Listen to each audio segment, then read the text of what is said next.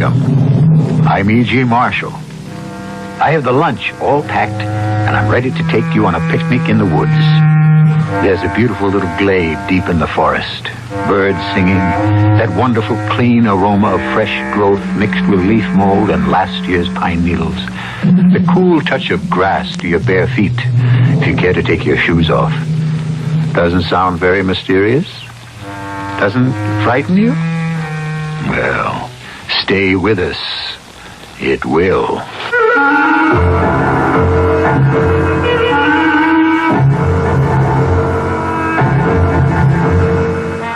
Our mystery drama, Stay Out of Dutchman's Woods, was written especially for the Mystery Theater by Field and Farrington and stars Paul Hecht.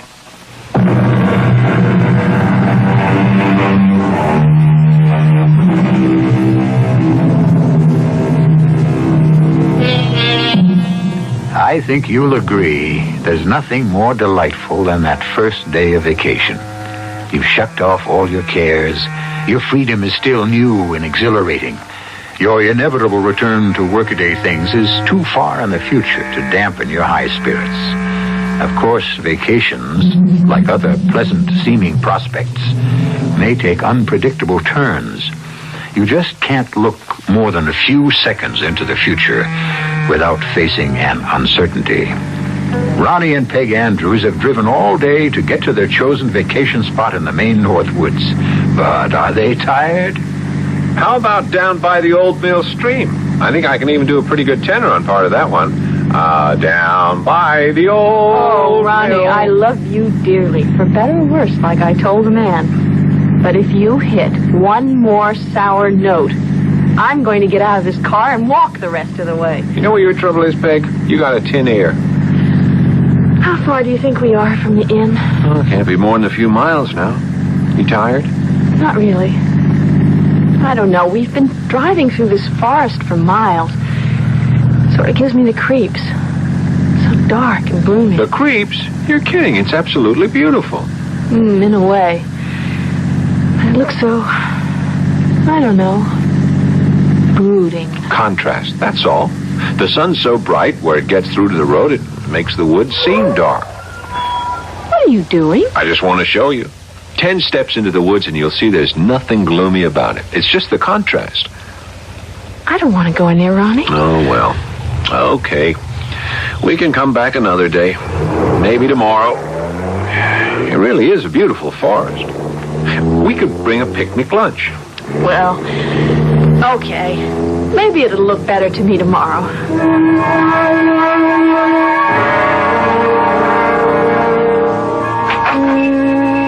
Be right with you. Oh, I love it, Ronnie. I just love it. It really looks the way a cliffside inn ought to look. Even nicer than Bill and Edna said. Isolated, that's for sure. Now, you'd be Mr. and Mrs. Andrews, wouldn't you? That's right. We have reservations. Good thing you made them, too. He might just have closed down. And a season for us. Are we the only guests? Only ones.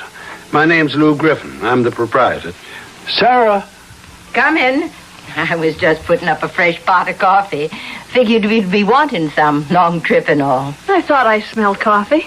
Just what I need. Now, I hope you ain't disappointed in the place, Miss Andrews. Disappointed? I adore it. It's even nicer than Bill and Edna told us. Bill and Edna White. They were up here earlier in the summer. White? What? Oh, yes. They're the couple with the 2 young boys, huh? Ken and Eddie, yes. Never did see 2 young'uns could be in so many different places at one time. I've been thinking some about seeing if I can't get hold of some hex signs to keep young'uns out next season. I noticed the hex signs. Outside and even in here. Yeah? Anything we got plenty of, it's hex signs. Are they just for decoration, or do you really mean them to keep evil spirits away? Oh, they're just for what you call color. And it don't hurt to be on the safe side. What do you mean? Maybe there's evil spirits, maybe there ain't. Maybe they want to get in, maybe they don't. But I never heard of a hex sign doing any harm.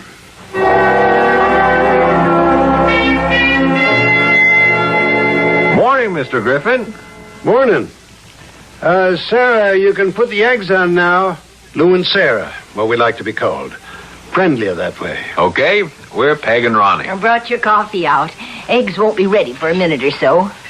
I brought you a cup, too, Lou. Fine, as long as these good folks don't mind me sitting down with them. Oh, no, please do. I'll be right out with the rest. All ready but the eggs. How are you folks planning to spend the day? Well, we had a discussion about that, and I won. He wants to take a hike into the woods. Dutchman's Woods? Oh, is that what they're called? I wouldn't go in there if I was you. You wouldn't? Folks get lost in there. Been a lot of that. Oh, we won't get lost. I have a very good sense of direction. But all the same, you take my advice. You stay out of Dutchman's Woods. See, Ronnie? Oh, that's ridiculous. We can take care of ourselves. We're not going to get lost. Nobody aims to, of course. Folks do it, though. Now, I was going to ask you if Mrs. Griffin, Sarah, would be willing to put up a picnic lunch for us. Oh, she'll fix you up something for lunch. No trouble about that. Only thing is... Oh, we'll be very careful. Well, I'll just go to talk to Sarah about the lunch then. Thanks. But if I was you, I'd stay out of Dutchman's Woods. Oh, Ronnie, I'm hungry and I'm tired. Some kind of bug bit me on the arm. And I want a sandwich and then I want to go home. This place gives me the creeps. I can't understand you, Peg. We've taken hikes in the woods before. You never acted like this. I know, I don't really understand it either. There's just something about this place. Can't explain it any better than that. Hey, look up ahead. Hey, there's a clearing up there. Sunlight. Oh, I didn't think I'd ever live to see it again. Oh, don't be a nut. Maybe it's a good place to stop for lunch. Come on. Hey, look. Hey, it's like a garden, isn't it? It's pretty, all right. Especially after all that gloom. Hey, look, we can spread the cloth Sarah gave us on that flat rock, eh? All the comforts of home. And then after we eat, we go home. Right back the way we came. Yeah, except that you're pointing in the wrong direction, Peg. I am not. We just came right up between those two bushes. Between those two bushes. Huh. All I can say is it's a good thing you married a man who can find his way around. Ronnie, I'm sure. I'm really just as sure as can be. Yeah, well, don't worry about a thing. They don't call me Ron the Pathfinder for nothing. Well, come on, let's eat. Okay. But I could have sworn. Lou Griffin, do you mean to sit there and tell me you let them two wander off into Dutchman's Woods? Wasn't a matter of letting them, Sarah. Dead set on it they were. He was anyhow. Oh, if I'd known where them two was fixing to go, I never would have put up that lunch for them. I tried to talk them out of it. She didn't much want to go in the first place. But he wouldn't budge an inch. You could have told them the truth about that place. And got nothing for my trouble but laughed at telling a tale like that. No, sir. Comes to talk about Dutchman's Woods. I'm on my own business. Ronnie, will you stop and listen to me? Oh, all right. Ronnie, the underbrush wasn't this thick before. It didn't come this way. Well, I have to admit, I don't remember it being quite this overgrown before. But I know we're going in the right direction. I'm very sure of that now, Peg. You're not sure at all, are you, Ronnie? Well, maybe I am just a little disoriented. Lost, I think, would be the word. Well, all right, I'm lost. If you like it better that way. It's not as if we were lost in an African jungle or something with wilderness for miles around. We're in a tame woods in Maine. There's no cause to panic. I'm not panicking, Ronnie. Let's go back, shall we? See if we can find the clearing where we had lunch. Oh, all right. Ronnie, I think it's over this way. I'm sure we weren't coming from that direction before. Oh, all right. All right.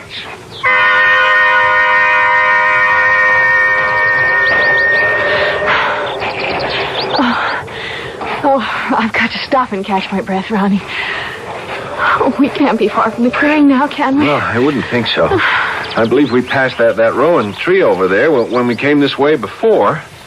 That's west, Ronnie, right into the sun. So? Don't you think we ought to keep walking east? I mean, the road is east of here. We know that. It doesn't really matter where we come out on the road, does it? As long as we do come out. Oh, okay. Well, you feel rested now? Oh, enough.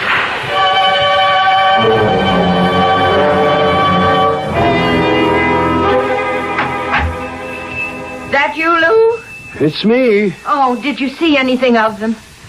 Seen their car parked there alongside the woods. Oh. They're lost, all right. Well, why didn't you keep on looking? Did you go into the woods? Oh, a few steps here and there. Not very far in. Oh, land's sakes, how do you expect to find somebody that's lost in the woods if you don't go into the woods? Well, do you think you was aiming to get rid of me or something? Where you keep trying to run me off into them woods? Well, them young folks is our responsibility, Lou.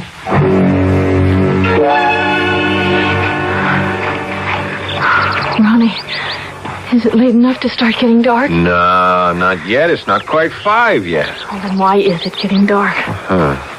Well, maybe it's going to rain, Peg. Oh, Lord, that's all we need. The worst of it is, without the sun to guide us, we can't be sure we're still going east. It's getting cold, too. Yeah. Ronnie, Yeah. I'm scared. Oh, don't be frightened, Peg. There's really no reason to be. Sure, we're lost, and it's going to be inconvenient as hell. If it starts raining, we're going to get drenched and be damned uncomfortable, but there's nothing to be scared of. Well, I am scared all the same. Oh, now, come on, let's keep moving. The underbrush has thinned out some, at least, and I'm pretty sure we're still going east. You were right about that. If we keep going on east, we can't miss the road. So, we're really not in such bad shape as we... Hey, Peg, there's a clearing up ahead. What do you want to bet it's ours? Peg? Peg, where are you? Peg? Isn't that a clearing over there, Ronnie? Oh, it must be. It's lighter in there.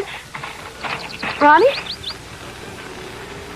Ronnie, don't play games with me. I'm scared enough already. Ronnie? Where are you hiding? Ronnie! Peg! Answer me, Peg. Answer me, will you? Ronnie? Peg? Peg, is that you? Over this way, Ronnie. That's right. Ronnie, over this way. Yes, that's fine. Keep on just the way you're going. There. Hello, Ronnie. You aren't Peg. Of course I'm not, but won't I do? Don't you think I'm as beautiful as she is? Well, I was looking for... Don't you, Ronnie? Well, I think you're the most beautiful woman I've ever seen.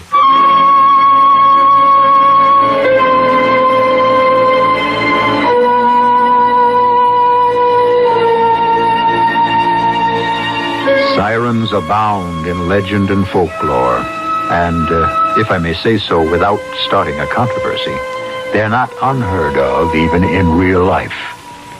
Few men, no matter how virtuous, are completely siren-proof.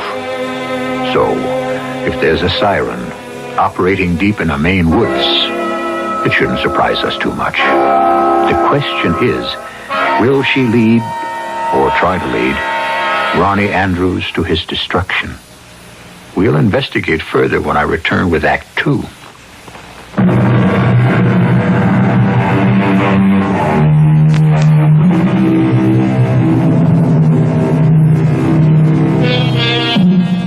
On the first day of their stay at Lou Griffin's Cliffside Inn, Ronnie and Peg Andrews decided to take a picnic lunch and go exploring Dutchman's Woods.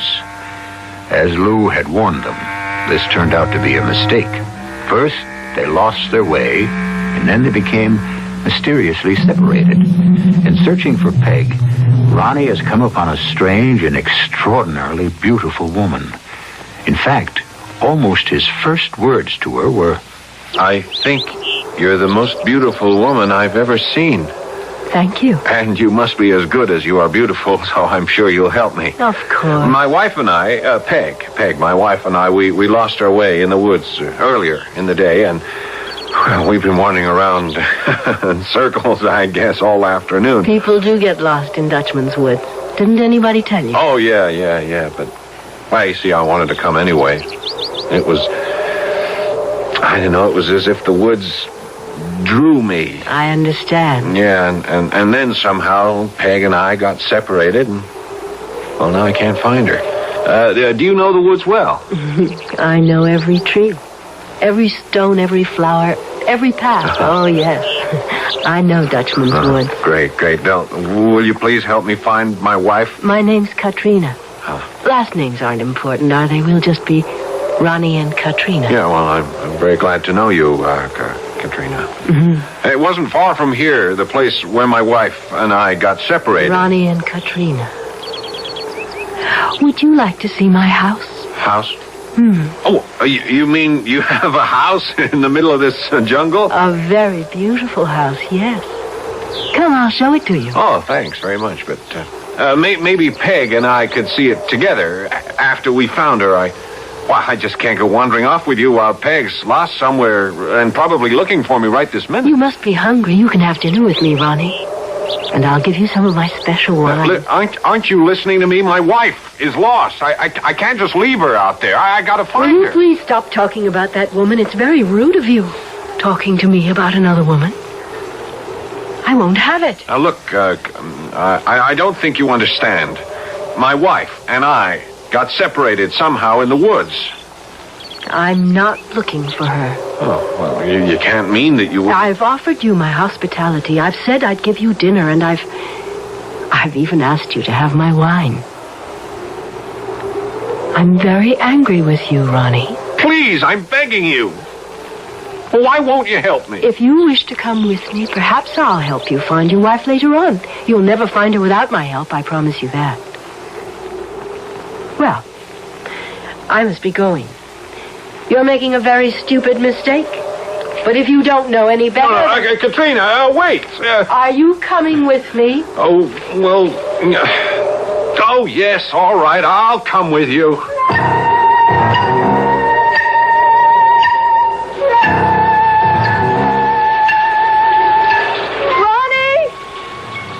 Oh, Ronnie, can't you hear me? I found the road, Ronnie. I found the car. I'm going back to the inn now for help. Try to find shelter from the rain, Ronnie. And don't.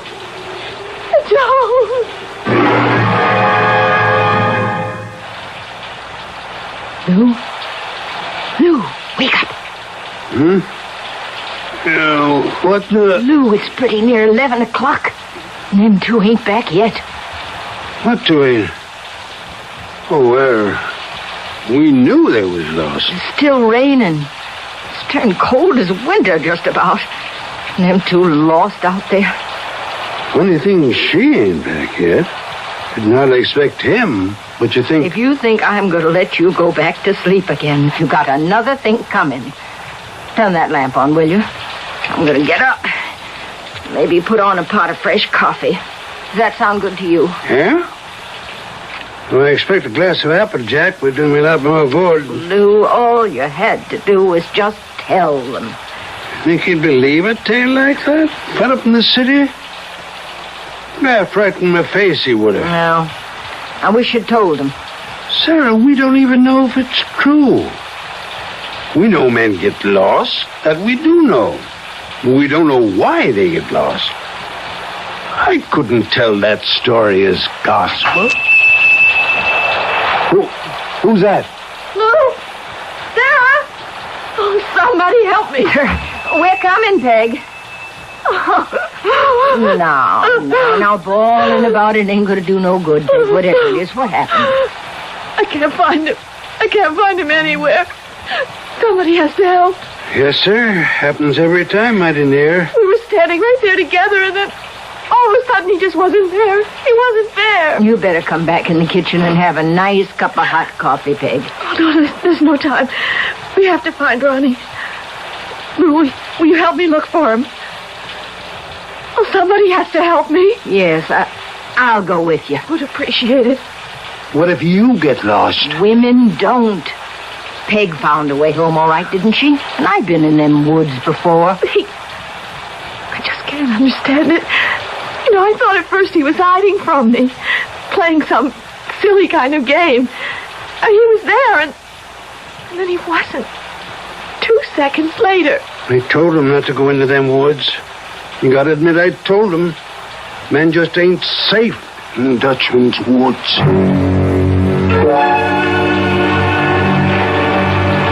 You see that big boulder just ahead, Ronnie? Yeah, the one shaped sort of like a boat? Yeah. Just when you go around to the left of it, you can see the house. Take my hand. Oh, all right. Katrina. Yes? We are going to look for Peg, aren't we? I mean, afterwards. After I've seen your house and had some of this wine of yours. You can be so tiresome. Well, I'm sorry. Just a minute now. There. I don't believe it. I knew you'd be surprised. The others always have been. Others? Well, you don't think you're the first guest I've ever had, do you? Oh. All I meant was nobody ever expects to find a house like this out in the middle of the woods. Oh, gee, it isn't a house at all, is it? It's a castle. It really is. A perfect replica of one, anyway.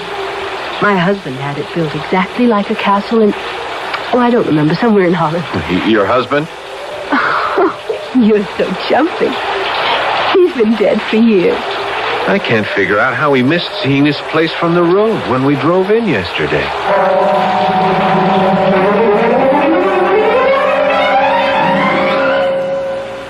Peg, you feel like you're up to it.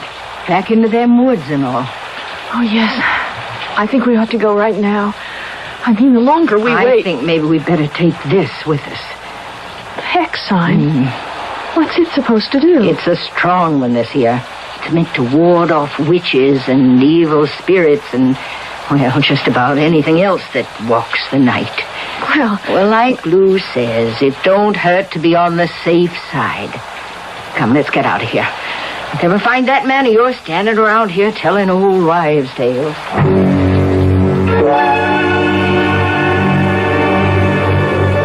Here you are, Ronnie. A glass of the most unusual wine you've ever tasted. Aren't you having any? Oh, no, not just now. Well, no, don't sip it, Ronnie. Drink it right down.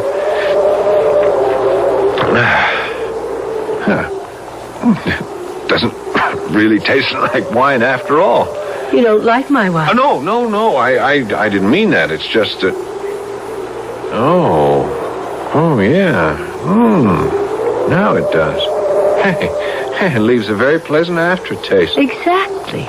You can have another glass when we go in for dinner. You know. Well, what I really ought to do is... The thing that makes my wine so different is a special ingredient. I'm not sure you can find it anywhere at all except right here in Dutchman's Woods. It grows wild, like the grapes. All the ingredients I use to make the wine grow wild. I have to go out later and find Peg. Can't just leave Peg wandering around out there. Of course not. But would you like to come inside now, Ronnie? Sure, why not?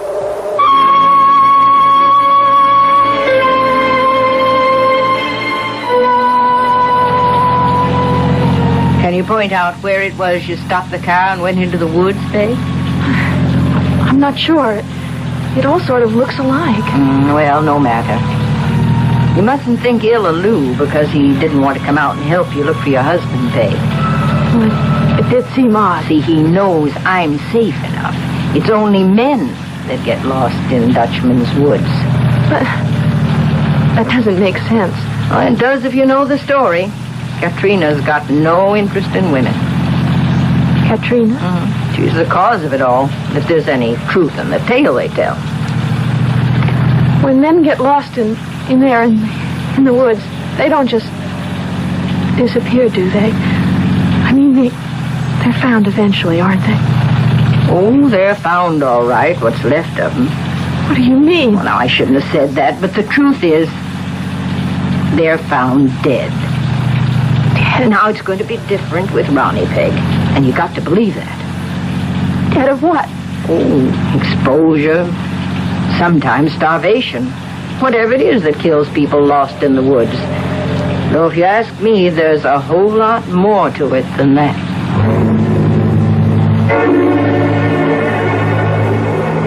You like my house, Ronnie? Oh, yeah. It's extraordinary, Katrina. This is the most extraordinary house I ever saw. At first, I didn't like it. Can you believe that? I thought it was too far away from everybody and everything, and I hated my husband for making me live in it. Oh, yeah, your husband. Hey, he's dead, did you say? Oh, yes, a long time ago. My wife is alive. She's lost in the woods, but she's alive. Drink your wine, Ronnie. Oh, yeah, I'm so sleepy. Wait until you see the banquet hall. Do you know I could seat over 100 people if I wanted to? But I like to entertain one at a time. Just one at a time. 3 is a...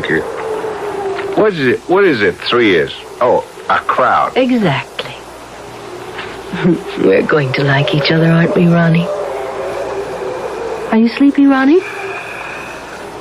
You know, you're quite handsome. They used to call me a witch a long time ago. People believed in things more then. Oh, yes, you're very handsome. I may keep you for quite a long time. Several weeks, even. Oh, yes, that would be nice.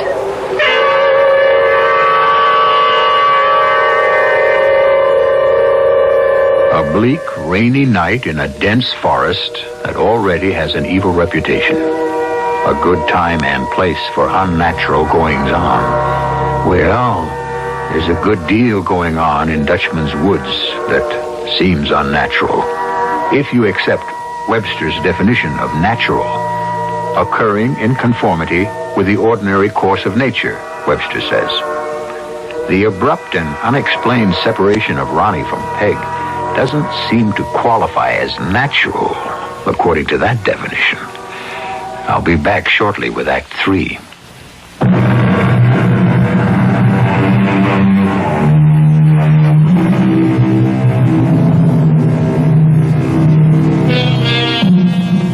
A beautiful woman named Katrina has lured Ronnie Andrews into her castle-like stronghold and plied him with wine, which she herself describes as most unusual.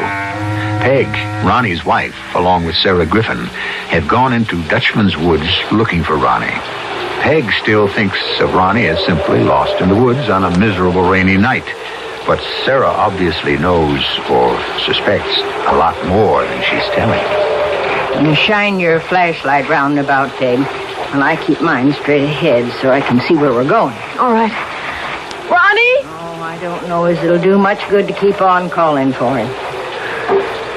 Sarah, what did you mean when you said somebody called Katrina was the cause of it all? That's a long story, that one. It don't seem like a very good time to go into it right now. I want to know. Well, yes, I guess you would. Sarah, tell me. I guess I ought to, yes, now that I've gone this far. Keep on flashing your light around. Yes, I will. Well, it starts back a long while ago. Not much after the Revolution was over. The American Revolution? That's the one. Seems there was this man, Dutch trader, named Hans Groot. And he fell head over tea kettle in love with this young girl that was sashaying around New York society at the time. Her name was Katrina. Katrina? But that was around the time of the Revolution, you said. Now just keep on shining your light around now. He must have been filthy rich, this Hans Groot. He was no spring chicken at that time, and yet Katrina agreed to marry him without so much as a maybe, and her hardly out of her teens yet. So they had a big, fancy wedding and settled down in a house he'd bought in New York. You think if we find Ronnie, he'll already stop worrying, honey. Well, anyway, they didn't exactly live happy ever after there in that house. Katrina was a wanton. Only word that suits her. Wanton, pure, and simple. Got so she was spending more of her time with the young blades around town than she was with her own husband. And it didn't take him long to get good and sick of it. I can't see what all this has to do with... Well, now you asked me to tell you, Peg. All right. I'm sorry. But he was still as stuck on Katrina as ever. So he got a hold of this great big wooded acreage up here in Maine. Well, minding near all woods anyway them days. And he built such a house on it as you wouldn't believe if you was to see it. Regular castle it was. Right out there, middle of the woods, millions of miles from nowhere. And he brought Katrina up here and put her in that house, and that was that, way he figured. Here. You mean right here in this forest? Dutchman's Woods, it's called. Hans Groot was the Dutchman. Trouble was, you see, the Dutchman himself couldn't spend his whole time in his castle. He still had his business affairs in New York, and even some interests overseas, they say. So he had to leave Katrina alone in that big old house now and again. And that Katrina, oh, she must have been a resourceful one. She found her men, all right. Was no stopping her. Even shut up in the house, the castle? Well, she wasn't exactly shut up in it, just didn't have no means of travel. But she took to roaming around the woods. You see, there was plenty of poaching went on in them days, lots of it. So Katrina'd run across a poacher hunting on her husband's property, and she'd take him home with her, and might as well have left her in New York for all the good it done Hans Groot. Is the castle still standing? No, not properly speaking. Anyway, Hans Groot come home and caught Katrina with one of them poachers. And he killed them both. Katrina along with the man. And you think the same Katrina? That's the way the story goes. If you're superstitious enough to believe it, Katrina still walks Dutchman's Woods. And any man that comes her way is fair game.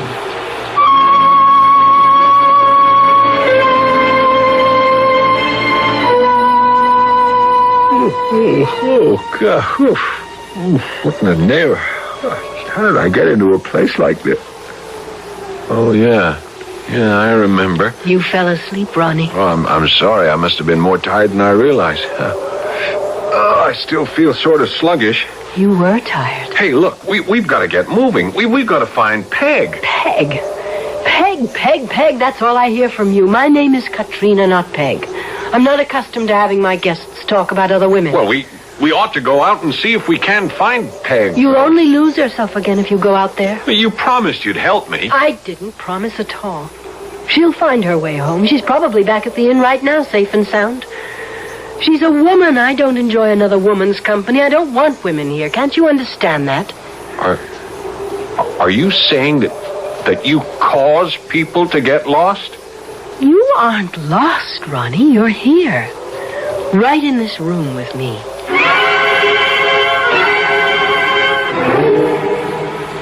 There's a clearing up ahead. I don't think it's the place where we had lunch, though. No, Peg. No, it's the ruins. The ruins? Yeah, the place where the old castle used to stand. Ain't much left now but rubble where the masonry fell down. Mostly overgrown with weeds and vines and the like. The old foundation's still there. You can't see it too well after dark, of course. And you think this is where? Yes, if there is a Katrina, and if she's dragged your young man off somewhere, I'd say this is the most likely place. Ronnie! Now, want my opinion, it won't do a lick of good yelling for him. Let's just go hunting through the rubble.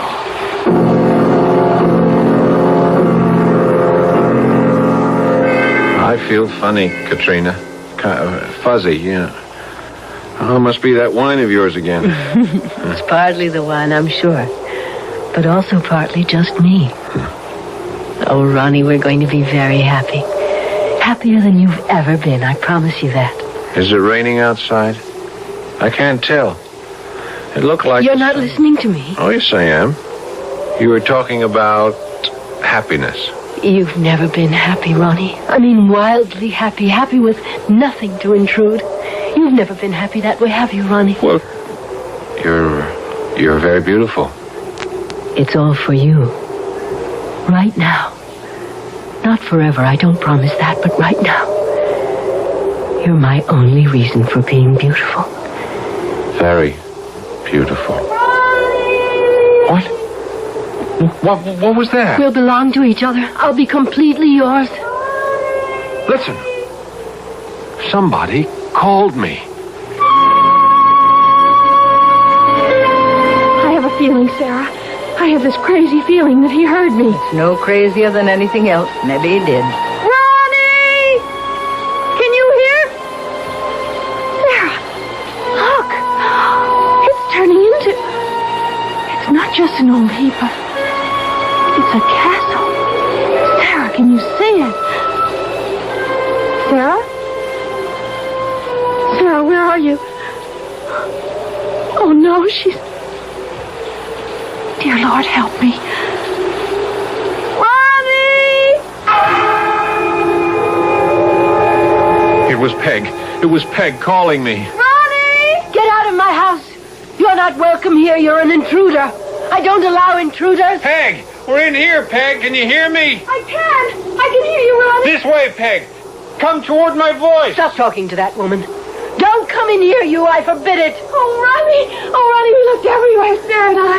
Oh, I thought I'd never see you again. Ronnie, take your hands off that woman. Who is this? Oh, Katrina. Her name's Katrina. She found me in the woods. I think You'll find out soon enough who I am, you little fool. What are you doing here? I came here looking for my husband. Your husband doesn't want to see you. Get out.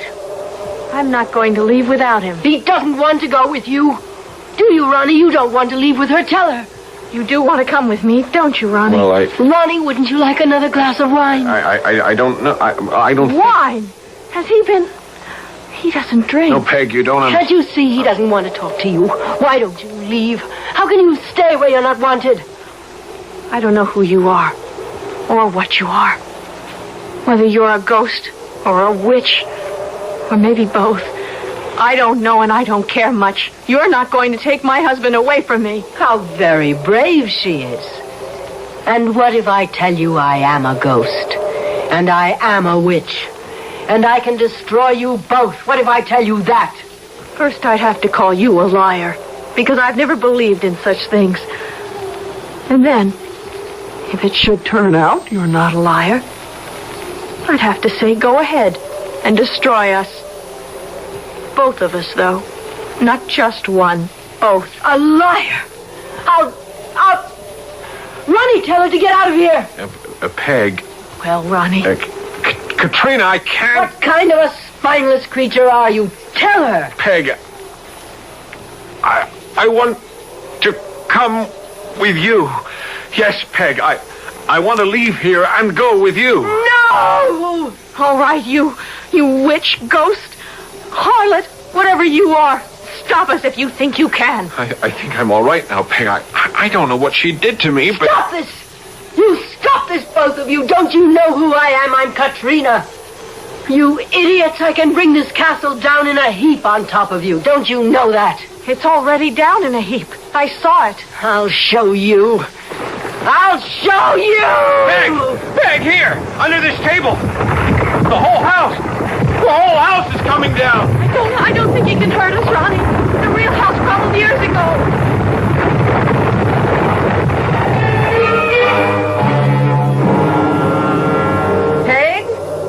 Peg, where'd you get to? Over here, Sarah. Help us. Is that you, Peg? Where in the world did you... Land sakes! Oh, it's Ronnie. Help me with him, will you? Yes. We got to get him up off this wet ground. Ronnie. Yeah, is that you, Peg? Yes, Ronnie. Can you stand up? Well, I think so. I feel sort of dizzy. I don't understand what's How'd he going get on. here, anyhow? He must have walked past this spot half a dozen times. What happened to him? I'm not quite sure. He was all right just a minute ago. I was with him in the house, the castle.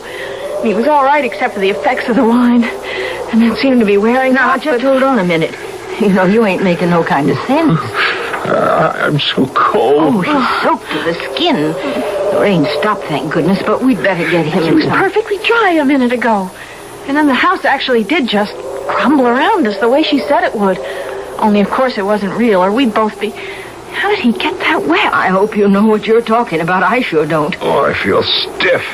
I ache all over. We gotta get you home and into a nice, warm, dry bed before you catch your death.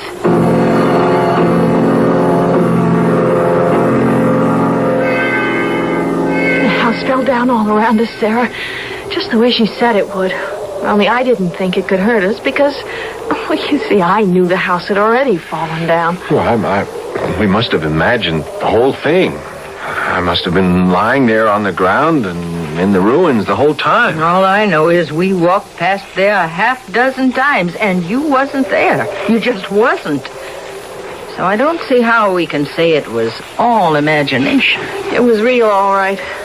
While it lasted, it was real. Oh, here's the car. Once we get you in there with the heater turned on, you'll feel a lot better, Ronnie. I feel a lot better already. What in the world was that? That was your Katrina. I wouldn't be surprised. Katrina? I left my hex sign back there in them ruins. Reckon if it works as well as the superstitious folks claim it works, we won't be having no more trouble with Katrina.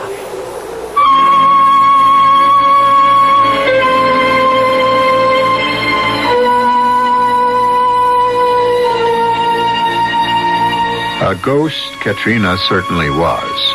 Any woman who was killed by her jealous husband in the 18th century and shows up again in 1975 must be considered a ghost. But is it really fair to call her a siren and a witch? By Ronnie's admission, one thing is certain. Whether Katrina was a siren, a ghost, a witch, or all three, Ronnie was lucky to get out of that one alive. I'll be back in a few moments.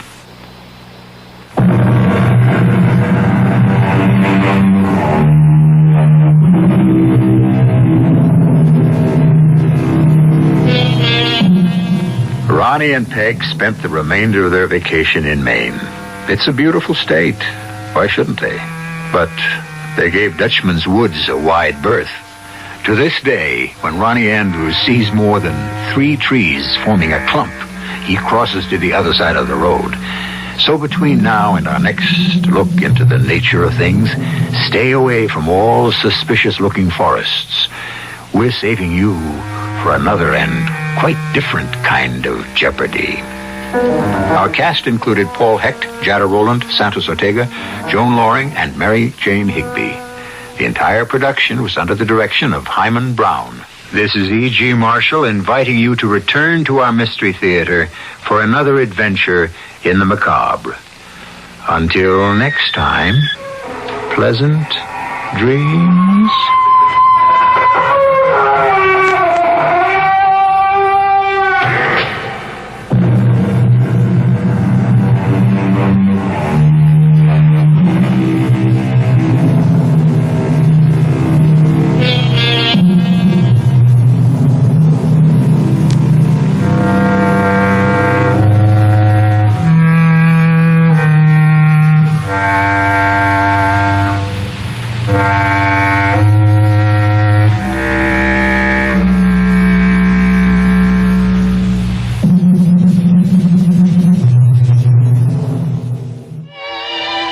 Filling the air with bright and beautiful music.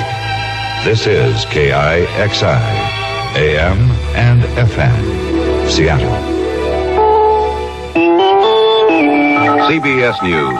America's largest city at this hour appears but a humbled pauper with a tin cup. A potential borrower has said no. The city is only 14 hours away from going broke. I'm Jerry Landay, reporting on the CBS radio network. Correspondent Robert Shackney has been covering critical negotiations at the New York City office of Governor Hugh Carey and has just filed this report. Delegates from the New York City's Teachers Union early today refused to lend New York City $100 million from the union's pension fund, and that seemed to set the stage for a major default by New York later today. Without the teacher money, the rest of the loans that the city was counting on cannot be used.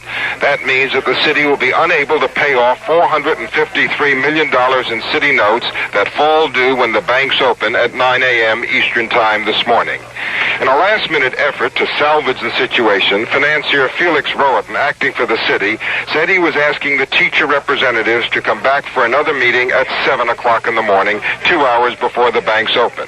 Rohatyn said he was appealing to the state comptroller for extra money, also appealing to the Federal Reserve System and the federal government. At this point, it appears unlikely that there's time to get money from any of these other sources. Rohatyn said that if default should occur, among other things, in the coming week, some city workers might not be paid. Robert Shackney, CBS News, New York. On Thursday, Vice President Nelson Rockefeller said a default by New York would have a catastrophic effect on the entire nation's economy. Women activists have won a victory in Washington, and men are among the beneficiaries. The Federal Reserve Board has spelled out a set of regulations to implement the Equal Credit Opportunity Act. The act goes into effect the end of the month. The regulations prevent lenders, banks, credit card companies, department stores, anyone who offers installment credit or loans from discriminating against applicants on the basis of sex or marital status. Neither sex can be denied loans on the basis of his or her spouse's credit rating, nor can they deny loans to working women simply because they're of childbearing age. And if loans are denied to either sex, the lender must now state why. President Ford made a highly publicized phone call Thursday to Meriden, Connecticut.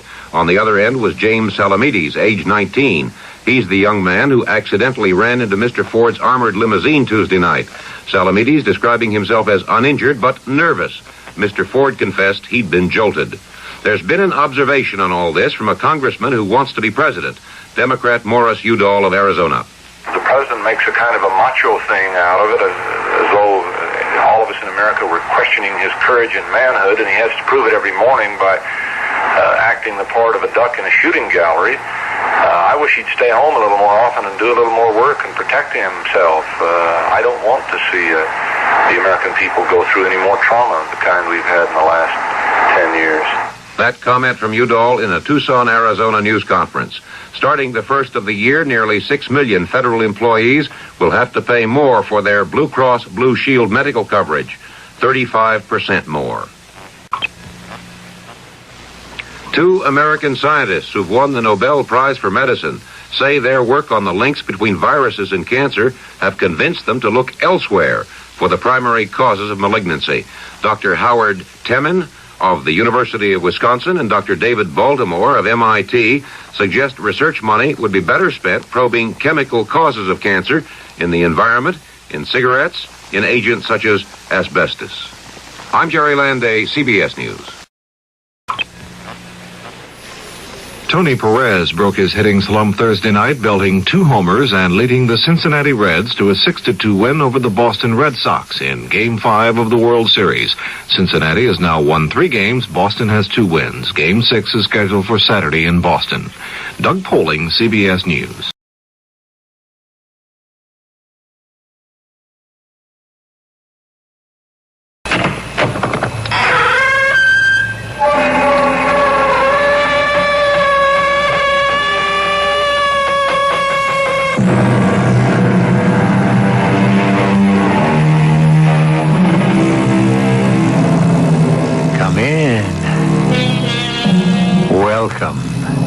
I'm E.G. Marshall, Dean of the demons and devils that descend upon us at this hour.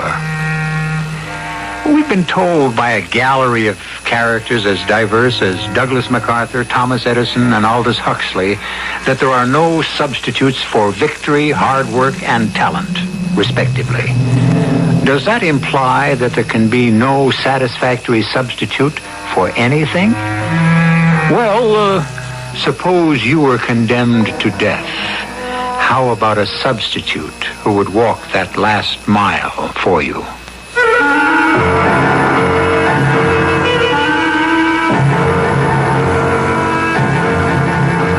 Our mystery drama, 45 Minutes to Murder, written especially for the Mystery Theater by Sam Dan, and stars Larry Haynes.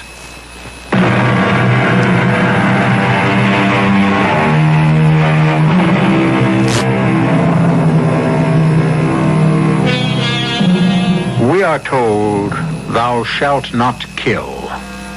The laws, both secular and divine, define murder as the ultimate crime, for which the ultimate penalty must be exacted. And yet, deep or not so deep, in all of us, is a bloodlust, and some of us satisfy it actively, while most of us, fortunately, are happy to indulge it vicariously. After all, isn't that why you listen to our program? What you want is murder.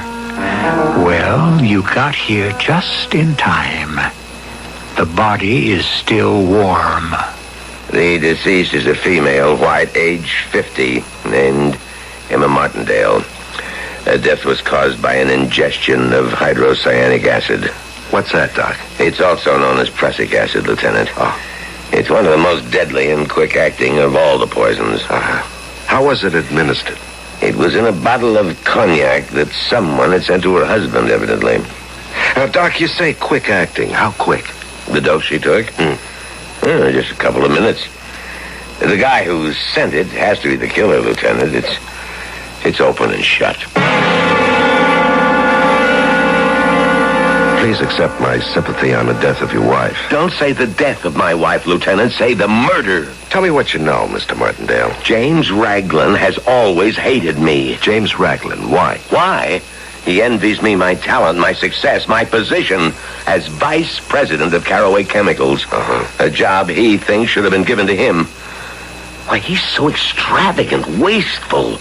The way he spends money, we'd be bankrupt in a year. Well, if he hated and envied you, why should he kill her? Incompetence, stupidity. Here, read this card. To Emmett, on your birthday, to be sipped slowly. It was delivered to the house this morning with the bottle of cognac. The poisoned bottle of cognac. Signed, Jim Raglan. Okay, tell me exactly what happened. Well, I certainly didn't expect a gift from Jim Raglan, and so I called Emma into my study. A gift from Jim? Read the card, darling. It's from Jim. His handwriting. It must be a practical joke. It's remarkable after all these years. I always wanted to be reconciled with Jim. And since he's taken the first step, well, I'm going to open this bottle and drink to it. What better way? I'll join you. What? Oh, pour some for me, too. But, darling, you never drink. I know, but this does call for a celebration. Well, it certainly does. It means Jim has finally matured. Oh, it's going to help at the office if Jim is willing to pull his weight finally. I propose a double toast. To your birthday. No, don't remind me. And to the flowering or the reflowering of a friendship. We were holding our glasses aloft, as you do when you toast. And it seemed to me that I noticed a kind of cloudiness in the cognac. I wondered what it might be. It was Dunstan's, one of the most expensive cognacs you can buy. Still, this might have been a defective bottle. I was going to say, let's not drink this just yet, darling. But she had already swallowed it down. Aren't you going to drink yours, Emmett? Well, Emma, dear, do you notice anything strange about the cognac? Strange? Well, I don't really know enough about the I mean, cognac. the taste. Well, I don't know how it's supposed to taste. Well, probably it's my imagination. Although... What? Well, maybe I'm not used to it. You used to what? To... Emmett! Oh, Emmett, What is it? Emmett! Something is... Marjorie! Marjorie! Oh. I'll call a doctor. She was dead when help arrived. There was nothing anyone could do. And now you know everything. Well, thank you, Mr. Martindale. No, Lieutenant. You don't know everything. Oh? I had every intention of killing Jim Raglan. Killing him with my bare hands. But your officers beat me to it. You saved him. You arrested him. You'll have to let justice take its course. Well, that's a superfluous remark. Certainly, I expect justice to take its course. If it doesn't, I'll take my own.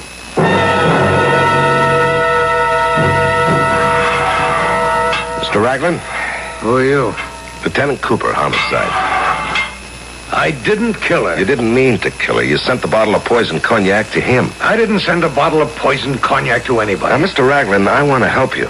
If you want to help me, you'll find out who's trying to frame me. Did you send Mr. Martindale a birthday gift? Yes. You don't deny it. But it wasn't poisoned. It was Dunstan's cognac, 100 years old. It cost $200.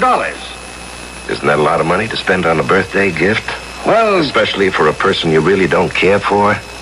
who told you that? Do you like Mr. Martindale? Are you in the habit of giving him gifts on his birthday? Well, I just thought we'd been at swords' points long enough. Swords points? Well, it's just that we disagree on money. He hates to spend it.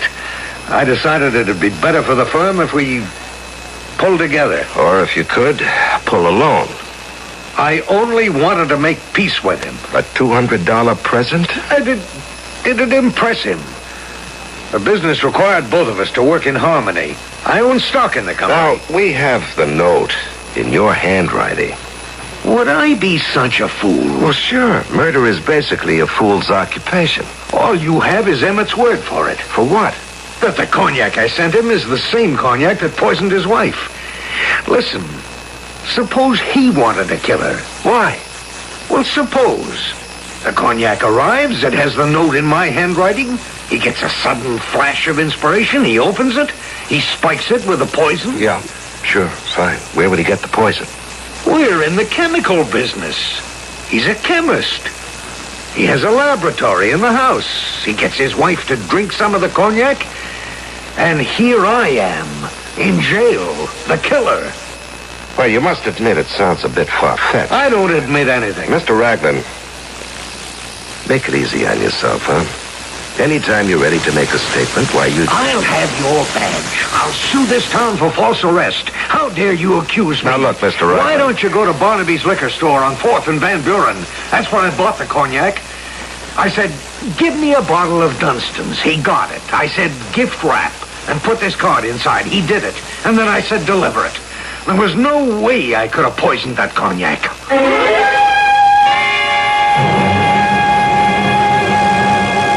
Sure, I remember, Lieutenant. I don't sell a bottle of Dunstan's every day, you know what I mean?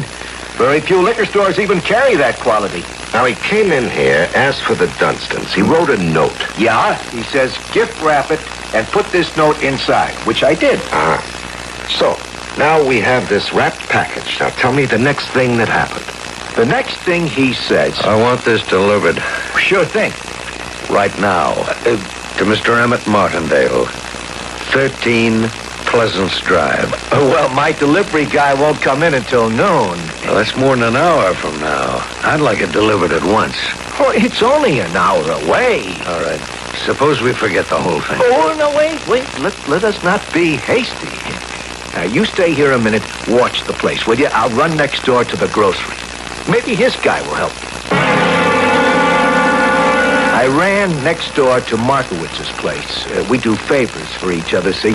But his kid was already on deliveries. And you left Mr. Raglan and the package all alone in your store? Yeah. How long? Oh, I don't know. A couple of Now, minutes. think very carefully. Was he carrying anything? Yeah, one of them attaché cases. You sure? Yeah, positive. Then he did have the opportunity to switch bottles. Now, the point is, he was alone with the package. Well, sure. He was alone with every package in the store. I see. And then what did you do?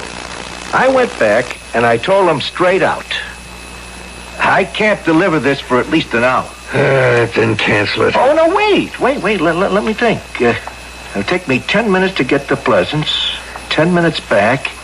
I can close the store for 20 minutes or a half hour. Look, I'll deliver it myself. And then what happened? What do you think? I delivered the package. I want you to explain every detail of that delivery.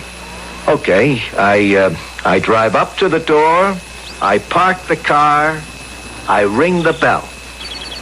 Yes? Hey, gorgeous.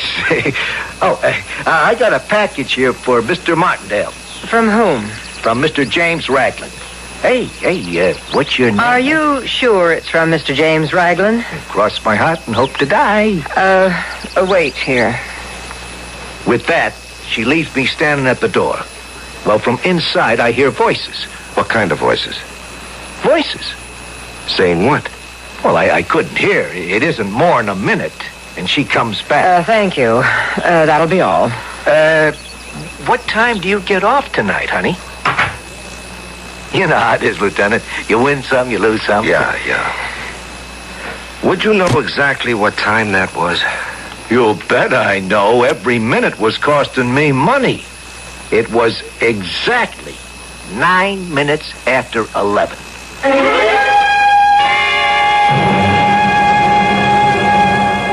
Your name is Marguerite Willis, Yes, officer. and just after 11 this morning, a man delivered a package. A bottle of cognac for Mr. Martindale. I brought it in to him. Tell me, why did you ask the delivery man to wait? Well, I couldn't believe Mr. Raglan would send Mr. Martindale a present. Why not? Well, I shouldn't say this, perhaps, but there's always been such bad blood between them. I see. Now tell me what happened when you brought the present to Mr. Martindale. A gift for you, for Mr. Raglan.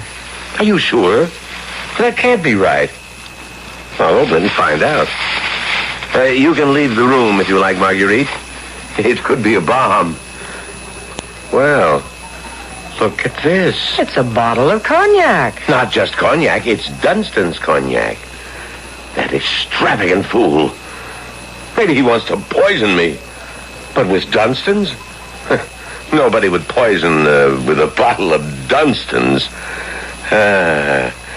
Could be worth $200-300. It's just too much money. Emma dear, come in here. It's a gift from Jim. A gift from Jim? I walked out of the room and I began to dust the parlor. I could hear them talking about it. He'd opened the bottle. She said that she'd join him. How long did that take? Just as long as it takes to tell you. Next thing I know, I hear him yell for me to call a doctor. And did you? Well, I was standing near the phone, so I just lifted it and called the police emergency number for an ambulance. And they came right away? Oh, yes. Right away. Thank you, Miss Willis. I guess that's all.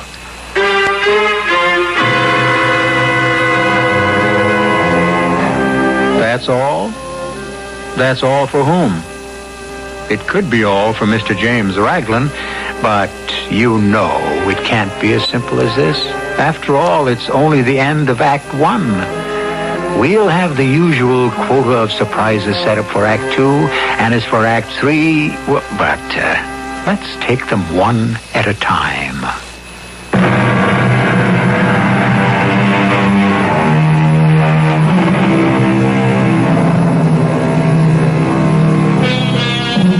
The French say, chacun a son goût, which means everyone to his own taste. All too soon, we become enslaved by our tastes and form habits, which lead to patterns of action. And to these we remain true. If we are rash and impulsive, we do everything in a rash and impulsive manner, including murder.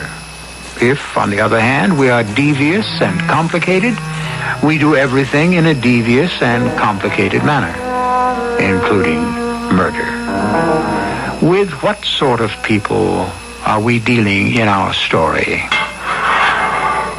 Lieutenant, what am I getting out of here? Now, Mr. Raglan, while you were in that store, you did have an opportunity to either doctor or switch bottles. What are you talking about? The owner of the store left you alone for several minutes while he went next door to see if he could get a delivery boy. Listen, Lieutenant, you gotta believe me. Now, you'd have been in the clear to tamper with that bottle. I don't know what you're talking about. I'm innocent. Now, look, Mr. Raglan, you gave me a lead. I followed it. But you're in just as deep as ever. I didn't poison the cognac. Well, if you didn't poison the cognac, who did? I don't know. Martindale did. Now, you said that before. Why would he want to kill his wife? Because Yes? Because she was too good for him. In what way? In every way. She was delicate and aesthetic, and he was kind of vulgar. And that would motivate him to kill her? That and Marguerite. Marguerite? The maid. Oh, what about her? Well, you've seen her. Good looking, sexy. Oh, I see. And Martindale was having an affair with her? How did you know? Well, that's what you're trying to say, isn't it? Well, it's true. Everybody knows it. Who's everybody? All of his friends, her friends. Just ask. Well, that's not good enough. Would they be willing to swear to that in a court of law? Well, you know, these things that everyone knows usually come apart on the witness stand under oath. But it's true. All you have to do is look at them. Listen to the tone in their voices when they talk to each other. All right, why didn't Emmett Martindale divorce his wife and marry the maid? Oh, a gentleman doesn't do that. Besides, in her poor, deluded way, Emma was madly in love with him. She wouldn't let him go. And that's why he took the opportunity to get rid of her. Yes, Mr. Raglan. You don't believe me? Well, should I believe you? In this country, a man is supposed to be innocent until he's proved You'll guilty. be given a chance to prove your innocence in court, Mr. Raglan. Now, don't hand me that some chance. The state has unlimited resources, money, manpower, experts. What have I got? Now, look, Mr. Raglan, I don't create the setup. I just work for it. Now, let's go back to the beginning. You and Martindale were on the outs. Why? We couldn't agree on anything. Mostly on how the business should be run. You see, he's tight.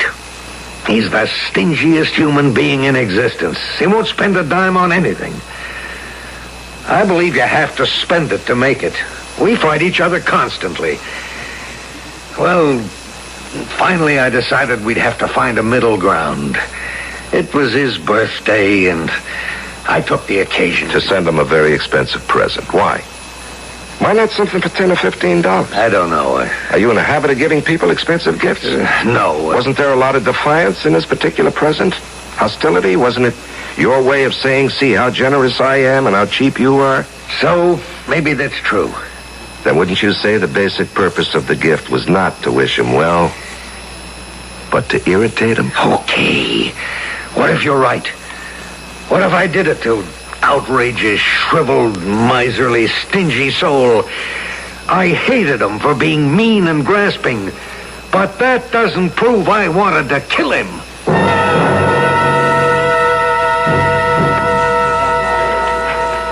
Let me see. Let me try another dozen of those clams oregano, Gus, huh? Shouldn't you be watching your diet, Lieutenant? Well, clams don't add weight. They're protein. They're supposed to have a lot of cholesterol. Well, still in all, I can't think unless I eat. What do you got to think about? Oh, nothing. Nothing so simple can happen to me. It never has. At noon today, Mrs. Emma Martindale drinks from a bottle of expensive cognac, which a guy named James Raglan sends to her husband as a birthday gift, you see? And she keels over, dead. The booze is spiked with poison. James Raglan wished to kill friend husband, and something went wrong. Now, 7 hours later, we have Mr. James Raglan in a cell. He'll be charged.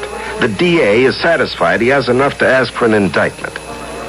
But I'm thinking, Yeah? it can't be this easy. It can't be this open and shut. There's something about this case that I just can't seem to get hold of. What's that? I don't know, Gus. Listen, do you have any more of that key lime pie? I'm going to talk to the DA. Why don't you leave just well enough alone?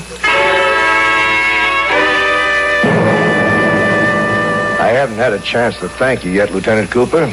You've worked quickly and efficiently. You've gotten these statements from all the witnesses. I don't see how a jury can come up with anything but a verdict of guilty in the first degree. Mr. DA, that's exactly what I wanted to talk to you about. You see, I am not sure that James Raglan is guilty. What's that? Well, With all the evidence? Mr. Quentin, I'm just not sure. Why? I don't know why. What are you trying to tell me? Well, I know the case looks ironclad, but I think there's a weak seam somewhere, and the whole thing can come apart. Mm-hmm. Well, there has to be a reason for the way you feel. What is it? Well, that's it. I don't know. Well, maybe I do. It's just that I can't believe James Raglan is guilty. Why? Well, I know how this sounds, but I don't think he's the type. I see. It's one of those reasons. Look, Lieutenant, we've both been around a while. It happens every now and then you get someone who you can't believe can be guilty. It's just a hunch. Maybe it bothers you. Yeah, I know exactly what you're talking about, and this one does bother me. But we've got him. We've got him cold, Cooper. You know me. I'm not running for governor. It's as much a job to prove a man innocent as guilty. But James Raglan is 100% guilty. Well, it still bothers me. Ever ask yourself why every now and then somebody bothers you?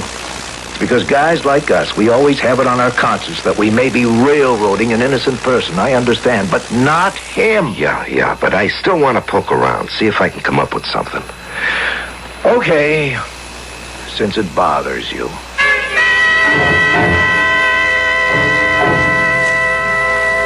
I'd be glad to help in any way I can, Lieutenant Cooper. Now, your full name is Marguerite Willis. How long have you worked for the Martindales? Oh, 8 years. Oh, that's a long time. What was your relationship with the family? My relationship? Mm-hmm. Well, I'm well treated, but I am a servant. Yeah. Well, you see, there are rumors that your relationship with Mr. Martindale is another level. Oh, you always hear rumors like that. If there's a woman servant in the house and if her face doesn't stop a clock, people always assume some hanky-panky with a husband. Oh, it's automatic. Oh, those rumors don't bother me. Yeah, well, it's a question that had to be asked. Well, I understand. And it's a line of investigation that has to be followed. Well, go ahead. You won't find anything.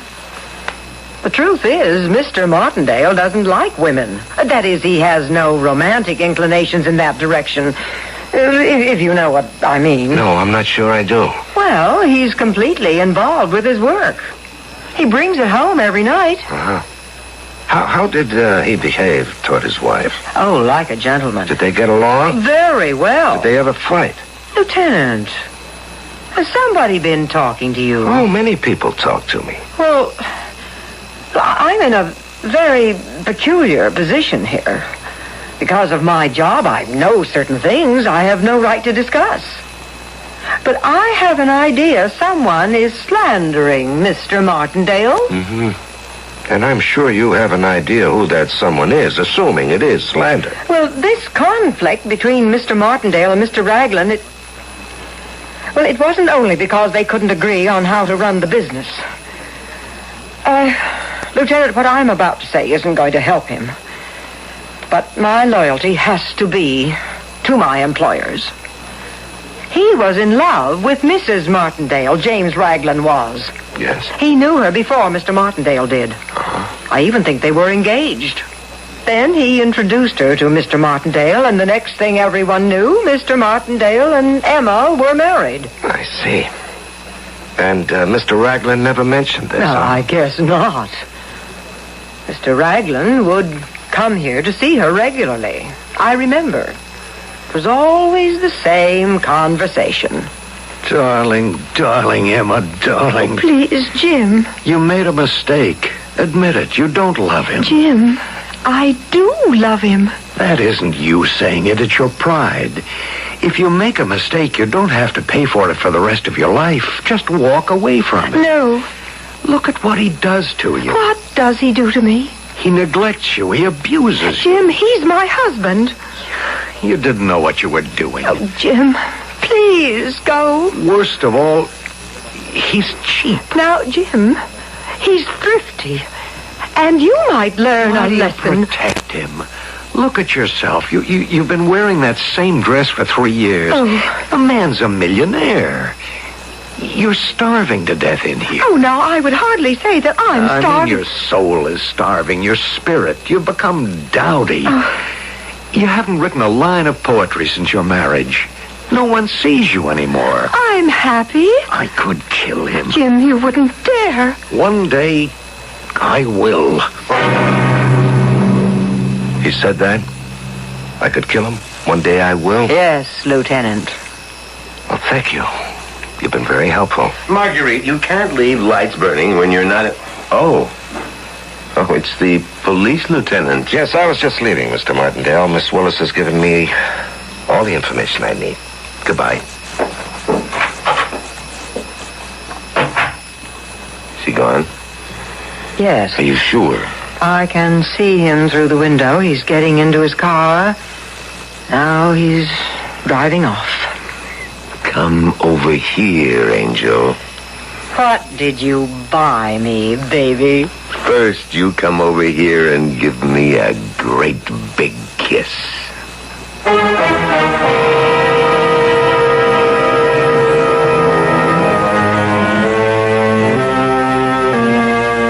And so the second act curtain descends, as it should, on a torrid embrace. What are we going to do with all these people? Practically every one of them seems to be telling a lie. Well, maybe the lies will cancel out, and we'll be left with the truth. Maybe the truths will cancel out, and we'll be left with a lie. Nothing will happen until I return shortly with Act 3.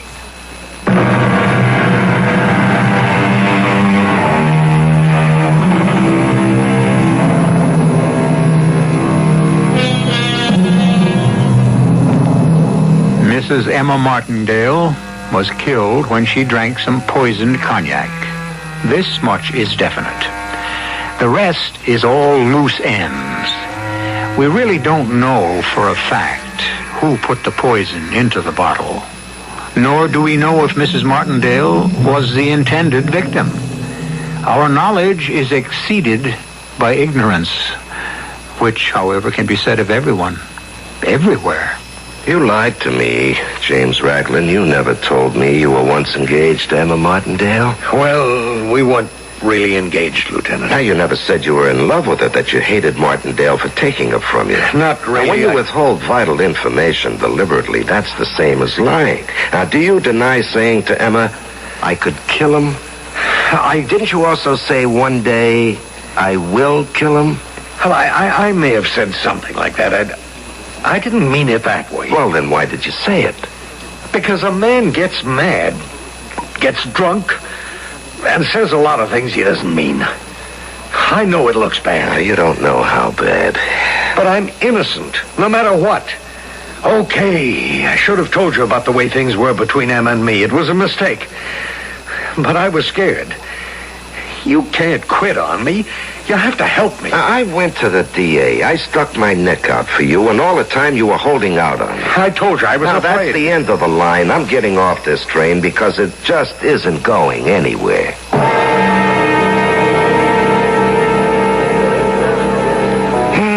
I don't know whether to have the steak or the fish. Give me both. Potatoes, the salad, and, you got garlic bread? What's the use? I didn't serve you. You only go someplace else. Gus, I have some heavy thinking to do. About what? About this James Raglan guy. You still feel he didn't do it? Now, believe me, Gus, I'd like it if he did it, but the package is still too neat. Even though he's been lying to you? Yep. Even though he's got the motive? That's the trouble. He's got everything. Oh, you ain't gonna enjoy your dinner. I know. It's gonna fall into place, though, everything. What do you mean? It's all running around in my head, Gus. I just wish something would happen to make it stand still for a minute so I could sort it out. Give it time. Look, I'll start with the salad. Okay. What did you say? I said okay. No. You said give it time. Time. Do you realize, Gus, that this whole thing is based on time? Timing, for crying out loud. It's been right out there in front of me all along.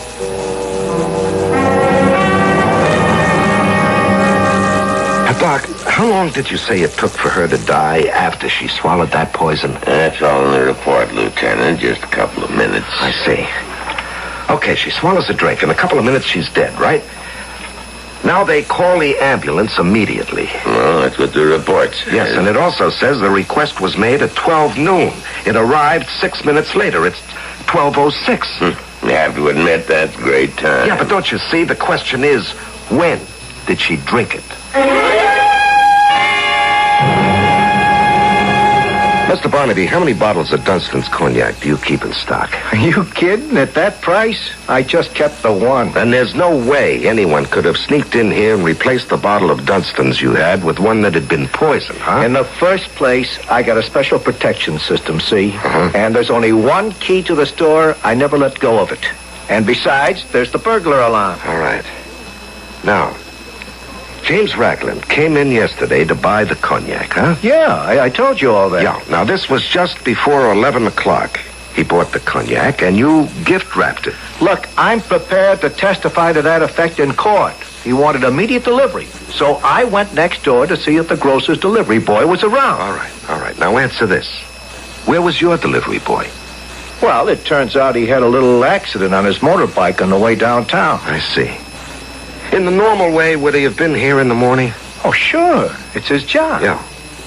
Now, when Mr. Raglan bought the cognac, he assumed you could deliver it at once. Yeah. Oh, yeah. Yeah, all right. Now, he would have no way of knowing your delivery boy was unavailable. Even I didn't know that. Now, the bottle on the shelf had to be good. You're not kidding. So then, if your boy had been here, he would have taken the bottle and gone to deliver it, and there'd be no way for Raglan to tamper with it, right? He couldn't have planned to use this method to commit murder. I'm glad to hear you say that, Lieutenant. All right, now one further question. Yeah? This bottle.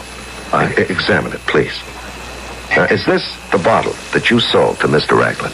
Yes, sir. It's got the Dunstan's label, see? And on the bottom, it's got my own sticker. Barnaby's Better Service. Examine it very carefully. Now, this is the bottle that contained the poisoned cognac Mrs. Martindale drank. Is it the same bottle you delivered? Why, yes. There can be no... wait a minute. Hold a second now. No, this is the wrong bottle. What? There was never any Dunstan cognac in this bottle. Why not? Well, look, it may look like a bottle of Dunstan's, but Dunstan's doesn't use this particular bottle. Here, look at the bottle. Now, you see the little raised letters here? It says K.R. K.R. Now, that stands for Krieger's. It's another distillery. They don't even make cognac. Then this can't be the bottle you delivered to the Martindale house, huh? No way. But the switch had to be made somewhere. This is not the same bottle you sold Raglan.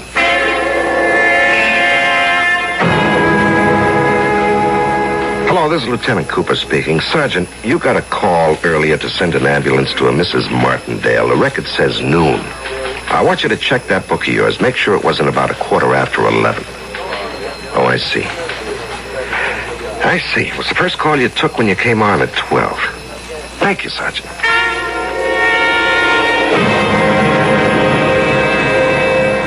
Emmett, baby, I need some money. But I gave you money yesterday. It's gone. Gone? Yesterday is gone, too. But you just can't go around spending money as if it... That's what money's for. Well, you're just going to have to learn. Money has to be saved, protected against waste. The way she learned it? Emma was quite prudent where money was concerned. Sweetie, if you want to make me into another Emma, why did you get rid of her in the first place? You must never say that, even when we're alone. Oh, the only things we should say to each other when we're alone is, I love you. Now, I should go shopping. Marguerite, I see I shall have to teach you some basic facts of economics. You're not going to teach me anything. I'm going to teach you. Well, it seems to me you're forgetting who you are. I could fire you on the spot. And I could walk out of here and report to the nearest police station. What are you talking about? I'm talking about a bottle of Dunstan's cognac and everything that happened to it from the moment I took it from the delivery man to the moment Emma drank it. But you wouldn't. I mean, after all... Oh. Now, who's that? See who it is. Well, I can see who it is from here, out the window. It's that detective. That's his car at the curb. What does he want here? Oh, probably more routine. But he was just here a few hours ago. Don't start looking nervous. Suppose he suspects. What can he suspect? How can he suspect? Answer the door. I have to see him. Yes, Lieutenant, what can I do for you? I'm finishing my report. I want to be sure I have everything straight. Miss Willis, you answered the door when a Mr. Barnaby was here to deliver some liquor. Well, I don't know if his name was Mr. Barnaby. And you accepted a gift-wrapped package. You brought it in here, and you, sir, opened the package and summoned Mrs. Martindale. You uncorked the bottle, poured a drink for her, and a drink for yourself. Yes? Now, immediately, she became fatally ill. You had Miss Willis here call for an ambulance. I believe I've already made a statement to that effect. Now, Miss Willis, after Mr. Martindale asked you to summon an ambulance, how long did it take you to do so? Oh, no time at all. I heard him shout. I lifted the phone. I dialed the police emergency number, and I was connected in, well, maybe 5-10 seconds. To sum up then, Miss Willis, how long was it from the time you accepted the package from the delivery man to the time Mrs. Martindale took that fatal drink? How long? Yes. Well, it couldn't have been more than 5 minutes. It might have been less. You see, it all happened so quickly. Yes, well, we agreed then on 5 minutes. Now, Mr. Barnaby says he delivered that package to you at about 10 minutes after 11. 5 minutes after the delivery, you placed the call for an ambulance. Well, hasn't that been abundantly clear by this time, Lieutenant? Yeah, well, unfortunately, it poses a problem. What sort of problem? Well, somehow we have lost or mislaid 45 minutes. What do you mean? Well, we can't account for the 45 minutes that elapsed between the time you say Mrs. Martindale drank the cognac and the time you say you called the ambulance. But I called the ambulance immediately. Yeah, but you didn't call for it at 11:15. You see, the police records show that the call came in exactly at 12 noon. Well, we may have been mistaken as to the time. Yeah, well, unfortunately, we can prove the cognac was delivered at about 10 after 11. And you are already on record as having said you opened it and Mrs. Martindale drank it 5 minutes later. Well, I was confused, upset, and nervous. We didn't get to open the cognac until 5 minutes till noon. There. Oh, so, you're changing your story then? Well, it's my right upon sober consideration. Yeah, but that means that Miss Willis will also have to change her story. Well, of course. Are you changing your story, Miss Willis? Marguerite, you just tell him we were mistaken. Now, before you answer, Miss Willis, let me account for the discrepancy in time. There was no discrepancy. Now, the package is delivered. You see the note, Mr. Martindale. It says, to Emmett, on your birthday, to be sipped slowly, signed Jim Raglan. Now, you say to yourself, what a way to get rid of Jim and my wife at the same time. No, just a minute. So, you go to your laboratory, you get some hydrocyanic acid. This is all... Now, the thing to do is to pour some hydrocyanic acid into the bottle of Dunstan's cognac and then reseal it. Ah, but you're basically a stingy man. Why ruin the exceptional cognac, huh? So you remove the Dunstan's label and the liquor store sticker, and you fix them onto a cheap bottle of whiskey. I'll sue you for defamation. Now, you work very carefully. Takes nearly 45 minutes. And then you call your wife, play the little charade with her, get her to drink the poisoned liquor, and have Miss Willis phone for the ambulance. This brings us to 12 noon. And now, the times are reconciled. Are you daring to why charge don't you me? offer me a drink? Dunstan's. It should be right here in the liquor cabinet. Oh, you have no right to open my liquor cabinet. Now, this bottle here, without a label. Now, if you look at some raised letters on the bottom of the bottle, you see? Little raised letters spelling Dunstan's. Well, Miss Willis? Marguerite, he can't Miss prove Willis, anything. what does he offer you? 20 years to life, even the chair. Marguerite, he's bluffing. He does have money, but will he be more generous with you than he was with his wife? Marguerite. He gives nothing away, even when it costs him nothing. Now, that bottle of Dunstan's, had he not wasted precious time, had he just poured the poison into it, he would have been in the clear, but no, he's so cheap, he wouldn't even use good whiskey to poison his wife. So now he has to pay the price. Why should you? Marguerite, don't you see what he's doing? Lieutenant, he threatened to kill me.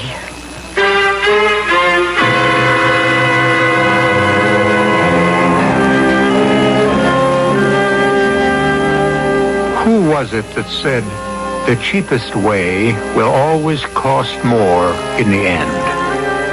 At any rate, the jury felt that Marguerite was a helpless tool, so she'll be released shortly, after a short stay in jail. Emmett will never be released. He has a lifetime career in the prison library. He also teaches chemistry in the prison school.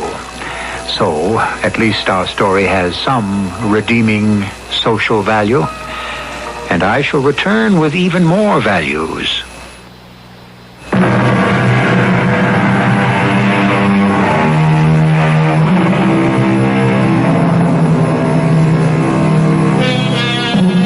The art of perception. To see suddenly a multitude of possibilities in what is on the surface only a confused mass, and to examine a single drop of water and divine therein the scheme of the universe. Opportunity of all kinds surrounds us constantly, for good, for evil. and for 7 times each week to listen to this program. Our cast included Larry Haynes, Leon Janney, Court Benson, Sam Gray, and Joan Shea. The entire production was under the direction of Hyman Brown.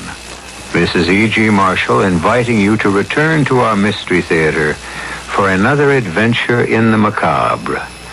Until next time, pleasant dreams.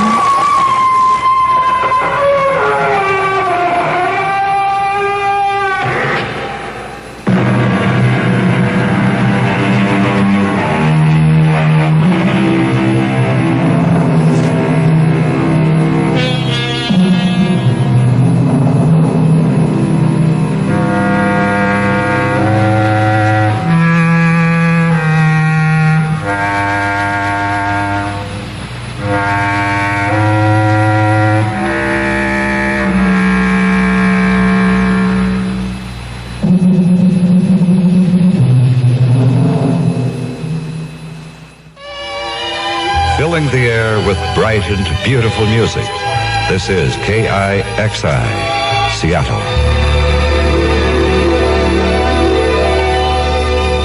The time at KIXI, now 11 p.m. CBS News. Egypt has called for an urgent Arab foreign ministers meeting to discuss the steadily deteriorating situation in Lebanon. I'm Mike Stanley reporting on the CBS radio network. Egyptian Foreign Minister Ismail Fahmy accused rightist forces of torpedoing a ceasefire agreement in Lebanon, and he said his country no longer could remain indifferent to the present scale of fighting, which he labeled as clearly aimed at the liquidation of the Palestinian Revolution. Arab foreign ministers met 3 weeks ago and agreed on a ceasefire and the posting of a pan-Arab peacekeeping force in Lebanon, but the Palestinian-Lebanese leftist alliance complained to the Arab League that the force has failed thus far to play an effective role in ending hostilities. Arab League Secretary General Mahmoud Riyad ordered 2 more units, one Saudi Arabian, the other Sudanese, now in Syria, to move into Lebanon. They're expected to reach their positions sometime Tuesday. Meanwhile, fighting is reported escalating on most Muslim-Christian battlefronts in Lebanon. Beirut's communications with the outside world remain cut, but CBS News correspondent Doug Tennell got this taped report to Amman, Jordan, for transmission to the United States. Palestinian guerrillas are on the offensive in Beirut suburbs in an attempt to counter an attack by Christian gunmen on 2 large Palestinian camps east of the city. Both sides have been trading artillery fire almost non-stop for at least 3 days now. They are pounding away at military and civilian targets at random. One casualty in this latest round of battle is Beirut's airport. It was closed on Sunday after one of the shells destroyed a commercial airliner, killing the pilot and wounding several others. The heaviest fighting, however, centers around the Palestinian refugee camps located in the middle of Christian-controlled East Beirut. The war began around those besieged camps 15 months ago, and since then it appears to have come full circle. Lebanon's politicians seem no closer to a solution now than they did then. The only tangible results of the warfare so far is the de facto partition of Lebanon into Muslim and Christian camps and the widespread destruction of this divided capital. Doug Tennell, CBS News, Beirut. More news in a moment. I'm Toby Harris, shortstop for the Texas Rangers. There will be plenty of spectacular action in this year's All-Star Game. Wherever you are, you can hear it all when CBS Sports brings you radio coverage Tuesday night, July 13th. The All-Star Game. You'll hear it all when CBS Radio Sports brings you live exclusive play-by-play radio coverage Tuesday, July 13th. It's baseball's big night of the summer. Listen wherever you are with portable radio Tuesday, July 13th. Over most of these CBS Radio network stations. President Ford is back at the White House, having returned Monday night from 3 days in Puerto Rico and an economic summit conference with leaders of Great Britain, France, West Germany, Italy, and Canada. Before leaving the scene of the summit, Mr. Ford had this reaction. I was greatly impressed with the candid and friendly atmosphere here. Our countries have come through a very difficult period. Our cooperation during this period has not only contributed to the resolution of problems, but has in fact significantly strengthened relations among our countries and among the industrial democracies as a whole. The summit ended with the leaders agreeing on a cautious program of economic growth, lest the fires of inflation be fanned anew. A much-delayed summit conference of 28 communist nations gets underway Tuesday in East Berlin. After 2 years of bitter backstage argument over dogma and tactics, the Soviet Union has pledged to accept diversity in a system once controlled rigidly by the Kremlin. Marine Corps General Court-Martial Trial Board of 5 officers and 3 enlisted men has acquitted drill instructor Harold Bronson of all charges and specifications. The staff sergeant was charged with involuntary manslaughter and other charges after the death of recruit Lynn McClure, who had been pummeled senseless by other recruits in a series of pugil stick bouts. Mike Stanley, CBS News.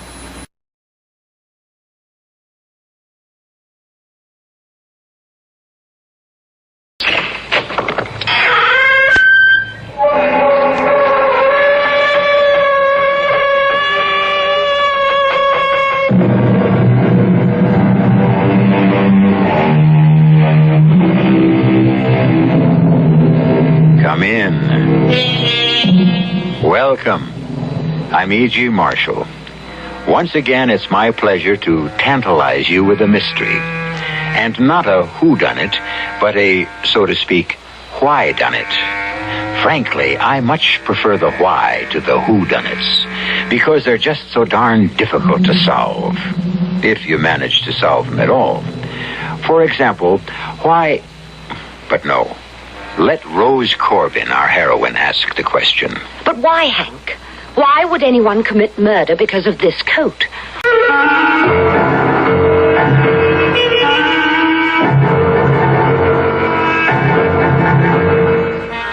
Our mystery drama, Roses Are for Funerals, was written especially for the Mystery Theater by George Lothar and stars Carol Shelley.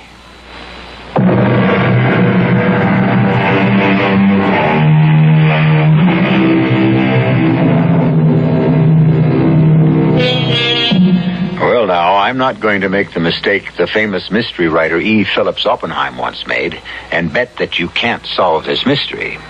You know what happened to him. You don't? Well, he bet his readers a large sum of money that they couldn't solve the mystery. And many of them did. So, no bets. Tell you what I will do, though. I'll play fair, as always, and make sure you have all the clues I have. Every single one. I'll even tell you when you've got all the pieces you need to put the puzzle together. And nothing can be fairer than that, right? Okay, then. Let's start at Kennedy International Airport, in a passenger lounge where a very attractive young lady named Rose Corbin sits patiently waiting for her cousin, Hank North. Pardon, mademoiselle. Yes? Please, may I introduce myself? My name is Simon Lavaux. Yes? Please, I must talk quickly, very fast, because my flight has already been announced for Paris. What is it you want? You will think it is such a foolishness, mademoiselle, but I wish to buy your coat. You wish to buy my coat, the coat I'm wearing? Yes, please. It's a strange thing to ask, I know. It's a very strange thing to ask, especially when you're wearing the same kind of coat. Oh, no, it's not the same. Well, yours is real leopard skin, of course, while mine is only imitation, and a different style, too, but... Please, let me explain, and then I know you will agree to my very strange request. You can explain, but I'm not selling you this coat. Please, mademoiselle, the problem is my sister. She's my twin sister in Paris. Vous savez, elle est très pauvre. She's very poor, and she's married to a man who does not make much money. I'm sorry about that. Please, je vous en prie, please listen. When we were children, my sister and I always wore identical clothes. Dresses, coats, hats, everything was the same. And so today, when I buy something, well, like this coat I am wearing, which I bought here in the city, I always buy for her a duplicate. Oh, it's very thoughtful, very kind. But you see, I'm very selfish. When I see this coat, I want it. Oh, I want it so much. And so I said to the salesperson, I will take this and another one just like it. Of course, for my sister, you understand. But mademoiselle, there is not another one like it. So please, quickly now, I have only a few minutes before my flight. And combien ça coûte, hein? How much did you pay for it? How much do you wish for it? I'm sorry, but I just don't want to sell my coat. $100, huh? After all, it's only imitation leopard. Look here, even if you offered me $200, $500, mademoiselle. No. Please try to understand. I am must have it. $1,000, $1,000. For an imitation leopard skin coat. Well, if you're so concerned over your sister having a coat like yours, buy her one when you get to Paris. Too late, mademoiselle. She's meeting me at the airport, and she will say, "Where is my coat?" And I shall have I'm sorry. I'm really very sorry, but... Please, here, $1,000, and I take the coat. Please, what are you doing? Take your hands off. Please, will you? Don't you look, you tore. You ripped the lapel. Hey, cool it. Go away! Yes, I'll be happy to if one of you isn't Rose Corbin. Oh, that's me. Are you Hank? Hank? Yeah, that's me. I was pretty sure you were Rose. You're wearing that rose in your coat lapel. What is all of this? Well, this woman insists that I sell her my coat. But they have offered her $1,000. But if my cousin doesn't want to sell, you don't want to, do you, Rose? No. Well, But I do not have time to argue. I shall miss my flight. Please, I beg of you, sell it to me. look, I'd better find a cop. No, don't do that, please. Well, then you must be on your way. Please, the coat, I must have it. Okay, there's a cop over there. I'll just go and... No, please, I'm going. I'm going, je m'en vais. Oh, thank you, Hank. I'm so glad you came along when you did. She gave you a hard time, huh? Oh, she tried to tear the coat off me, even ripped my lapel. She put a kind of crimp in your rose, too. Broke the stem. I might as well throw that away. Now it's served its purpose. Well, there's no need for that. Look, I think I can repin it. Oh, thank you. Let's see. Say it's still pretty fresh. In fact, it's very fresh. After an 8-hour trip from London. I didn't get it in London. I got it here at the airport florist when I landed. When I told you I'd be wearing a rose so that you'd recognize me, well, I decided if the girl looked wilted, at least the rose didn't have to. Well, there you are. Good as new. Oh, thank you. Except for your torn lapel. Mother will take care of that. Okay. I've got your bag, so let's go. Fun city awaits you, Cousin Rose. Hank? She seems to be awaiting me, too. What? Oh, the French girl, see? She still hasn't gone through the flight gate. She's standing there looking at us as if she was still hoping to buy this coat. Forget it. The world is full of nuts. Let's go.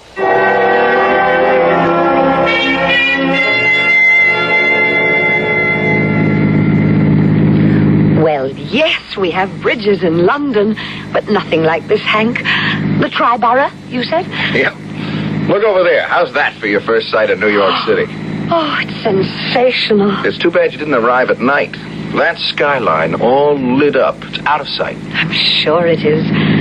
Oh, Hank, I'm so grateful to you and Aunt Ruth, letting me stay with you on my first trip to the States.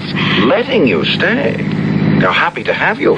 In fact, now that I see you, I'm delighted to have you. And very glad we're cousins twice removed. Why? Well, it makes us kissing cousins. I hope you're right. About being second cousins, I mean. Personally, I can't figure it out. Maybe you, with that lawyer's brain of yours. Hey, what in... What is it? What's wrong? That car next to us. Hey, watch it! Hey, man, you're too darn close. Oh, good heavens, they certainly are. Crazy fools! What are you doing? Get over! We'll have an accident. Well, we sure will if they do... Well, they got the idea. They're pulling ahead, thank heaven. Pulling ahead, but right in front of us. Now, what in... Hank, look out, they've stopped. Oh! Rose, are you okay? I don't know, Hey, here, what do you think you're doing? You, quick. Me? Yes, you. Give me that. Oh, never mind. I'll take it. Hey, take your hands off her. What kind of a nut are you? Let her alone. The coat, he's trying to take my coat. Get your hands off her, I said. All right. Hank, you've knocked him out. No, he's getting up. Come back here, you dirty creep. Hank, don't go after him. He could be armed. You could be hurt. He's getting back in his car. Get the license number. All right. Quick, Rose, the glove compartment, pad and a pencil. All right. Jot the number down. Quick. He's burning rubber to get away fast.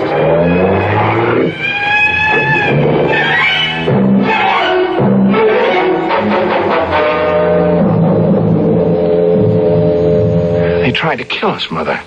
They did. I know they did. And he, the man who jumped from their car and ran back to us, he wanted my coat as badly as that woman at the airport. It's unbelievable. Altogether unbelievable. It's incredible. That's what it is. Now, just a minute. You say she was willing to pay $1,000 for it. For imitation leopard skin. But she wanted it and had to have it for her twin sister? Yeah, well, I don't buy that, Mother. This second attempt to get a hold of the coat. I mean, by a guy who was ready to kill us in an accident if it turned out that way. No. There's something about that coat. Something somebody wants. Yes, but what could anyone want with an imitation leopard skin coat? Where'd you buy it, Rose? Harrods in London. I wish I knew how to straighten out the mystery of Rose's coat. Oh, dear. You don't straighten out a mystery, you solve it. And I ought to know. I've read hundreds of them every year. Solve most of them, too. We'll try solving this one then, Aunt Ruth. Well, as a matter of fact, I've been thinking, and I may have the answer. You have? I just may have. Would you bring me the coat, dear? Of course. I won't be a minute. What do you think of her, Mother?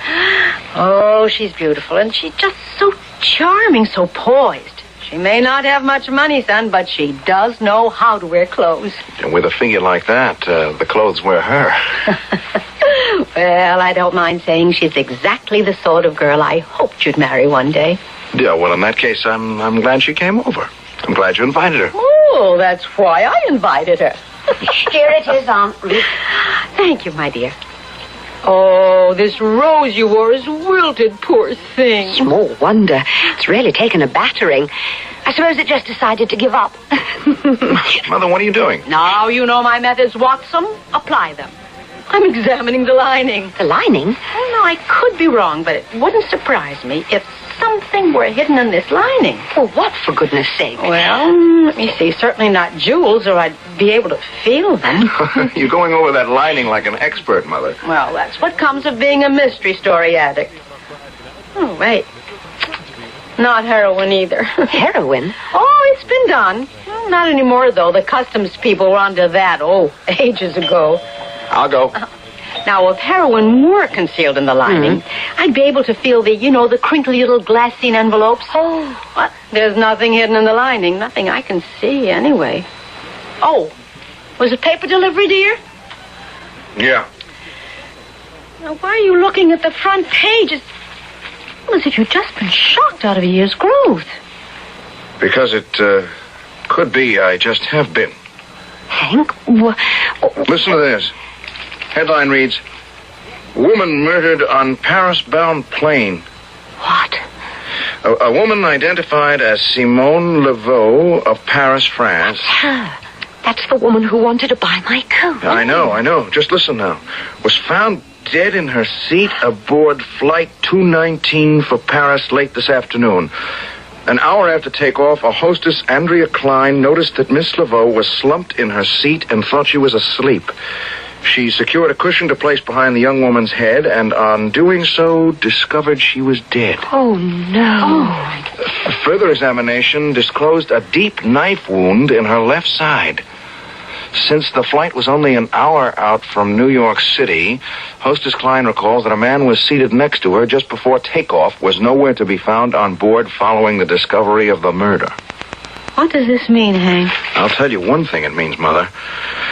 I'm going to police headquarters right now, and I'm taking that coat with me. Yes, but Hank... Rose, a woman who was willing to pay $1,000 for this piece of imitation leopard skin was murdered an hour or so later. Why? A man neither of us ever saw before nearly killed us in a crash on the Triborough so he could get this coat off you. Why? Well, we better find out why, because... Yes, because... I could be wrong. I hope I am. But this coat, it could be a death warrant, Rose. Whose? Yours.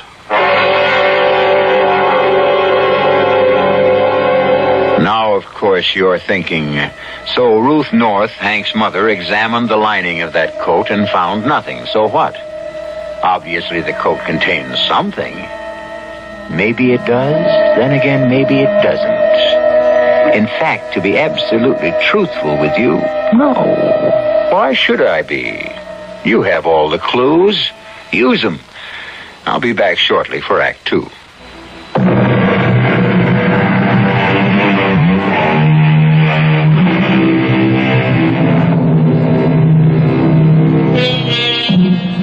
I'm sure most of you will recall the famous incident when Sherlock Holmes said to Dr. Watson, "Consider, Watson, the curious behavior of the dog." And Watson said, "But Holmes, the dog did nothing." "Precisely, Watson," Holmes answered. "Precisely." Now that, my dear listeners, is precisely the sort of clue you now have in your possession, and like Watson, must figure out for yourselves. I can almost hear Holmes saying, "But consider the coat, Watson, the imitation leopard skin coat." And Watson answering, "But the coat is valueless, Holmes." And Holmes nodding wisely as he replies, "Precisely, Watson, precisely." Now, shall we go on? Joe. Hello. Contact ballistics. I'm fabrics. They're bullets. And that's what you want to know about. Joe, listen. Granted, I have what you call a special flair for forensic, but... Okay. I'll look into it. Yeah. Leave it to me, Joe. Bye.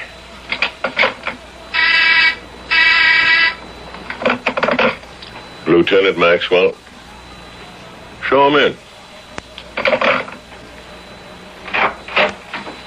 Come in, Mr. North, Miss Corbin. Thank you, Lieutenant. Sit down, please. Coffee? No thanks. Rose? No, thank you. Well, here's your coat, Miss Corbin. We found nothing. Not a thing. Nothing? I'll level with you, Mr. North. When you brought this coat in the other night, I figured, well, there's something, and I'll find it. Like there had to be something. You know what I mean? I mean, who offers 1,000 clams for an imitation leopard skin coat, then gets himself murdered an hour later? Who crashes his car against another guy's car on the Triborough yet and tries to grab the coat off a dame? Who? Somebody that wants something in that coat. That's who. Yes, but you found nothing. I have personally put this coat through every test we know. Every inch of it has been examined under the microscope, the X-ray, the fluoroscope. We took the lining apart. Oh. And don't worry, we put it back together again better than before. It's beautiful. And, pull the blank. Well, I don't get it, Lieutenant. I mean, if it was just that woman willing to pay $1,000 for this coat, but a guy crashing his car into mine on the bridge, then trying to rip that coat off Rose, Miss Corbin. Lieutenant, there's got to be something about this coat. Well, I felt the same way myself, Mr. North, but there's nothing. No invisible markings, nothing hidden in the seams, nothing between the layers of the fabric and the collar, nothing. So to be honest with you, I don't get it either. Excuse me, could I ask a question? Certainly. What about the woman, Simone Laveau? Have you found out why she was murdered? No, I checked a couple of times with homicide. Last time, 20 minutes ago. We got nothing here on her. Us, the FBI, the T-Boys. Right now we're checking the CIA and Interpol. They could maybe have something, but it'll take a little time. Well, thanks, Lieutenant. You'll let us know if anything turns up? You'd better believe it, Mr. North.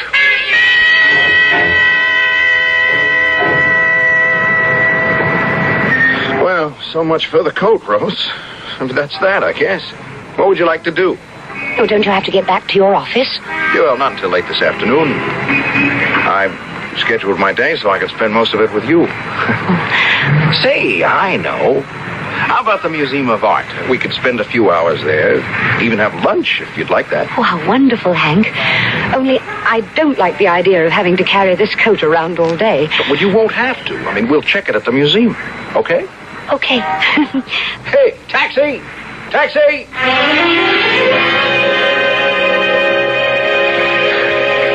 Enjoy your sandwich, Rose? Oh, yes, only I'm so full. You Americans make much bigger sandwiches than we do in Britain. The American way. Everything on a big scale. Ah. Well, you feel up to looking at some more paintings? Hank, would you mind? I really don't. 2 hours walking around those galleries upstairs. Oh, sure. You're tired. Look, I'll tell you what. I'll drop you off at home and then head downtown to my office. Are you sure you don't mind? Oh, to be honest, Rose, I do. I mean, I want to spend as much time with you as I can. You want to stop and look at the Greek and Roman sarcophagi, tombs? No, I've seen enough. Let's just get my coat from the check room and go home, where I can rest these aching feet. Whatever you say, Cousin Rose. Hey, there's something going on over there. I should say so. There's a big crowd around the check room. Police. Hank, what do you suppose has happened? I don't know. We're going to have a rough time, though, getting through that crowd to reclaim your coat. Excuse me. Yeah. Do you know what's going on over there? There's been a murder, I think. A murder? Yeah, a robbery or a theft or whatever it's called. Anyway, somebody stole a coat. A coat? Yeah, that's what I heard. You don't happen to know what kind of coat? Yeah, I think they said a leopard skin coat, somebody said. Imitation leopard. Another cup, Rose? Oh, thank you. I'm getting to like coffee. Oh, or is that another way of saying you don't care for my tea? Oh, no. No. Tea or coffee, when you finish that, I think it'd be smart to stretch out for a while, have yourself a nap. I mean, you've had kind of a rough day. Tiring anyhow. Well, at least you're rid of that coat once and for all. Now, you don't have to worry about that anymore. But you don't, dear. I don't. I just don't know. I'm not so sure. What do you mean? I have sort of, I don't know, a feeling that what happened at the museum today isn't the end of all this. For me, I mean. Oh, now, it's nothing more than nerves, my dear. It's just nerves. Perhaps, but I don't think so. Maybe it's the mystery of the thing. Not knowing why someone wanted that coat badly enough to kill for it. Murder for it. Looks like we'll never know now. Well, look, it's over now, and we can forget it, as Mother says. And now, if you ladies will excuse me. Well, where are you going? To the office. Oh, but this late in the afternoon, it's after 4. And the brief I wanted to finish up at 3 is still waiting to be finished. Now, Hank, you work too hard. Couldn't it wait until tomorrow? Don't forget there's the theater tonight. I'll be back at 6:30, the latest, so don't... I'll get it. Hello? That you, Mr. North? Yes. Lieutenant Maxwell? Yeah, I tried you at your office. They said I might find you at home. You gonna be there another hour or so? Well, if it's important... I think it is. I've got the answer. Anyhow, I think I've got the answer to our little mystery. I want to come over and check it out. Yeah, well, sure, but what is the answer? One thing, Mr. North, we got a report from the Paris branch of Interpol on the Simone Laveau woman. Yeah, what about her? She was a foreign agent, one of the higher-ups in a spy ring. A spy ring? Spy ring? Yeah, now, the way I figure it, she, Oh, wait just a minute. Yeah, what is it, Eddie? Lieutenant Maxwell says Simone Laveau was a foreign agent, part of a spy ring. Oh, good heavens. Hello? Hello, Mr. North? Yes, you, Lieutenant. Listen, something's just come up here. I gotta hang up. But I'll be at your place in, say, half an hour. Wait a minute. What's the answer to the mystery? I'll see you in half an hour. Lieutenant, don't leave us hanging like... Well, I'll be. Well, what was all that about, Hank? Well, Maxwell says he has the answer to the mystery, or he thinks he has. He'll be over here in half an hour to check it out. What is the answer? He didn't tell me. He got called away on something. He had to hang up. Well... Who are you calling? The office. That brief will have to wait until tomorrow now.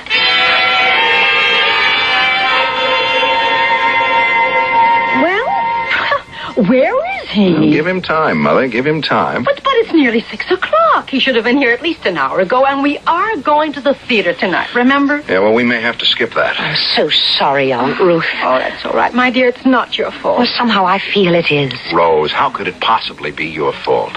Well, I'm the one who bought that silly coat at Harrods, and if I hadn't bought it, none of this would have happened. Not to you, perhaps, but certainly to someone else, if someone did buy it.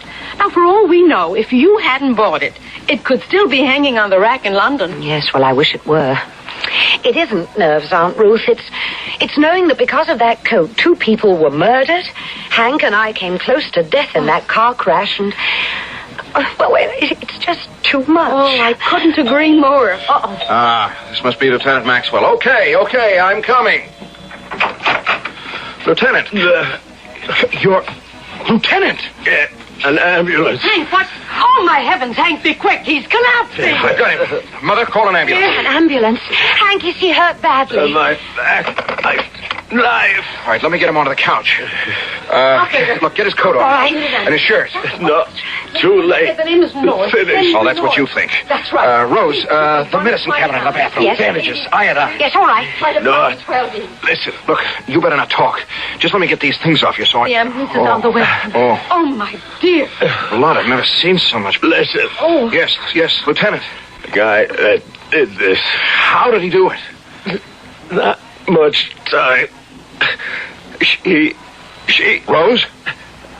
Life in danger. Rose's life? In danger? Yes. She... Man's in agony. Here are some bandages and some iodine. Lieutenant. Guy that did this must found out. I know the answer to the code. Listen now. Go on.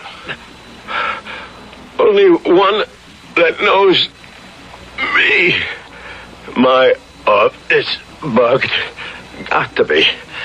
Tell them. Headquarters. Tell them. Bug. Sure. Count on it. What is the answer, Lieutenant? The code. Not. Not? What do you mean, not? Not what? Lieutenant! Is he... Yes. Oh, the poor man. Another death. Will we never see the end of this? Why are you looking at me like that? Hank, Aunt Ruth, what is it? Tell me. He said, your life's in danger now. Mine? Yes, dear. But it can't be. How can it be? I haven't got the coat anymore. No, but... But what? They've got the coat. They've got what they were after. Why would they kill me? I don't know. But I better find out, honey. I damn well better find out.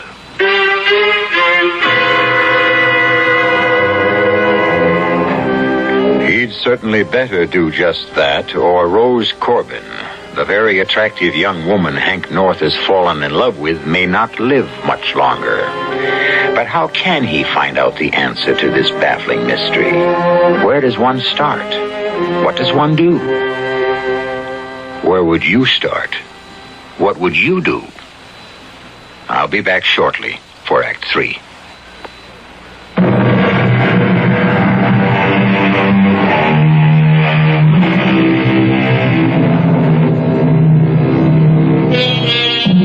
Well, now, let's see where we are. Rose Corbin arrived in the United States from London, England, wearing an imitation leopard skin coat. On her arrival, a woman named Simone Laveau tried to buy the coat, and when Rose refused to sell, tried to take it away from her. Later, Simone Laveau was murdered aboard the plane taking her to Paris. Since then, the coat seems to have triggered 2 more murders. That of a checkroom attendant at the Museum of Art, at which time the murderer made off with the coat, and, as we heard only minutes ago, that of Lieutenant Maxwell of the police. All right, Rose, let's go over it and over it. Hank, we've gone over it and over it. I know, but Maxwell said your life is in danger now, and Rose, if anything happened to you... Well, it isn't going to, not if I can help it. You bought the coat in Harrods the day before you took off to visit us here. Yes. And no one accosted you at Heathrow before you boarded the plane, or on the plane. Nobody even mentioned the coat. No one. But the minute you got off the plane at Kennedy International, this Simone Laveau... Well, not the minute I got off the plane. First, I went to the florist to buy the flower... The rose I said I'd wear so you'd recognize me. Yeah, but just after that... She came up to me and asked to buy the coat and got very upset when I said I wouldn't sell it. I practically began to tear it off me. I just don't get it. We know there was nothing hidden in the coat. No invisible message, nothing. But we do know that Simone Laveau was a foreign agent. Now, there's just got to be some connection between the coat and her being a foreign agent. There's got to be. Hank, dear, why don't we forget it till after we've had dinner? We're all so tired and upset. Yeah, you're right. Go and get ready, and we'll take off for Antonelli's, huh? I won't be long. All right. What? Who are you? What are you doing there? Rose, what is it? Hank? Hank? What's the matter? What? There's a man here in my room. He's just fled. He's gone out the window. It's too dark to see. He's probably down the fire escape by now. What was he doing? Well, see for yourself. I mean, look at the mess he made of my dressing table. He was going through the drawers. Your jewel case. Well, there's junk jewelry, most of it. Oh, this is all we need right now. A sneak thief on top of everything else. Check your things. All See right. what he got away with, if anything. Look, I'll call the police.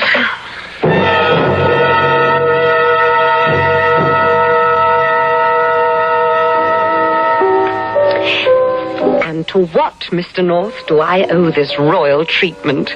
Royal treatment? Well, the call from your secretary saying to meet you at 5 o'clock at this swank watering hole, and then the arrival by messenger of this absolutely lovely little nosegay with instructions to wear it.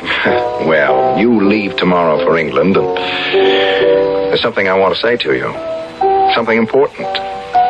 That's why I wanted to meet you here, alone and without Mother this time. And, well, as for the little nosegay, it's just a little something to make the occasion. Well, here I am, wearing my most attractive suit and the nosegay. So what do you want to say? Good afternoon. May I take your order? Martini, Rose? Rose? What? Martini? Oh, yes.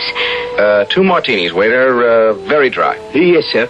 Would Madame like me to take her jacket? Take my jacket? It's a bit warm in here this afternoon, and I thought... No, thank you. I'm quite comfortable. Certainly, Madame. 2 martinis. Well, now, Rose, what I wanted to say... Something wrong? No. I was just wondering if I'd seen that waiter somewhere before. Not likely. Well, now, Yes. Well, now what? Rose, we've only known each other for a few weeks, but in that short time, I've fallen in love with you, and I want you to marry me. Will you? Of course. Of course. Just like that? What did you expect me to say? Oh, sir, this is so sudden. No, but...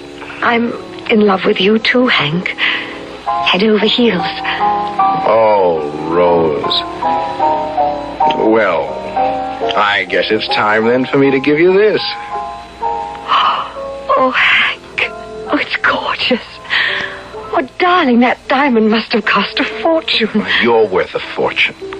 Hold out your hand. There. Oh, thank you, dearest. Thank you so much.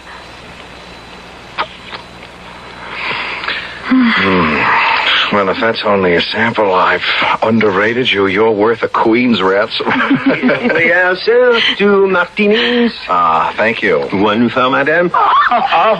Oh, Madame, I'm sorry. You spilled it all over my jacket. Oh, forgive me, Madame. Forgive me. One of those things, it just slipped from my fingers. Oh. But allow me. I will take care of everything. Let me have the jacket, Madame, and I will dry it in the kitchen. It's all right. I can wipe it with my napkin. No, Madame. It is my fault. You must allow me. Please, will you take your hands off me? I said But I insist, All right, Madame. now, will you stop? I only wish. Well, the lady doesn't wish. Now, just forget it and bring another martini. Yes, sir. Very good, sir. Oh, I'm awfully sorry this happened, darling. Are you sure you... Rose, what... That waiter. What about him? I remember now. Why does he want this coat? This jacket? What? First he wanted me to take it off, pretending it was hot in here. And spilling that drink just now was no accident. He did it deliberately. Rose, I don't understand. Hank, he is the man who caused that accident on our way from the airport. The man who tried to rip the leopard skin coat off me. Oh, Hank, what is this all about?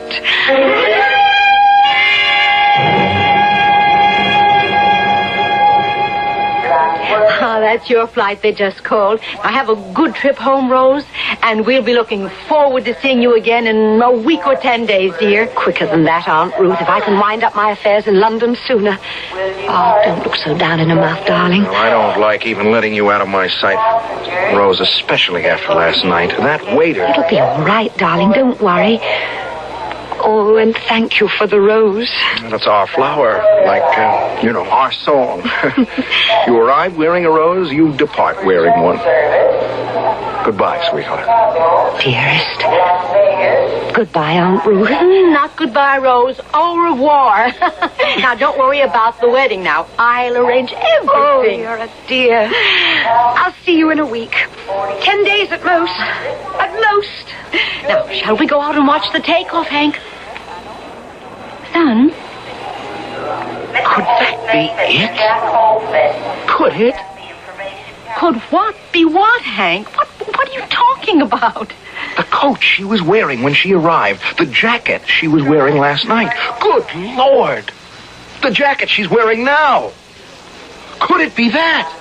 Hank, what in the world are you... I've been thinking. What did Lieutenant Maxwell mean when he said, just before he died, said, the coat, not. No, I know. It wasn't the coat at all. It wasn't the jacket. If I'm right, they are after... What? Hank, after what? A flower pinned to Rose's lapel, Mother. Not the coat, not the jacket. The flower.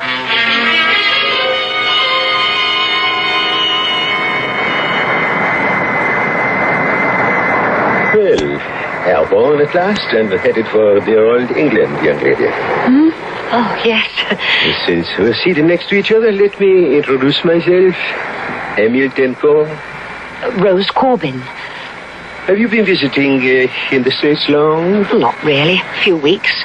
I'm going to... how did you know that? Well, how did I know? Well, that I was visiting in the States. I could be living there. I could be an American citizen for all you know. I assumed your accent. Who are you? Behind those dark glasses. You're a very perceptive young woman, Miss Corbin. No, don't. Not a move. Or I'll give you what I gave Simone Laveau. That's it. No quick moves, no panic. Good. Just relax now. Enjoy the trip. I will be at Heathrow Airport before you know it. Enjoy the trip.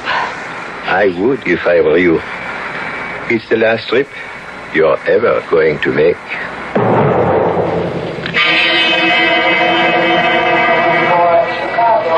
Thank you. Thank you very much. Well? We're to go to the operations office at once. He said he'd have a government agent there by then. Come on.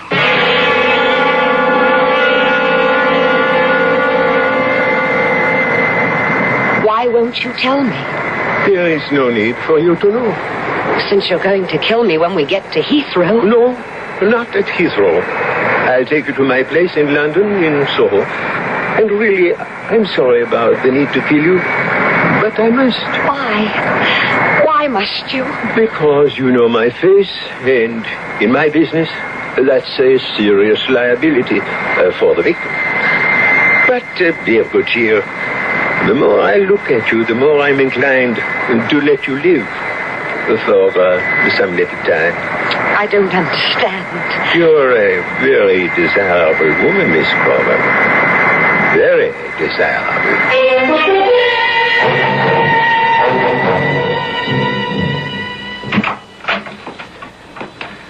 Yes, Hank, what... The government men said to wait here. Yes, but... They're going to radio the pilot. Oh. I gave them as clear a description of the man, the guy who tried to get the coat from Rose in that accident on the bridge and who palmed himself off as a waiter last night. And then what? Well, he'll check the plane.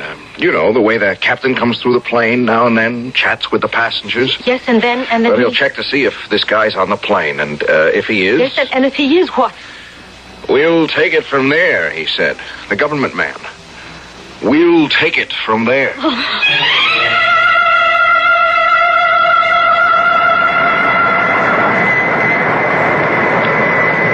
Did you enjoy the movie? Are you joking? Just making small talk.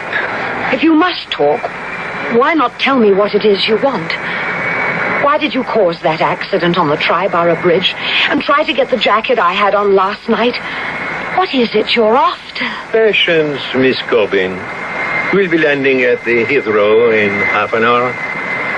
Another hour or so, we'll be at my place in Soho. And perhaps an hour or so after that, I'll tell you. And perhaps not.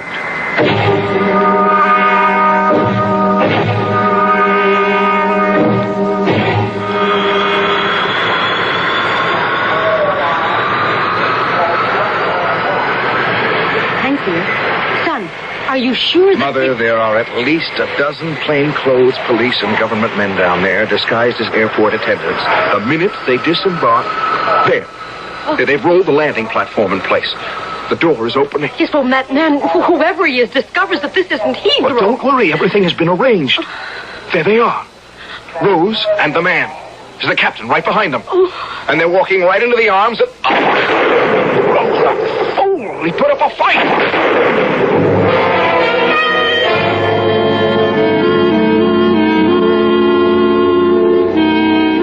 It was as simple as that, Rose. I mean, the captain turned the plane around and circled Kennedy International for a few hours, pretending you were flying to Heathrow. You fooled me, but not him. Halfway down the steps of the landing platform, he realized... And you foolishly tried to shoot things out. Oh, I know. I suppose I ought to feel sorry for him, but I just... It's understandable. Oh, it's all just unbelievable. When I think that because I said I'd wear a rose and bought one at the airport when I arrived... The attendant at the florist shop, an agent who'd been planted there, would never have mistaken you for Simone Laveau and pinned that rose to your lapel with, well, I guess you could call it the fatal pin. Now, you know, I'm still not sure I've got this straight, dear. Now, let me see. She, on her way to Paris, was to go into the florist shop wearing a leopard skin coat and ask for a rose, right? Now, that was the agent's cue to use the, what you called the fatal pin. Exactly. See, Emil Tenko knew he was under surveillance, and so he had a problem. I mean, how to get that top secret information out of the country. So he had it engraved on the head of a pin. You know, Aunt Ruth, the way they engraved the Lord's Prayer on a pinhead. The trouble began when the agent thought that I was Simone Laveau on her way to Paris, wearing an almost identical leopard skin coat to mine. And naturally, when Rose threw the rose away after it wilted, she kept the pin and used it again last night to pin on the nosegay I gave her. Well, it's all over, and thank heaven it is. Rose, how about some dinner? I'm starving, but before we go, I am going to change out of this suit into a dress. Oh, and Hank, dear. Yes, sweetheart. No flowers, please. Not for a long, long time. No flowers, please.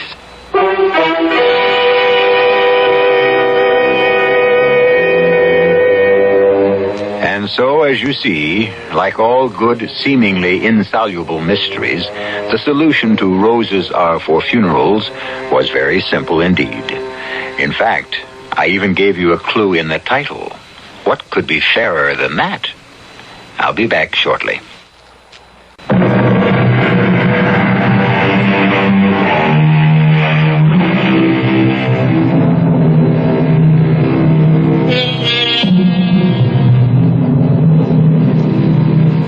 Mysteries, it seems to me, are like a magic show.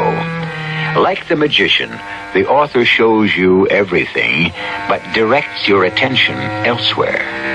Perhaps I should say misdirects it. So be on your guard next time. Oh, yes, there will be a next time.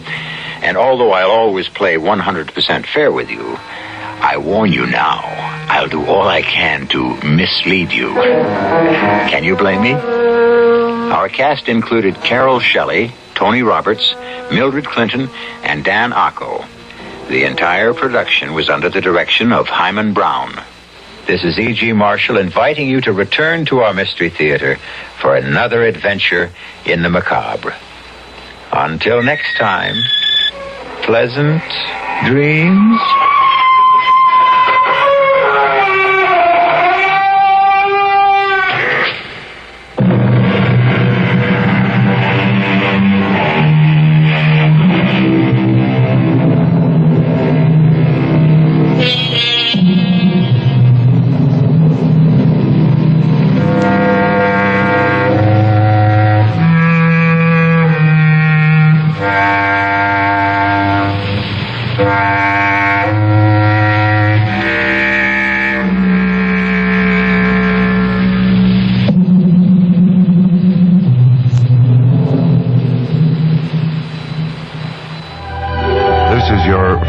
Community Music Station, KIXI.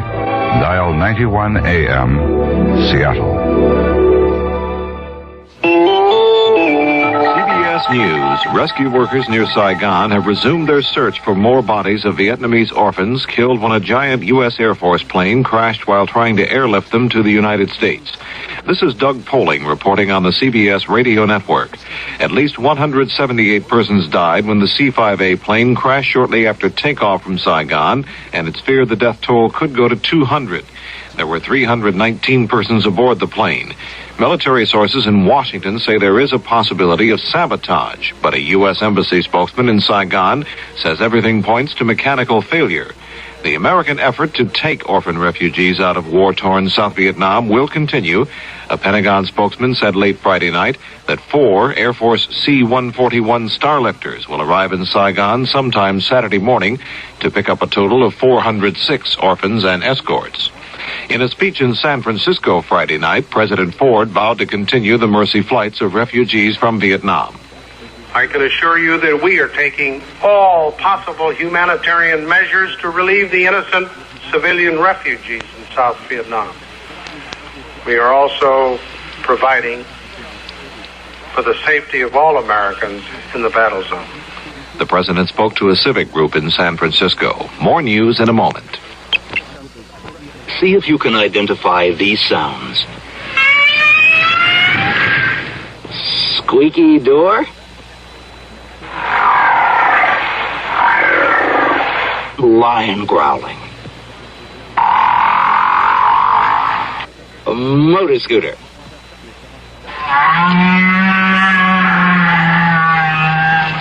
Cow mooing?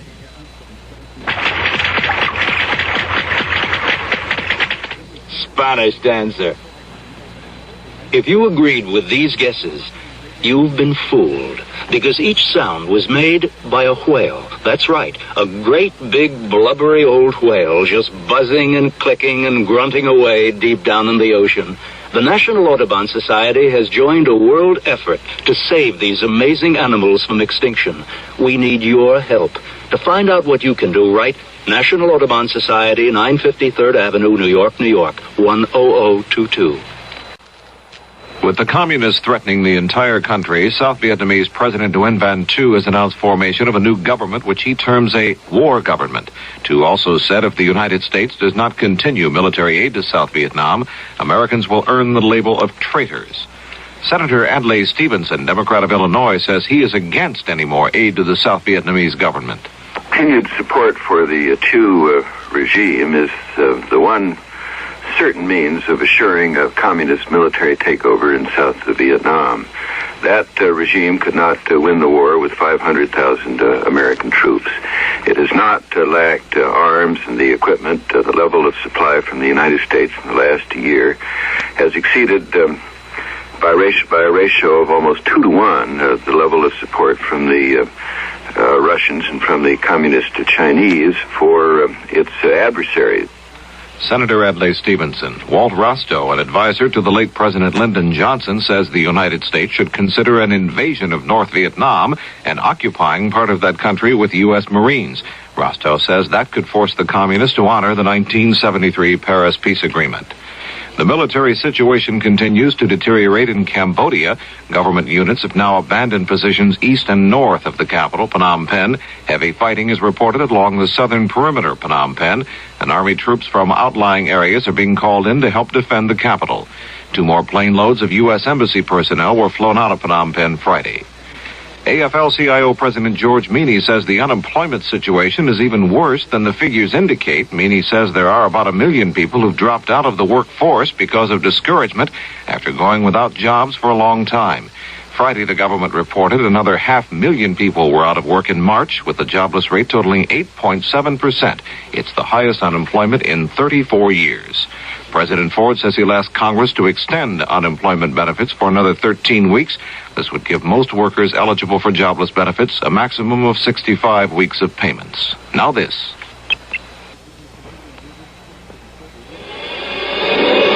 The Movies, 1975. Hi, I'm Lee Jordan, inviting you to the wonderful world of the movies, 1975. Ellen Burstyn's been nominated for an Academy Award for her role in Alice Doesn't Live Here Anymore. She told me why she chose this role over many other offers. I was looking for a script for a long time from while I was shooting The Exorcist, and I didn't like any of the ones that they were submitting to me. And they were not scripts from the woman's point of view. Any part in them for a woman was a traditional role of the wife of the man, or the mistress of the man, or the daughter of the man, or something. And this was the only one I found that was really, I felt, from a woman's point of view. Ellen Burstyn, an Academy Award hopeful, one of many Hollywood stars you'll hear on the Movies 1975. 30 special broadcast this weekend over the CBS Radio Network. An Athens newspaper reports the will of the late Aristotle Onassis has been opened and read to his closest heirs. The report says the will was read in strict secrecy and only members of the family know its contents. Onassis, who died March 15th in Paris, left an estate estimated at about $1 billion. Doug Poling, CBS News.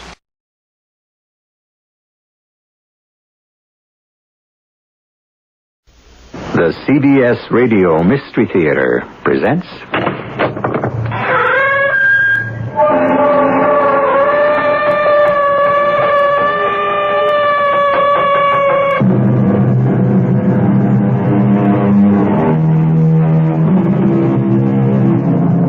Come in. Welcome. I'm E.G. Marshall. Have you ever sublet your house or your apartment? More specifically, I should say, your home. If you have, I hope it's been a pleasant and satisfactory experience. Because you know as well as I do, all the horror tales you hear of people who are not so lucky, of damage, breakage, vandalism, and non-payment, or what is even worse, and to use the word advisedly, unspeakable, which is what happened to David and Jane Francis. But that, of course, is the burden of our tale.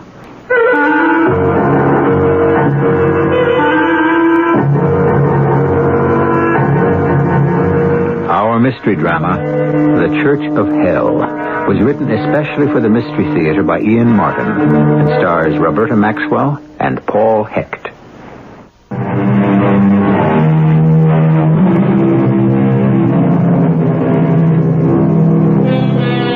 The children grow up, college is paid for, they're about their own lives, and a whole new vista opens out. You travel, you shuck off responsibility. But habit is hard to shake, and your freedom has limits on it. For example, to afford that European jaunt, you rent your house. And after the excitement and devil-may-care of the holiday, some doubts may swirl in. Doubts that in this case are much more Jane Francis's than her husband's, David. Doubts that normally would be minor, but not in this case. Jane and David Francis were not so lucky with their country house tenant. Not that they knew that as they were returning to their little apartment in New York. Home sweet home. Part way. What does that mean? Our pied à terre, New York. Not home. Not home. Like I said, part way. Not for real. In the country? What else? Your house, the house that David built. Yeah, but that's rented. I know. It paid for our trip to Spain. And wasn't it worth it? I hope so. Just the same, I wonder how everything goes up in the country. Well, that figures. You want to call now before we have drinks. Don't you think we should? Well, suppose something is wrong, a pipe's burst or something. Why spoil tonight? I mean, couldn't we just let all the problems wait for tomorrow? Why should there be any problem? Let me just make a call so it's off my mind. What's your poison, martini or Manhattan? I'm still Andalusian-oriented. Don't we have a nice sherry? Your wish is my command. Hello, Francis residence. Who is this? May I ask who's calling? Yes, this is Mrs. Francis. What is it? Oh, forgive me, Mrs. Francis. This is Detective Lieutenant Harris Price. Detective? David, you'd better get on the bedroom phone. What is it, Lieutenant? Robbery? A fire? No, it's a little more complicated. Mrs. Joanna Adams was renting your house. That's right. David, are you on? Yes, Jane. My husband is on now, Lieutenant. Go ahead. We've been trying to reach you for a couple of days. We were in Europe. We just got back. What happened? Well, nothing really for you to be too alarmed about. Your neighbors had been calling us because there was some trouble about a cat. Oh, Tommy. Oh, nothing's happened to Tommy. Oh, please. He's all right. Well, the cat is all right now. He was a raging tiger when we let him out, but he was just hungry. Pretty near starved. Poor baby. Had he been fed? Has Mrs. Adams skipped or something? Or something is more like it. I'm afraid I have to tell you that she's dead. Dead? How? We don't know that for sure till after the autopsy. Well, did someone break in, or...? Well, there's no evidence of that. It could have been a heart attack, perhaps. After all, she wasn't young. But, But what, Lieutenant? I don't think that's something we can discuss on the phone. Would you have any plans to come up here? Of course. We have to get Tommy. Yes, we better drive straight up tonight. Well, fine. I'll be waiting for you. And don't worry about Tommy. Ever since I fed him, we're buddies. Thank you, Lieutenant. See you as soon as we can. What do you suppose happened to Mrs. Adams? Well, search me. Heart attack, I guess, like the lieutenant said. He sort of hedged. Why didn't the lieutenant say it right out if that's all it was? Well, what am I, honey, a mind reader? Well, let's get on up to the country and find out.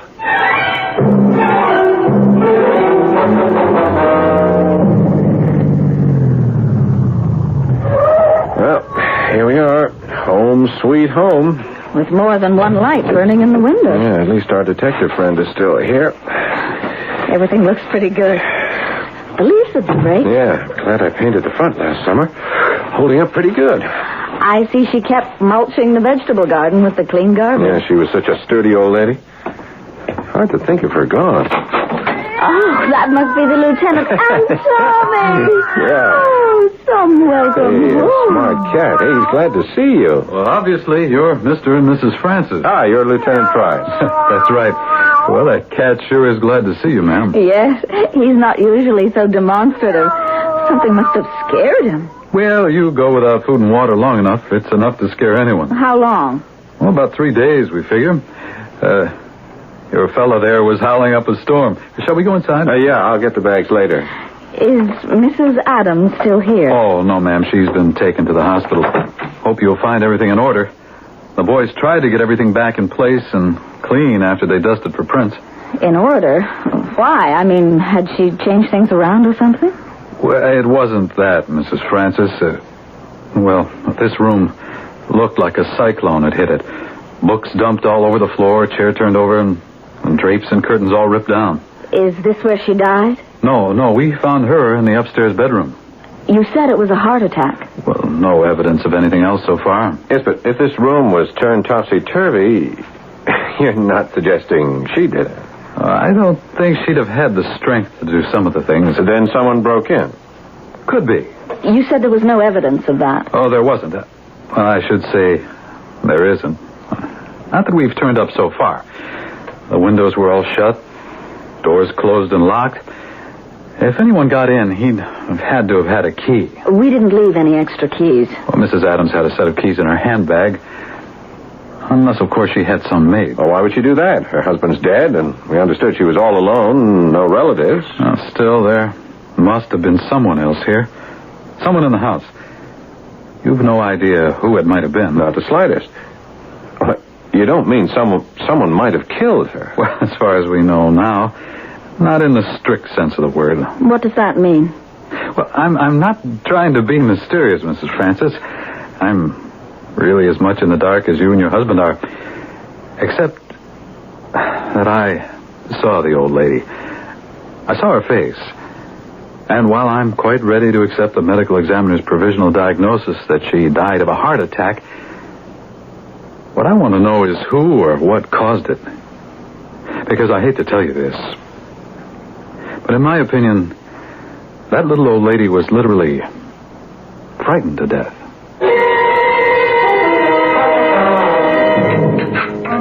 Jane? Yes, David? For heaven's sake, what are you doing? I mean, can't you just dump the dinner dishes in the dishwasher? I did. Well, then what are you stacking them away for? Can't that wait for tomorrow? I mean, I don't know about you, but I'm knocked out. I'm not doing the dishes. Well, why are you messing about in the kitchen cabinet? I'm checking up on things. Our first night home from Europe. Can't it wait?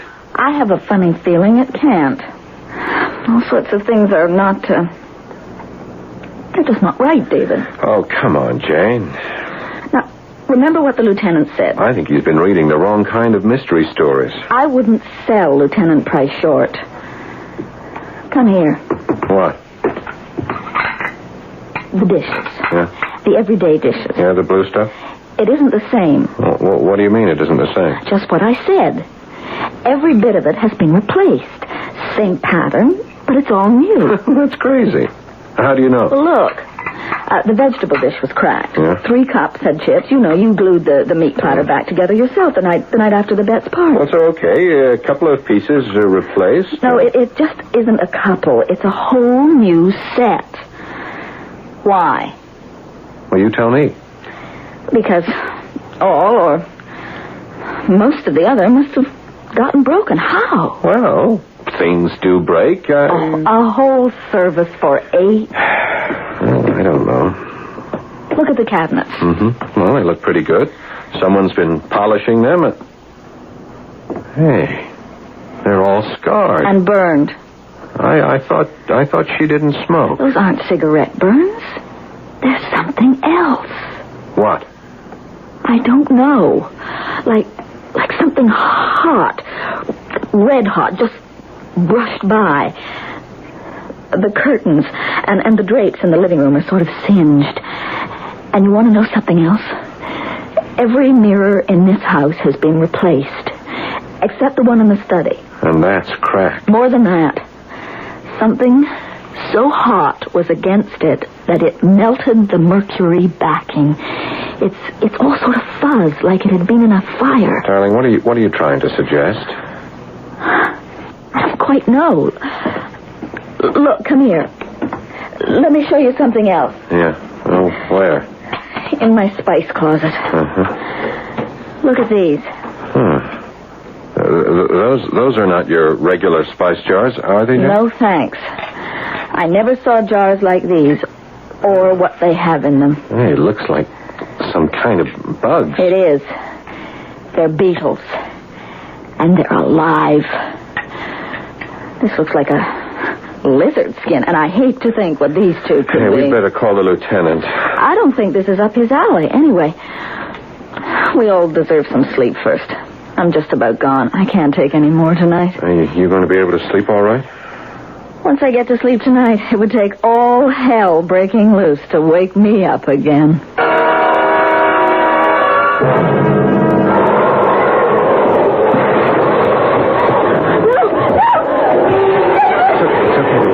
I'm with you. What is it? It sounds like what you said. What? All hell breaking loose. It's some gale out of nowhere. Get a little close. There. I'd better see what's going on downstairs. No, David, no. No what? I don't want you going downstairs. Please, darling, it's not worth the risk. What risk? It's just some crazy kind of storm. With no rain, no thunder or lightning. With all that wind, what else could it be? I'm scared to think. Something terrible is loose in this house. Something incomprehensible beyond our imagination. The same thing that frightened poor old Mrs. Adam to death. Please, darling. Oh, just hold me close. And don't question whatever it is that's happening. Quiet, don't touch her. Whatever it is that's invaded our house means us no harm. But maybe if we just shut our eyes and ears, please, God, it will go away.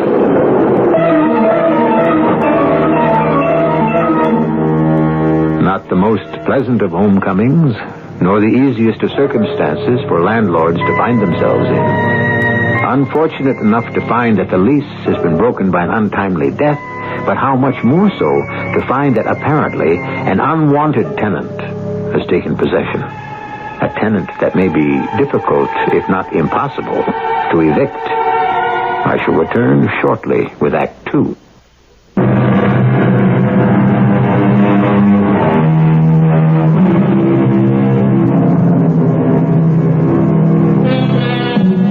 Thank heaven for mornings.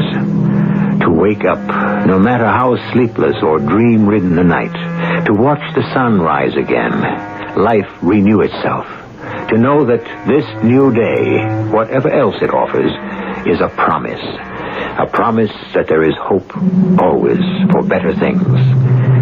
Not that either David or Jane Francis are that bright and bushy-tailed. It is only that in the bright light of day, their explanations of the night before sound as fanciful and overdramatic as they are afraid they will seem to Lieutenant Price. David? Yeah, You awake? I'm awake. Was there really a storm last night?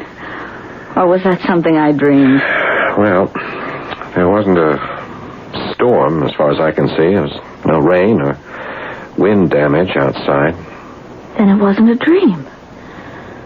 Some terrible thing was raging in this house last night? I don't know how terrible it was, but somebody really messed up the study, and good again. I'd sure like to get my hands on him.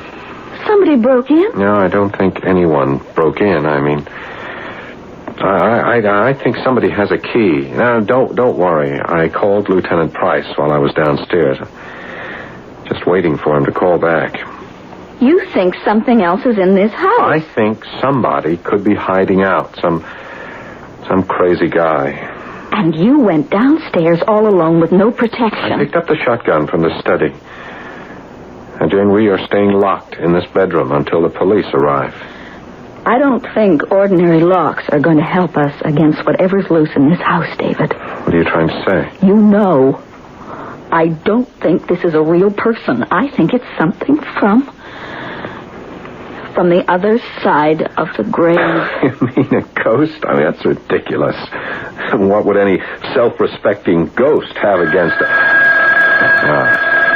The voice of reason. That'll be the lieutenant. Whatever you do, get the police here fast. Oh, and ask him about Mrs. Adam, what the autopsy showed. All right, will do. Just take it easy, Jane. Hello? Yes, Lieutenant. Yeah, just what I reported. Same kind of mess as before. No, we didn't hear a thing until it all started. First thing was the wind. I said the wind. Well, it was blowing up a storm here, enough to rattle every window in the house. Now, don't worry. We have ourselves locked in the bedroom, and we'll stay there until you get here. Oh, by the way, did you get any results from the autopsy on Mrs. Adam? Yeah? Yeah. The inside of her mouth and her throat. What could have caused that? I see. But that wasn't the cause of death, huh? Uh-huh. Yeah, don't worry. We'll be waiting. Well, the police are on their way. What was all that about Mrs. Adam and her mouth and her throat? She apparently suffered some first-degree burns there, also on her hands and on one side of her face. From what? They don't know. Backfire from the gas stove, maybe? Maybe she used too much fluid on the charcoal boiler. I don't know. Something flared up and singed her, but good. Enough to kill her? Oh, no. The medical examiner's first diagnosis was right there. She died of congestive heart failure. But what caused it? Well, that's something we don't know. Maybe it's something we don't ever want to know.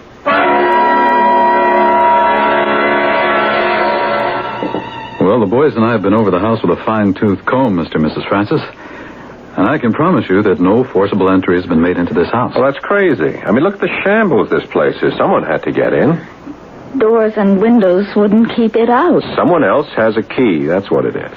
But why would someone want to vandalize our house? Well, not because of us, because of Mrs. Adam.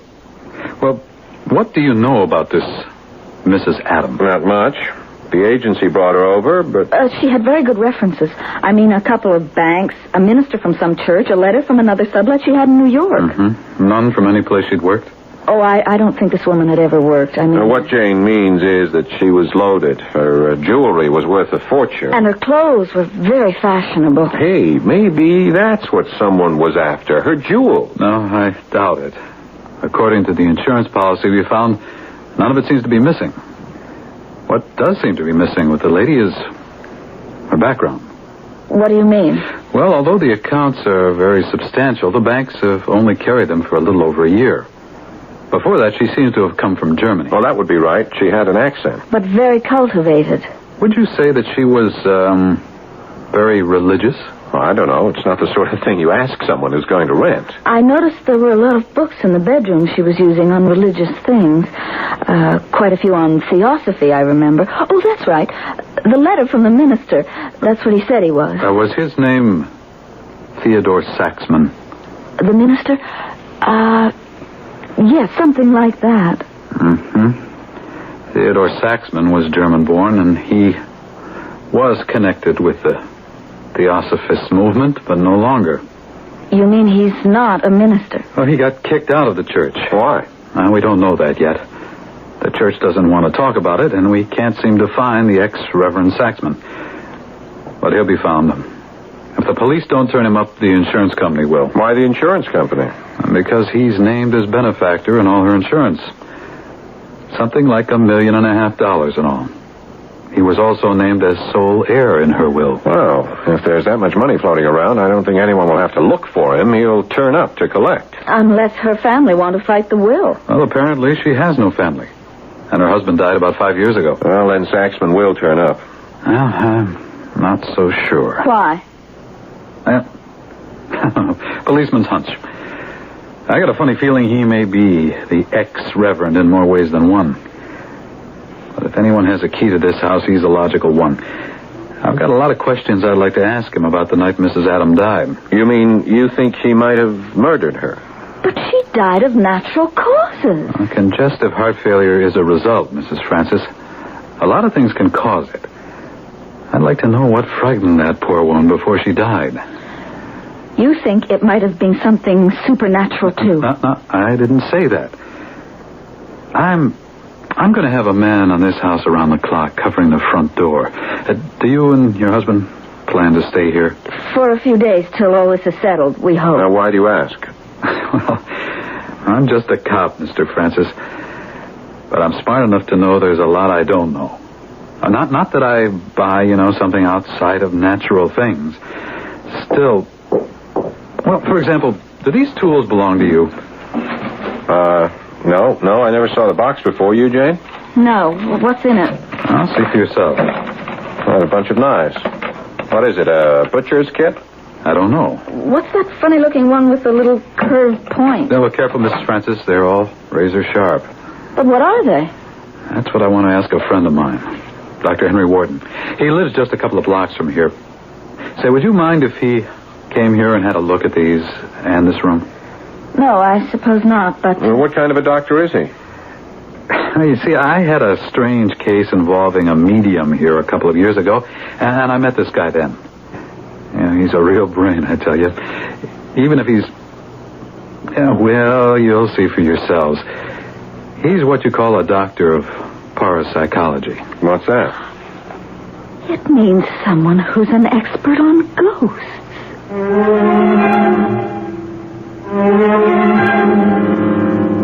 Well, I have examined the library of the deceased. Small, but quite a comprehensive compendium of reference on the mystical arts, Mr. Francis. I would know, Dr. Wharton. It's not exactly my field. Of course not. No, to be sure. Not everyone's cup of tea, of course. Still, ceremonial magic, the Book of the Dead, the Kabbalah, Cagliostro, fascinating reading for the inquiring mind. Why would anyone be interested in books like that?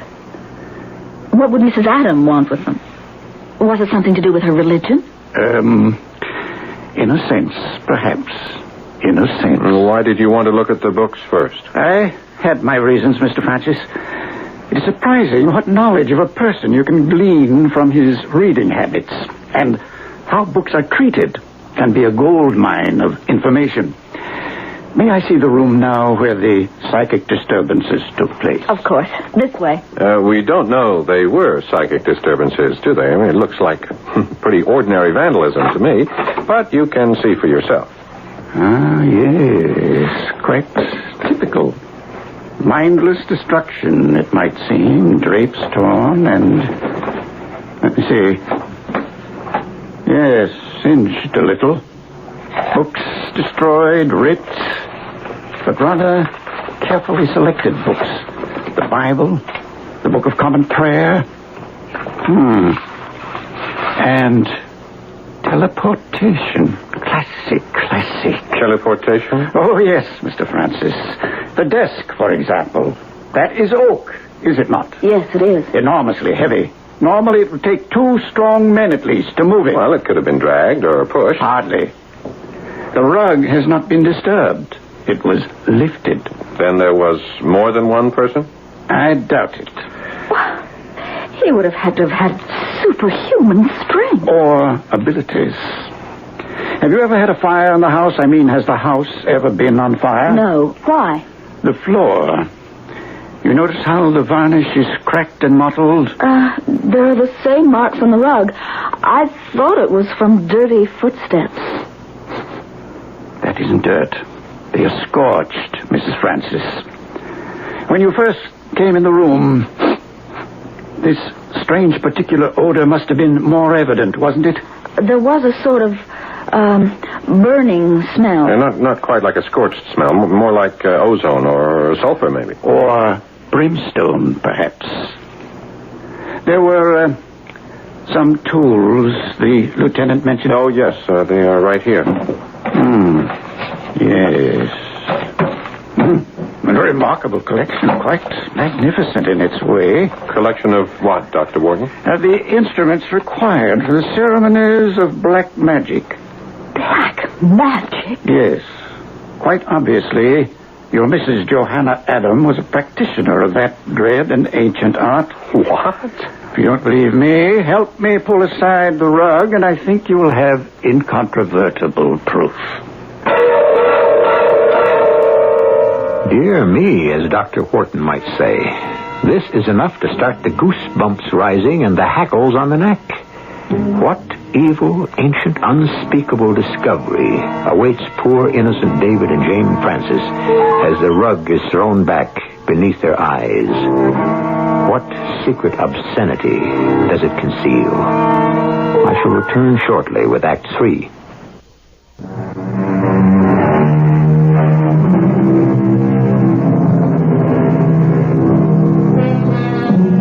Three people stand looking down at what the rolled-back rug has revealed. What they are looking at is a strange and cabalistic circle burned into the floor. Placed on it at 90-degree intervals are crude sketches of a skull, a goat's horns, a bat, and a black cat. Inside the circle, intertwining with each other, are 4 smaller circles enclosed in a triangle. Tacked to the floor on the inside of the large circle are strips of cloth or some animal hide. And everywhere within the circle, painted in black and blood red, symbols, strange gibberish words, and long, complex alien names. Look at my floor. It's ruined. What the devil is it? I wouldn't invoke his name too carelessly, Mr. Francis. That is the Goetic circle of black evocation. Goetic? It means pertaining to witchcraft. So that's what Mrs. Adam was. A witch. Not quite, Mrs. Francis, or at the very most, a very amateurish one, who conjured up, or at least saw conjured up, more than she bargained for. What does all that circle thing mean? In the Middle Ages, that material all around the inside of the large circle would have been the skin of the victim, fastened to the ground by 4 nails from the coffin of an executed criminal. Oh, how disgusting. Don't be too alarmed. I think you will find that this is only a simulation. As with the crude representations of what ought to be the skull of a patricide. Patricide? Someone who killed his father. The other 3 are the horns of a goat, a male bat drowned in blood, and a black cat who has been fed on human flesh. Are you serious, Dr. Wharton? About what I am reporting, absolutely. About whether I personally subscribe to this profane anti-religion, no. Most emphatically, no. Then you believe, as I do, that it's all nonsense. No, I'm afraid I don't. You believe that there has been black magic practiced here, And that some kind of evil spirit has been set loose in this house? Let me put it this way. I know that anyone involved in the hidden church of hell knows there has. Let me show you something. I found these sheets in the back of a volume entitled Science and Physical Phenomena and Apparitions. They were written by Mrs. Adam, apparently. The handwriting can be checked. And they are a sort of confession and last testament. May we read them? How's your knowledge of German, medieval Latin, and the litany of the grimoire? Well, I don't speak German or Latin. What's the grimoire? The Grand Grimoire is the last word on profane worship. The encyclopedia of black magic. The definitive handbook of sorcery. Okay, so we can't read the mumbo-jumbo Mrs. Adam left, but would you read it to us? I won't read it. I'll tell you what it contains with one stipulation. What's that? Lieutenant Price must be present and hear it at the same time.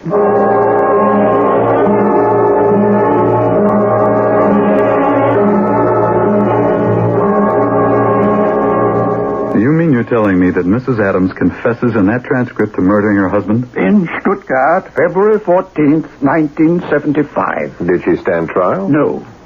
The medical certificate was issued as death due to natural causes. Well, what did she kill him for? She wanted to give a large amount to the religious group, a church, if you will, that she intended to join. He didn't believe in it. She felt she had divine grace to do as she wished. How awful. Did the church get the money? Not yet. Nor would it ever have. She changed her allegiance along the way. You see, she hadn't counted on her conscience. And at least for her, her husband refused to rest easy in the grave. He haunted her. Exactly. So successfully and persistently that he drove her to flee to this country, hoping to find freedom from his curse. And here she met a man named Theodore Saxman. The ex-reverend. The boy we've been looking for. Does she give any clue where we might find him? Oh, yes, indeed. Well, then I want it right now. I want to haul that joker in. Oh, I very much doubt that you can, Lieutenant, now. What are you getting at, Dr. Warden? I don't think you're going to find Theodore Saxman in this world. Well, I sure don't expect to find him in the next one. I wouldn't be too sure of that. What?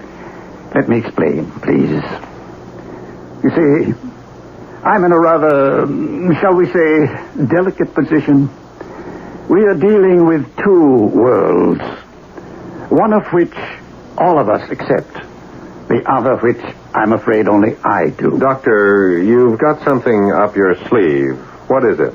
Whatever it is, I assure you it is in your best interests, Mr. Francis. It is? I would assume you wish to go on living in this house of yours, that you'd like to be rid of this poltergeist that is invading it. Oh, no, just hold on. What's a poltergeist? Forgive me. A moment of levity. A poltergeist is a noisy and usually destructive ghost. I'm afraid what we have here is a much more malevolent one. You mean it's the spirit of the excommunicated priest, whatever his name is? I'm not sure that is the term of choice of his sect. Certainly, however, unfrocked and cast out of the church. What is it that you want us to do, Dr. Warden? Let me sum all this up first. A haunted and tortured Mrs. Adam fled to this country, only to find out she could not leave the ghost of her husband behind her. In desperation, she returned to the church she had known, confiding in Theodore Saxman.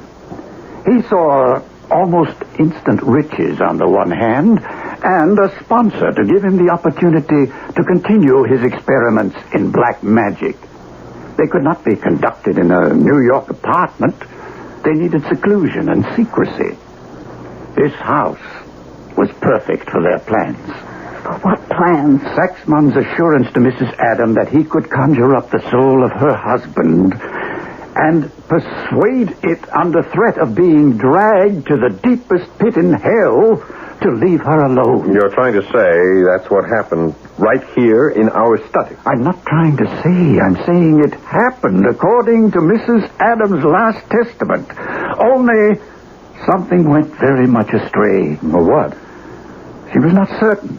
she surmised, as I do, that he stepped out of the protection of his inner circle, and that the soul he was trying to threaten, Mr. Adam, was released by the damned in exchange for the Reverend Saxman. Released? Oh, where did he go?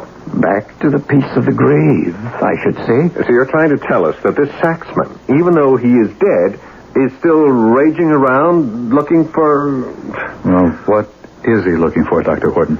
At the moment, he is the most condemned of the condemned. A creature neither of hell nor heaven. An outcast spirit, doomed to wander eternity with neither hope of salvation or damnation, unless...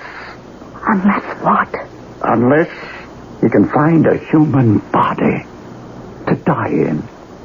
He tried to invade Mrs. Adams, but he frightened her to death before he had the chance to possess her. It is you, or perhaps even more, your husband, that are in danger now. Oh, no. You actually believe all this junk, Dr. Wharton? What I believe is beside the point. What people who have invested this house passionately and totally believed has poisoned it.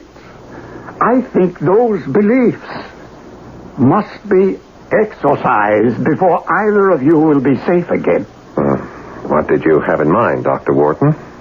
For the four of us, tonight, to occupy this magic circle. And after I have instructed all of you to raise this fiend from the darkness and consign him to eternal fires. I command and abjure thee, Theodore Saxman, to quit thine abode wherever it may be, swearing that I will give thee 1/4 of an hour alone. And if thou dost not come straightway hither and communicate with me in an audible and intelligible voice, dispatch me, Emperor Lucifer, or his messenger Astaroth, in a human form, without either noise or evil smell, failing which I shall smite thee all and thy whole race with the terrible blasting rod into the depths of the bottomless pit. I'm scared, David. It's crazy, but so am I. Anyone as crazy as me. If my boys outside knew what I was doing... Silence. Don't move. Stay in your circles. Oh, I'm sorry, Doctor. I should never have allowed this. I warned you, if you leave the circle, you're risking your life.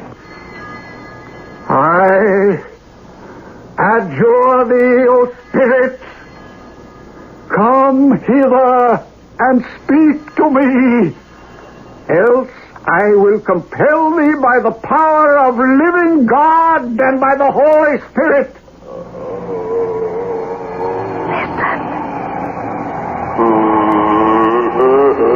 What is it? Obey promptly or be eternally tormented by the power of the potent words in the grand clavicle of Solomon.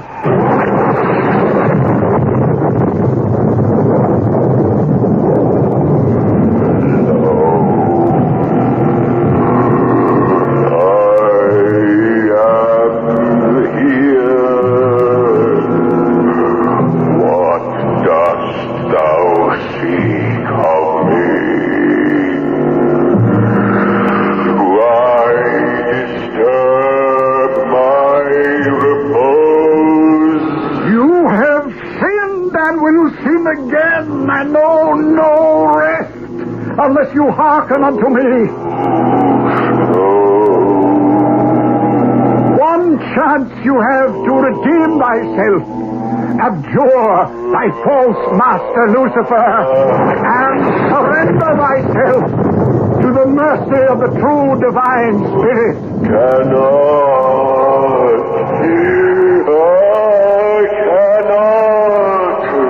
I am bound.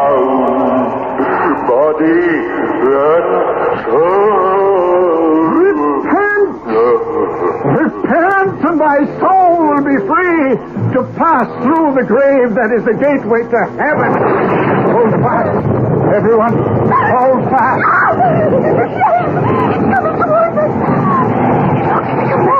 I can't let him escape. Let me go, Doc. For God's sake, stay in the circle. It's going to the door. John, Bill, he's trying to escape. Don't let him get away.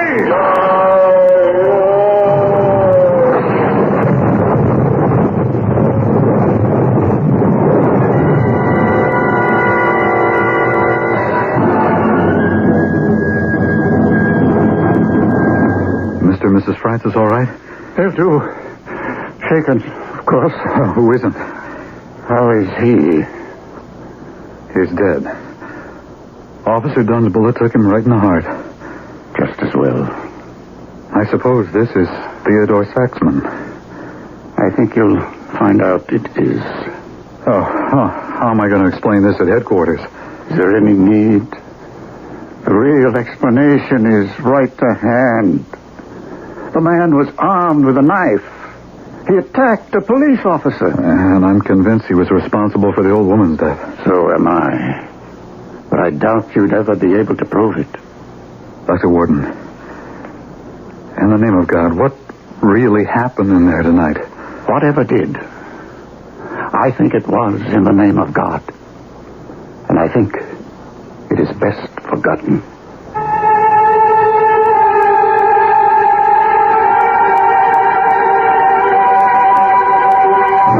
Well, there it is. Which do you want to believe? That there was some hallucinatory drug in the heavy incense burning in that study? That Theodore Saxman did return to steal the jewels and lost his head and attacked the policeman? After all, he did have a key. Or, well, perhaps we'd better forget the other. If we find ourselves believing in goetic incantations, exorcism, the clavicles of the Grand Grimoire, and the power of black magic, who would sleep fast tonight? I'll be back shortly.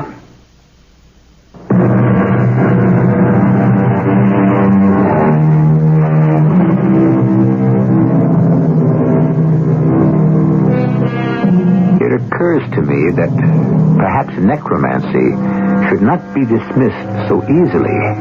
It has a long history, and it does have its believers. After all, in 1 Samuel 28:7 and following, at King Saul's request, the witch of Endor did call up Samuel from the dead. Or shouldn't I mention it? Because you might be listening to this in the late of night. Our cast included Roberta Maxwell, Paul Hecht, Lloyd Batista, and Roger DeKoven. The entire production was under the direction of Hyman Brown. This is E.G. Marshall inviting you to return to our Mystery Theater for another adventure in the macabre. Until next time, pleasant dreams.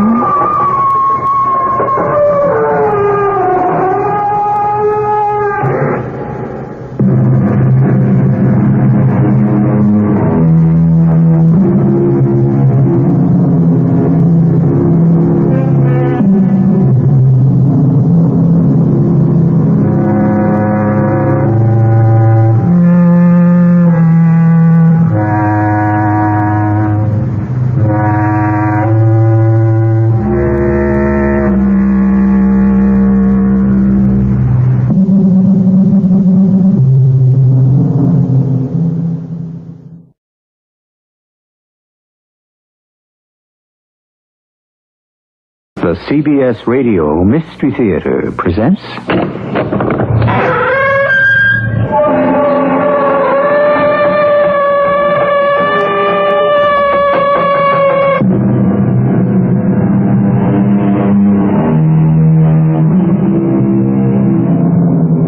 Come in.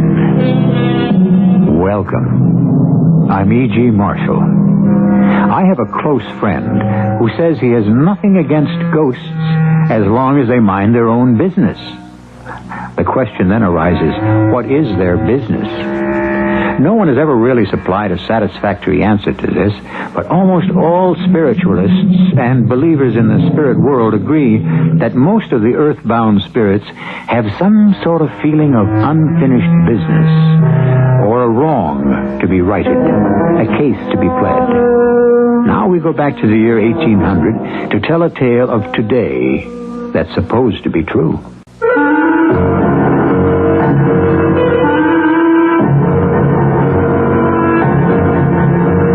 Our mystery drama, The Ghost in the Well, was written especially for the Mystery Theater by Murray Burnett and stars Tony Roberts and Patricia Elliott.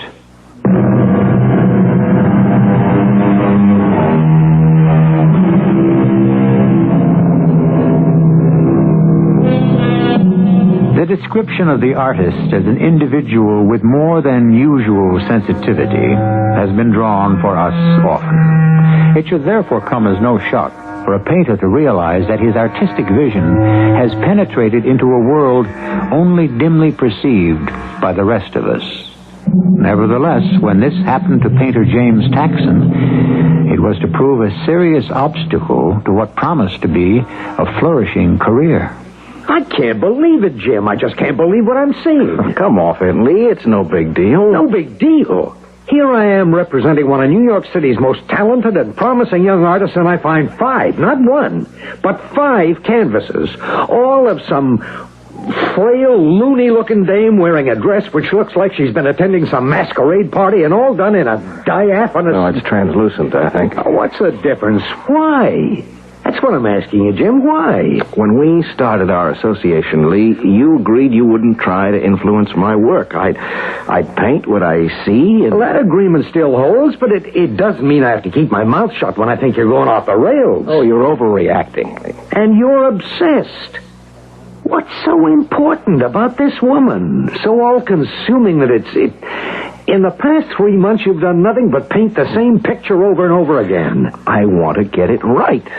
The quality, the feeling, what I see. I'm just repeating myself.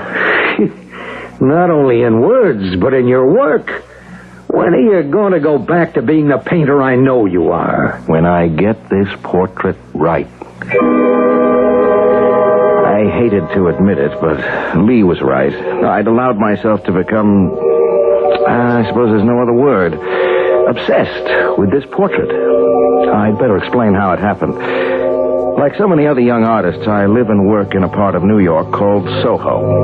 Well, one night I couldn't sleep. I was sitting at one of the windows of my loft overlooking a small 3-story building when I had what only can be described as a vision. A figure of a young woman, dressed in 19th century clothes, seemed to rise from out of the ground in the air. Up and up until her eyes were level with mine. She gazed at me, imploringly. I felt compelled to paint her, to capture that look. For the next few months, I worked furiously, always on the same painting, and always I failed to capture that look in the eyes that had burned itself into my brain. Why do you frown so? The gentlemen I knew were always laughing. Because I can't get your eyes right. That's because you don't know anything about me. You don't listen. I'm a very fascinating person. Yes, I suppose you must be. Otherwise, I wouldn't be so interested in doing your portrait. I was murdered, you know. Don't try to... Murdered? Thrown down a well by a villain named Levi Weeks more than 100 years ago. That's it, Jim. What you need is a breath of fresh air. You're working too hard. You're hearing voices. Of course you hear me. I'm Juliana Sands. And if you look closely, you'll see my eyes are really hazel, not green the way you're trying to make them. That does it. Come back. Please, come back. I had to get out and walk, to think out what was happening to me. Either I was over the edge and hearing voices, or this vision I'd seen outside my window was really a ghost, a spirit, or whatever. She'd given me a name, Juliana Sands. I headed for to the library, and a researcher I knew there gave her the name, and she told me to come back in an hour. I did, and got a real shock. I apologize. I am not crazy. I'm not hearing voices. Well, aren't you going to say anything? Won't you accept my apology? Aren't you even curious about how I found out? Look, you, Juliana Sands, I'm talking to you. Now, you answer me. I know all about Juliana. You fell into a well in December of 1799. You weren't murdered. You believe those lies they told in court. You're just like all men, ready to believe the worst. You're a strange ghost. I am not a ghost. I am a lingerer. You're argumentative. I'll say that for you. I've been wronged, and no one will listen. Well, what's the difference between a lingerer and a ghost? Ghosts are namby-pamby. Lingerers choose to stay on. Oh, you choose to stay? I just told you, silly. Why? To clear my name. You said you found out all about me, but you really don't know anything. Well, it's a matter of court record. Your boyfriend was Levi Weeks. He was accused of pushing you into the well. He was tried and acquitted. Because the stupid judge believed the lies that were told about me. Yeah, he had a pair of pretty good lawyers. Oh, Mr. Alexander Hamilton and Mr. Aaron Burr. The only time in history they were known to be on the same side. You did take the trouble to look me up. Yes, I did. And you find me fascinating. Most men do. You're also conceited. I looked you up because I wanted to find out if I was losing my mind, not because I find you fascinating. Then why are you painting me? Because I'm a painter. Also a fibber. You know, you're entranced with the idea that you're actually talking to an alluring woman who lived a century ago. What do you want of me, Juliana? There. You see? You've used my name. And it's just delightful to be asked what I want of someone. Usually I ask gentlemen what they want of me. Although, of course, I know perfectly well. I get the feeling you were a terrible flirt. Flirt, perhaps. But I'm afraid you'll turn out to be just like all the other men, all the men I knew who thought the worst of me. And, Jim, I hope to get better treatment from you. What difference does it make to you now? I want you to paint me for the world to see me as I really was and am. A woman slandered and wronged. I want my name cleared. Cleared of what? From what I've been able to find out, you fell into a well. I was murdered. Cruelly and foully. Well, now the judge found... Levi Weeks? Come here this instant. Oh, no, Juliana, not again. I said come here. Oh, what are you going to do? Are you going to bring someone else in on this? It's you I'm interested in. You're going to hear the truth. Right from the lips of this murderer. You have no right to name me murderer. The court... You know very well what happened in the court, Levi. I insist that this gentleman hear it. I insist. Do you understand? I will clear the courtroom if we have any more disturbances. Pray continue, Colonel Burr. Thank you, Your Honor.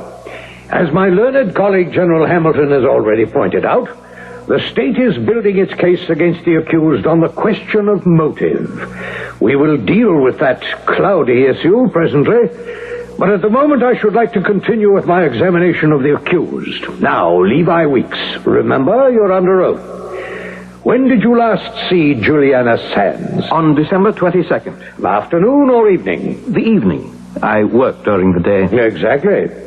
And I'd like to point out to the members of the jury that your employer testified as to your character. If the prosecutor doesn't object, I must, Colonel Burr. You will kindly confine yourself to questions. Yes, Your Honor.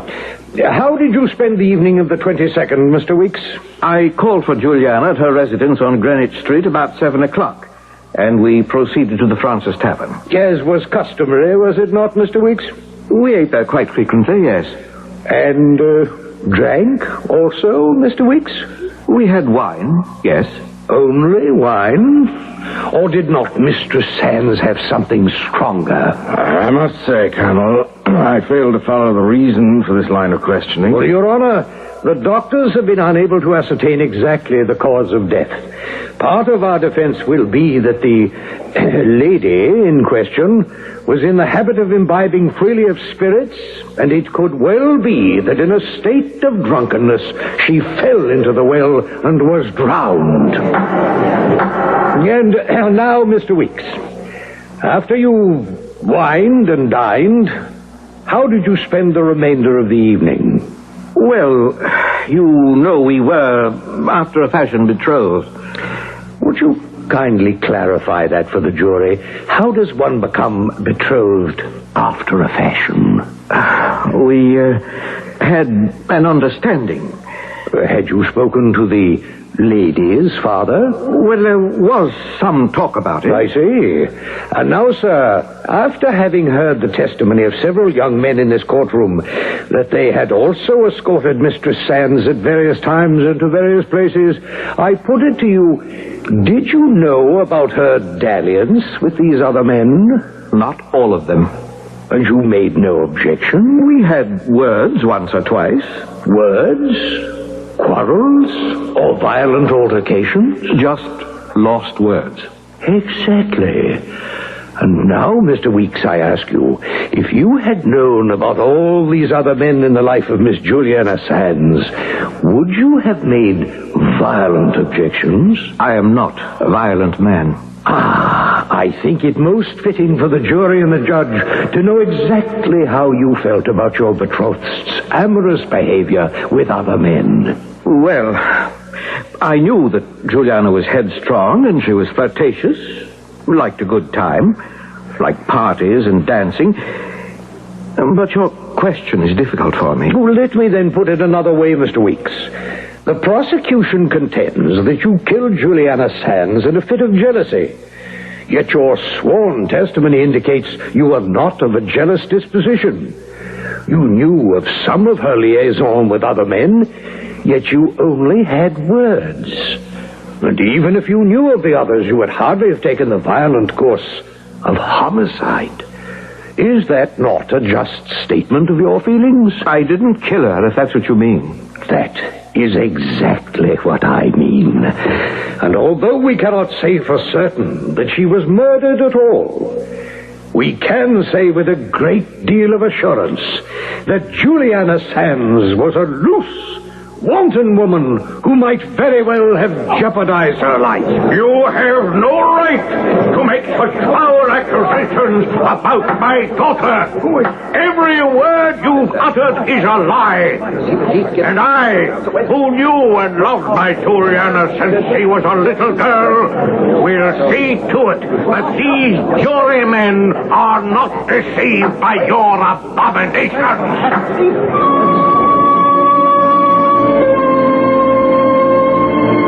An impossible scene? A wild creation in imagination of some fiction writer? Not at all.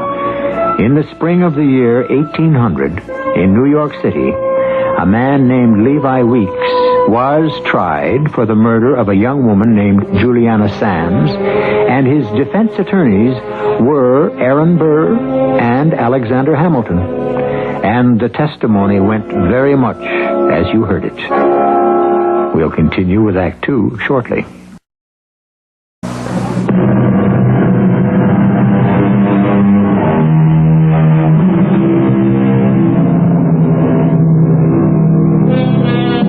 Courtroom drama is always composed of the stuff of life. But when you find yourself a spectator at a trial that took place in 1800, and you're there by courtesy of the ghost of the alleged victim, that drama takes on overtones of spiritualism and undertones of science fiction and the time machine. That's precisely the situation in which our talented painter James Taxon finds himself. I attributed my comparative calm to the fact that I had been reassured I wasn't losing my mind. My library researcher friend had dug further and come up with more information on the trial of Levi Weeks. There was absolutely no doubt that such a trial with such characters had actually taken place. I didn't think I was hallucinating. Now the question remained how best to rid myself of my obsession with the portrait of Juliana Sands. I decided that getting the whole story might be the answer. Therefore, I looked hard at my last unfinished canvas. Nothing happened. I closed my eyes. You look silly with your eyes closed. Oh, I'm glad you're back. I want to talk to you. Naturally. I've always been very popular with members of the opposite sex. I want to know more about what happened at the trial. Just a lot more nastiness. Well, those are words, and I want the truth. And that's what you shall have, but we need Levi for that. Oh, no, Juliana, not again. No, Levi, you know very well that we haven't come anywhere near telling the whole story. Must we? I insist. And you may as well begin by saying that you were too much a gentleman or too frightened to tell the court. After we supped that night at Francis Tavern, what did we do? You always could shock me, Juliana. I fail to see what's shocking about the idea of a betrothed couple anticipating their wedding night. The sins that you do by two and two, you must pay for one by one. Do you hear that, Levi? I was just quoting from a great English poet named Rudyard Kipling. Levi, you might tell the gentleman how an ordinary carpenter came to be represented by two such distinguished attorneys as Mr. Alexander Hamilton and Mr. Aaron Burr. Purely a matter of politics. Does that explanation satisfy you, sir? No way. I'd like it a little more in detail. Well, I first met Colonel Burr when I did some carpentry work for him. The Colonel was much interested in the details, and we fell to talking. At which Levi is very good. I cannot tell this gentleman what he wants to know if you're going to interrupt continually. Do forgive me, Levi. I've always been interested in politics, and you may not be aware of it, but Colonel Burr was consumed by the ambition to be president. When I'd stop for lunch, the Colonel would sit with me, and we'd talk.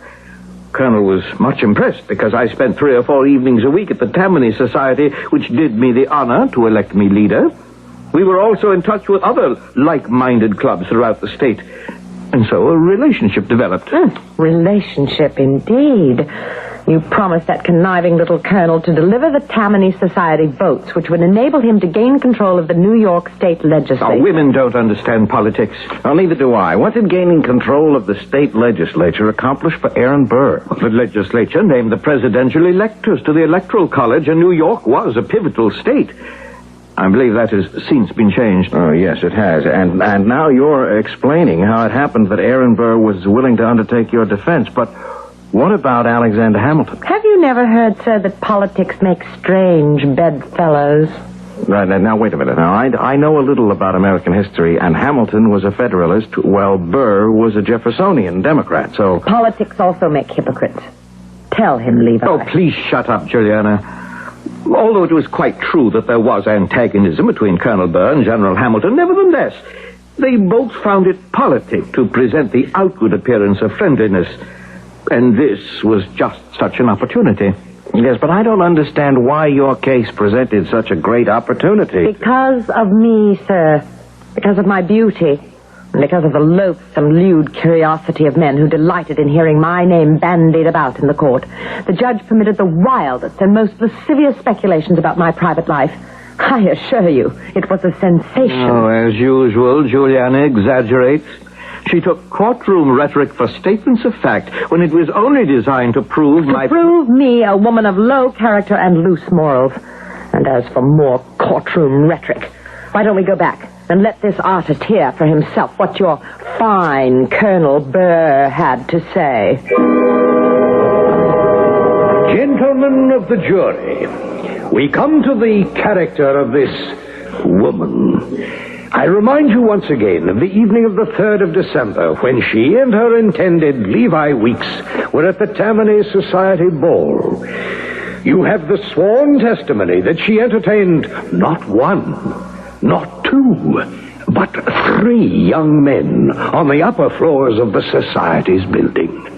And all this, mind you, while her fiancé, this hard-working young man, was downstairs searching everywhere for the lady who had plighted her troth to him. Levi, you heard those disgusting insinuations he made to the jury. How I raged when I heard those words. And how bored I get when I hear you bring them up year after year, century after century, will it never end? Only when I'm satisfied that my name has been cleared.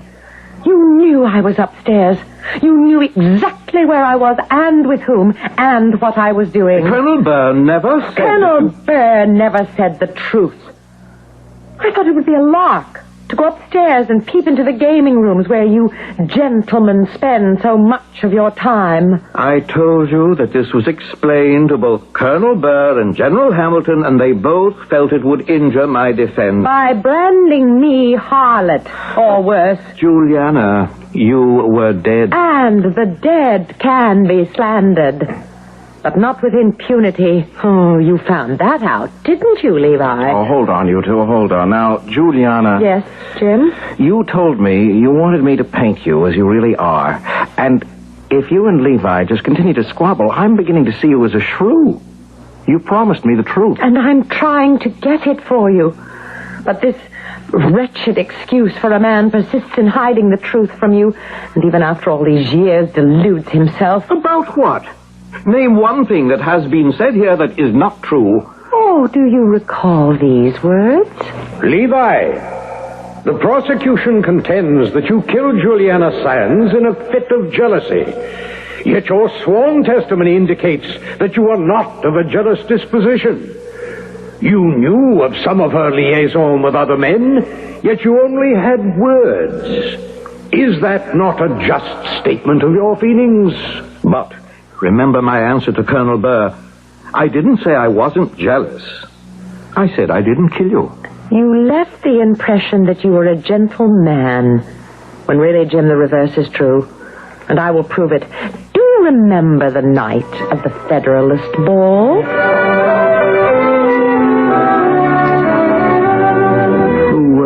Was that young popinjay you were dancing with? His name is William Gates.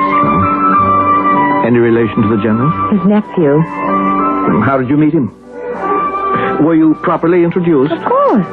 He saw me standing at the punch table, introduced himself in a most genteel fashion, and asked me to dance. And it never entered your head to refuse? Why should I? With you off talking politics with some of your playfellows. You know I don't like you dancing with other men. Oh? Does that include Colonel Burr? Well, of course not. The Colonel is different. Pray, tell me how. Well, he's older. He knows me, and well, you know what I mean. Of course, dear heart. If you feel it's to your advantage for me to dance with a man when it's permissible. But if I should find it entertaining to dance with someone, it is forbidden. I tell you flatly, I don't want you dancing with other men. And I tell you that until I am your wife, I shall dance with whom I please, unless you're at my side. You'll do nothing of the kind. You'll behave like a proper lady, or you'll regret it for the rest of your life. Well, Levi, aren't you going to tell this delightful young artist the rest of the story? Or have you forgotten what happened later?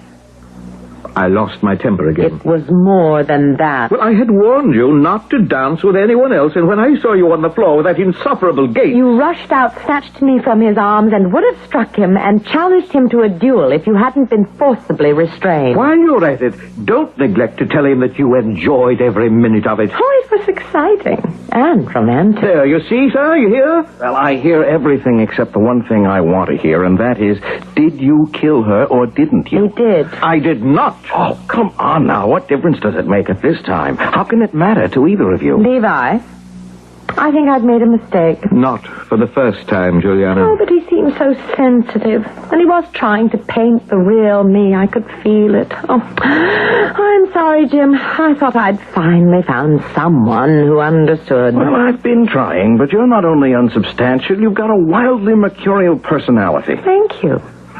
I shall always remember that. If you decide to continue with my portrait, I do hope you get my eyes right. You're leaving? I'm afraid so. Yeah, and what about your crusade to clear your name? And have the world see you as you really are? Or were? It will have to wait. But I have plenty of time. Yes, but what about me? I mean, I must finish your portrait. That will pass when we're no longer in contact. Oh, no, don't go. You better talk into that talk thing. Just hold on until I answer this call. I hate waiting. Oh, it won't take a minute. Hello. Jim, this is Lee. Remember me? Yes, Lee. Look, I'm busy right now. Can I call you back? No way. I've been trying to reach you for days. Where have you been? Well, I've been right here. I've been working. You took the phone off the hook, didn't you? Lee, I'm sorry, but I really can't talk to you now. Either talk to me or talk to a doctor. What? You haven't. I haven't, but Janice has. Remember Janice? Oh, yes, of course. I remember Janice. Janice? Should I be jealous? Hey, quiet, will you? What?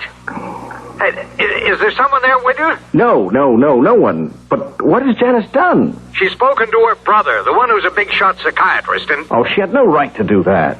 She loves you, Jim.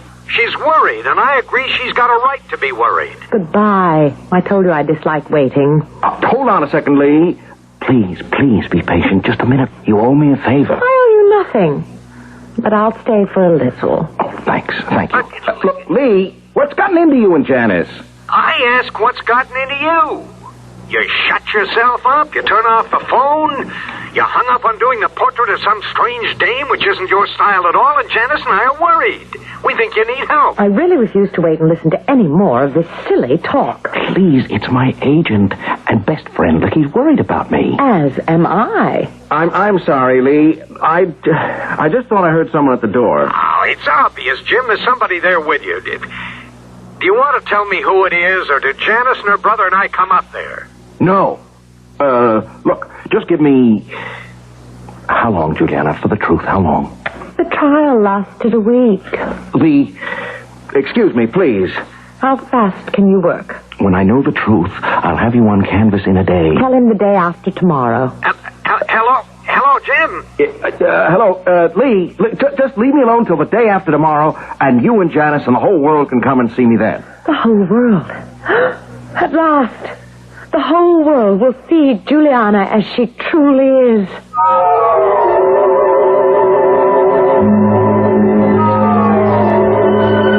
Perhaps our charming ghost is putting too much trust in a painting. After all, a painting, no matter how great a work of art, can present many faces to different people. But more importantly, can Jim Taxon find out where the truth lies in this tangled skein that hasn't been unraveled in more than a century? We'll be back with Act 3 shortly.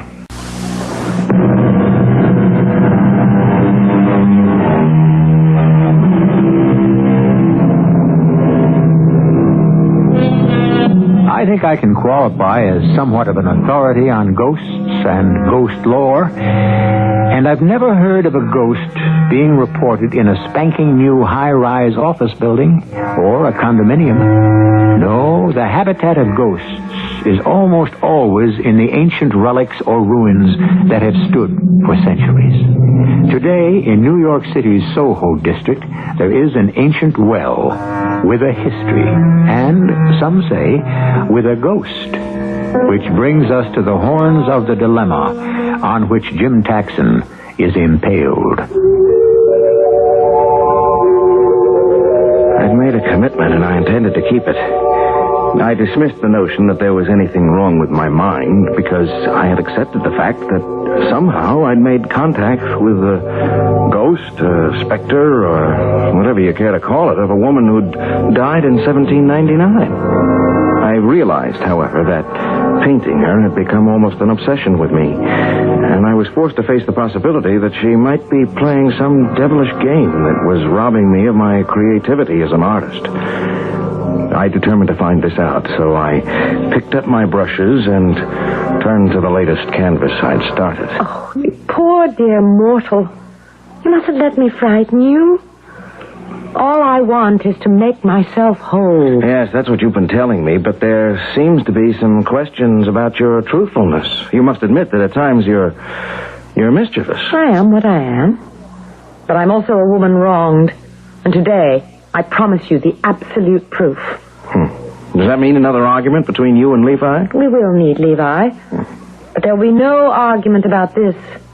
Will there, Levi? Levi? I'm here, Juliana. I want you to tell this gentleman quite calmly and without any evasion that you were the father of my unborn child. I will tell him the facts.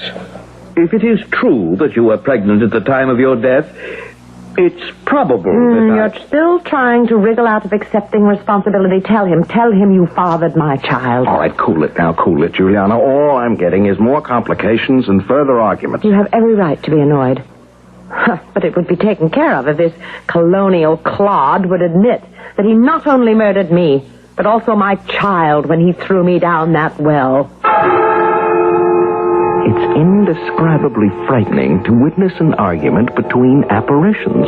But that's exactly what Juliana's accusation touched off. The only way I could bring some semblance of order out of this eerie chaos was to threaten to leave.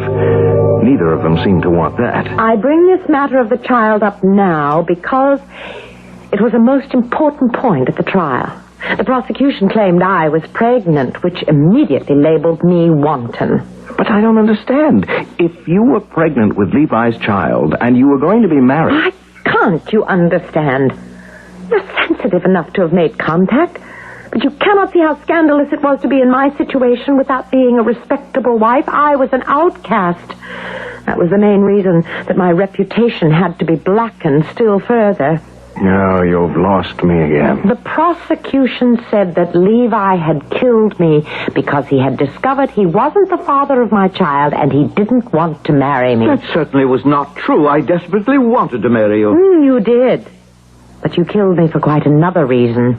But the defense attorneys easily persuaded Levi to allow them to make me out to be a wanton. Did I ever actually deny the possibility I was the father? Not you, Levi. You played the noble, put-upon gentleman. Were you the father? I'm pretty sure I was. Pretty sure? He was. Well, now, Juliana, what about that all-day excursion you took to Harlem with General Gates' nephew? Most of it was spent in the coach with 4 other people present. All right, now, let's stop it right here. No more arguments between you two. I must hear about the night of the murder. There was no murder. I want to know what happened that night. Tell him, Levi. Tell him about your first lie, your sworn testimony in the courtroom. Oh, you've told me so much and argued so much. I don't remember what he said. He said the last time he saw me was December 22nd. Isn't that what you told the court, Levi? Yes. And that was a lie, wasn't it? Yes. You really saw me Christmas Eve, didn't you? I did. And that was the night you killed me, wasn't it? I did not kill you. Oh, well, why don't you stop the accusations and the denials, get to what happened, and let me decide? Levi's already admitted that he lied about the last time he saw me. What happened that night? Oh, it was a beautiful night. Clear, with just a sliver of a moon, and all the stars winking like candles on a Christmas tree. We strolled along Green Street, holding hands. Remember, Levi? Not likely I'll be allowed to forget, Juliana. We were on our way to my house, and I said, Levi, we must set a date for our wedding. You never cease to amaze me, my love. Your father won't even permit us to announce our engagement, and here you are talking about setting a date for our marriage. You would not like your child to be born without a name, would you, Levi? What are you saying? I'm with child, Levi. Are you sure? Certain. Oh, it's another one of your jests. A poor one, I must say. I mean it. It's true.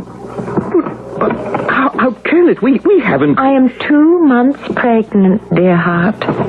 2 months? Yes. But what does that matter? What matters is that tomorrow, on Christmas Day, when you join us for our celebration, you tell my father that there will be no more shilly-shallying, that we love each other deeply, and we wish to be married as soon as possible. You think he won't question this sudden, unseemly haste? We are young and ardent. We've waited long enough. There's no more to be said. Well, your father may have something to add. I do believe you're afraid of him, Levi. Nonsense. Come, let's continue on our way. Ah, it's a lovely night. But I begin to feel a chill when we're not moving. 2 months.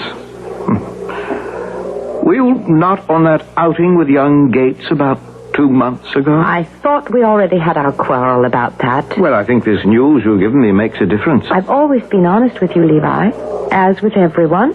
Have you? When have I not? I cannot tell. And that's what eats at me. You're thinking about my Harlem excursion with that silly young Gates, aren't you? Yes. And I used to be so proud of your jealousy. Proud? Well, perhaps not proud, but secretly I enjoyed it. It tickled my fancy that I should get you so annoyed and angry over trifles. I was wrong. Yes. And so were you, to take my little flirtation seriously. And now you tell me you're with child. Levi, suppose... Just suppose... I mean, you see this well? Yes. Just suppose it were a wishing well. Do you know what I would wish? What? That you knew me well enough to know that I truly love only you. You have no cause for jealousy. That would be my wish. That I would wish that you were more like the other ladies in deportment. You wouldn't love me if I were all languishment and easy to tears. Levi, only you alone can be the father of the child I carry. But did you hear me? I heard you. I wish I could believe you. All right. You wish to believe the worst? Then you may as well hear it. You want to believe it, so I'll tell you what you want to hear. Not the truth, but what you're determined to have for heaven only knows what reason. Oh, Juliana, stop. Oh, it's too late, Levi. Yes, we did. We went to Harlem, the Gates boy and I. We walked along the riverbank away from the other people and found... Oh, you... Levi, you're hurting me. Let go of me. You to play with me? I'll scrap you till you beg for mercy. Oh, Levi, the well. Pressing against my back. Don't know what's true or false when you... Levi, careful, I'm falling. Juliana, I didn't mean for you to fall. Well, Mr. Portrait Painter, now you know the truth you've been seeking. Tell me, is he not a murderer? I don't know. Not know? How can you not know? You see, Juliana, it's all for naught. He's heard everything and he's... No, not everything. He hasn't heard the verdict, nor what my father said in the court. He must hear that. Oh, it's useless. It's a waste of time. And what else do we have but time, Levi Weeks? What else? Gentlemen of the jury, you have reached the verdict of not guilty. A verdict with which I heartily concur. The jury is dismissed with the thanks of the court, and the defendant, Levi Weeks, is freed. Now you will hear me, and I shall not remain silent. The defendant may go free, but you, Alexander Hamilton, and you, Aaron Burr, will be forever accursed for besmirching the name of my lovely daughter, for destroying the name and character of a sinless young woman. You are damned. I call upon the higher court, the just God in heaven, to see that you are punished for this affront to all virtue. Remove this man from the court. Take him, I say. And you, a judge who judges not, you, sir, will also feel the weight of my curse, now and forever.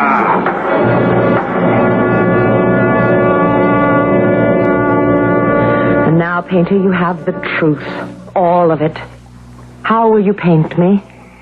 Truly, as I saw you and see you clearly, a lovely, laughing, hazel-eyed girl with glints of mischief dancing in them. And it will be seen by the world? Yes, I hope so.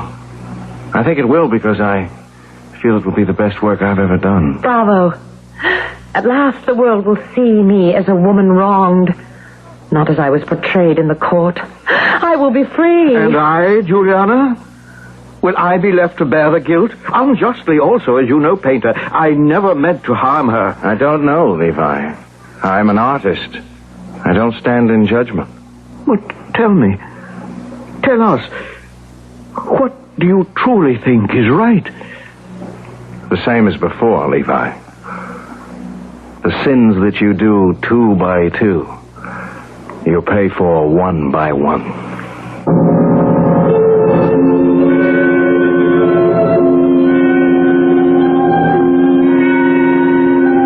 Most people today don't believe in the power of curses.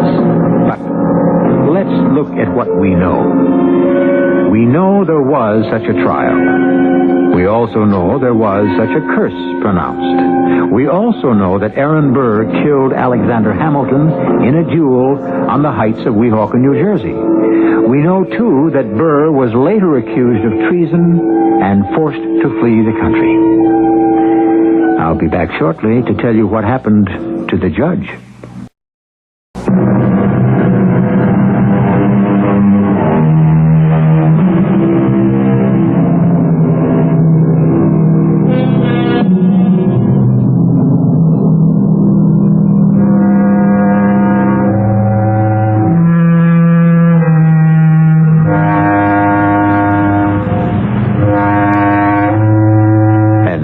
We come to the judge who presided over the trial of Levi Weeks, accused of the murder of Juliana Sands. The trial took place in 1800. 29 years later, on a December evening in 1829, the judge walked out of his hotel on Lower Broadway and was never seen again. Something to think about until we meet again. Our cast included Tony Roberts, Patricia Elliott, Court Benson, and William Griffiths.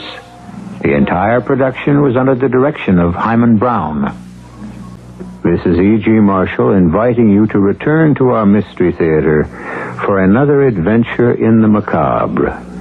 Until next time, pleasant dreams.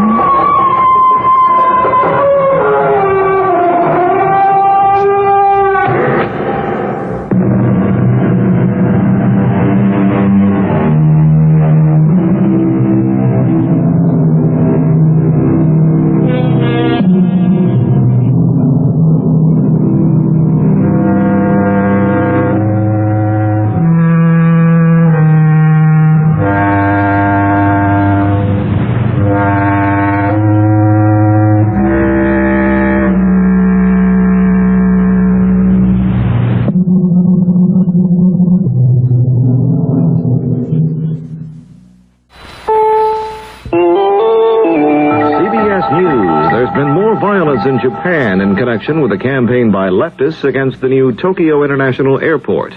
This is Doug Poling reporting on the CBS radio network. Police say about 10 radicals used steel pipes to smash the glass doorway of a hotel owned by Japan Airlines near the new airport and then threw firebombs into the lobby. The fire was put out and no one was hurt.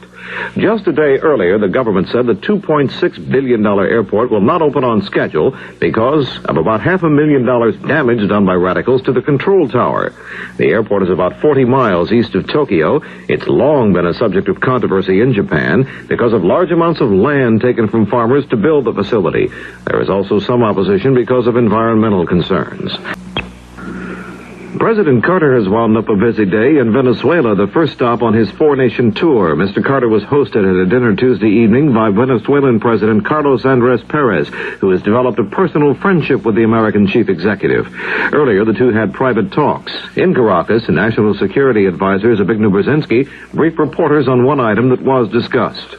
The two presidents, first of all, did talk about Panama, and the President of the United States, President Carter, assured President Perez of his determination to make every effort to obtain ratification, and he shared with him the feeling that Perez expressed regarding the central importance of these treaties for our relationship with this part of the world and more generally with the developing world. The two presidents also discussed human rights and oil prices. Venezuela is the leading foreign oil supplier to the United States in the Western Hemisphere. Before moving on to Brazil on Wednesday, President Carter will make a speech to the Venezuelan Congress. Many Americans believe the winter of 1978 was a bad one. Just wait until 1981, according to Joseph Gudovich, a science writer and student of long-range weather forecasting. He says, we're in for a deep freeze in 81. In fact, says Gudovich, we're in for a generally chilly year. We'll have summerless summer. like we had in 1861, and blizzards such as we had in 1888. And what I'm saying is that all previous records for weather extremes and extremes of cold, prolonged cold, will have been broken. Goodovich says throughout the 1980s, the winters will be bad ones, things like 20-foot snowdrifts and weeks of constant sub-zero weather. A new poll shows 62% of the people surveyed disapprove of the way President Carter is doing his job, while only 36% expressed approval. The survey by ABC News and the Lewis Harris Organization represents a dramatic shift over the past year in the way people feel about how Mr. Carter is doing his job. According to a similar poll in March of last year, Mr. Carter enjoyed a 67% to 21% approval rating. The American dollar continues to slide on the foreign exchange market in Japan. In Wednesday morning's trading, the dollar hit another record low, falling to 222.50 yen before recovering slightly. Some dealers said the Bank of Japan bought a small amount of dollars, but others said they detected no government intervention. A federal judge in Houston has sentenced 3 former policemen to 1 year in prison. They were convicted of violating the civil rights of a Mexican-American man who was beaten and drowned while in their custody. The government had contended the man was thrown into the water by one of the policemen. Mexican-American groups were unhappy with the sentences, saying the former law enforcement officers got off too lightly. This is Doug Poling, CBS News.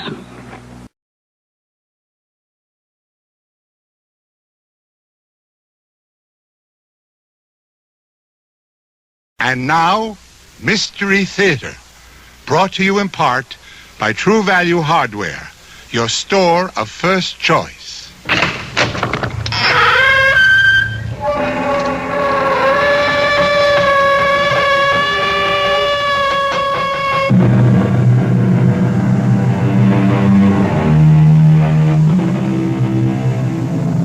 Come in.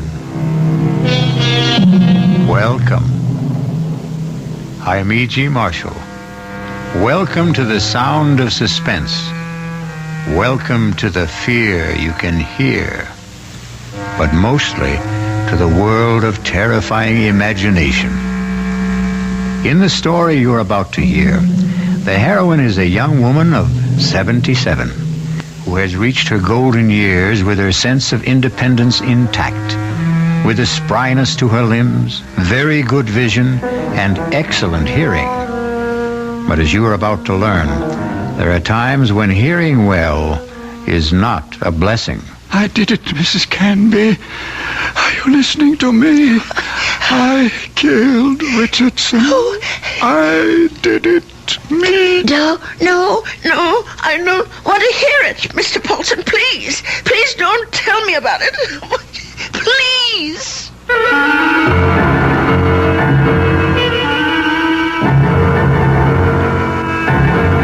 Our mystery drama, The Old Ones Are Hard to Kill, was written especially for the Mystery Theater by Henry Slessor and stars Agnes Moorehead.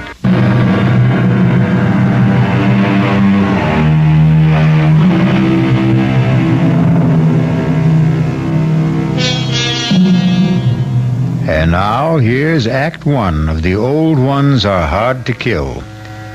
It begins with a stethoscope, a blood pressure reading, an electrocardiogram, and an altogether satisfying report on the health of Mrs. Ada Canby.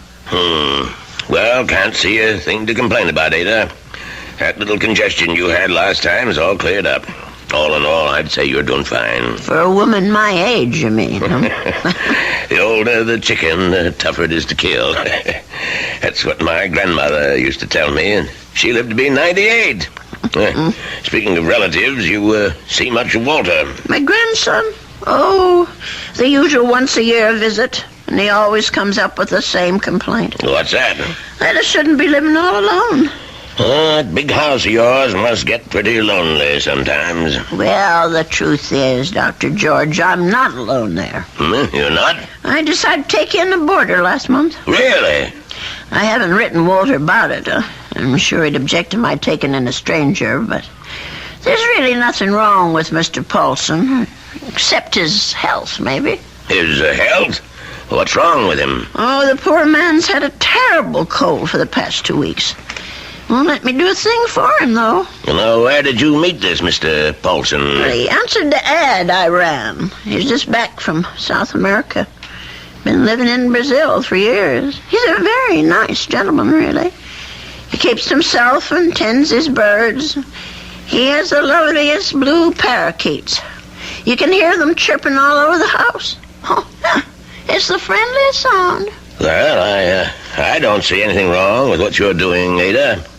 Just make sure you don't go and catch the man's cold. There's not much chance of that. Poor man hardly ever leaves his room. Well, how much do I owe you? I'll send you the bill. I'm sure you'll forget all about it. Promise me you'll send it.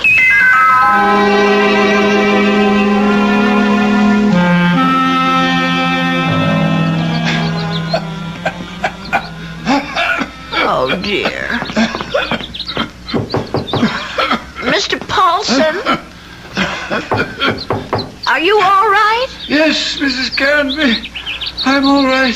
That cough sounds worse than ever to me. Why don't you let me fix you a little hot milk and honey? No, thank you, Mrs. Cairnby. Thanks very much. I'm going to try to get some sleep. Well, all right, if you say so. I guess it's time I was in bed myself.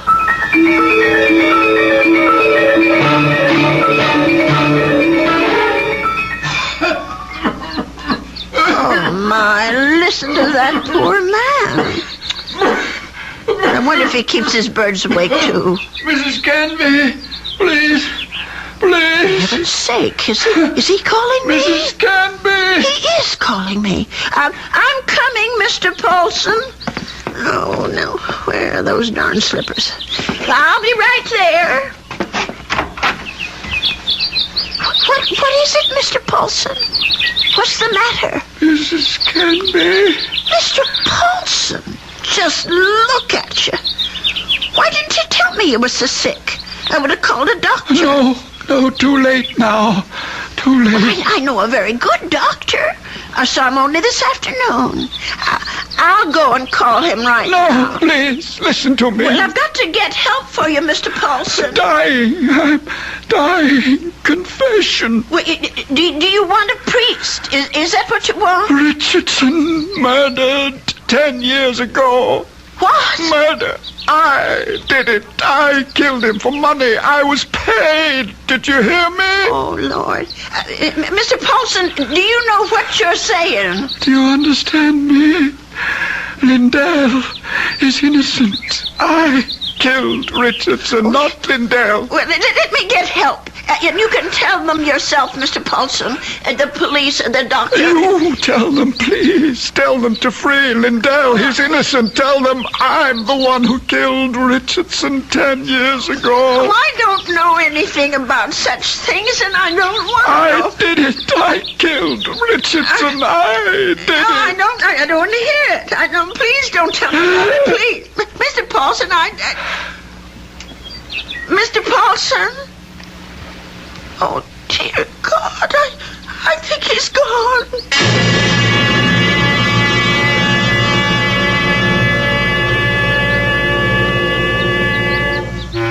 Listen to those poor little birdies. I suppose they miss poor Mr. Paulson. I'll lay them in his room. Well, let's see about this letter now. Dear Walter, I hope you don't mind my turning to you for advice, but I really don't know what to do. It's been 3 days since my boarder, Mr. Paulson, passed away, and I still haven't told the police what the man said to me. I just can't bring myself to get mixed up in anything like this. Dear, what's the use of writing Walter? He'll probably think I've dreamed it all up. No, I'll just forget it. Only how do you forget such a thing? Those names, I keep hearing them. Richardson, Lindell. Lindell is innocent. Oh, dear God, what if it's all true? If Mr. Paulson actually murdered this Richardson and Lindell is innocent? Only, well, who are they? I wonder if telephone book. Well, why not? Let's see. Richardson, Richard, R-I-C-H-A-R. Yes, here it is. Oh, Lord, there's dozens of them. Well, I'll try Lindell. That wouldn't be as common, I don't suppose. Yes, here it is. There's only about half a dozen. Then D-L-D-E-L-L. Oh, my heavens. Lindell and Richardson. Both names together. Lindell and Richardson Investments. 9 Concourse 4153132. I wonder if... Well, maybe it's the only way to be sure.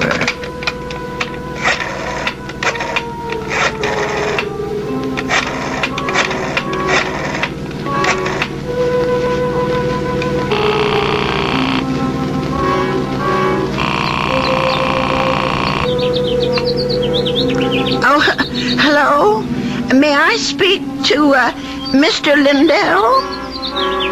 He isn't? Well, then what about Mr. Richardson? Oh, I see. Well, is there someone there I can speak to? Yes, please. Thank you. Hello. This is Mr. Chelton. May I be of service?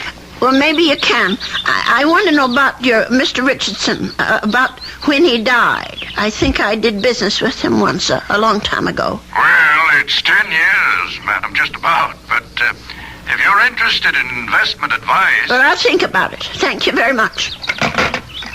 10 years. Well, it could be a coincidence. I guess it all depends on how he died.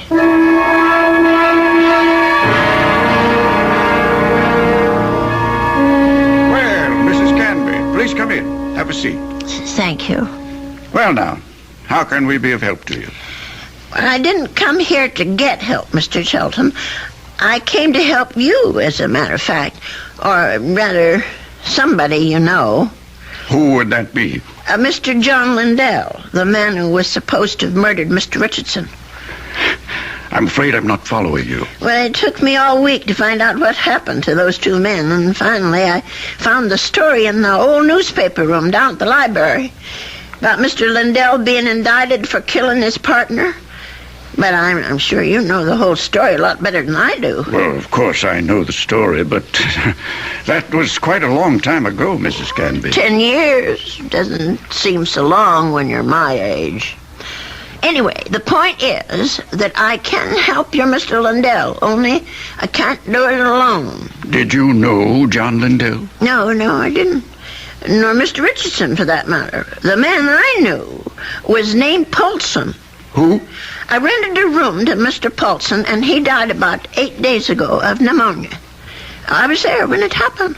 Oh, that's unfortunate, but... Before he died, Mr. Paulson told me something about Mr. Richardson's murder.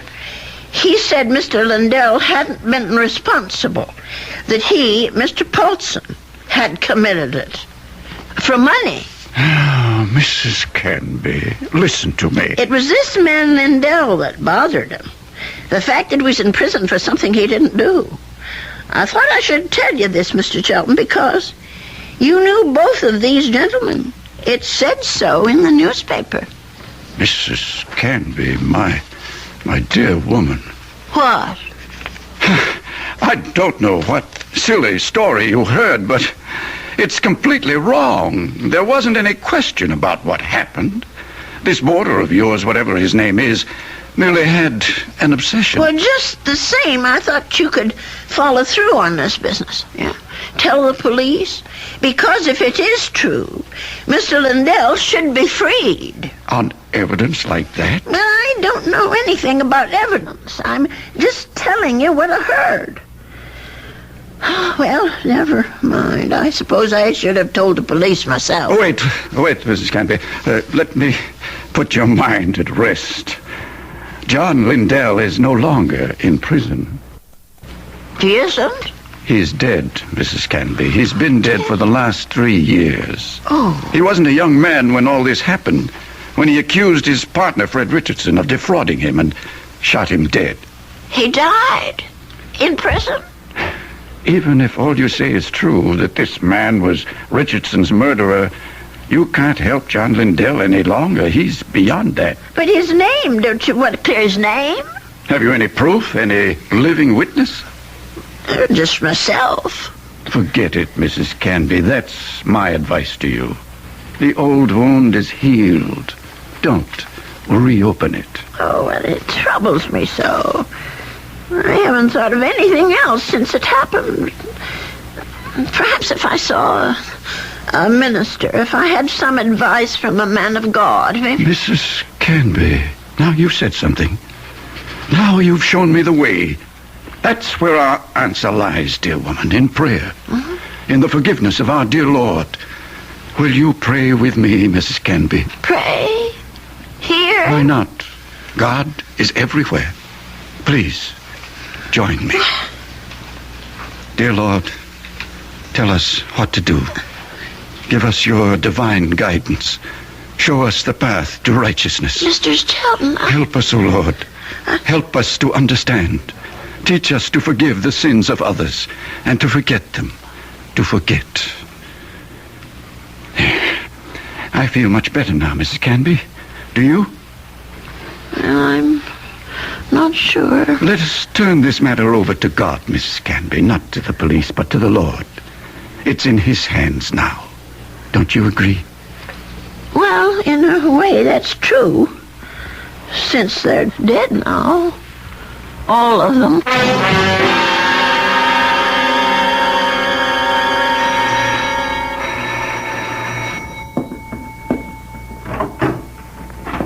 Yes? Mrs. Canby?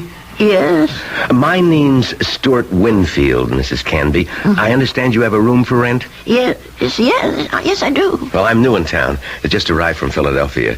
I've been staying at a hotel, but I'd like something homier. Well, the room I have is $35 a week. I can't offer you any meals, but you can use the kitchen all you want. Well, that sounds good to me. Would you like to see the room? Yes, ma'am, I sure would. Well, come on in, then. Thank you. By the way, how did you know I had a room for rent? I was going to place an ad this weekend. Oh, I guess someone at the hotel mentioned it. I forget just who. Say, this is a real fine old house, Mrs. Canby. Mm-hmm. I can see that I'm going to like this place. Just fine.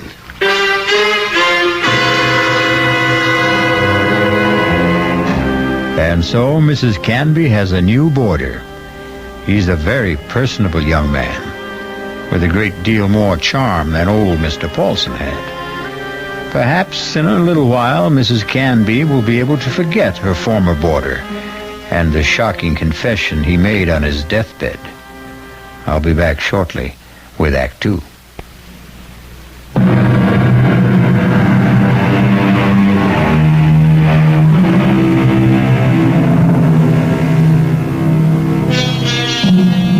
Stu Winfield took no time at all to make himself at home in Ada Canby's big old house. He loved everything about his room. The fine old four-poster bed, the crazy quilt that Ada herself had sewn up 40 years ago, the lace curtains on the window. He even loved Mr. Paulson's blue parakeets. But what he really seemed to like best was Mrs. Canby herself.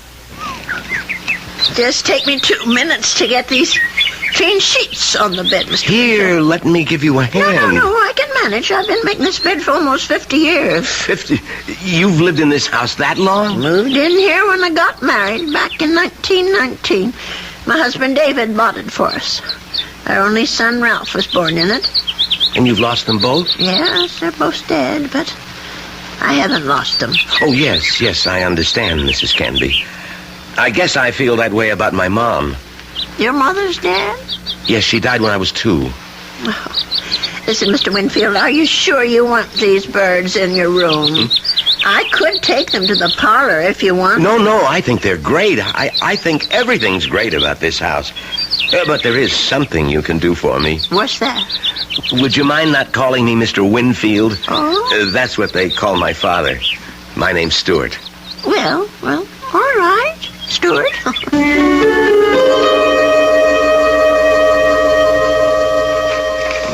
Walter, I think it's about time I told you that I have a boarder in the house. Mr. Winfield is the nicest young man you could want to meet. He's a great deal friendlier than my first gentleman, Mr. Paulson, and he seems to like nothing better than to sit around evenings and talk.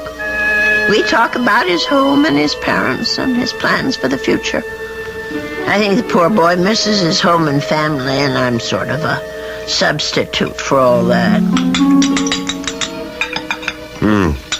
You know, it isn't really fair, Mrs. Canby. You said I had kitchen privileges, but that doesn't mean you have to cook for me. Well, it's a pleasure, Stuart. I haven't had anyone to cook for in years. You're kidding. You mean to say you cook this good without practice? Oh, you're just being nice. I'm sure that stew is just plain ordinary. It's terrific, no kidding. It tastes like, well, it tastes like home, if you know what I mean. It depends on whose home you mean. Well, my mom cooks stews like this. That's what I meant. Your mom? Well, but if she died when you were only 2. Oh, well, I guess I didn't mean my mom exactly. I was thinking of my Aunt Martha. I mean, she's the one who sort of took over the cooking and stuff after my mother died. And my father's sister, you know? I see. Well, that was lucky that you had someone to take her place. Yeah, that's right. Excuse me. My Stuart, you're not coming down with anything, are you? No, I'm fine. Just a little case of the sniffles. Listen, if your room isn't warm enough, I have an extra blanket. No, the room's just fine. Don't worry about it. Oh, you be sure now. I know I felt a little guilty about poor Mr. Paulson when he got sick.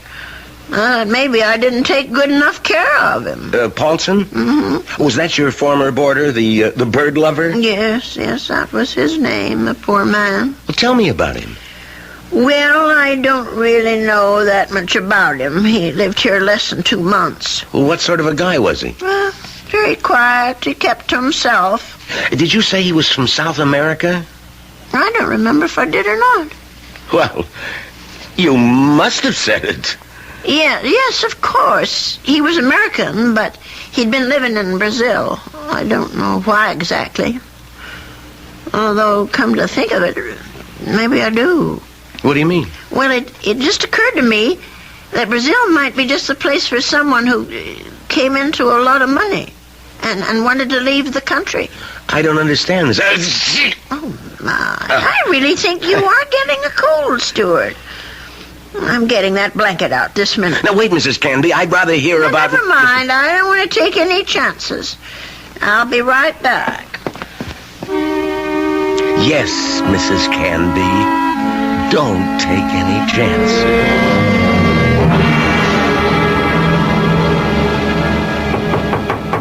Stuart? Yes? Come in.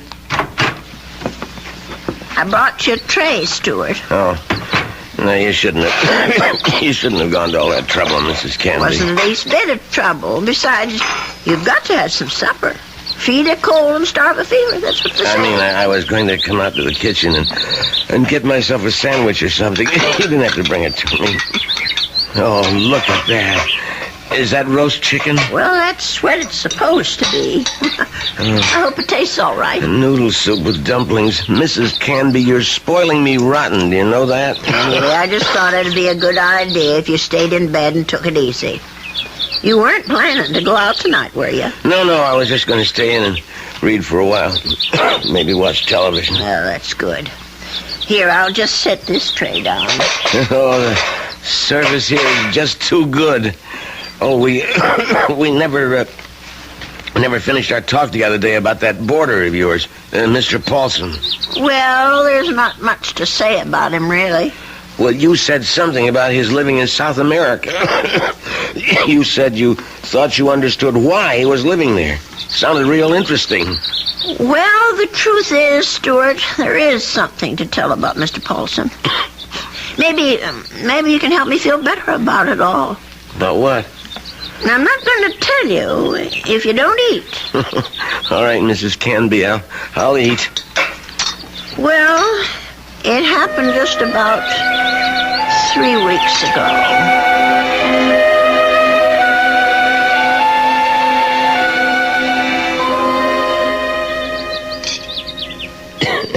You know something, Mrs. Candy? That's about the best roast chicken I've had in years. I'm sure I spoiled your appetite with all my chatter. No, that was a really interesting story. But what do you think of it all, Stuart? Do you think I did the right thing? Well, frankly, Mrs. Canby, I do. Honestly? Well, this guy Chelton sounds a little screwy, but I think he's all right. I mean, from a practical standpoint. Then you agree with him? Sure. This man Richardson's dead, right? And what's his name, Lindell? Yes. Well, he's dead too, right? And poor Mr. Paulson, the man who supposedly killed Richardson. Well, there you are. Nothing you can do will bring any of them back, right? Well, yes, but just the same. And you know the police, Mrs. Canby. They'll be hounding you forever. Tracking mud into your parlor, bothering you with questions.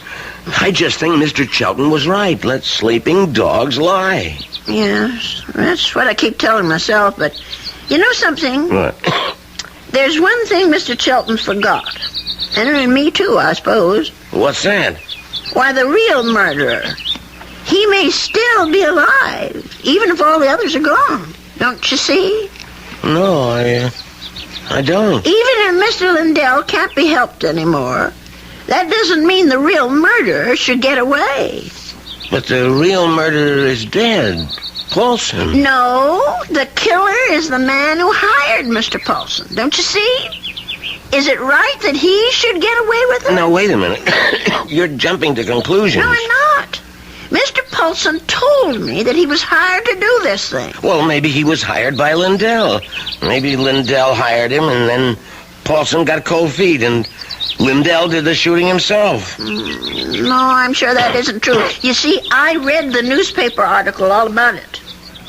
Well, you really were thorough about this, weren't you, Mrs. Candy? You poor man. That coal's gone to your chest now, hasn't it? No, I'm all right. Stop worrying about me. Let's talk about this other problem of yours. Well, maybe I'm making it more of a problem than it should be.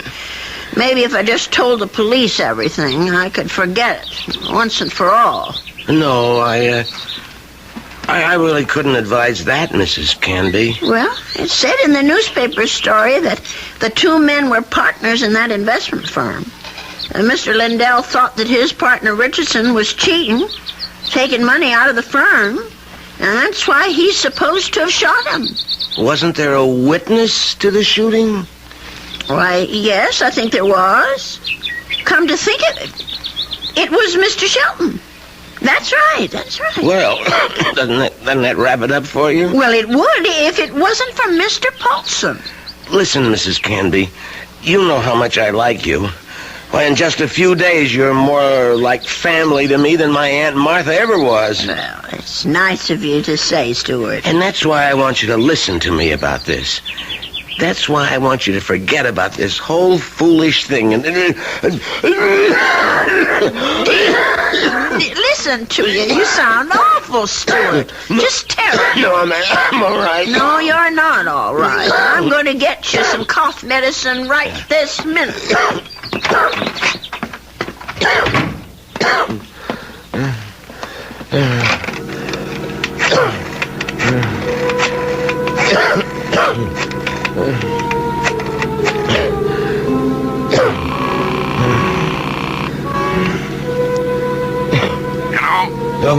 Mr. Chelton, it's me, Winfield. Well, what's happening? I think I better stick around for a few more days, Mr. Chelton. The old lady's beginning to get fidgety, if you know what I mean.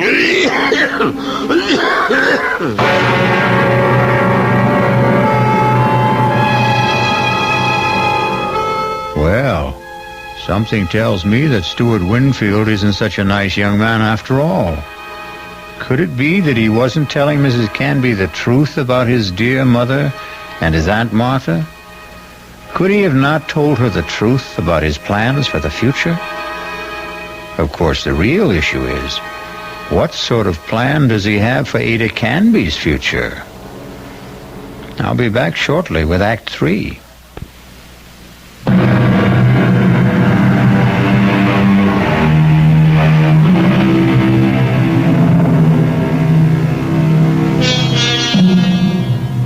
Mrs. Canby. She isn't sleeping well tonight. But of course, Mrs. Canby has good reasons for insomnia. Her thoughts are whirling. Her boarder steward was right.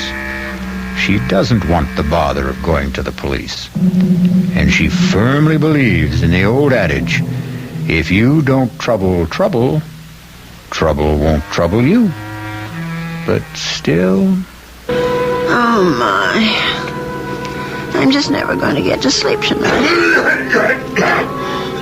Poor Stuart. He's still coughing. I'm sure that room is just too drafty. I never should have let any boarders in until I got the windows fixed. Oh, dear. That poor boy. I'll never forget the terrible night Mr. Paulson was coughing so badly. Oh. And the way he looked, all gray and shrunken. If only I knew he was so sick. No, if only he'd never even come to this house. Mrs. Canby, I killed Richardson. I did it. Will I ever forget the sound of that man's voice? Lindell is innocent. Lindell is innocent. That poor man. All the years he spent in jail for something he didn't do. Let sleeping dogs lie, Mrs. Canby. My Aunt Martha always said, let sleeping dogs lie. Oh, if only I could get some sleep. Let us turn this matter over to God, Mrs. Canby. Not to the police. Not to the police. Not to the police. What a strange man he is, that Mr. Chelton. Way he talked about God, praying at his desk. Of course, God is everywhere, but his desk. I killed Richardson. I murdered him for money. I was paid. Paid? Someone had to pay him. Mr. Paulson wasn't the only guilty one. Someone else was, too. Forget. Oh, dear Lord. Mr. Chelton. Chelton, what did that newspaper article say?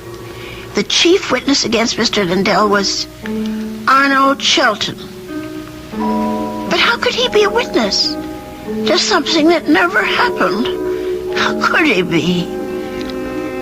Well, I'll have to tell someone. I'll have to talk to someone.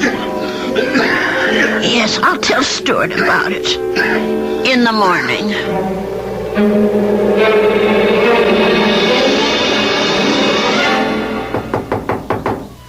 Stuart, are you awake? Yes, I'm up, Mrs. Canby. Come in. Oh, no. Now, don't tell me I'm getting breakfast in bed, too. Well, I know you had a terrible night last night, Stuart. You were coughing much worse than ever. I guess that medicine wasn't very good. Sorry I kept you awake, Mrs. Canby. No, that wasn't your fault. No, something else kept me up. What was that? Oh, my mind, I guess. Maybe I should say my conscience. Well, that sounds serious. But it is something serious, Stuart. Well, I might have let a man get away with murder. No, it's even worse than that. He did something worse than murder. You're talking about Paulson again. No, I'm talking about the man who hired Mr. Paulson. He didn't just have that man Richardson shot. He let an innocent person go to jail and die there. Now, that's like committing 2 murders, if you ask me. I have to tell you something that occurred to me last night. Sure, go ahead. Well, it's about Mr. Chelton. Mr. Arnold Chelton. Yeah? Go on. I'm listening. Stuart, I wonder if maybe the reason Mr. Chelton was so upset with me, the reason he didn't want me to go to the police, was because he was afraid. Explain what you mean. Well, what I mean is maybe Mr. Chelton had good reason, besides the one he told me. He was working for both Mr. Richardson and Mr. Lindell at the time of the murder. Well, so what? Well, he was also the chief witness at the trial. A witness for the prosecution. But he saw the shooting, didn't he? But that's just the point. He saw Mr. Lindell shoot Mr. Richardson. Well, that's not what you told me last time. I mean that he was an eyewitness. No, that's right. He didn't actually see the shooting. He was miles away when it happened. I don't quite remember the details. There was something about a phone call, maybe? Yes, that's what it was. He claimed that Mr. Richardson was talking to him on the phone when Mr. Lindell showed up at his apartment. He said that Richardson cried out something about Lindell having a gun. And then he heard the shot. But how could that have happened if the gun was fired by Mr. Paulson? If, Mrs. Canby, that's the big little word, isn't it? If. But don't you see what I'm saying, Stuart? Arnold Shelton had the most to gain. Gain? From what? From both these men leaving the firm. That'll leave the whole thing to him. All those customers, all the investments he handled, all the commissions, or whatever they call it. Are you accusing this guy Shelton of being the killer? Yes. It's the only answer, Stuart. Well, look, if that was the case, the police would have figured it out. But they didn't. There was nothing in the stories I read that pointed any suspicion at Mr. Shelton. I don't suppose it even occurred to them. And now, the company is all his. You don't call that evidence, do you? Well, then why didn't he let me go to the police? Why did he try so hard to talk me out of it? That man was praying, Stuart. He was taking the name of the Lord in vain. Oh, I'm sorry, Stuart. I'm so sorry. I won't bother you anymore. I know what I have to do anyway. Mrs. Candy. I won't be gone long, Stuart. No, wait. But the minute I get back, I'm going to call Dr. George and ask him to come over. You're sick. Never mind the doctor. Are you calling the police? No, I won't call them. You're right. I don't want them tracking mud in my parlor. I'm going down to the station house and talk to them. I'll get dressed now and go straight there. Please think about what you're doing. I'll tell them what I know, and they can do the rest. Now, you try to eat something, Stuart.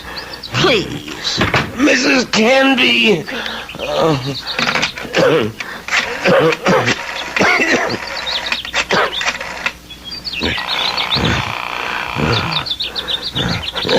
Sheldon? What is this, Winfield? I told you not to call me at the office. It's an emergency. You sound terrible. What's the matter with you? I'm sick. Only you're going to be a lot sicker. What are you talking about? The old lady. I can't stop her. She's decided to talk. What? She figured it out. Figured out exactly what you did, Sheldon, and how you did it. You fool. You've got to stop her. Do you hear me? That wasn't part of the deal, Sheldon. It's all of the deal now. The price didn't include anything like that. The price just doubled. Old ladies are always having accidents. Make her have one. Make her have one now, Winfield. All right. She's gonna have a fall down the cellar steps. Right now.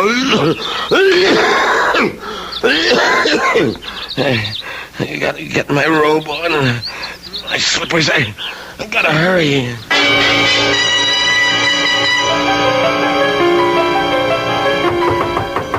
Stuart? Is that you? Open up, Mrs. Canby. For heaven's sake.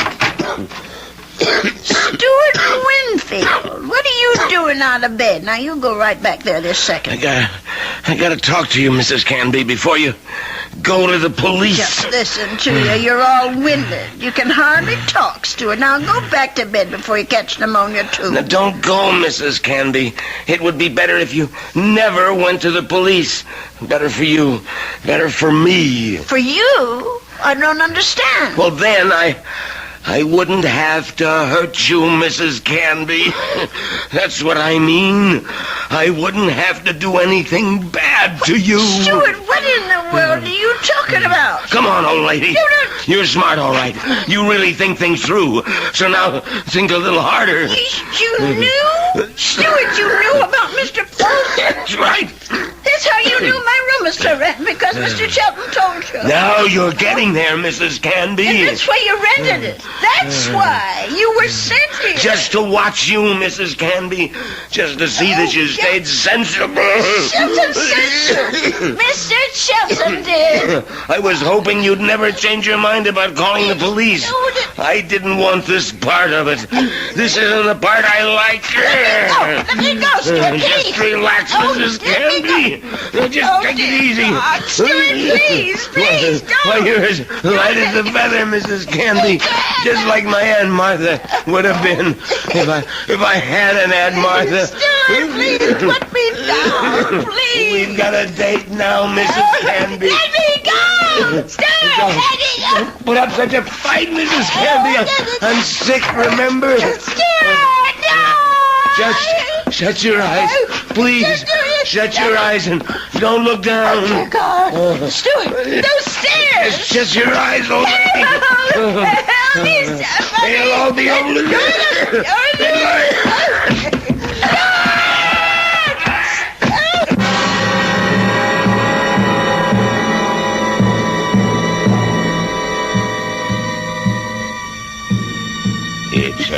It's all right now, Ada. Just be glad that it wasn't you at the bottom of those stairs. Will he be all right, Dr. George? Now, what do you want to worry about that man for? Truth is, his injuries don't amount to very much. A couple of broken ribs seem to be the worst of it. But he'll be a patient for some time before they can put him in prison where he belongs. Him and his friend. What was that man's name again? You mean Mr. Chelton? Have they arrested him? Yeah. That's what the police detective said. I don't understand. Stuart's injuries aren't serious. It's not the fall that made Winfield so sick. His case was diagnosed as simple pneumonia at first. And then I remembered about your first boarder. Nelson, was it? No, Paulson. Yes, Paulson. But he had pneumonia, too.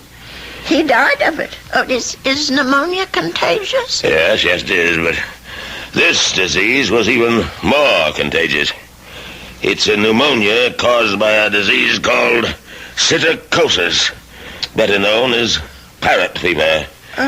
You get it from sick birds, like the parakeets in your spare room. Oh, no. Mr. Paulson's birds? Sorry, Ada, but they had to be taken out and destroyed. Oh, what a shame. There's one reason I feel sorry for them. They saved your life. Made Mr. Winfield too weak even to throw a little old lady down a flight of steps. Those poor little creatures. Yeah, but you can be grateful they didn't make you sick, too. Parrot fever is so contagious that no more than one person in 1,000 could be exposed to it and escape infection. It was pretty darn close to a miracle, Ada. We're hard to kill, Doctor. Remember? The old ones are hard to kill.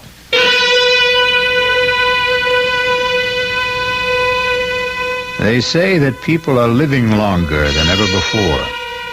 And when we look at Ada Canby, we can understand why. She's a tough old lady. So tough she could withstand the threats of man, beasts, and bird. So let that be a warning to all those who think that our senior citizens are easy prey for crime. Watch out. They may turn the tables on you. Or the stairs. I'll be back shortly.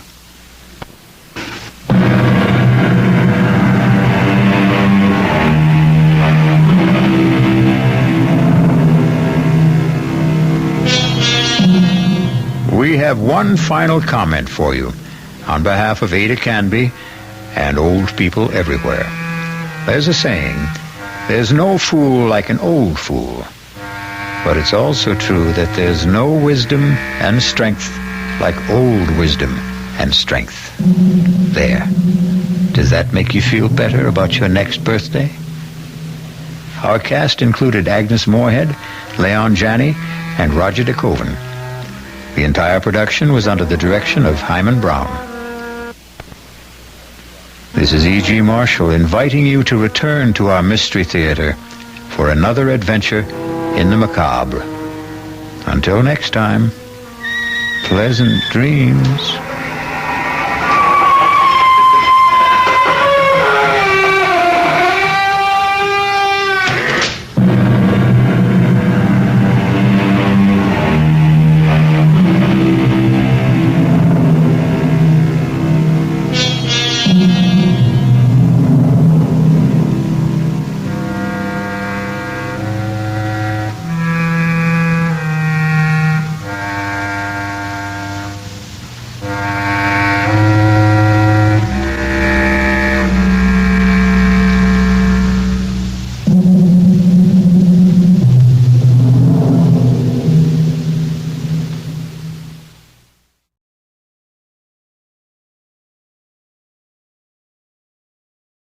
The CBS Radio Mystery Theater presents...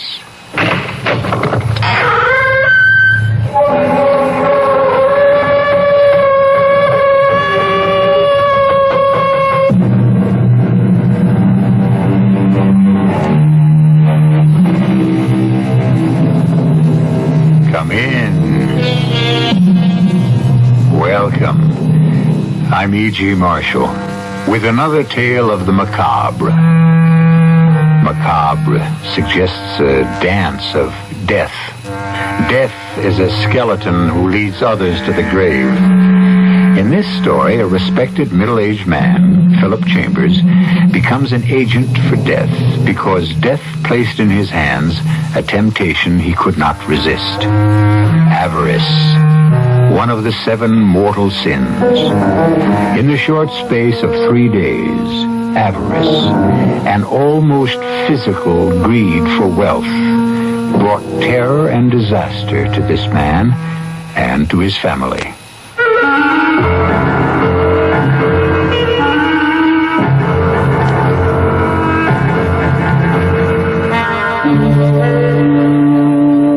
Our mystery drama, The Root of All Evil, was written especially for the Mystery Theater by Roy Windsor and stars Norman Rose and Ann Shepard.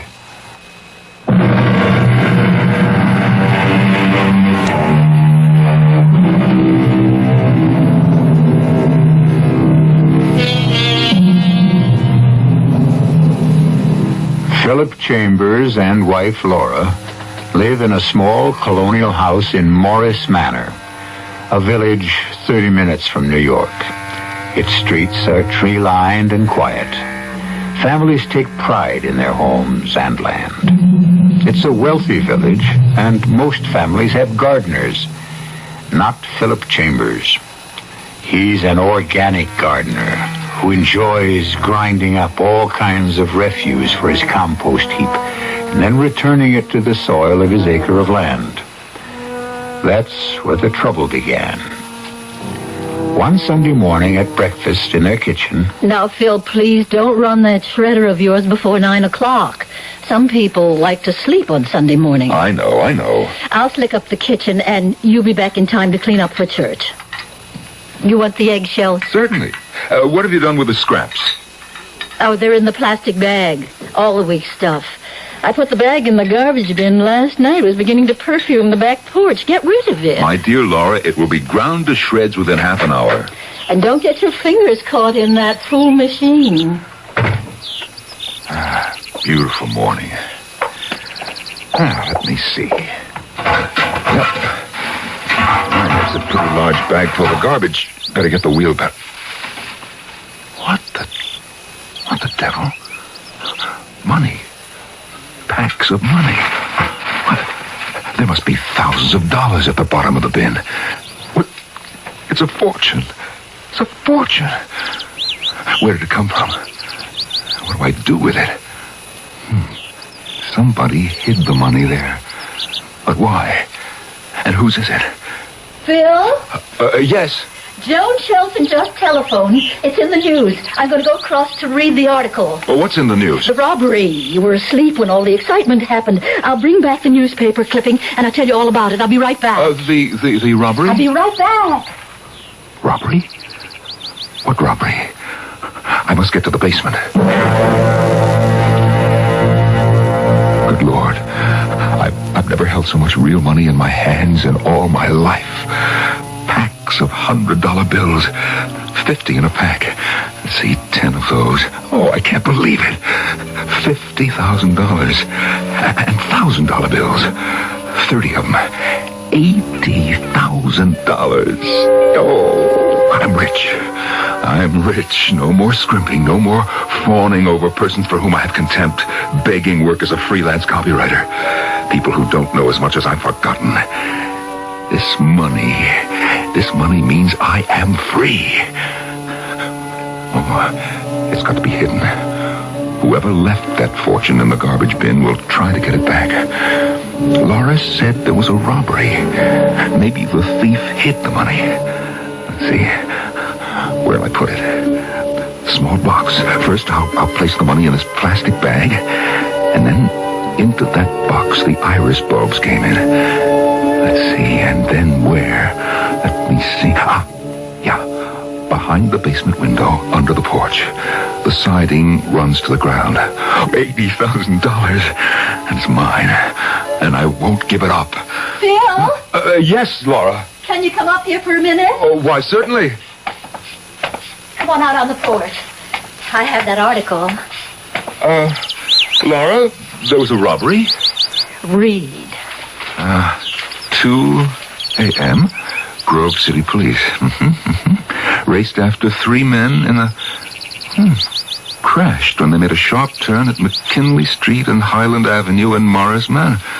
Why, Laura, that's our corner. And you slept right through the whole thing. Yeah, I must have. The sound could have wakened the dead. The police car was blasting its siren. Then there was a terrible crash when the robber's car hit old Mrs. Morris's elm tree and turned upside down. And one of the men was dead. Huh. And the other 2, you said there were 3. Must have got away. All of us had run outside, Dr. Shelton and Joan and I and the Moores and the McLeods, but the police told us to get back to our houses. They had their guns out, and they were searching for the missing men. How much do they get away with? Thousands of dollars. As much as 75 or 80,000. They tied up the night watchman and broke into the Grove City Federal Bank. Some alarm went off, so the police reached the bank just as the robbers jumped into their car, and they came tearing along this way. The police were right after them. You know, that was a nice elm tree of Mrs. Moore's. Is that all you've got to say? That was a nice elm tree of Mrs. Moore's? This is the most exciting thing we've had around here since the Hurricane Esther, and you're worried about Mrs. Moore's elm tree. You've got no adventure in your soul, Phil. That's all right. You did have. Now the 2 of us are staid old middle-agers getting by and letting the world go by. I suppose so, Laura. Oh, you're not offended, Phil. No, of course not. My future's behind me, I'm afraid. No, it's not. You've done so much. You've written so many great advertising campaigns. Your skill hasn't worn away. You'll see. I'm certain it'll go well tomorrow. I hope so. But Laura, face it, I'm 55. My lunch date and interview tomorrow is with a 26-year-old girl, almost fresh out of college. Laura, I'm old enough to be her father. Why would she want to employ me? I'd be an embarrassment to her because I know too much. I don't see why.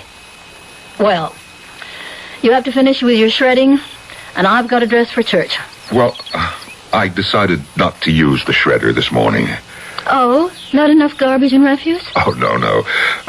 All the excitement about last night has unnerved me. I'll get to the shredder next week.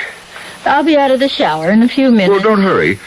I have some things to do in the basement. Oh, look, I've asked Dr. Shelton and Joan to come by at 6 for cocktails on the porch. All right? Huh? Oh, sure, it's fine.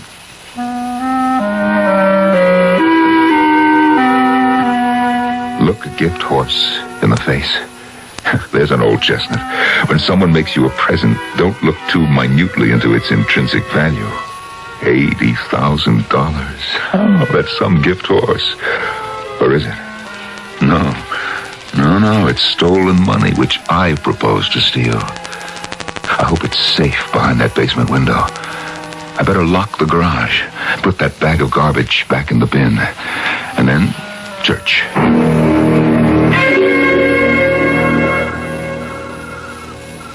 Paul? Glass is empty, Doctor. Oh, 2 is my limit on a Sunday night, Laura. Joan? Oh, all right. I'm not operating at 7 in the morning. Phil? Phil? Oh, yes, dear. Joan would like a refill. Your mind's a million miles away. Oh, I'm sorry, Joe. Now, that was with water, right? Please. Paul, what do you think, really? I mean about that robbery and the disappearance of the 2 men. Well, after looking at the car, Laura, I wonder how they came out of the accident alive. But they did.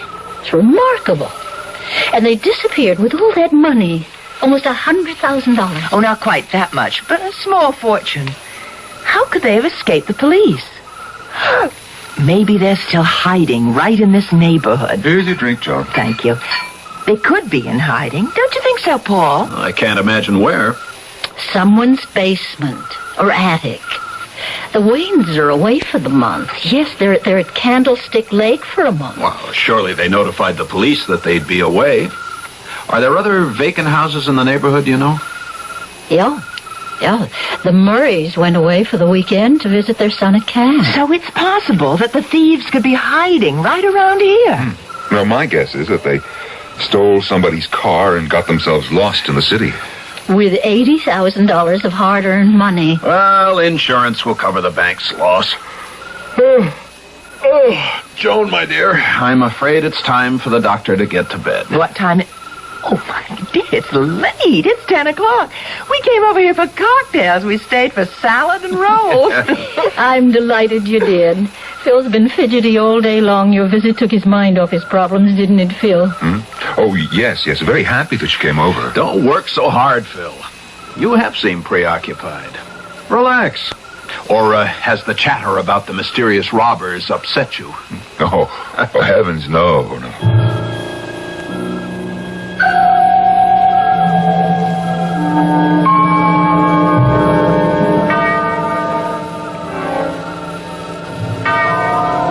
Sure this is the house? Yeah. Hold the light. When I get the cover off, stick the light inside the can, way in. And then turn it on.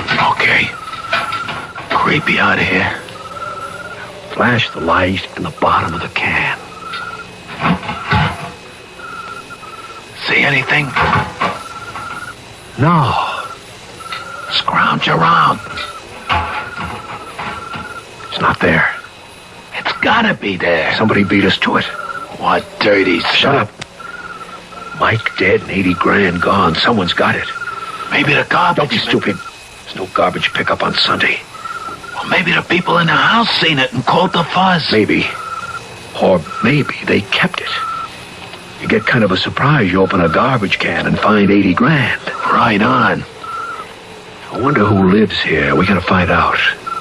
If he's got the money, we'll sweat it out of him. But if he gave it to the cops, that we find out first. You crazy? We walk in and ask if they found the money, we'd be in the can in 5 seconds. You ever heard of the telephone? That's how we find out. And when we know, we come back. Now put the light away. I'll put the cover back on the can. Right. Then let's get out of here. Them bugs that go croak give me the shakes. Phil? Phil, is that you? What is it, Laura?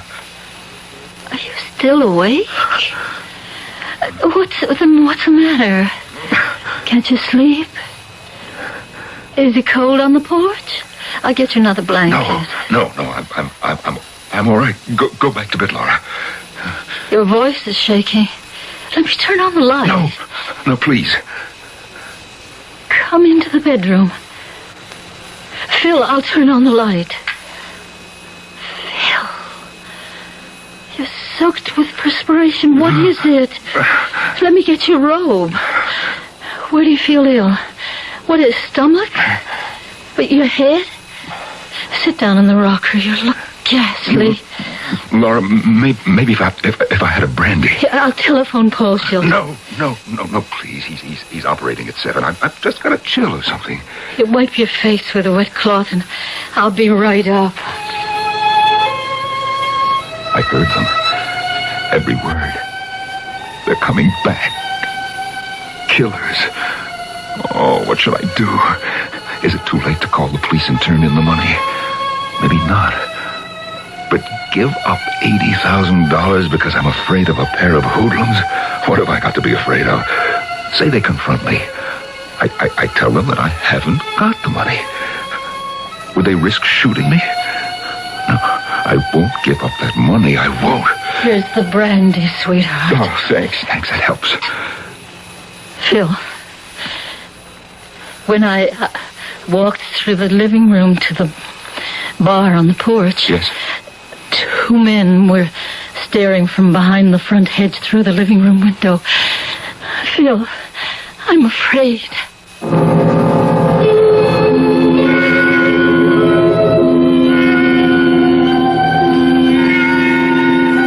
Long after all other sins are old, avarice remains young. A very old French proverb. Chance has allowed avarice to place temptation before Philip Chambers. He is already a harried man. Will his sense of moral values be strong enough to overcome temptation?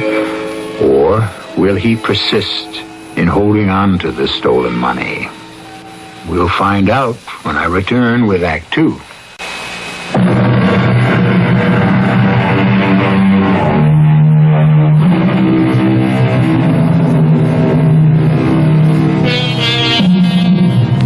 Philip Chambers and his wife Laura somehow got through the remainder of the night. After Laura's fright about seeing 2 men stare through her living room windows, Philip, in a brave display, turned on the front lights and walked outside defiantly, a fireplace poker in his hand. That assured Laura. She insisted on telephoning the police and reporting what she had seen. Captain Ron said he'd have a squad car prowl the property. Then the Chambers went to bed and to a fitful sleep. The next morning, over coffee... You all right, Phil? You look pretty ragged. Yeah, I'm all right. I'd better be. I'm seeing that girl at noon and going to lunch. You taking the train? The 10:05. Darling, you're a bundle of nerves.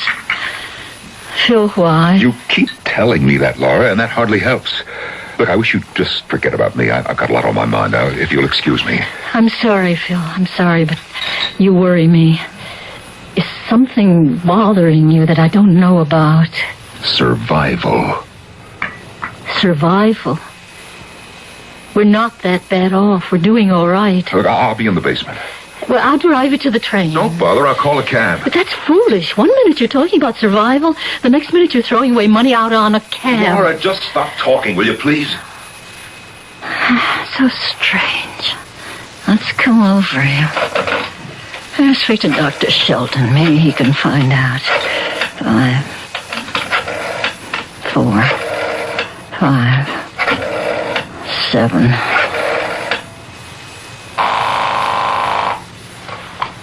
Dr. Shelton's residence. Hi, Joni. Laura. Yo, look, when does Paul get home from the hospital? Well, this is Monday, and he operated early. I say, he ought to be home by 4. Why? Something wrong? I think so. But I don't know. It's Phil. Joni, tell you what. He's taking the 10:05 to the city. Can you come over at 10:30? I'll be back then, and I got to talk this out. Of course. You sound serious. I am. Will you come over? Of course. I'll see you at 10:30.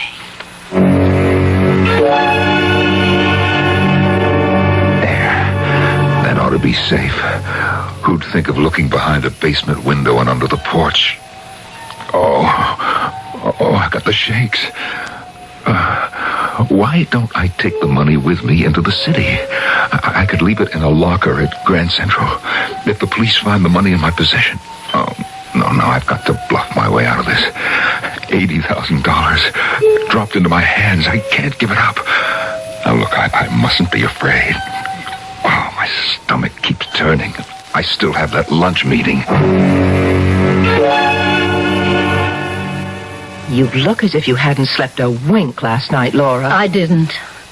At about 3 o'clock, Phil was awake. He came up late and slept on the upstairs porch.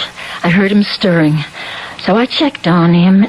He was covered with perspiration, shaking like a leaf. And how was he this morning? Well, he looked exhausted, but he didn't have the shakes.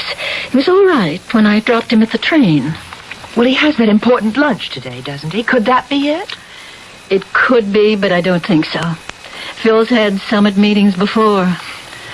No, it's something else. I can't find out what it is. Maybe Paul can. Maybe.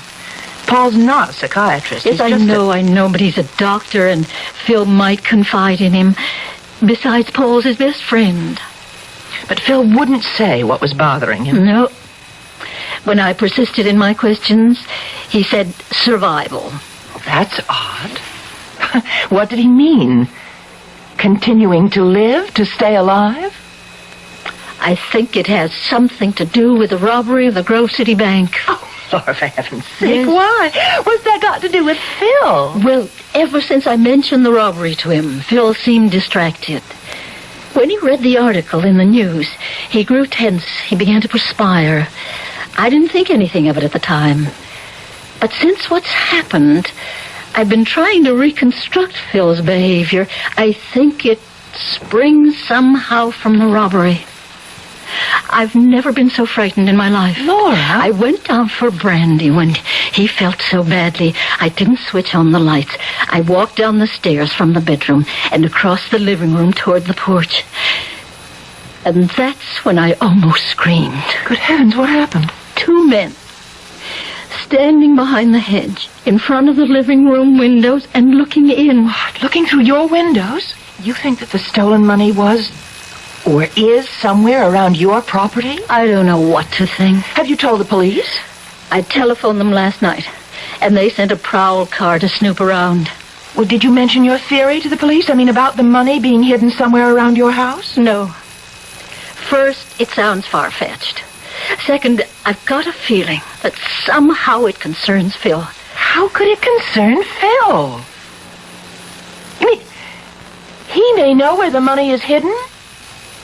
I don't know what I mean, Joan.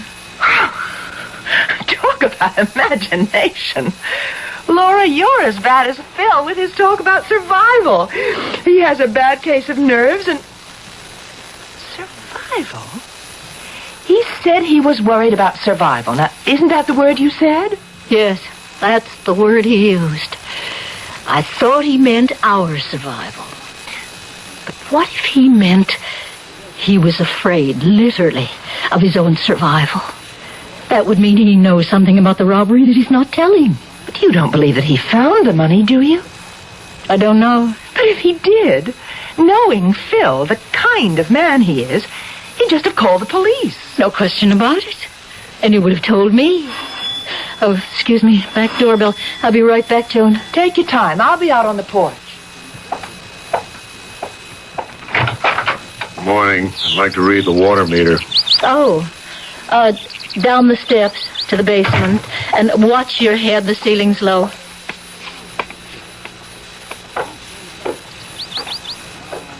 The garden looks wonderful, Laura. Yes, it does. Phil takes such great pride in it. Laura, if Phil meant he's afraid about his own survival, and I think he knows something. Either he saw the men who stole the money and can identify them, or he knows where the money is hidden. That I can't believe. If Phil knew that, I'd know it. And you just said Phil, being the kind of man he's always been, would return it. Yes. Well, maybe Paul can drag it out of him. Whatever it might be. I'm worried sick. I have a premonition of danger or tragedy. Something in the air. A sense of impending evil.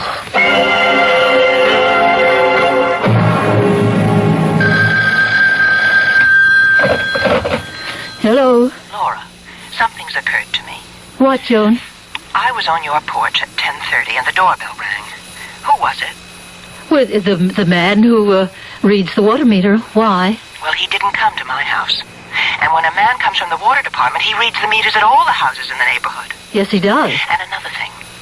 I went shopping at noon, and as I drove out of my driveway, a man walked out from the back of your house. Did someone else call on you? No. You mean that the man who read the meter was in my basement from 10:30 until noon? Some man was, but he wasn't a man from the water department.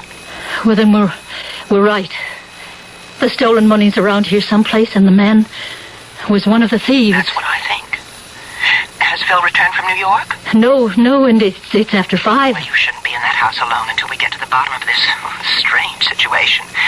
Paul got stuck with another emergency operation. He won't be home until quite late. Oh. But I'll send him by after I tell him everything we think.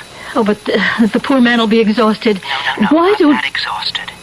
He'll be by to see Phil, and then you come across to see me, all right? Yeah. Thank you, Joan. Oh, there's the front door. Phil? Here I am, all in one piece. It's Phil. He sounds a little tipsy. I'll see you later, Joan. Goodbye. I'm on the porch, honey. You'll excuse me for having had one more than I should have had. After lunch, Well, you don't have to explain, darling. I take it you didn't get the assignment? How did you know that? You got second sight or something? Or something. Was it unpleasant? No, about as I expected. Nice girl. Young enough to be my daughter. She had white wine, and I had a few martinis. Oh, dear. Yeah, oh, dear. So you proceeded to lord it over the young woman who sips white wine? Lord it over? No, that's not so. We got talking about what I'd be doing as a consultant in copy. Now, I know something about copy, Laura. Yes, you do. Me begging for a job. I used to run that joint before that kid was out of Dr. Denton's. Can't be 26. I was about 30 when she was born. Let me fix you a cup of coffee. I don't want any coffee. You say that I'm bummed, Laura? Well, I'm not. I never felt better. I just had lots of things on my mind. Including the robbery of the Grove City Bank? Robbery? Do you know who the men are who robbed the bank, Phil? Me? Well, how would I know? I never saw them in my life. Say, what is all this? Remember the 2 men I saw looking in through the living room window this morning at 3 a.m.? Yeah? What were 2 men doing looking through the window, Phil? Well, search me. We think they had hidden the stolen money and were looking for it. We? Laura, who is we? Joan and me. Have you been talking this over with Joan? Why not? She's my best friend and Paul is yours. You and Joan turned amateur detectives, huh? Haven't the 2 of you got anything better to talk about than that robbery? Frankly, no.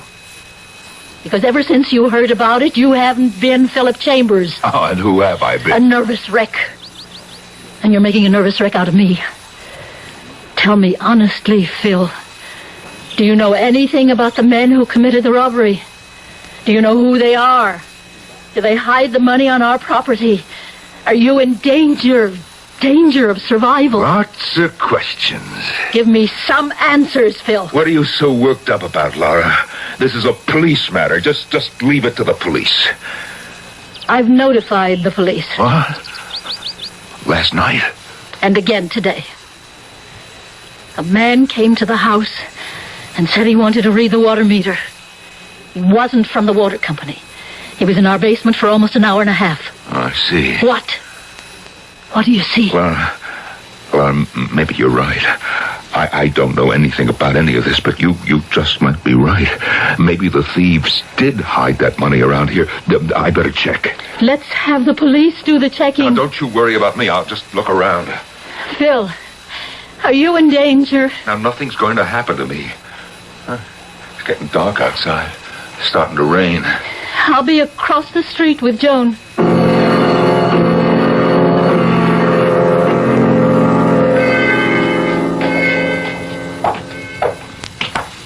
Hello, Mr. Chambers. Who are you? Where have you got it, Mr. Chambers? What are you doing in my basement? How did you get in here? Let's have it, Mr. Chambers. You don't want to get hurt, do you? This is a real gun. I've used it before. I know how to use it. Let him have it, Nick. Let's get out of here. Not until he turns it over to us. Now, how about it, Mr. Chambers? What is it you want? The money, 80 grand. It's ours, and you have it someplace down here. Now, turn it over, or I'll blow your head off.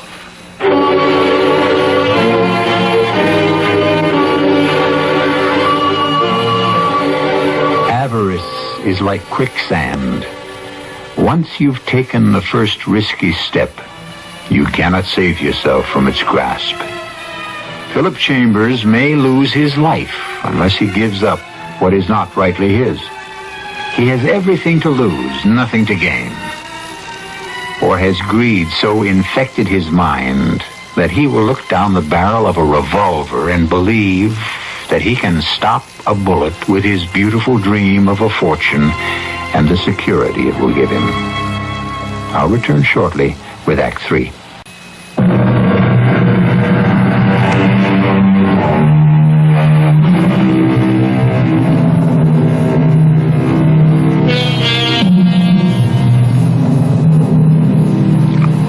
Philip Chambers found $80,000 at the bottom of his garbage bin at the back of his nice colonial house in exclusive Morris Manor, 30-some minutes from Broadway.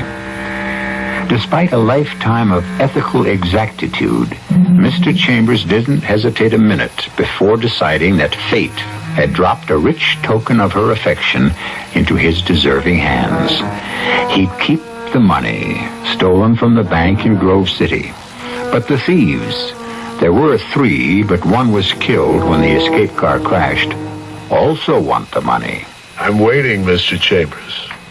I don't know what you're talking about, and I want you out of here. He's gonna be tough, Stud. You want me to soften him up? Not yet. Stud here is pretty good at making a guy talk, Mr. Chambers. Now, we don't want to hurt you, so just turn over the money and we'll run along. I haven't got your money. We're wasting time, Nick. You got it, all right. We hid it in the garbage can last Saturday night. You found it Sunday morning and hid it, because when we came back for it, it was gone. Now, where have you got it? If you think that there's money down here, you're crazy. If there were, why didn't you find it? You were down here for an hour and a half this morning. I'm getting impatient, Mr. Chambers. If you don't turn over that money in 1 minute, Stud will go to work on you. You wouldn't get away with it. You think I'm going to stand here and do nothing while that gorilla comes at me? Now, look, I've got a pair of pretty good fists, and I'll yell my head off. Oh, let me get at this guy, Hold it. I have a better idea. We'll kill his wife. How'd you like that, Mr. Chambers? Are you dirty? I wouldn't mind killing you. We don't care about you, but we care about the money. And with you dead, we still haven't got it. But we intend to get it because you're going to give it to us. Now, you have it for us by midnight. And leave it next to the garbage bin. We'll pick it up, and then Mrs. Chambers will be all right, and you'll be all right. Otherwise, you'll have only yourself to blame. What's to prevent me from calling the police? You won't do that, Mr. Chambers. If you don't have the money outside by midnight, I'll tell the police you have the money. You think they'd believe you? Your tip against my word and my reputation? We got confidence in the police, ain't we, Nick? That's right. Well, they'll break you down, Mr. Chambers. We have our way, they have theirs, and you'll slip up. Maybe not right away, but soon. But it won't get to the police, you know why?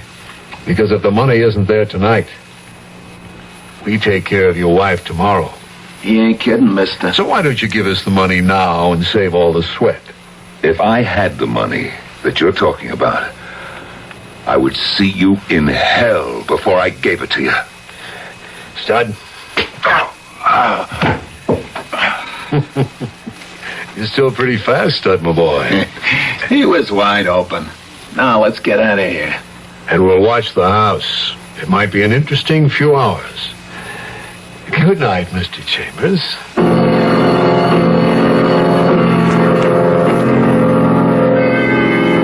Laura, it's inconceivable to me that Phil might have all that money.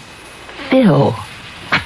My impression is that Phil's the kind who always returns the change if a waiter's made a mistake. He is. But, Joan, imagine having not change, but $80,000 in your hands. No, Phil's always been scrupulously honest, but he thinks about money all the time. The expenses. Where's the money coming from to pay them? He reviews our situation almost every day. Well, that's fear. Sure, of course it is.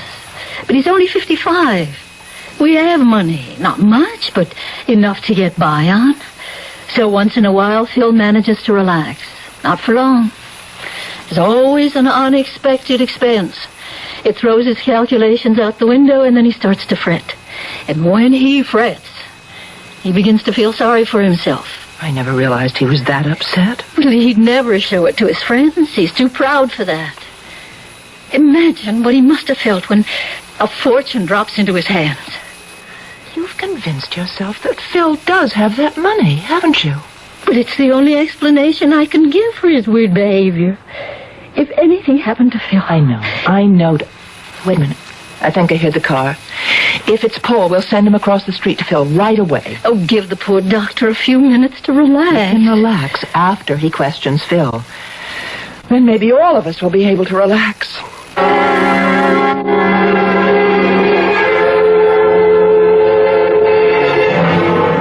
Tell me about it, Phil. I'd rather not, Paul. I find your front door open. I walk in and call hello. No answer. I find you in the basement, sitting with your head in your hands, covered with perspiration, shaking as if you had a fever, and you won't tell me about it. After all, I am a doctor, Phil. I just can't. Your face is swollen. You've been crying. But that doesn't entirely account for the swollen face, does it? No. Did you fall down? Or walk into something? Paul, I got knocked out. Ah. Interesting. Ready to spill the beans? I don't know how I can bring myself to it, Paul. I'm a good listener. Mind if I fix myself a drink? No, of course not. Forgive me for not offering you one. You want one?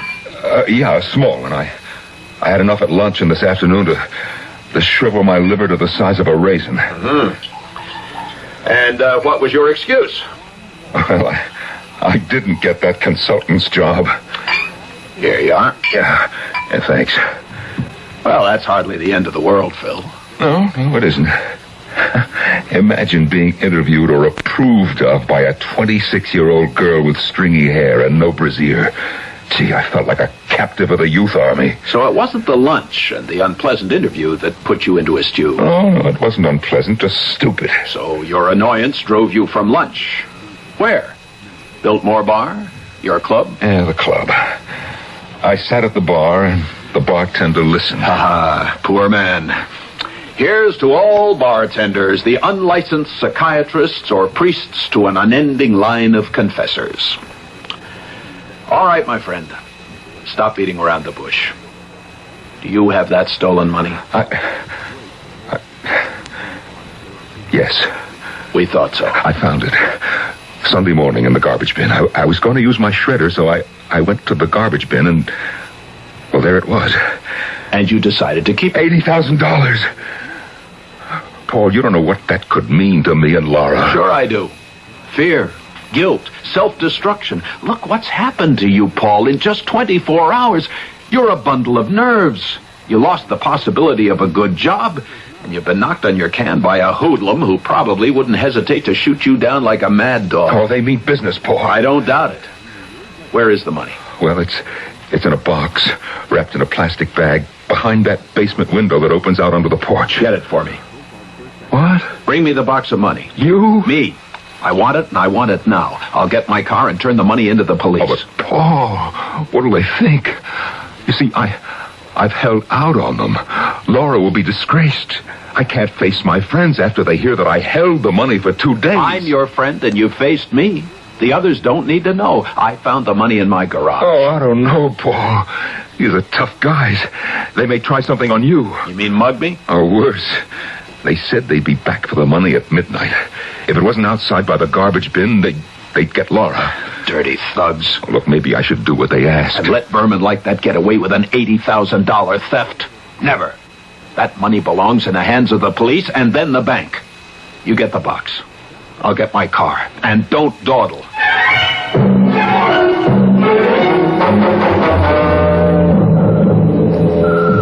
It's Paul.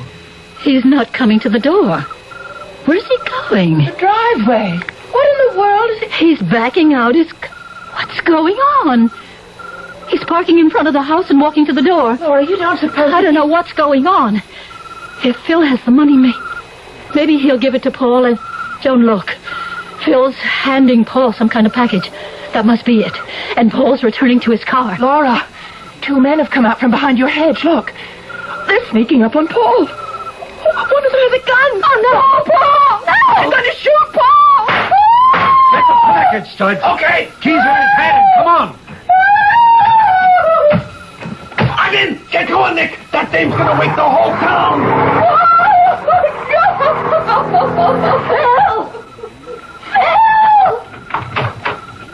Phil!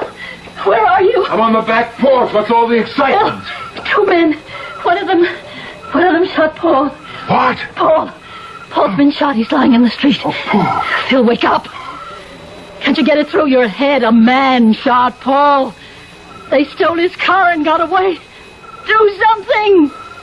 Call the police. Oh. Shot. He was here. We had a good talk. Paul's my friend. My best friend. He's a good doctor, too. Nobody shoots a good doctor. Nobody shoots a doctor. Paul. Shot.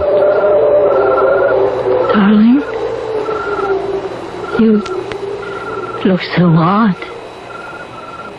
Your eyes, they're blank like those of a statue. Don't.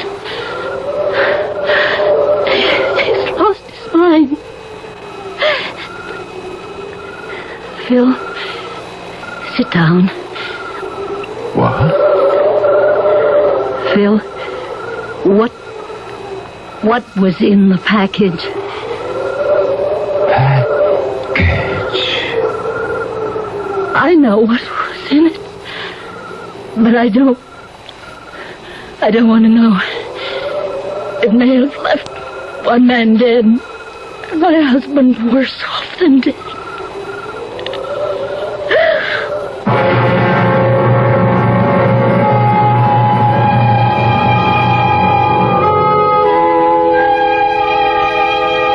In 1732, Thomas Fuller wrote that there is no vice like avarice. Honesty, no matter how shop-worn the old adage, really is the best policy. It may not lead you to untold riches, but it's a safeguard for a respectable and safe life. What finally happened to these 4 friends? I'll tell you when I return shortly.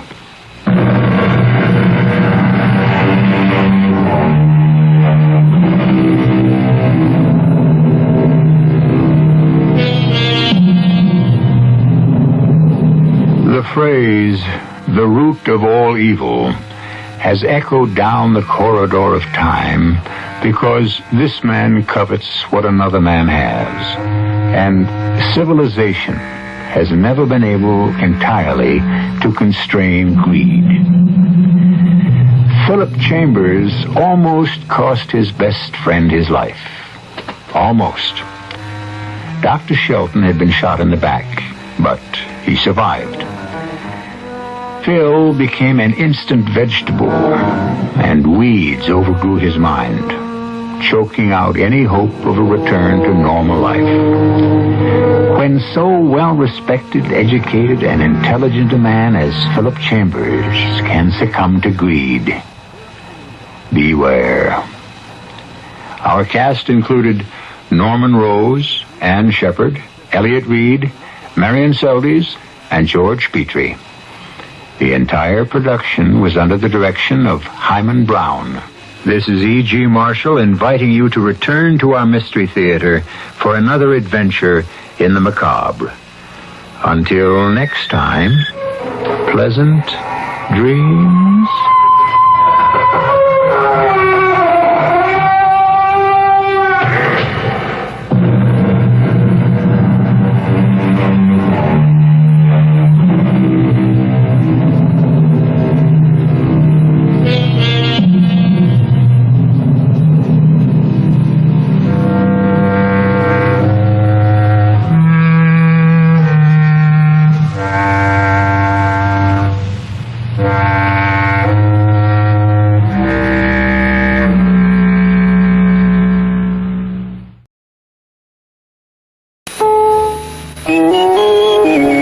CBS News. Sheikh Mujibur Rahman, the founder and president of the troubled 4-year-old country of Bangladesh, has been overthrown and reportedly killed. I'm Jerry Landay reporting on the CBS radio network. Early word of the coup was received here from the American Embassy in Islamabad, Pakistan, where Information Officer Frank Giancone told CBS News, Our embassy, U.S. Embassy in Dhaka, has reported to us that a coup is taking place in Bangladesh. Its information is from the Bangladesh radio stations. And we understand that Sheikh Mujab has been killed. That would have happened early this morning. And that the armed forces have taken over in Dhaka. This report is based on radio reports from Bangladesh. Diplomatic sources report military units went into action just before dawn in Dhaka, arresting Sheikh Mujib, then installing in his place a former close associate and cabinet minister, Kondar Mushtaq Ahmed. Bangladesh, formerly East Pakistan, was born after months of civil conflict led to war between India and Pakistan in 1971. Sheikh Mujib began the Bangladeshi freedom movement in the late 50s and had been idolized as the father of his country. A Superior Court judge in Los Angeles has ordered a test firing of the gun that killed presidential candidate Robert Kennedy in June of 1968. The order effectively means the reopening of the investigation into Kennedy's assassination, specifically to determine whether Sirhan had an accomplice. Secretary of State Henry Kissinger has warned the Soviet Union that any interference in the troubled affairs of Portugal would abrogate the European Security Agreement signed only 2 weeks ago. There have been reports of Russian financial aid and guidance for the small Communist Party of Portugal and thus indirectly for the pro-communist military leadership. Of the continuing anti-communist demonstrations in Portugal, Kissinger said, 80% of the Portuguese people have declared unmistakably their desire for a democratic system and democratic parties. The attempt by an anti-democratic and doctrinaire minority to thwart this desire is meeting inevitable and growing popular resistance. Kissinger also said volunteer American electronic technicians might be sent to police a Sinai peace accord between Israel and Egypt, but with congressional approval. The Democratic governor of Alabama, George Wallace, apparently plans one of the most ambitious drives for the presidency in history. Wallace's campaign manager, Charles Snyder, says Wallace plans to run in each of the more than 30 state presidential primaries, with the lone exception of New Hampshire. The Detroit Free Press says it's confirmed that a reputed mafia leader and friend of the missing James Hoffa, Anthony Tony Jack Giacalone, arranged a luncheon meeting with Hoffa the day he disappeared. Giacalone has steadfastly denied such a meeting has ever been planned. There's a report from Moscow that political prisoners in a number of labor camps southeast of the Russian capital have staged hunger strikes in a campaign for more humane treatment. The Associated Press dispatch quotes dissident sources in Moscow. Scientists at Cape Canaveral, Florida, racing against time and a series of technical delays, have revived hopes that the U.S. might place the first unmanned spacecraft on the surface of the planet Mars on the country's 200th birthday, July 4th next. The disabled Viking to be replaced with a duplicate that was to have been used in a later flight. Officials say they're now hopeful the new Viking can be made ready for launch a week from Friday. I'm Jerry Landay, CBS News.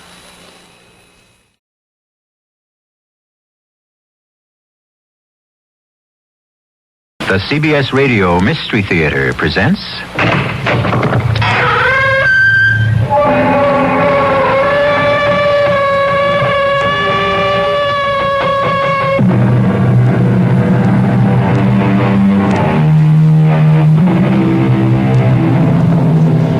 Come in. Welcome. I'm E.G. Marshall, bringing you, hopefully, an enjoyable shudder. Certainly, fans of the occult like the dark and dangerous tales we spin because of the vicarious enjoyment that comes from the delicious shivers of the supernatural. But let me issue a warning to all you ghost lovers. Do not, I repeat, do not ever make the mistake of thinking that ghosts are fun. Mrs. Mary Boyne and her husband did, and this tale tells what happened to them.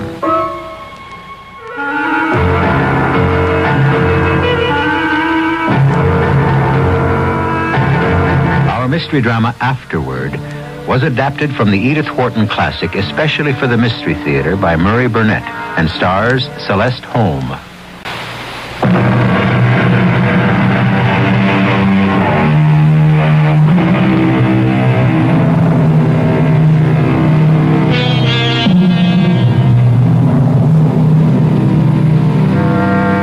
Remember the phrase, Kilroy was here, so popular back in the days of World War II?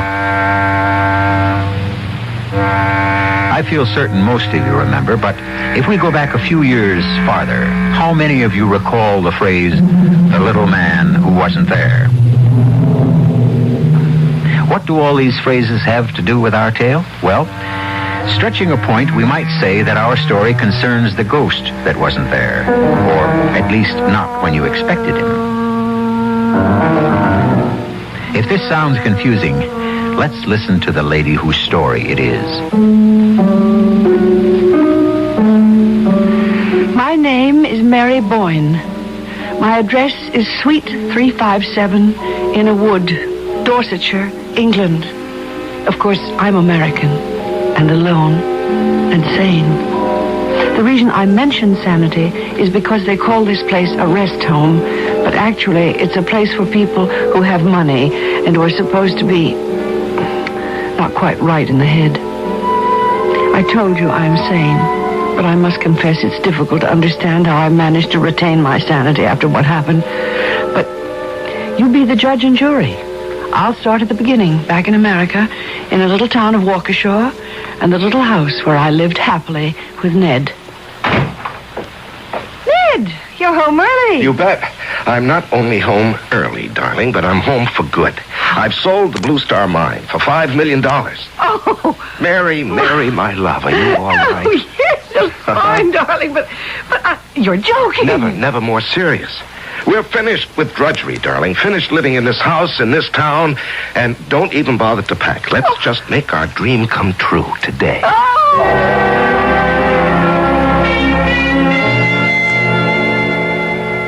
I know that Americans are often impulsive, generous, and even, forgive me, sometimes a trifle foolish, but I must say, Mr. and Mrs. Boyne, you are something new in my experience as a realtor. Well, is that a nice English way of saying you don't have a suitable house for us? Not at all, Mr. Boyne. Oh, please forgive my husband, Mrs. Stair, but our search for a house in England is the answer to what both he and I have always considered an impossible dream. You see, I was born in England, and I went to America as a child, and I've always wanted to return, and now we can. Is it so strange that we want a house we ourselves can remodel and modernize? No, that's understandable. But to be so far from any means of transportation. Perhaps I should say that Ned and I are really looking for two things: to get away from our old lifestyle in America and to find our roots. Yes, I have a house that seems to be made to order for your specifications. It's been on the market for years because it needs so much remodeling, and it's 14 miles from the nearest rail station. Great. Let me finish. It was built in the time of the Tudors. Needs a tremendous amount of modernization, particularly in the matter of heating and hot water. Sounds super to me. But how about a ghost, Mrs. Stair? Oh, Dorsetshire full of ghosts. That's nice. But I did so want one of my own, right on the premises. Mrs. Boyne, you shouldn't ask for anything like that. There is a traditional ghost that goes along with the house. A particularly nasty ghost. Also a rather strange one. Strange? How so? Because the history of the ghost of your house at Ling is that no one knows that they've seen the ghost until long afterward. Well, that's crazy. What in the world makes a ghost, except for the fact that you know when you see it? It either moans or wears white shrouds or touches you with icy fingers. No, the only thing I can tell you is that there are stories about the ghost of Ling, and every single one of them is identical. The person who sees the ghost doesn't know it's a ghost until afterward. Oh, forget it, Mary. No. Life is too short to enjoy a ghost. You've got to wait to find out if it's a real ghost or not. No, but this house at Ling seems to have so much else going for it. Darling, I think we really should take a look at it. We went, we looked, and we were conquered. Both Ned and I fell instantly in love with Ling. It was a lovely old Tudor house, just as the agent had described it. Exactly what we'd both dreamed of, and it was definitely secluded. We bought it and moved in. But although I was in seventh heaven and up to my ears in planning for remodeling the old house, there was something definitely wrong with Ned. Oh, these powders don't do a thing for my headaches. Well, the doctor said... I know what the doctor said, darling, and I followed his prescription, but I still have the headaches. Darling, do you think perhaps we've made a mistake about this house? No, Ling is perfect. Perfect.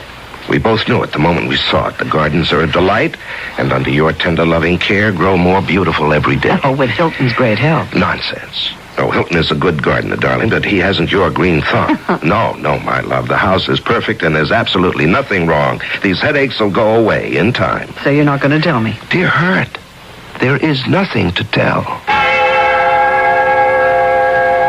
But I knew better. Something was very wrong, and I intended to find out what it was. Lydia Westlake was the village librarian and had been ever since the oldest inhabitant could remember. Well, Mrs. Boyne, what a pleasure. Is there anything I can do for you? Miss Westlake, I really must apologize for not coming to see you in this lovely old library before. Oh, my dear, no apologies necessary. Everyone in town knows how busy you've been patching up Ling. Well, that's one reason I'm here. To ask if you have any books about the history of Ling. Ah, you mean about the architecture? Not exactly. The whole, everything. Maybe even something about the ghost. Well, I really shouldn't say this, but it's best for everyone to try to forget about the Ling ghost. Oh, believe me. Oh, I believe you, Miss Westlake, but I'm still interested in everything about Ling. Well, very well. You'll find some books on the history of Ling under G226. There were 3 books. I took them all and went back to Ling and started to read. 2 incidents mentioned the Ling ghost, and they were absolutely horrifying. What I hadn't told the librarian was that I wanted to find out more about the ghost because of the way Ned was acting. Who the devil is it? Well, it's me, darling. I'm sorry, Mary. It's just that I'm sorry. Have the servants been interrupting you? No. Oh, gosh, we've never kept secrets from each other. It's my consultation work with the Blue Star Mine back in the States. But why in the world should that be so disturbing? Well, there were some problems I hadn't expected. But I've never seen you like this. Is there any chance we'll have to go back to America? No. It's nothing like that. It's just that there's a troublemaker who's after me. Darling, tell me how you're coming with the house and your research on the ghost. I don't want to hear anything more about that ghost. Well, why this sudden about-face? I just don't, that's all. Let's make a pact. You stop worrying, and I'll stop talking about the ghost. The pact didn't work. Oh, how I wish it had. Perhaps things would not have turned out the way they did. If we had left Ling, and I had listened to my presentiment about the Ling ghost, Ned grew more irritable, and I ever more frightened. What's the matter with those fools back in Waukesha? They can't handle the simplest matters without asking me a million questions. Ned, why don't you give up the consulting job? We don't really need it. I mean, do we? No, not the money, but in a way we do need it.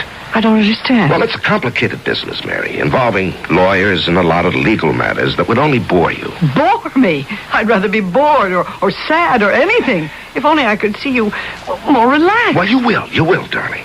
It'll just take a little time. Time for what? Well, I have problems with the Blue Star. So, look, why don't you bring me up to date on your ghost, huh? Oh, Ned, because I'm frightened. I read a story in one of those books I took from the library about the young wife of the son of the man who built Ling. Uh-huh. And what about it? Well, it seems she had fallen madly in love with one of the men here before she met the Ling's son. And, oh, Ned, must I? Well, please, darling. It can't be all that shocking now in this day and age. Well, she disposed of an unwanted child and kept it a secret. Oh? some years later, after she was happily married and had a little girl of her own, she was out strolling through these gardens one day when she met an absolutely enchanting young girl, just about her daughter's age. They all hit it off very well, and soon the three became friends. The only thing was that they couldn't ever figure out where this enchanting child lived or who were her parents. And this began to worry the young mistress of Ling, until one day her daughter disappeared and was never found or seen again. Well, I don't understand. Don't you? The mother did. She had seen the ghost of Ling, her daughter's little friend. The ghost was the illegitimate child she'd killed. Only she didn't know till afterward. I'm sorry, Mary, for making you tell me that story. It's all right. There's more in those old books. There's something about a secret staircase. Oh? I should be able to locate it. You get a marvelous bird's eye view of the entire country. Well, that sounds like fun. Why don't you help me search for it? Can't. I have to work on my correspondence, but if and when you find it, give me a shot. I'll be in the library. I set off on another exploration of Ling, but this time with a purpose. And finally, just like a heroine in some Gothic novel, I pressed a panel of the old wainscoting in one of the rooms, and it slid back, revealing a small circular flight of stairs leading upward. I climbed the tiny corkscrew staircase to the roof of Ling. Oh, the book hadn't exaggerated the beauty of the view. I called excitedly down the stairs, Ned! Ned! I found it, and it's beautiful. Come up here and see. Wow. Oh, darling, this is really something. Why, you can see for miles. How did you find it? Just followed the directions in the book. Went around pressing the paneling, and suddenly there it was, the staircase. Just look. Of course, I know you can see farther than I can. Oh, but darling, your eyes are more beautiful. Hello. Who's that? Who? Where? Well, can't you see that man coming towards the house? I've got to go down, see who it is. Ned! Ned! Wait for me! There you are, darling. I've been looking all over for you. Well, I've been right here in the library. Oh, you dashed off that roof and went running out the front door. Who was it? Who was what? The man you saw coming toward you in the garden. Oh, that man. Well, you see, dear, I thought I saw the gardener, and I ran after him to tell him about some of the drains which need tending, but, you see, he'd disappeared before I reached him. Disappeared? Mm-hmm. But he seemed to be walking so slowly and toward the house, not away from it. Well, that's the way it seemed to me, too, but, I guess, we must have been wrong. Unless it could have been, the ghost.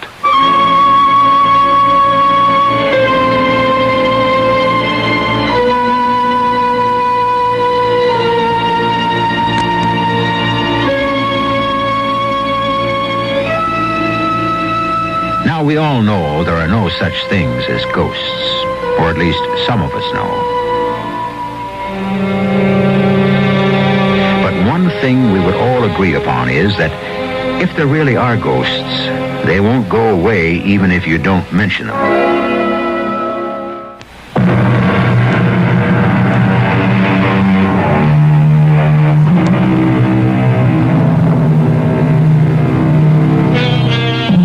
Institutions for the mentally ill have come a long way. They are quite beautiful and often look like an ideal retirement home, even on the inside where everyone wears a smile. It takes an expert to be able to see some of the anguish that lies behind the smile, like the pain that continually racks Mary Boyne. None of the staff nor the guests at Innerwood Rest Home can understand why I hate to hear the sound of the postman's whistle when he comes with the mail. They think it's because I have no one who cares enough to write to me. Well, it's true that I have no one, but the reason I dread the postman's whistle is because if it weren't for the postman and the mail and... There I am, confusing you again. But it all relates to one arrival of the mail at Ling. Oh, this is from old Joe Sitwell asking how we are, and this one's for you. I'm so glad there are no letters to disturb you. What's this? Let me see. It's a newspaper clipping. Front page article from the Waukesha Sentinel.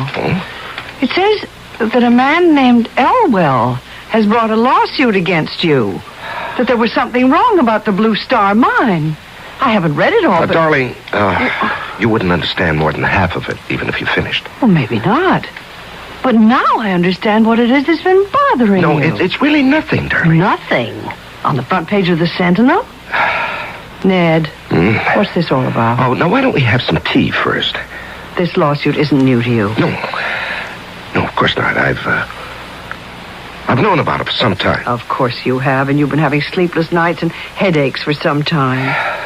What does this man accuse you of? Oh, pretty nearly everything he could dream up. Why? Why would a man do that? Oh, because he figures he can make some money. But surely he must have some reason. There must be something he thinks you've done. All right, darling, I'll tell you the whole story. Mary, dear, you must know that whenever a fortune is made overnight, there are always some envious people who believe they deserve a share of the windfall, and that's exactly what Elwell thinks. Who is Elwell? I don't know that name. Well, he's a man I put into the Blue Star. He made some money, and now he wants more. How did you put him into it? Well, he brought me the samples to be assayed, and, well, I told you about it at the time, but I didn't make a big deal out of it in case they proved to be worthless. I think But if everything is the way you say, and you paid him... Well, of course I paid him. Well, then why does he sue you now? Oh, well, probably because some lawyer got hold of him and talked him into it, hoping for a fat fee. Or maybe he thought I'd get scared. Now, Bob Elwell ought to have known me better than that. I certainly agreed with that. Anyone did business with Ned would know he wasn't the sort to be frightened of anything. But there was no question that he was worried. And I was hardly surprised when he turned to me one night and said... Darling, have you any idea how long it's supposed to be before you know whether or not you've seen the Ling ghost? Why, no. None. Have you? No, of course not. It's rather an odd question to ask me, darling, unless you think you have seen the ghost. Well, I really don't know why I asked the question. It just popped into my head, and so I asked it. I know your engineer's mind, Ned. And I know how it worries about a problem until you've solved it. Now, I want you to tell me something on your solemn word of honor. Promise. Okay, my word of honor. That you believe you have seen the Ling ghost, and that you're trying to keep it from me, and that's what's worrying you? Cross my heart, darling. I don't think I've seen the Ling ghost. At least, not to my knowledge, because according to the ancient tradition, one really doesn't know when he's seen the ghost.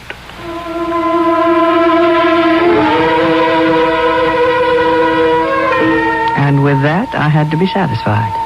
I knew my husband. There was no more to be gained from questioning him. But I thought to myself, maybe there was something to be gained from questioning the ghost. That is, if I could manage to locate the elusive spirit. Of course, I knew that you weren't supposed to be able to know you'd seen the ghost, but I was haunted by the idea of the disappearing figure we'd seen from the rooftop. So once again, I climbed the small secret stairway and stood on the roof ledge. I cupped my hands and shouted to the sky, "Oh, spirit, specter, shadow, whatever you choose to call yourself, we've done you no harm. We want to live here in peace. Oh, ghost of Ling, break with the past, break with tradition, and show yourself to me." Mary, what on earth do you think you're doing? That's obvious, isn't it, darling? Well, if you mean you're making a darn fool of yourself, and incidentally of me, yes. Well, I'm sorry if I was stupid. It isn't stupidity, Mary. It's just this obsession of yours with a ghost. You're only adding to my worries. I don't want that. You know I don't want that. Well, then maybe we should leave Ling. Oh, but I love this house, and so do you. Well, but I think there's something else we have to do, and let's get right on with it.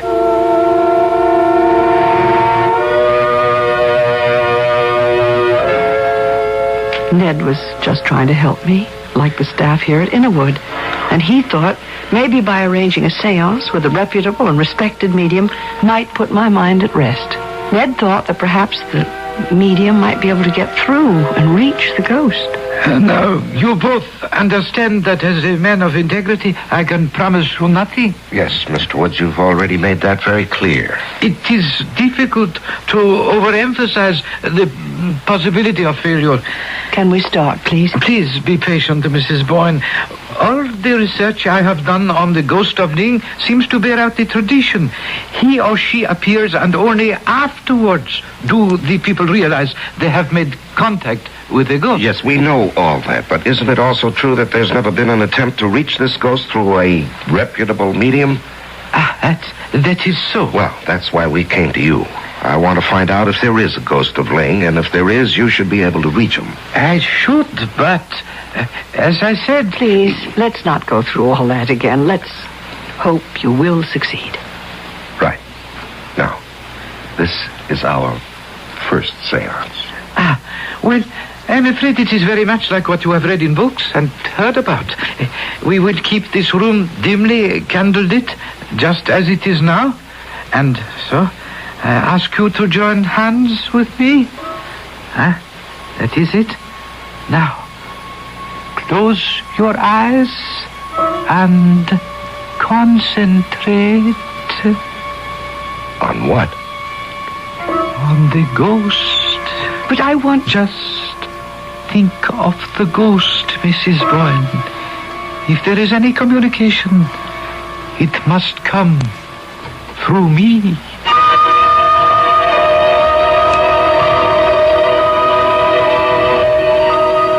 Is that all? Is it over now? It is over, yes. Well, you said you might fail. I did not fail. But we didn't see or hear a thing. Did you, Ned? Oh, nothing. I pierced the veil. I reached my control. Well, then what... You said you thought I was an expert. And I believe I convinced you that I am not a fake. Well, okay, but if you Let me assure you that there is no spirit, no ghost, happy or unhappy, inhabiting these premises at Ling.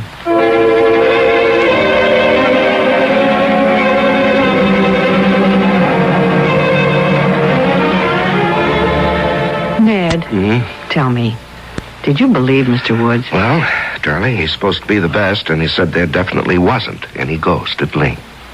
Hey, something's happened to you. What? It's happened since the seance. I don't know what you're talking about. You're different. Oh, come on, Mary. Maybe something did happen at that seance. What? I mean, those drawn lines in your face have disappeared. Smiles come back into your eyes. You slept better last night. Come on, admit it. All right, I admit that, but it has nothing to do with the seance. Well, then what caused the change? Well, perhaps it was a cable I received yesterday saying that I could probably expect some very good news about that Elwell suit very shortly. And it was the lawsuit that bothered you after all. Yeah, well, yes, perhaps more than I knew. Well, at any rate, we'll find out with tomorrow's mail.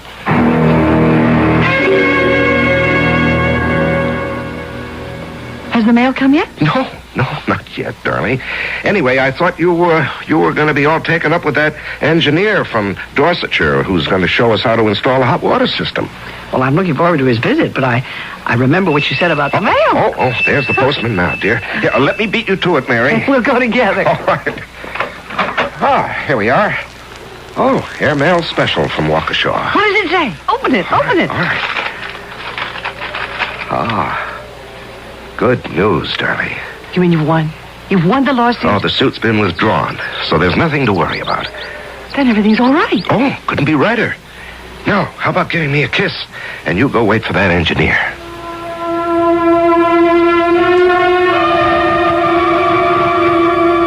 One of the strangest things I remember was my total sense of security as Ned held me in his arms. I left Ned and walked out into the gardens. Oh, the day was beautiful. It seemed even brighter than it actually was because of the change in Ned. As I walked along the flagstones, I heard footsteps behind me. I stopped and turned. I came to see Mr. Boyne. I'm Mrs. Boyne. Do you have an appointment with my husband? I think he expects me. Well, he's working on a book, and so he never sees anyone in the morning. Oh. Wait. You seem tired. Have you come a long way? Yes. I have come a long way. Well, then I suppose if you'll go to the house, my husband will see you. You'll find him in the library. It's that way. I watched the stranger enter the house, and then I went to find the gardener, and soon the engineer arrived. And the morning just sped by. We'd finished with the plans for the hot water system, and it was time for lunch. I went to the dining room, but Ned wasn't at the table. Nor was he in the library. I remember calling, and then asking the servants whether they'd seen him. But Ned was nowhere to be found. Not at the luncheon, not in the garden, not in the house. He didn't come back that afternoon, nor was he there for dinner. By that time, I was frantic and called the police. The local police shook their heads and called in Scotland Yard. Well, now, Mrs. Bourne, I can only try to reassure you by telling you that we haven't found your husband's body. Well, that's very reassuring, Inspector. You're telling me my husband has just disappeared into thin air, vanished without a trace? Oh, no, ma'am. What I'm trying to say is that if there was any foul play, and in these cases sometimes there is, we usually find the body of the dead man within 48 hours. So perhaps I was clumsy, but I was trying to tell you that there is hope that Mr. Boyne is alive. Well, then where is he? Oh, of course, I can't answer that question for you at this time. But I promise you, Mrs. Boyne, all the resources of Scotland Yard will be employed to find him for you.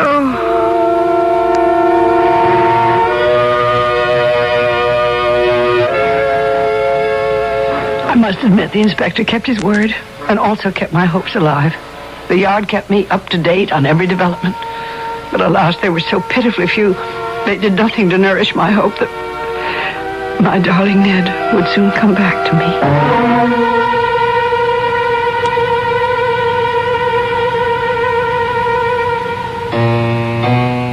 All the resources of Scotland Yard, will they prove to be as ineffective as all the king's men and all the king's horses in putting Humpty Dumpty together again? Or will they come up with some strange and sinister solution to the disappearance of Ned Boyne? I'll be back with the answers shortly.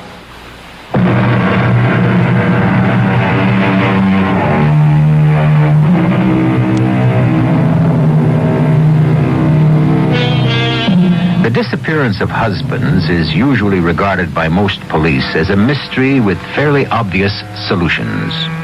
Most commonly, the police look for the runaway mate who's been unable to cope with a nagging wife, or secondarily, a woman who has decided to strike out looking for a new mate by disposing of the old one.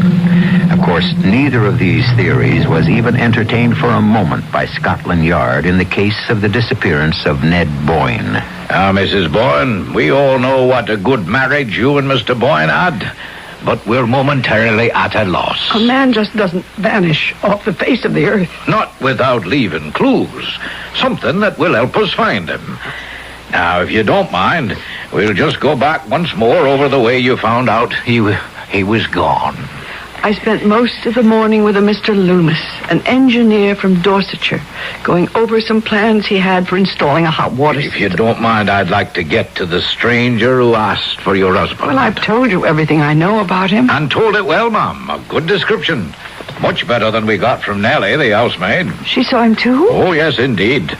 We even found out that he wrote his name on a card he gave her. Well, then you should know. If I may, ma'am, let me just condense the maid's testimony from my notes here. Now, she said that the gentleman was a stranger and perhaps a foreigner. He asked for Mr. Boyne, and she asked who was calling, and then he wrote his name on a piece of paper and asked her to carry it into your husband. Well, didn't you ask her what Ned, my husband, said when she brought him the paper? Well, Nellie told us your husband didn't have time to say anything, because just as she handed the paper to Mr. Boyne, she realized that the stranger had followed her into the library. She left them together. If Nellie says that she left this stranger alone in the library with my husband, how can we be so sure that Ned left the house? It isn't the maid's evidence we're going by, Mum. Hilton, the gardener, swears he saw your husband leave the house by the front door, accompanied by a gentleman. And he gives a description which pretty much tallies with yours and Nellie's. But why? Why would Ned just go off like that without a word to me or to anyone? You've already said your husband has been worried. So if you could give us some clue as to what it was that was bothering him. Well, I've told you about that lawsuit back in America. But you didn't tell us about the seance and your attempts to locate the Ling ghost. Now, surely, Inspector, you're not going to tell me that Scotland Yard is taking ghost stories seriously. Oh, no, ma'am. But if Mr. Boyne did, it might be some explanation of his erratic behavior. Are you telling me that you think my husband was mentally ill? Well, now, Mom, we need something to explain a happily married, wealthy man walking off in the middle of the morning accompanied by a stranger and so far leaving no trace. But what about that unfinished letter you found in the library? Obviously had to do with that business in America, which you, Mom, assured us wasn't bothering your husband one bit. But he did write the word safer, didn't he? Who was Parvis? Now we've checked, and Mr. Parvis is a perfectly respectable attorney back in Waukesha. And your husband's unfinished letter simply reads, "My dear Parvis, I have just received your letter announcing Elwell's death, and while I suppose there is now no farther risk of trouble, it might be safer..." There. He says trouble, doesn't he? Oh, he does indeed. And you believe that trouble could be so serious as to make him disappear without a word to you about it? Or the reason for leaving? Oh, no, we just can't believe that, Mrs. Boyne. Then what do you believe? I mean, what has happened? Mrs. Boyne, has your husband ever suffered from amnesia? Never. Does he have any medical history you could tell us about? Ned was always healthy. Well, England is a hard place to get lost in, Mom. It's almost impossible for two men to slip unnoticed through or out of the country. How about just walking? Mrs. Boyne, we have every official means of investigation working, and we've found nothing. And so things remained at a stalemate for the next fortnight, despite the fact that my husband's name was headlined in every newspaper and his likeness looked down into my anguished eyes from the walls of every town and village. There was still not one single word of him, and no trace of his movements. And then one morning, Nellie brought a card to me in the library with the name Edward Parvis on it, and a new hope flooded my heart. Mrs. Boyne? Mr. Parvis, from Waukesha. You're the attorney my husband wrote to. Yes, I found myself here in England, and I thought I should visit you. Oh, I'm so glad you did. You heard, of course, of my husband's disappearance, and I'm hoping that you've come to shed some light on it. Well, I'm afraid you're in for a disappointment. My errand is of quite a different nature. But his last unfinished letter was to you. I mean, surely... Mrs. Boyne, is it possible you're unaware of what went on back at Waukesha? Oh, my husband and I were very close. We had no secrets from each other. Well, I'm wondering what you mean to do about Bob Elwell's family. Bob Elwell's family? I'm completely confused. I don't know them. Mr. Parvis, you must bear with me. I do need your help. And I'm almost beginning to believe you. What? First of all, Bob Elwell is dead. His wife's a proud woman, and though she fought on as long as she could, it's come out now how badly off the family is, and we're taking up a fund for her. Elwell? Wait! That was the man Ned told me had helped him with the Blue Star. That's what he told you, is it? Well, it's true, isn't it? Well, it's true, and yet it's, well, all I can say is that it was business. I don't understand at all. Bob Elwell just wasn't smart enough, let's put it that way. It's the kind of thing that happens every day in business. Mr. Parvis, I think you're trying to tell me nicely that my husband did something dishonorable. I don't want you getting the wrong idea about Ned. He committed no crime. What exactly did he do? He went into business with Bob Elwell, and Bob should have been more careful about what he signed. Why don't you come right out and say that Bob Elwell should never have trusted Ned? Well, it was Elwell's claim that he came to Ned with the first samples from the Blue Star. You see, the Blue Star had been started and then abandoned. And Elwell believed there was a chance the previous owners had quit too soon. But he came to my husband with this sample. That's right.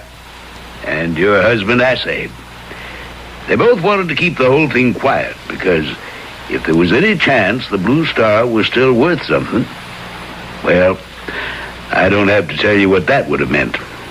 And Ned decided that the Blue Star was still a gold mine. Right. Your husband and Elwell had to buy the Blue Star. They bought it together? They did. Elwell borrowed most of the money he put up to purchase the mine. Well, so far that all seems pretty straightforward. Uh-huh. Ned had the papers drawn up, and Elwell, well, he should have read them more carefully. Why? What did the papers say? That after Elwell had been paid back for the money he'd invested and received a profit of 5%, the entire ownership of the Blue Star reverted to Ned. Oh, no. Well, it was business, Mrs. Boyne. Elwell didn't have to sign it. Well, evidently his lawyers felt that there was some merit to his claim when he sued Ned recently. Well, they soon found out they didn't have a leg to stand on. But if Elwell was so badly off, where did he find the money to hire lawyers? A lot of people thought Elwell had been treated badly, and his lawyer was one of them. You mean they took the case for nothing? On a contingency basis. But when they saw they didn't have a case, they advised Elwell to withdraw the suit. Elwell became despondent and shot himself. Shot himself? He killed himself because of that? Well, he didn't kill himself exactly. He dragged on 2 months before he died. And he tried to kill himself and failed? And then tried again? No, he didn't have to try again. Well, the newspapers got hold of it, and it's all been raked up again, and this collection thing's been started. You know, most of us back in Waukesha like Bob Elwell. Here's an account of the whole thing from the Sentinel. Maybe it would help you if you looked it over. From the headline, it would seem the Sentinel knows who's to blame. Widow of Ned Boyne's victim forced to appeal for aid. And I thought maybe you might care to... This picture! This picture! It says this is Robert Elwell. Yes, it is. But this is the man who came for my husband. I mean, I'd know him anywhere. Mrs. Boyne, I don't think you're very well. Shall I call somebody? No, this is Robert Elwell. This is the man who spoke to me in the garden. That can't be the man. It's Robert Elwell. It was Robert Elwell who came for him. Came for Ned? Elwell was dead. You know that now, don't you? Robert Elwell came for him. Now, Mrs. Boyne, well, surely you remember your husband's unfinished letter to me. It was written after he'd heard of Elwell's death. Robert Elwell was the man who spoke to me.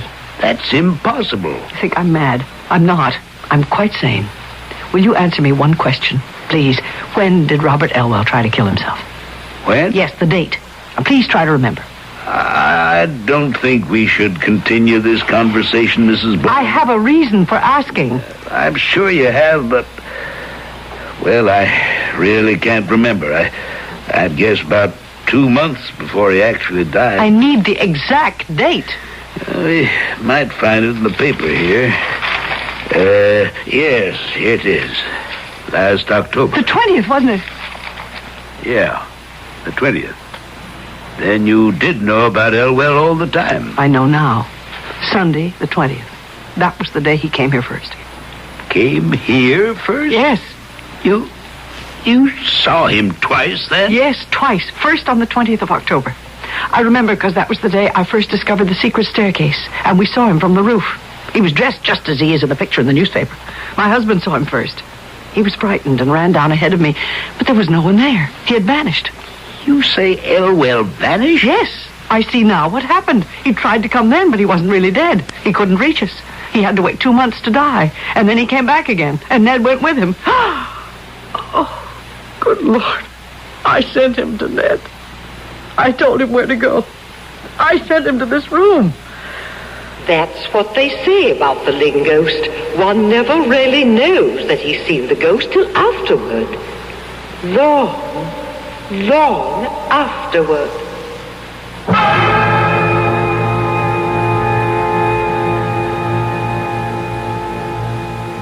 All the doctors at the rest home where they're treating Mrs. Mary Boyne are convinced that she's suffering from an almost historic sense of loss and bereavement because of the inexplicable disappearance of her husband. They're also all convinced that if only they could furnish her with a satisfactory explanation of that disappearance, she would be cured. But of course, we know better. At least, we who believe know that it's the explanation rather than the disappearance that's the root of her trouble. I'll be back in a moment.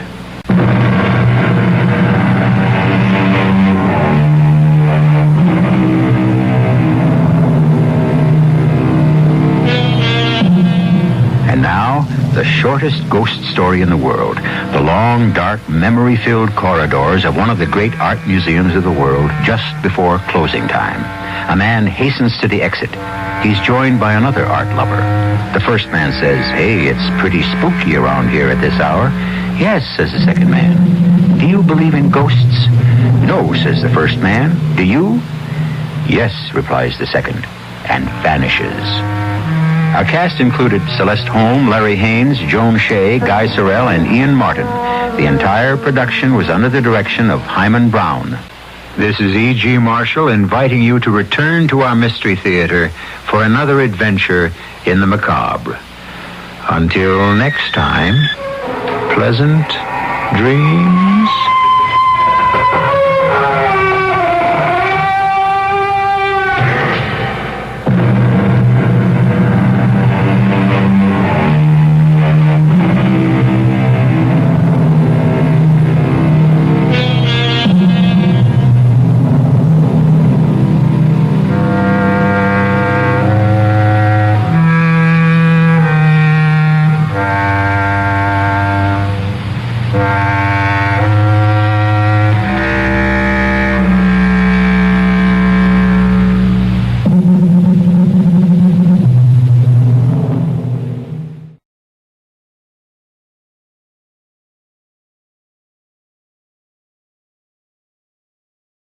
The CBS Radio Mystery Theater presents...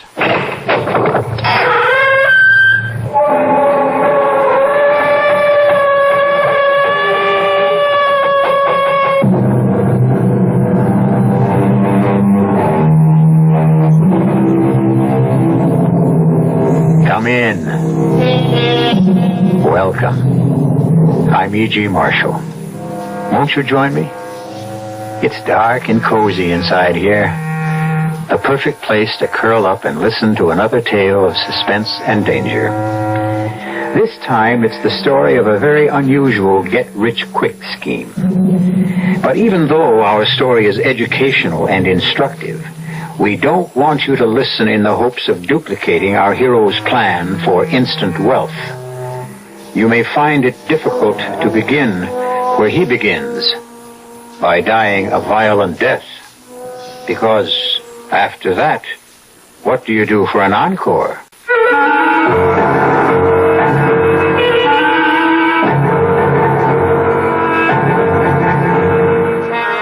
Our mystery drama, Bury Me Again, was written especially for the Mystery Theater by Henry Slessor and stars Michael Tolan.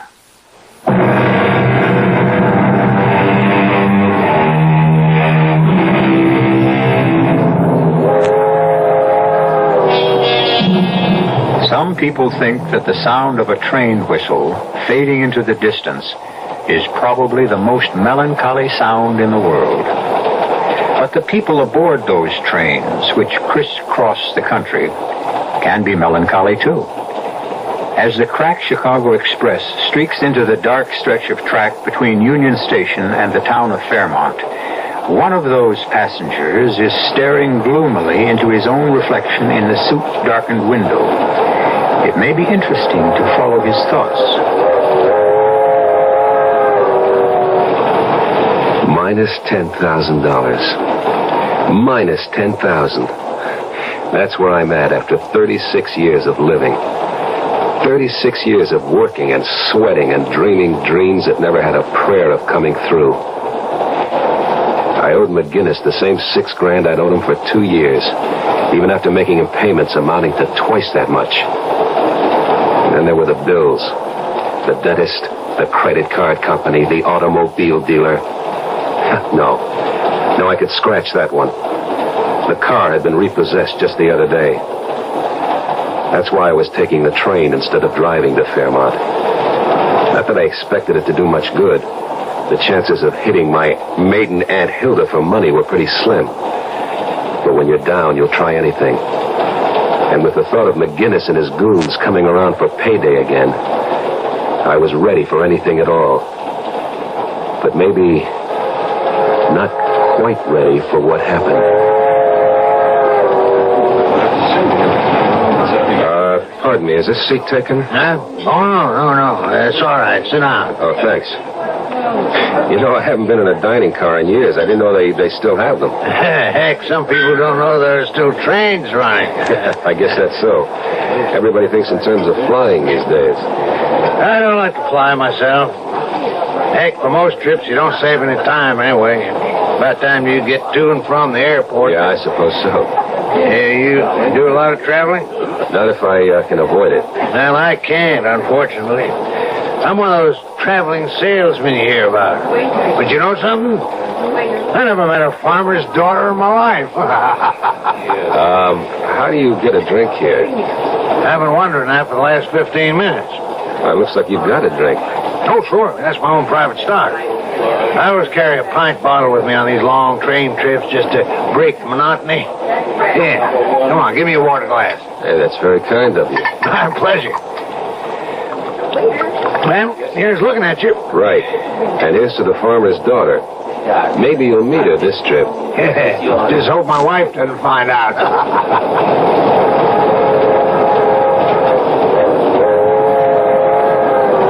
My dinner companion wasn't the most scintillating conversationalist in the world, but he was company, and I guess I needed that. I also didn't mind the private stock he carried. Every drink aboard that train cost $1.50. So when he told me that he had still another bottle, I suggested we continue our talk in the club car. The only thing wrong was that he did all the talking, and the more he drank, the more he talked. Money, my friend. M-U-N-N-Y. That's the answer to the whole darn thing. You take my word for it. Somebody gives you that happiness baloney, you just walk away, pal. Walk away. You don't have to convince me, brother. I've already been convinced. Listen. You ever figure it out? Figure out one of those things like assets and liabilities? That's all I've got, liability. You know what I mean? Like how much you're worth, how much you're really worth. Well, I can tell you. You, me, everybody else, we're worth more dead than alive. Am I right? Am I right? Yeah, you're right. You betcha. That's what insurance is all about. You betcha. That's what I mean. That's what insurance is all about. You're not an insurance salesman, are you? No, not me. No, I'm not a liquor salesman either. Too bad about that, isn't it? Hey, bottle's almost empty. Don't worry, friend. Don't you worry. There's more where that came from. There was plenty more. Plenty more whiskey, plenty more talk. Until something happened that sobered up the evening fast.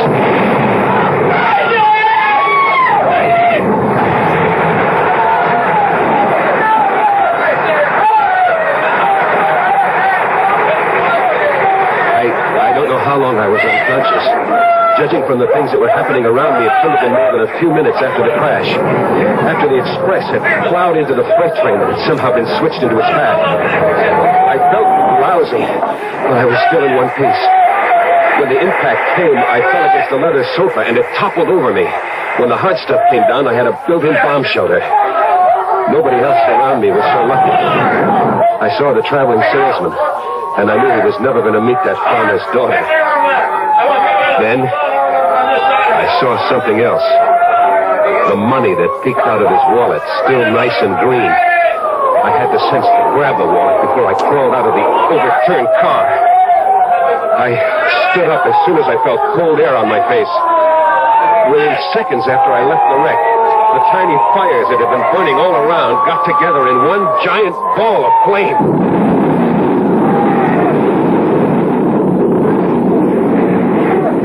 never saw such a hungry fire in my life. I knew there wasn't going to be much left of anything or anyone. And then I saw the people. They were all over the place, dozens of them, flashing searchlights, shouting to each other. Hey, mister! Hey! Yeah?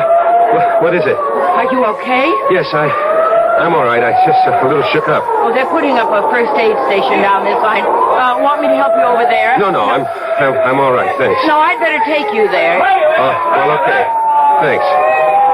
Hey, listen, what town is this? We're just outside of Hopkins Falls. We heard the crash all the way to town. Sounded like a bomb went off.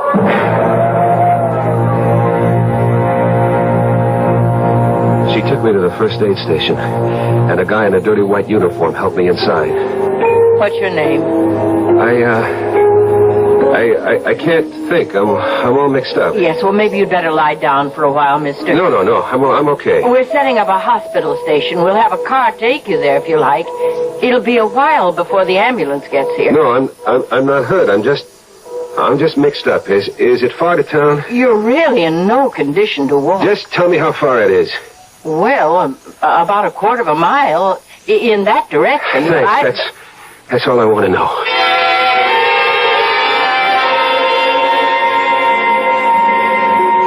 Well, Hopkins Falls wasn't much of a town. There were a bunch of frame houses leaning on each other for support. And the only electric sign in the place was the one I wanted. It said hotel. It took me quite a while to find the desk clerk lurking behind the rubber plants in the lobby. He looked at me curiously and spun the register in my direction. I chuckled when I saw the empty page. When I asked for a room with bath, he almost swallowed his store teeth. I signed the register Benedict Arnold and went up to the shabby room on the second floor. When I closed the door behind me, all I could do was head for that bed. The springs gave in with a rusty sigh, but I couldn't care less. Sleep hit me like a TKO.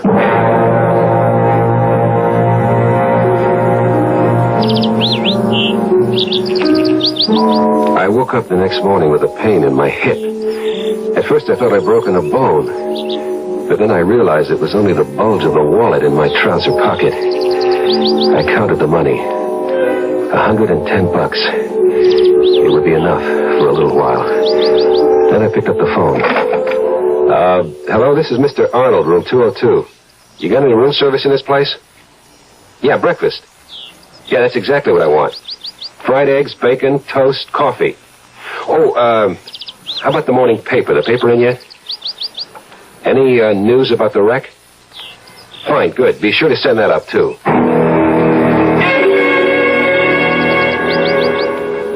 The breakfast was no better than I expected. The toast was soggy, the coffee watery, and the eggs almost inedible. But the local paper, that was something else. The train wreck had taken over the whole rag, all 4 sheets of it. It was probably the biggest news that ever hit this whistle stop. I turned to the casualty list. It wasn't complete, but it had what I wanted. So I grabbed the phone. I want to make a call, long distance. Hello, operator? I'd like to place a call to Chicago, person to person, Mrs. Gerald Horton, 1240 Lafayette Street. Yeah, I'm in room 202. The name is Arnold. First initial B.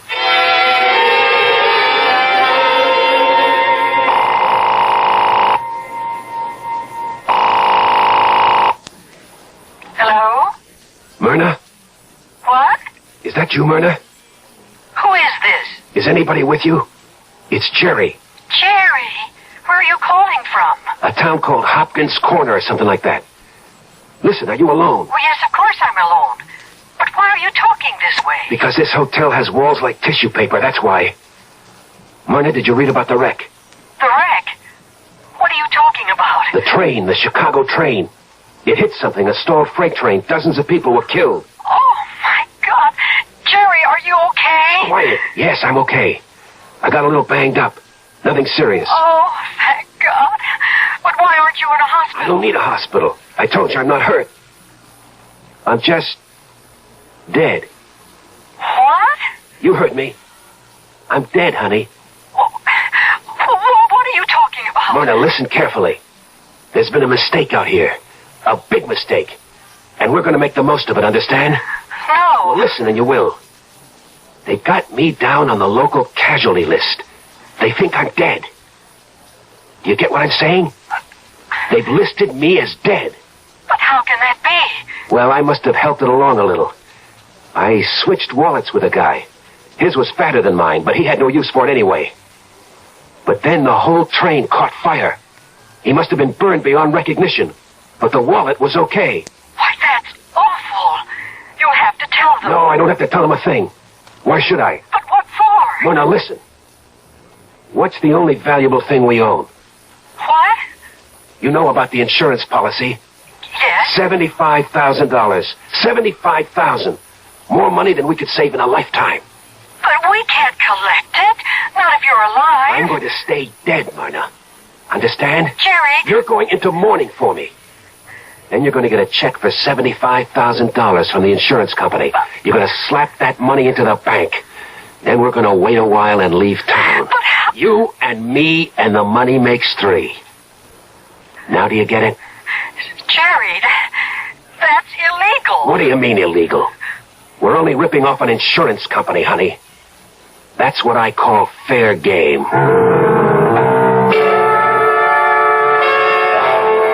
Well, we've just heard an old adage disproved, that dead men tell no tales. Obviously, here is one dead man who is doing exactly that. A tale of deceit and deception, and, very possibly, danger. We'll find out how good a job our friend does of staying dead when I return shortly with Act 2.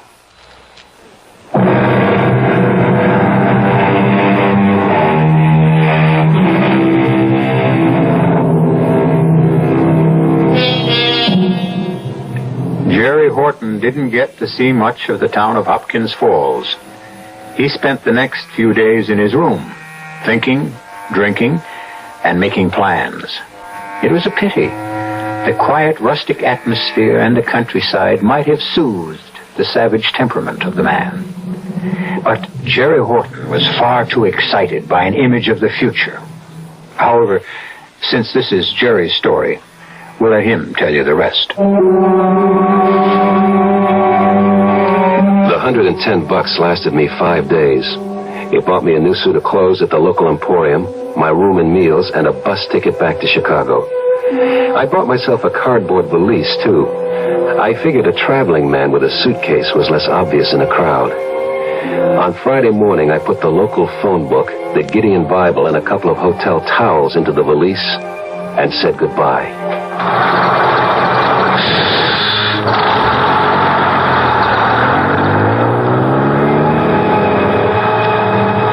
It was a long bus ride, but it seemed short to me. I had all kinds of things to think about. Plans for spending that money. Thinking about McGinnis's face when I finally handed him the $6,000 I owed him, all in one neat bundle. Hey, that was an idea. I put it all in $1 bills and make him stay up half the night counting it. And if I know McGinnis, that's exactly what he would do. And then I was back in Chicago, ready to call good old Myrna. Hello? Myrna? Jerry! For God's sake, don't say my name. Oh, I'm sorry. Are you alone? Yes, I'm alone. Where are you? At the bus terminal. Oh, I've been so scared. You have no idea how scared I've been. What for? Well, I'm just so nervous about the whole thing. What's been happening? Well, they sent your body back. The funeral was Tuesday. Good. Great. Was it a nice crowd? Well, not too big. Sandy and Jane couldn't make it, but Dorothy and Tom were there, and Mother was going to fly in from L.A., but I told her not to bother. I mean, well, it seemed silly. You didn't tell her anything? Oh, no, of course not. Do you think I'm crazy? Do you think I could tell her that it was some perfect stranger I was putting in the ground? Oh, Jerry, it was awful. I mean, we picked out that plot together and everything. I was going to be right next to you. Never mind that stuff. We've got more important things to worry about. Living things. Oh, what are you going to do now? I don't know yet. I'm broke. I don't even have enough money for a hotel room. But you can't come here. I know I can't come there, but I've got to eat. So you gotta help me. Look, you put about $300 in an envelope and address it to John Nolan, care of the Montgomery Hotel. Did you get that name? Yes. John Nolan, Montgomery Hotel. Don't write it down. You can remember it. Yeah, John Nolan, care of the Montgomery. I'll check in there this morning. Don't try to reach me. That's just asking for trouble. You got it? But what if somebody recognizes you? Don't worry about it. You know the Montgomerys out of our class. Now try and make it small bills, okay? No use attracting more attention than I have to. Okay? Yes. Okay.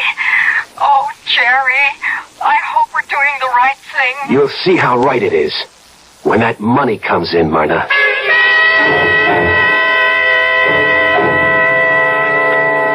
I spent that night in the bus terminal. I hunted out the softest bench and stashed my things under it. When I woke up, I had 19 bones out of place. But I was still feeling chipper. I went into the terminal lavatory and washed up as best I could. It was a fine, sunny day out, and the weather suited my mood. You know how it is. Some days, everything goes right. I walked a dozen blocks to the Montgomery Hotel. It was out of my class, all right. Was, that is. A chunk of white sandstone rising 40 stories from the street in straight, clean lines, ringed by a fence of evenly spaced trees. The doorman looked like he'd won every decoration from the Congressional Medal on down. It felt good walking on the wine-colored carpet that led into the plush lobby, knowing there was money and a hot shower waiting for me inside. I walked up to the desk like a bored millionaire and scratched my unshaven cheek in a kind of wry manner, like I was a playboy who was out on the town all night. Yes, sir. May I help you? I'd like a room, please. Did you have a reservation? No, I don't, but can you fix me up with something anyway? Yes, sir, I'm sure we can. If you'll just sign the register. I believe you may be holding some mail for me. I told some friends I'd be stopping here. What name, sir? Nolan, John Nolan. Well, let me check. No, I don't see anything for... Oh, wait a minute. Here it is. Oh, thank you very much. Front. My room at the Montgomery wasn't fancy. Just a nice room with not much of a view. But I liked it better after a shower and shave. And when I flopped on the big sofa bed, I opened the envelope, lit a cigarette, and counted the money. There were $240 in it, and a note that said, "Sorry, all I could get, M." Well, it didn't really matter. It would be enough to take care of me for a few days. Then the insurance agent would be around to see Myrna, and money like this would be only car fare. I felt so good that I decided to spend some of it on the best meal I could buy in the hotel restaurant. I was just finishing up when my luck threatened to turn. Well, for Pete's sake, it's Lefty, isn't it? Lefty, you're in high school, right? Sorry, I think you must have the wrong guy. Hey, wait, did I change that much? Yeah, I guess maybe I have. I don't know where all the hair went. Down the sink, I guess. Douglas is the name, remember? Kenny Douglas. No, I'm afraid I don't. Oh, well, I can't be that wrong. I've got a good memory for faces. Not so great on names, maybe, but they called you Lefty because of the baseball team. I'm sorry, mister. I must look like this friend of yours, but I'm not him. I never went to Union High. I never went to any high school, as a matter of fact. Well, I could have sworn. And as you can see, I'm eating with my right hand. Yeah. That's right. Yeah, but you sure look like the guy, or the way he would look 20 years later. I'm sorry to bother you. By the time the guy had left my table, I was covered in sweat from head to foot. Oh, I remembered Kenny Douglas all right. I think I still had his monogrammed cigarette case in his shoebox at home. He was a snotty rich kid. It had been a pleasure to rip him off. But right now, it was a relief to see him leave. And a relief to switch the fork back to my left hand. After the third day, I started getting anxious.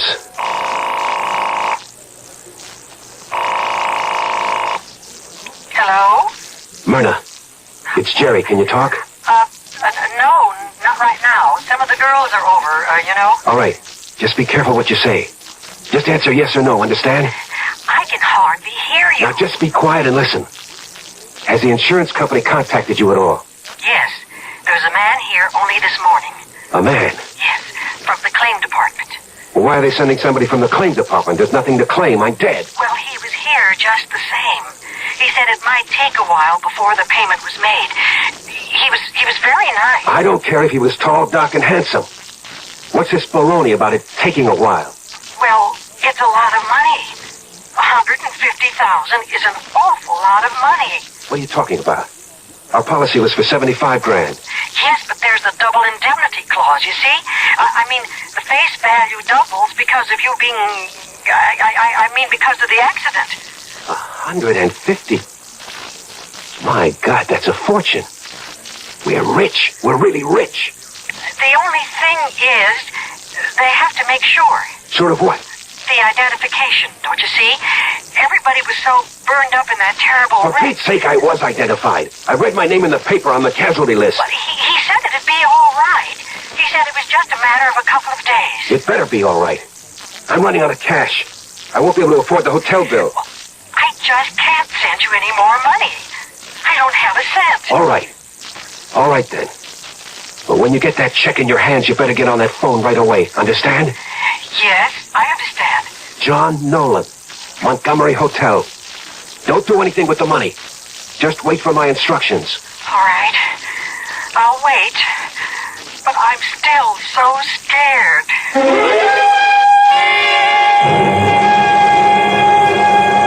$150,000. I couldn't believe it. I couldn't imagine money like that.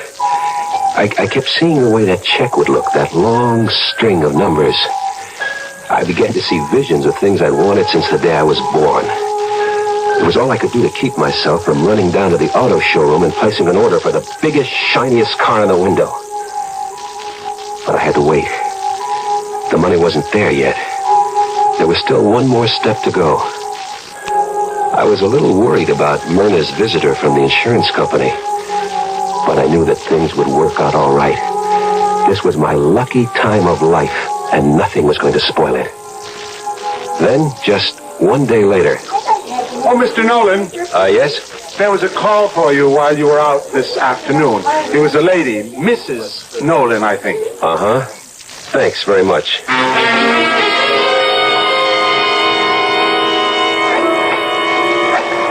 My hands were shaking so bad that I could hardly dial Myrna's number.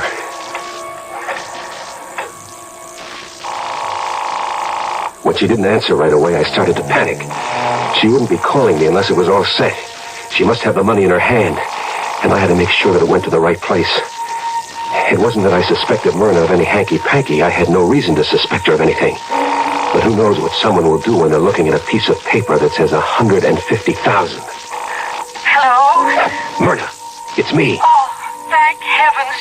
I was getting so worried. Where were you? The phone must have rung 10 times. Well, I just got in this second. I was down at the insurance company. You went there to get the money? They asked me to come down, Jerry. I was so upset, I almost fainted. Well, don't worry about it. You're the grieving widow. You're supposed to be upset. But you don't understand. They didn't call me about the money. Only about, I don't know what you call it. Exhume something. What? Jerry, they want to open your grave. They can't do that. It's against the law. They said they wanted my cooperation. They asked me to sign a paper. Don't do it. Don't sign a thing. They can't force you to do such a thing. Well, they said that if I didn't sign it, they'd have to get a court order. They're bluffing. They can't do anything like that. They've already identified that body as me, and once is good enough. Oh, Jerry, what should I do? What should I tell them? Should I get a lawyer? No, don't get a lawyer yet. Let me think. Let me figure out something and call you back. There's got to be something I can figure out.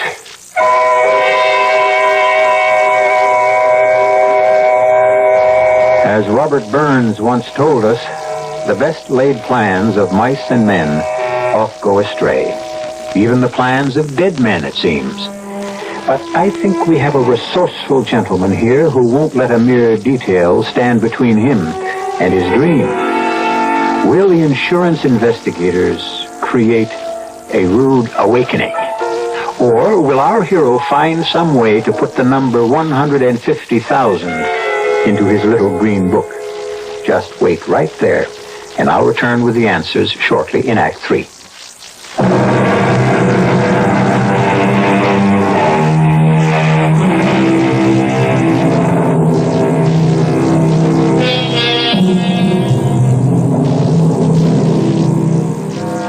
It's a time of tension for the man in the Montgomery Hotel. Now every hour seems to stretch ahead interminably. The watch ticking on his wrist seems to have hands made of lead. But as he paces his hotel room, smoking endless cigarettes, downing pots of lukewarm hotel coffee, he seems to have arrived at no solution to his dilemma. And then...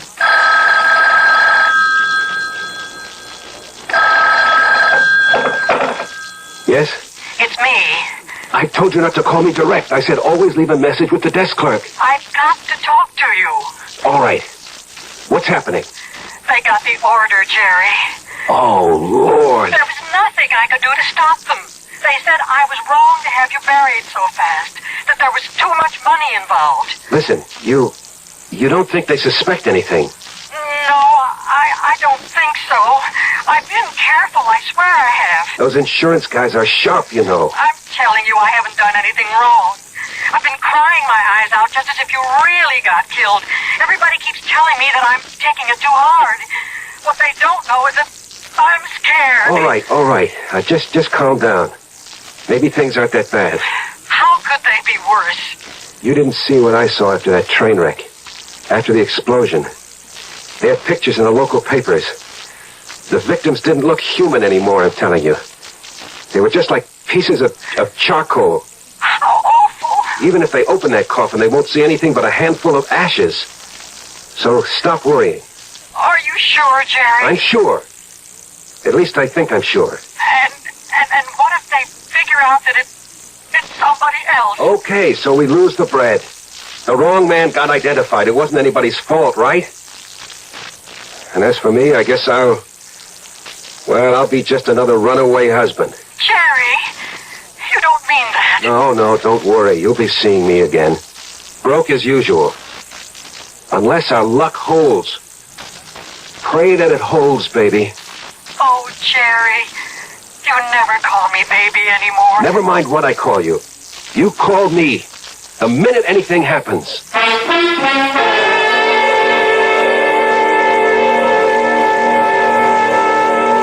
The next couple of days were the worst of my life. There was nothing I could do but concentrate on that phone. Stare at it, waiting for it to ring. After a while, I started yelling at it, ordering it to ring, like some kind of nut. But it stayed silent. It just stared back at me until I got so jumpy that I had to get out of the room. But I wasn't on the street for 5 minutes before I found myself heading back for the lobby and demanding to know if there'd been any calls for me. The answer was always no. And then, on the morning of the third day after Myrna's call, when I wasn't even thinking about the phone, it rang. Hello? Jerry, it's me. I've been going nuts here. Why didn't you call me before? There was nothing to say. You told me to call you when something happened. Well, something must have happened by now. Did they exhume the body? Yes, they did. Well, go on. Jerry, it was just like you said. I didn't see the body, but the insurance man told me about it. He said he felt awful describing it to me, but he thought I should be told. Jerry, there were only ashes in that coffin. Thank the Lord. I was so scared, but it's all right now. Everything is all right. No, it won't be all right until you've got that money. But I do have it. What? That's what I'm calling about. I've got the check. It's right here in front of me. $150,000. I never knew there was that much money in the world. Okay, now listen close. Here's the way we're going to handle it. The first thing you do is deposit the check to the regular account. Yeah, that this morning. I was so afraid to have such a big check in the house. All right. So deposit it. And then go to the Chemical National Bank, the one on Clover Street, near the Arch. You know the one I mean? Yes, but what for? Just listen and do what I say. You go to that bank and say you want to open a joint savings account for you and your husband. Only now, you're Mrs. John Nolan. Understand? But I can't open an account by myself. Yes, you can sign all the papers there. And then collect the forms that I have to sign. Understand? Yes, I see.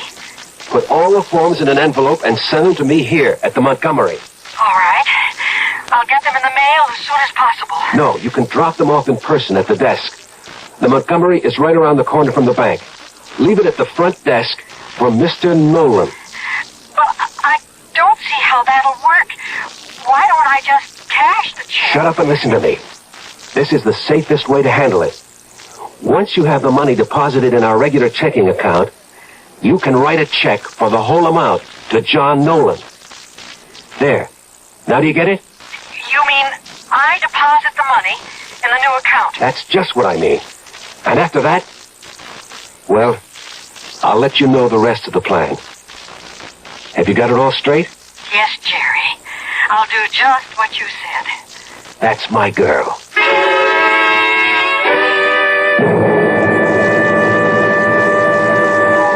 It was cloud nine time. I felt like I was floating. Like I was drunk on expensive champagne. And it wouldn't be too long before I was. I was mentally throwing out every shabby suit in my closet and replacing them with custom-made threads. I was so stuffed with dreams that the next few hours passed by in a pink haze. Hello? Mr. Nolan, I have an envelope here for you. Shall I send it up? Yeah, thanks. Send it right up.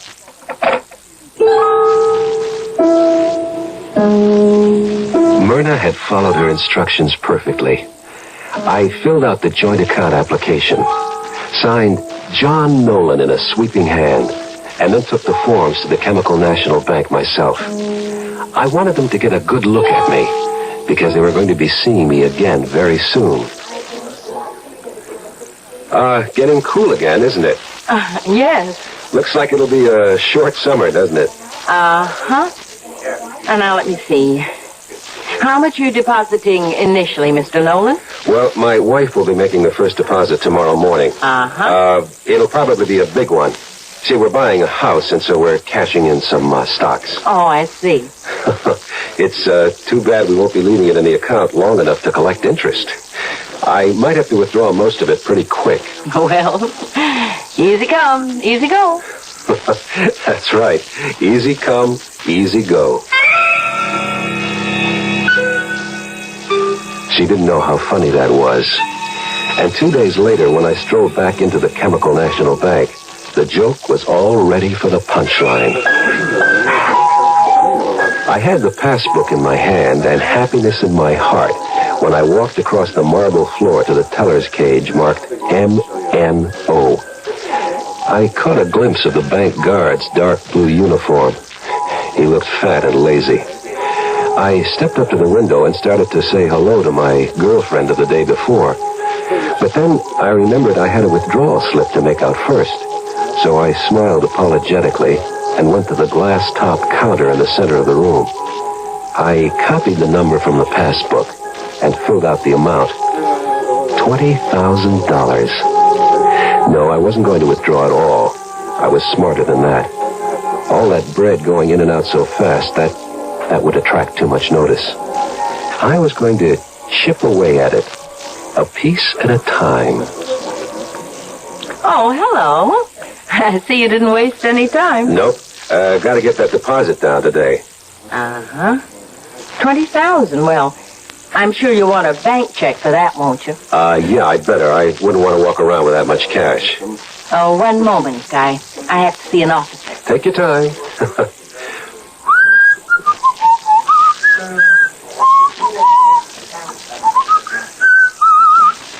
Mr. Nolan? Yes? I'm Bill Harkness, assistant manager. Would you mind stepping into my office a moment? What for? Oh, it's just a technical matter regarding your account. Why, what's the matter with my account? The money's on deposit, isn't it? It says so in my passport. Oh, yes. Everything's in order. But you see, when any large withdrawal is made, we're required to fill out certain forms. Well, I never heard of anything like that. It won't take long, I promise. Well, okay. This way, please. Now, if you'll sit right here, I'll have the form in just a moment.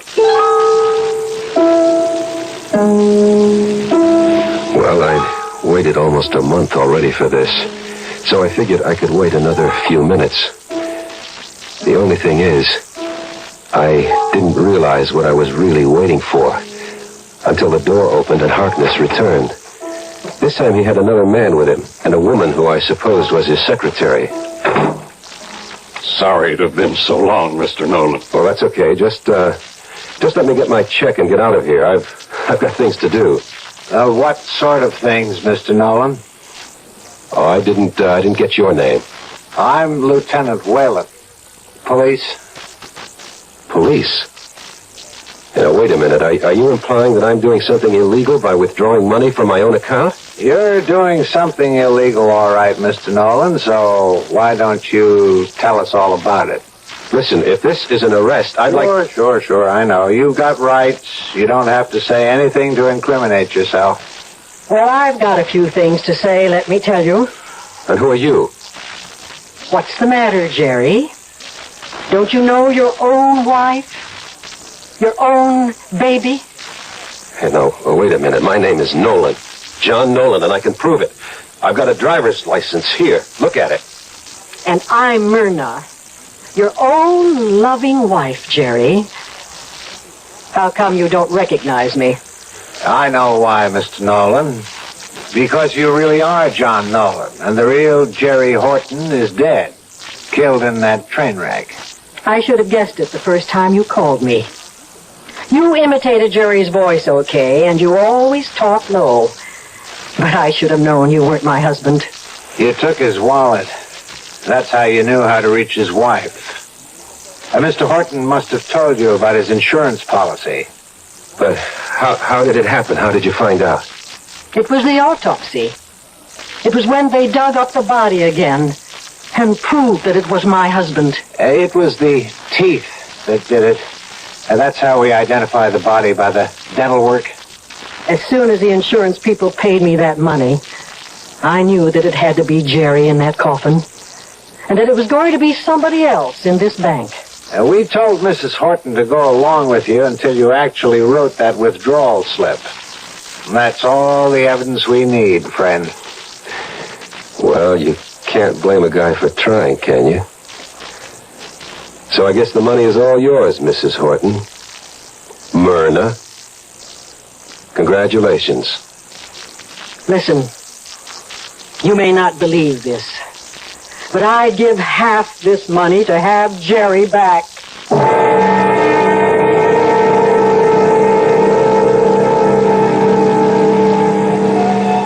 Of course, the moral of our story is that crime doesn't pay, even if the insurance companies do.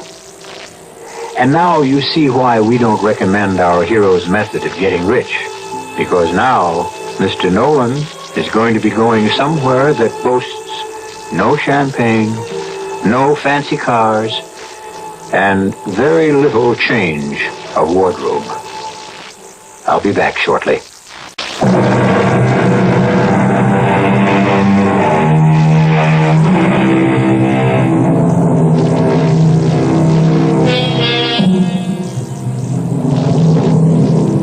We have to admit that there's something fascinating about confidence games. They say that the essential ingredient of a good swindle is to play upon the greed of the victim. So the next time someone offers you a way to make an easy dollar, make sure you're not dealing with the wrong man. Our cast included Michael Tolan, Vicky Vola, Gilbert Mack, Mary Jane Higby, and Robert Dryden. The entire production was under the direction of Hyman Brown. This is E.G. Marshall inviting you to return to our Mystery Theater for another adventure in the macabre. Until next time, pleasant dreams.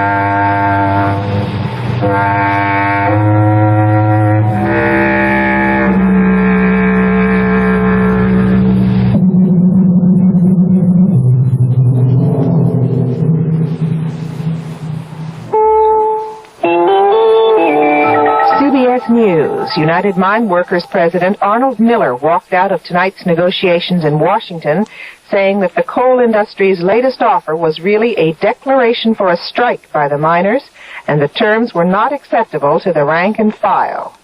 I'm Ann Crosman reporting on the CBS radio network. More on the coal story from Bernard Shaw in Washington. United Mine Workers President Arnold Miller stormed out of an early morning negotiating session and accused the coal industry of triggering a strike by virtue of a series of counter-proposals offered by the coal operators. I have one statement to make, and then I'm going home to get some rest. I'm pretty weary after all these many hours put in. With what they've handed us tonight, they've declared a strike in the coal fields. There's not a sufficient amount of time left for ratification, and the membership would not ratify what they give us. Guy Farmer, chief spokesman for the coal company, said, quote, "I find that charge rather incredible." He said, "Our package has not been exceeded in total scope by any other union settlement." He said, "We are waiting for a response to our proposals." Bernard Shaw, CBS News, at the coal negotiations in Washington. A strike deadline has been set for a week from Tuesday. More CBS News coming up.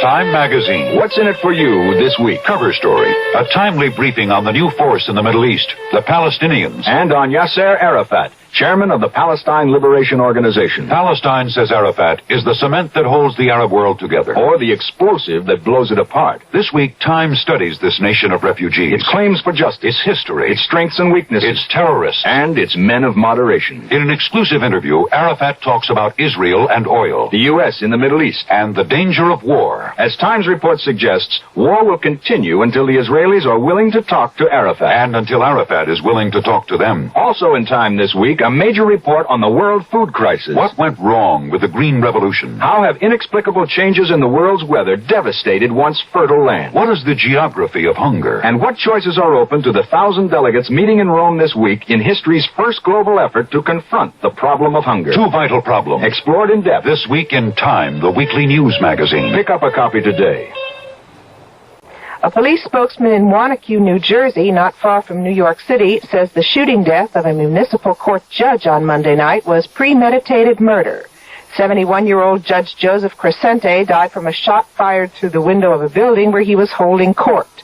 Police say the shot came from the street below and that they're looking for a male suspect seen leaving the scene in a car.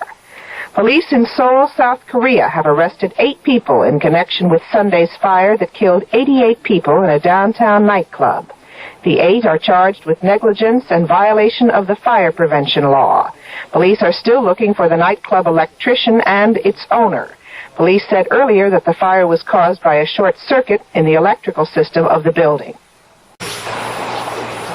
More rain is adding to problems of residents in east and central Oklahoma, where thousands have been evacuated. The Deep Ford River is expected to crest 14 feet above flood stage near the town of Beggs on Wednesday, and other rivers and creeks already have overflowed their banks. A California Citizens Action Group is urging Americans not to buy turkey this Thanksgiving because the group claims the turkey processors are artificially inflating the price just before the holiday. CBS News. Americans go to the polls Tuesday with Watergate and the economy a prime factor. I'm Jim Kilpatrick reporting on the CBS radio network. To judge from all available evidence, the Democrats appear on their way to victory. The question is, how big? A CBS News survey shows most of the country feels the economy is hopeless and that the prospective voters prefer Democrats 2-1 as being able to do anything about it. 82% of the voters in the CBS News survey believe the economy will either stay bad or get worse. The campaigns have not divided the candidates on the issues of Watergate and the condition of the economy. Everyone is against both. The CBS News survey indicates Tuesday's election is a contest of character more than anything else. In the gubernatorial races, the Democrats are expected to add at least California and New York to their column. In the Senate races, a number of prominent Republican incumbents have had hard campaigns. Senator Peter Dominick of Colorado has had an uphill battle with former McGovern strategist Gary Hart. New York Republican Senator Jacob Javits faces stiff opposition from former Democratic Attorney General Ramsey Clark. A Clark victory would be considered an upset. All seats in the House of Representatives are up for election this year, and polls indicate the Democrats should wind up with a net gain of at least 30 seats. They would have to win 42 seats for the mathematical two-thirds majority. CBS Radio News will begin a series of election reports immediately after the first polls close, 15 minutes past and 15 minutes before every hour. I'm Jim Kilpatrick, CBS News.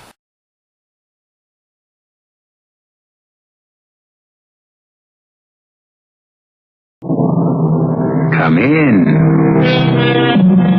Welcome. I'm E.G. Marshall. You know, when I was a boy, I always thought the maps in an atlas were a fixed picture of the world that never changed. But certainly not in this century. New countries turn up every day. Old ones vanish or are renamed. I guess nothing is permanent.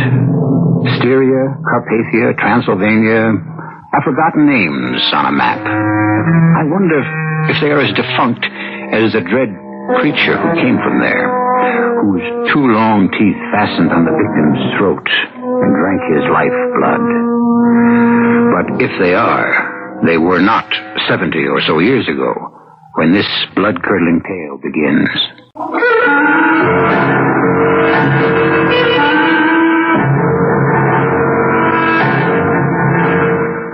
Our mystery drama, Carmilla, was especially adapted from the classic novella of G.S. Le Fanu for the Mystery Theater by Ian Martin and stars Mercedes McCambridge.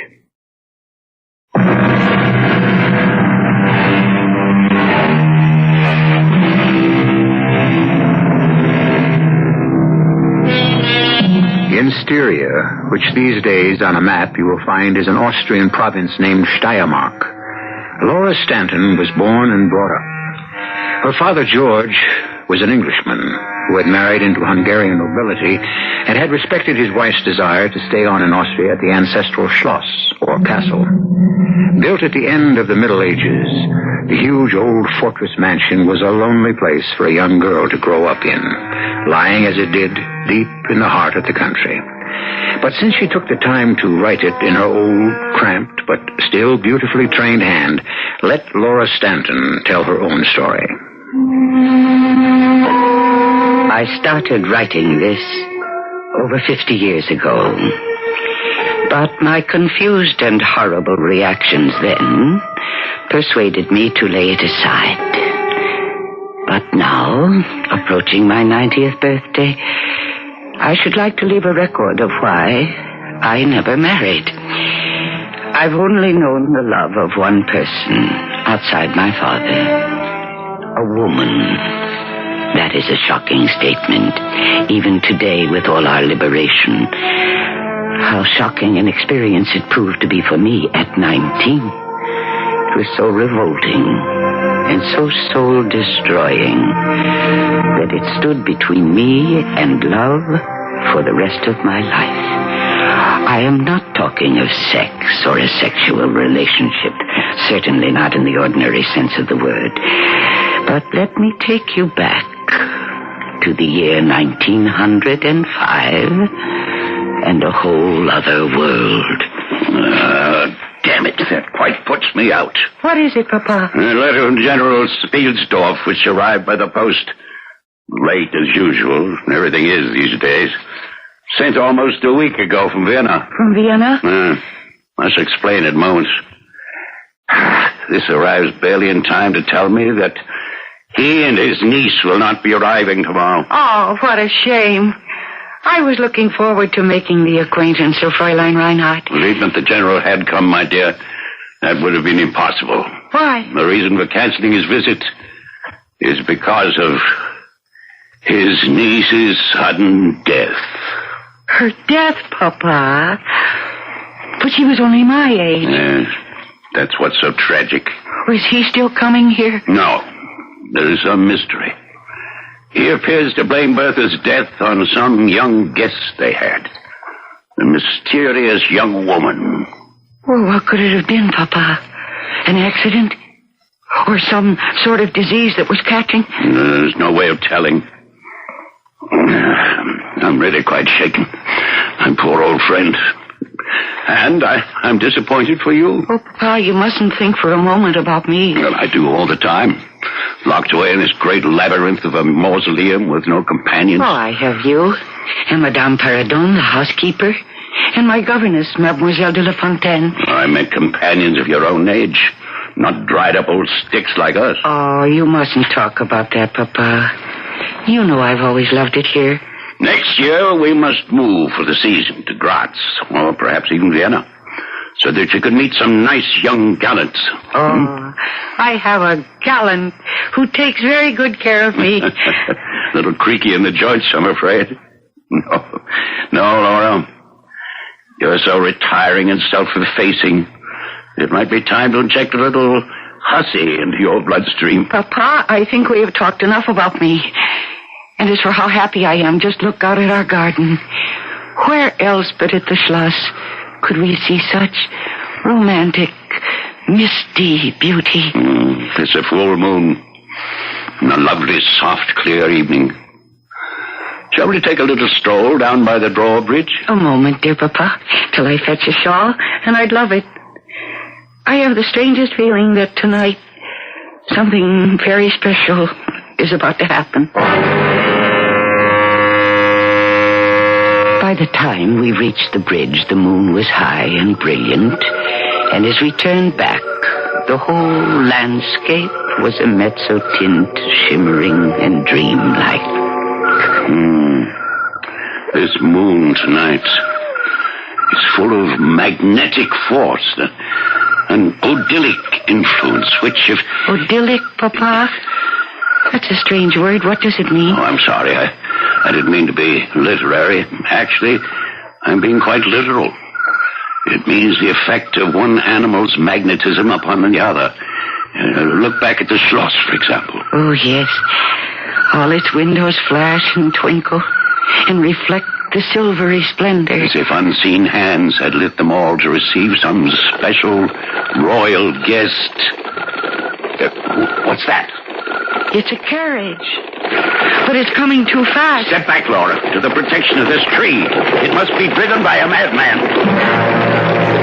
It was a closed carriage, richly appointed, drawn by 6 horses, traveling at top speed. As it came round the blind corner to the bridge, twisting and swaying wildly, a female voice screamed in terror.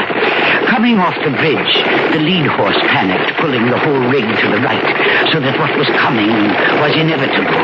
The wheels on one side, passing over the projecting overground roots of one of the great trees, and in a moment... My father was wonderful, and always in a crisis. First he rushed to calm the terrified lead horses, so that they in return stilled the panic in their followers. And the coachman, blown clear, joined to help him, while I, avoiding the still spinning wheels, clambered to open the door and to help out the occupants of the coach itself. I only gave assistance to an elderly lady, clad in a long cloak with a hood, whose sole concern was for her daughter. While I took her aside, my father and the coachman lifted out a younger lady, who seemed to be unconscious. My poor petite fille, are you all right? I should not worry too much, Madame. I have sent your footman to the Schloss for assistance, and shortly we shall have the conveyance here to conduct you and the young lady to accommodations where you may rest, and we can send for a physician's help. You are too kind. Monsieur. Carmilla. Carmilla, are you all right? I'm just dazed, Mamma Mia. But I feel so weak. Oh, Regatissa. Oh, no. What do I do? If you could tell me what troubles you. This much only can I tell. You are a gentleman and must be well aware of the gathering clouds of war. I am returning to my husband in the haste you witnessed because I carry assurances and information only I can impart to him. For me to waste an hour, or a moment even, endangers our whole future. But I can see that the long trip to Vienna in such haste is something Carmilla cannot sustain. Now, is there some hostelry, inn, or even sanatorium where I can leave my precious child to be well cared for till I can send for her at more leisure and with adequate protection for her travel? Papa, why can't she stay with us? Bertha's room was all prepared and is ready. It is true. We would be happy to put up your daughter and see that she has immediate medical attention. Oh, you could save an empire and relax a mother's heart. I would feel more comfortable about all things if I knew exactly who I'm assisting and where. That is impossible as of the moment. All that counts now, if I can feel my child safe, is for my men and yours to right the carriage so that I may be on my way. I promise you that it is a matter of more than even life or death. But, Papa, where do you suppose they were coming from? On that road, it's hard to say. They must have lost the main road and approached this way by accident. Here comes Dr. Zulig now. Well, Franz, how's our little patient faring? Well, no problem at all. A few bruises, otherwise no worse for wear for the mishap. She is perhaps a little nervous and lonely, and perhaps bewildered. One can hardly blame her. But I took the liberty of suggesting that Laura run up and have a chat with her before she turned in. Someone of her own age, you know.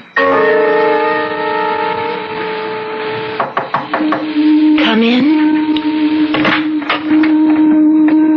She was sitting propped up in the huge bed, her hair framing her face, tumbling about her shoulders. And now, for the first time, I could see her face clearly as she saw mine, as we both gasped.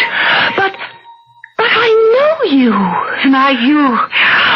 From a dream I had. From a dream I had, too, when I was 6 years old. How long ago was that? 13 years. Oh, that's just when I had mine. Oh, you must tell me, and I must tell you. But you must be Laura, and my name is Carmilla, and we mustn't be strange to each other. Oh, come. Sit beside me on the bed, and hold my hand, so we can talk. I have a feeling, I know, we're going to be terribly close, you and I. Remembering that old dream, which had never ceased to haunt me, I should have been repelled. But instead I was drawn irresistibly toward Carmilla. Would to God I had known that the fascination was not love, but an unhealthy spell. The flame for the moth, the spider's web for the fly. But I didn't know, and I went to her, and I put my hand into Carmilla's.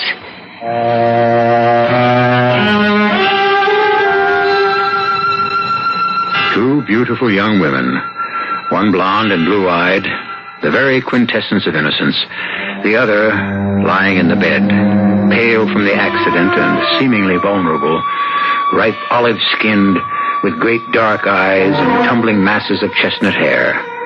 Perhaps masked in beauty and evil and malevolence, not of this world, and not to be named.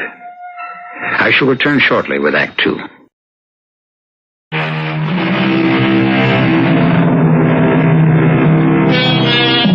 The old lady who writes this story of 70 years ago still retains much resemblance to that once blooming girl of 19. Oh, the china blue eyes are a little faded. The hair ash gray instead of golden blonde. But the figure is neat and trim and somehow vulnerable. Not only to the encroachment of 89 years, but as if it had always been so. We sat there, hand in hand, Carmilla and I, searching each other's faces. There was a silence of what must have been minutes. I could feel my heart pounding against my ribs at the wonder, the terror of that spectrally beautiful face, which at last was no longer a dream. How wonderful. 13 years ago, I saw your face in a dream, and it has haunted me ever since. Oh, it's wonderful indeed. 13 years ago, in vision or reality, I certainly saw you. I could never forget your face. It's remained with me ever since. It seems as if we were predestined to be friends. I want you to be my friend. Yes, I want to be yours. Well, we will. And we must start with the first thing we shared. The dream. There now. I can see you're shy. Oh, but that comes of being alone too much. So I shall start. I told you, it was when I was 6, and I woke up from some troubled dream, and I found myself in a room that was nothing like my nursery. It had dark wood wainscoting and great heavy beams sloping over the bed. And did it have a big iron candlestick by the bed with 2 branches made out of serpents? Yes, and they held the candles in their mouths. That was my nursery. It's still there on the top floor, just as you describe it. You see, it's more than a dream. Now I remember, I was only 6, and being in a strange room, I was scared, and I was about to cry out, when all of a sudden, this fairy princess with golden hair and blue eyes sat up in the bed next to me and held her arms out to me. It was you! As a child? No. As you are, now. Your lips, red and full, smiling at me, beckoning me. I climbed in beside you, and you put your arms around me, and softly, so sweetly, I went to sleep. And that was all? No, then there's the bad part, but I put that out of my mind. I don't try to remember that. No, you must tell me. Oh, very well, because we must have no secrets from each other. I don't know how long I've been lying there with you, and suddenly a scream awoke me. My scream? Yes, you were sitting up in the bed screaming, and I was terrified, and I slipped to the ground, and then suddenly everything was blank until I woke up again in my own nursery. And hasn't this dream haunted you and tortured you all these years? Haunted, if you want. Say rather, I've never forgotten it. But why should it torture me? What I remember most is the love and the warmth that came from you, and how often I've longed for my beautiful golden lady. Who would ever think I'd find her again? It's all so eerie. I don't understand it. It's so topsy-turvy. What do you mean? Tell me about your dream. Well, it was just the other way. I mean, I was 6 years old, and nobody ever worried too much about me because I was never told ghost stories or fairy stories or anything that might wake me up in the night and worry me. So this one night when I did wake up, which was unusual for me, I wasn't worried or frightened. Where were you? I was in my own bed. And was it the only bed in the room? No, there was another bed my nurse used to sleep in, but by now it was empty. Except that when I looked over there this night, it wasn't empty. You were sitting up in it. Me? The child? No, as you are now. And you came to my bed with your great dark eyes and your hair streaming down your back. And I thought I had never seen anything so beautiful. And did I get into your bed with you? Yes, you did, only it was you who took me in your arms, and you held me, and you soothed me until I fell fast asleep. And I didn't wake up or scream. No, I was the one who did that. Because I suddenly had the sensation that 2 needles had been run deep into my chest at the same moment. And were there marks on you? No, the doctor found nothing. Oh. I seem to have known you so long. I never have had a friend, a real friend. Have I found one now? Of course, Carmilla. Then kiss me and promise me it shall always be so. Oh, my dear one. Welcome at long last. Yes. I feel as though I'd come home.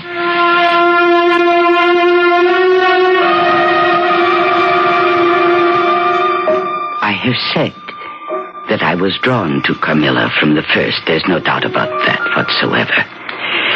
A strange feeling it's hard to describe, except I could have wished she were a boy. For there is no doubt I was under her spell, and she embarrassed me often when she spoke so freely of her love for me. Come and kiss me good morning, my dearest.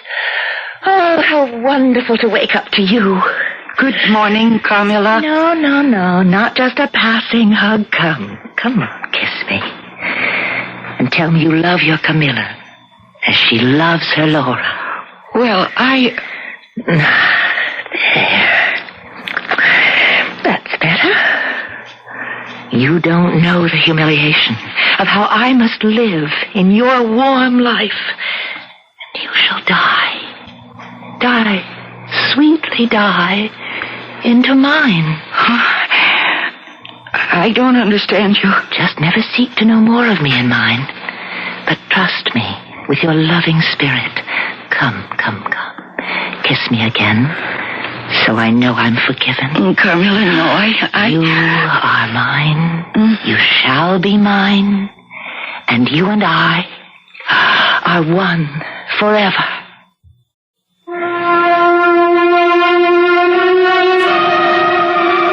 I seem to be showing you the worst of her. Because at most times she was sparkling and a vivacious talker. She kept my father and all of us in rounds of laughter with her bright wit. The apathy which afflicted her was only bodily. Her mind was always alert. Laura, are you afraid to die? Oh, yes. Everyone is. But to die together, as lovers may, so that they may live always together? Well, that's something I'd rather not talk about. Oh, I just remembered. What? We must go meet the family. The family? Yes. Didn't you notice there were no pictures in the gallery? They've all been to the restorer, and today's the day that they're to be returned and rehung. And most of them are from my mother's family. She was Hungarian, you know. It should be quite exciting. Oh, just some musty old portraits? Yes, exactly what they were. They were so covered with smoke and the grime of centuries. I've never really seen any of them. Come along, Carmilla. Do let's go have a look.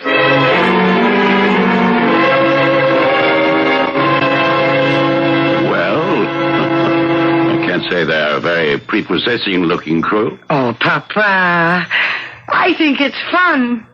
With their mutton chop whiskers and beards and medals and hussar coats. Don't you, Carmilla? Oh, they're just like all the others of their times. Well, you must be quite a historian, Carmilla. Some of these go back 300 years or so. Hello. Here's a surprise, all right? What? Look. Carmilla, look, it's the very image of you, even to the mole on your throat. Papa, isn't it a marvelous likeness? By Jove, I believe you're right. Can you read who it is? Marcia, does it say? No, Mircalla. Mircalla Countess Karnstein, and the date is 1698. Well. I do remember that your mother was descended from the Karsteins. As am I think, a very long time ago. Are there any Constans living here now? Well, none who bear the name, although it's interesting. The ruins of their ancestral castle is not much more than 3 leagues, right to the west of here. It was destroyed, they say, during the Civil Wars. I should like to see it sometime. Papa, this is just a small portrait. Could I have it to hang in my room? Well, if you like, I'll have Hans put it up for you. And then, once you've arranged that, could we, dear Laura, take a stroll in the moonlight? It's so beautiful.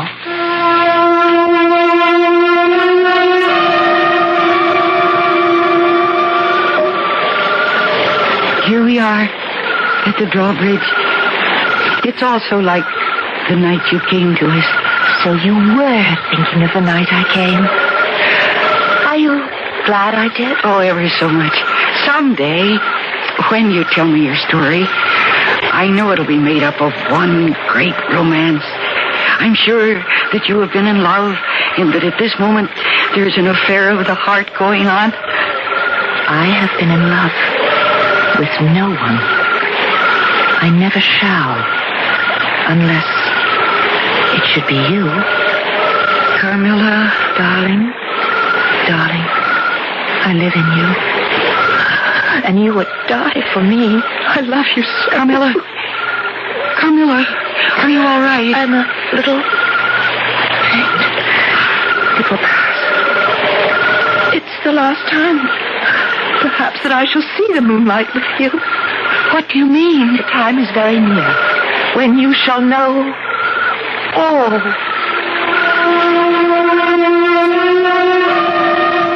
She was so weak, I could scarcely get her safely to bed.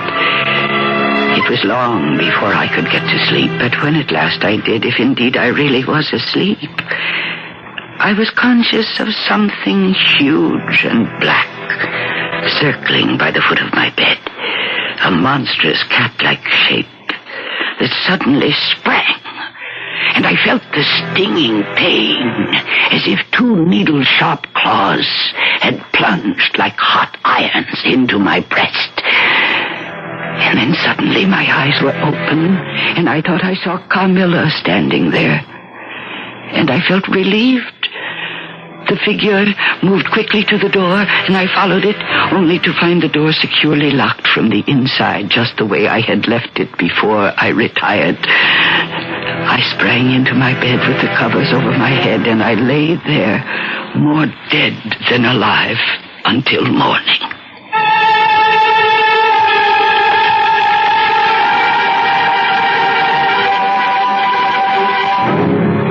There are none so blind who will not see. And yet it is only human nature to lift the spirits by saying that no disaster, natural or supernatural, could ever happen to us. Is it happening to Laura? Or is she only a young girl with a lonely childhood behind her and a very lively imagination? I'll return shortly with Act 3.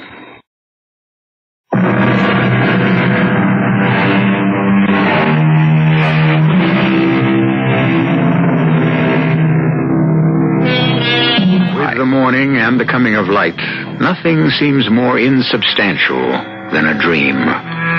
Certainly, although it may leave some residual shock to the dreamer, a nightmare loses its terror, and there is a natural inclination not to recount one, except to someone very close to you, for fear of being laughed at, or in Laura's case, something different.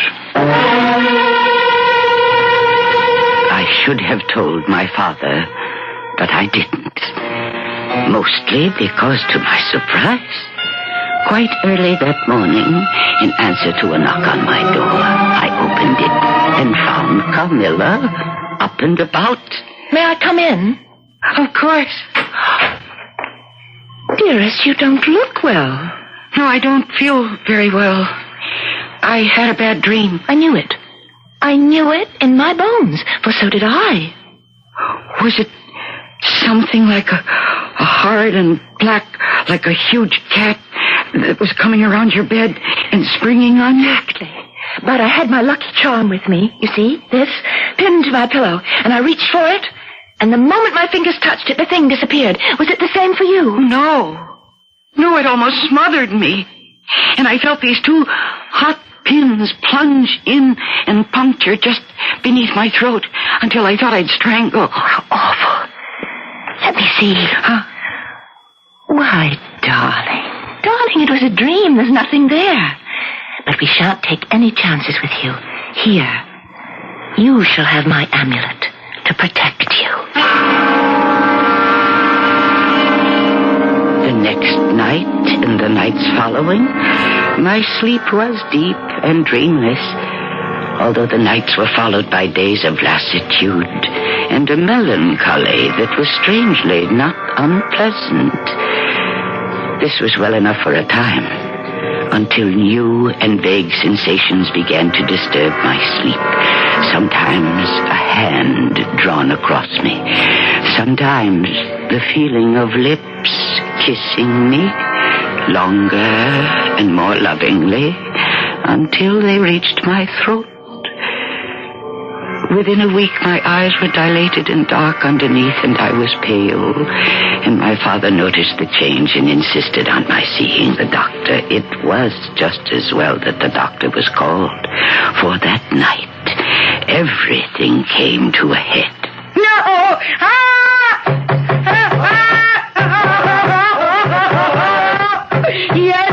Yes, Papa. Yes, I'm going. What is it, my darling? What is it? Here, little one, I'll get your robe and slippers. You're shaking like a leaf. What is it? Oh, Papa. I was asleep. I was sound asleep. And all of a sudden, there was a blinding white light. And I saw Carmilla standing at the foot of my bed in her nightdress. And she was bathed from her chin to her feet in a big stain of blood. Papa, I'm afraid something's happened to her. Let's go. Quickly. Let's go to her room. Here, child, put this on. Now, and the slippers. Thank you, Madame Pardon. Camilla? Camilla, this is Mr. Stanton. Open the door. Can you hear me? Camilla, it's Mr. Stanton. Open the door. Oh, Papa. Suppose something terrible has happened to Carmilla. Madame, ring for the servants. Get them up here right away. Oh, Papa. I'm going to have them break the door down. The men arrived in various states of undress, but the door and the lock proved too stout and resisted all their efforts. Papa then directed one of the footmen to bring him his large elephant gun, which he had used on safari in Africa. A heavy charge broke the lock, shattering the door, and Papa and I burst into the room. Not only was it empty of Carmilla, but every trace that she might ever have been there was gone. Carmilla had disappeared into thin air, as if she had never been. Fortunately, Papa had given me a sleeping potion, and I knew nothing of this until the following day, when I woke up to find Papa and our good Dr. Zulig by my bedside. Your father has told me the whole story, Fraulein. You mentioned a sensation as of two burning needles piercing deep into you somewhere about the neck on the occasion of the first horrible dream. You mean when I thought I saw the black cat? Yes. Could you indicate to me with your finger just where you think this occurred? Right here. Let me see now with the magnifying glass. So. What is it, Herr Doctor? Please, with the glass, you may see for yourself. Observe just below the throat. Good Lord. What is it? Just where you said a small blue spot, in the center of it, two tiny sharp punctures. That is the point where the sense of strangulation seemed to begin. Yes. Well, then I don't see why you shouldn't begin to get well immediately. But she must not be left alone for a single moment. There were 1,000 unanswered questions I now wanted to ask Papa and the doctor, but I never got to ask them, for as it happened, a most unexpected visitor, General Spielsdorf, arrived at this climactic moment, And it was his bizarre and harrowing story which eventually answered all my unanswered questions. Shortly before my poor child, Bertha, and I were to visit you, we had an invitation to Count Karsfeld's Schloss, some leagues to the northwest of Karnstein. The occasion was a magnificent masquerade ball. I felt like the only nobody present. The more surprised was I, therefore, when a lady with most stately air, accompanied by an obviously young girl with whom Bertha immediately fell into delighted conversation, approached me and said, "My dear General, what a delightful surprise to see you after all these years." "Madam, since you are masked, you have the better of me." "If you kissed my hand, would it jog your memory?" "Well, I should hope so. It's a long time since I have kissed a lady's hand. The pleasure is all mine. Not, in fact, since... Wait, it cannot be, Your Majesty." "It's only at the greatest risk that I'm here, and at all odds I must preserve my anonymity. I see our girls appear to have made themselves fast friends already. That is good. I have an urgent request to make of you." "Well, I am yours, as always, to command." "I am in the gravest danger every moment I spend here, and I've been quite desperate to know how to protect the young lady who is my companion. Could you take her in for a few weeks, at most, as your guest?" "Madam, I should be more than delighted, and I'm sure that Bertha will welcome the companionship." "Well, then, let me introduce you to my ward and be on my way. I assure you it is a matter of life and death." Papa, it's just the same. It's just like Carmilla and the lady. Ah, yes, the lady that I, too, like the General, mistook for royalty. Even for the Empress herself. Well, go on, General. What happened? It couldn't have been the same as it was. "I am afraid so, my dear. My poor Bertha suffered from the same dreams as you, of a great black animal and the piercing double-pronged punctures beneath her throat. She was wasting away, despite all potions and powders the doctors tried, till one of them suggested what seemed a piece of arrogant nonsense to me. What? Legend has it that 200 years ago, the Countess Karnstein, Miracalla by name... Papa, that's the one who looks like Carmilla, the portrait I... Hush, dearest. Finish, General. Yes. Your father has told me about Miracalla, and I have verified her existence from other sources. What the doctor told me was that she was a vampire and has never died. I would have scoffed at this, except, because of my birth, I was so desperate. I concealed myself in the closet the last night before her death. Papa, I don't know if I want to hear what happened. You must listen. There was a full moon that night, and it flooded the room. My beloved Bertha lay wasted and worn beneath the coverlet, deep in a sleep almost as profound as death. Suddenly, beside her bed, a black, amorphous shape bubbled up out of the pure moonlight, moving toward Bertha as though prepared to smother her. General, what do you do here? Oh, stop, you Milaka! You have no power against us, We shall see. Rather than let you harm Bertha more, I will cut you to... Powerless! You see, with this small hand I hold you helpless as a babe. Take comfort, old man. You are still too late. Your daughter is mine. Mine. Suddenly she was gone, and I was alone with Bertha. By the time I was by her side, She had passed away. Oh, how awful. That is not the worst. If this friend, call her Carmilla, Milaka, Miracala, what you will, is not found and exterminated forever, your daughter is her slave, and even you. But Carmilla is gone. How can we find her? Papa, what can we do? We are leaving for Constantine immediately. We are going to open a grave.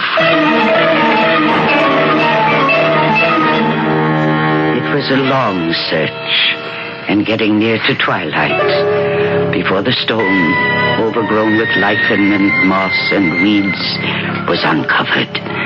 It was marked simply, Mircalla, Countess Karnstein, 1682, but the death date had been somehow obliterated. Finally, the last dirt was uncovered, and the old coffin, rotting, lay bare. The lid was rolled back, and there lay my lovely Carmilla. Oh, Carmilla! Milaka. No, the one whose grave it is, the Countess Mircalla. But see how her face is tinted with the warmth of life, Papa. Look, her eyes are open. No cadaverous smell from the coffin. She still breathes faintly. The coffin floats nearly 7 inches deep in blood. There is your vampire beyond a doubt. Priest, to save my daughter, do your duty.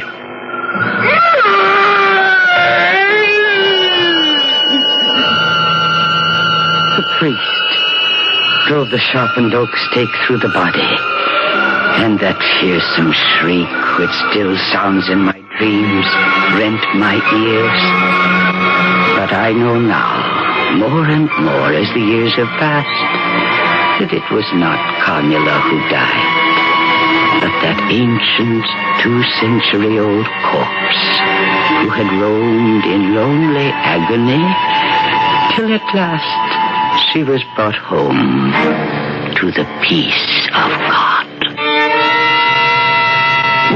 Not much one can add to a story like that, except, very appropriately, the end. You can sleep safely tonight, wherever you are, especially if you are young and a girl. For Carmilla, Milarca, Mircalla, whatever name you prefer to call her, will not haunt your dreams. I'll be back shortly.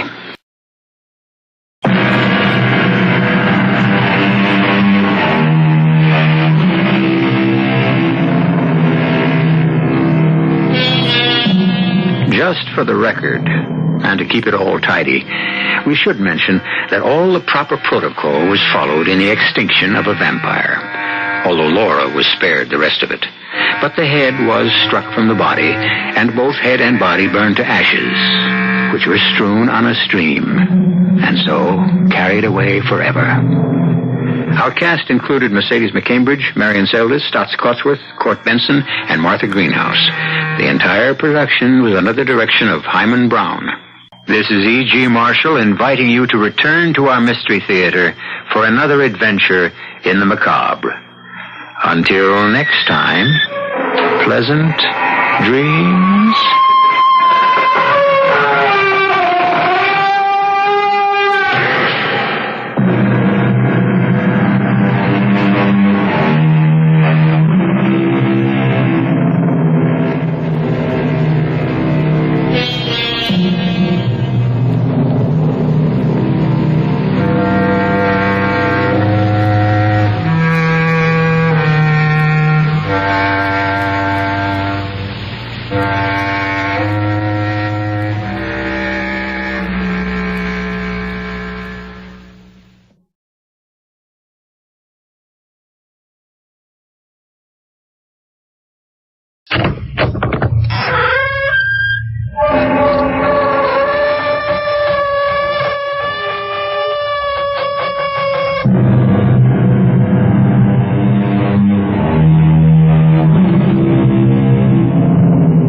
Come in. I'm E.G. Marshall. From time to time, we come across a story so unexplainable, so incredible, that we just cannot pass it by. So today, no mystery to challenge your powers of deduction, for there is no rational explanation of what happened. However, if you care to accompany me into the land of the uncharted and unknown, I think it will be well worth your while. Certain things that occur have no explanation, but that makes them no less worthy of repeating on Mystery Theater.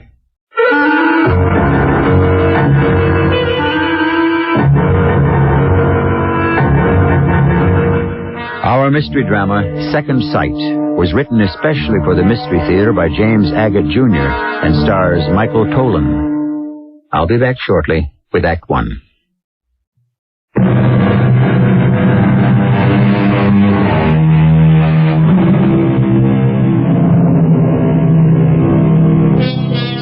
To put you in a receptive frame of mind for today's Mystery Theater, let me ask you this. Suppose you looked into the mirror but didn't see your own reflection. Or suppose you opened a newspaper and there was your own obituary. Or suppose you saw in a flash something that had not yet happened. Would you feel you were responsible if the following day it did come to pass and it was a murder? Questions like these are not answered easily, if at all, by scientist, doctor, or psychiatrist. Certainly not by Dr. Marvin Kingsley. Dr. Kingsley, it's good of you to see me on such short notice. I'm happy to work with your Air Pilots Association. Your full name, please. Alan Harvey. And you're an airline pilot, correct? I was an airline pilot, but... You don't have to say any more. I'm aware of your problem. But I want to say more. If you're going to help me, Dr. Kingsley, I've got to tell you everything as I see it, not as my airline sees it. Go ahead. I've been on international flights for 10 years. I've flown around the world I don't know how many times. I'm a million-mile pilot several times over. And then, one day on my flight to the Caribbean, it happened. I'll never forget it. We were making good time, in spite of headwinds and visibility zero. Are you still on automatic, Alan? What'd you say, Charlie? I said, are Charlie, you still... Look out there. Do you see what I see? Yeah. Nothing. No, that object flying across at 3 o'clock. Come on, Alan. There's nothing out there. Check the scope, will you? Nothing. Nothing's on the scope. Not a blip? Not a blip. It's gone. Alan, are you all right? Of course I'm all right. I don't know. You're seeing things I don't see. That was the first time, Dr. Kingsley. You thought you saw an object in the sky? I didn't think I saw it. I know I saw it. During the month of September, you reported sighting various objects in mid-flight which made no impression on the electronic monitoring gear. That's why I was grounded. I was just as glad. You know, Doctor, you can take just so much kidding about seeing unidentifiable flying objects. The UFOs? I never saw any UFOs. I saw men in the sky, standing upright, holding flags, national colors which I couldn't identify. I saw mountaintops with cows grazing on them. A skyscraper 100 stories high in black marble. I saw too much. What do you think, Doctor? Well, what you saw in the skies is obviously very real to you. Now, for starters, I'm going to recommend a complete rest, but I mean complete. Rest? I'll go crazy doing nothing. Oh, I neglected to ask you, Alan. Are you married? No, I'm not. I was once, but that was a long time ago. I live by myself. Here in Greenfield? Right on North Chatham Street. No, I'm not suggesting you just sit and vegetate. Do you have any hobbies or interests other than your job? Well, let me see. Years ago, I was interested in becoming a painter. Even now, I've sort of kept up. Sometimes I'll take a sketch pad and draw. Oh, good. What kind of things? Lately, I've been drawing the objects I've observed from the cockpit. Well, why not enroll in some art class? That would occupy you, challenge you. You know, the university I teach at has a very fine art department.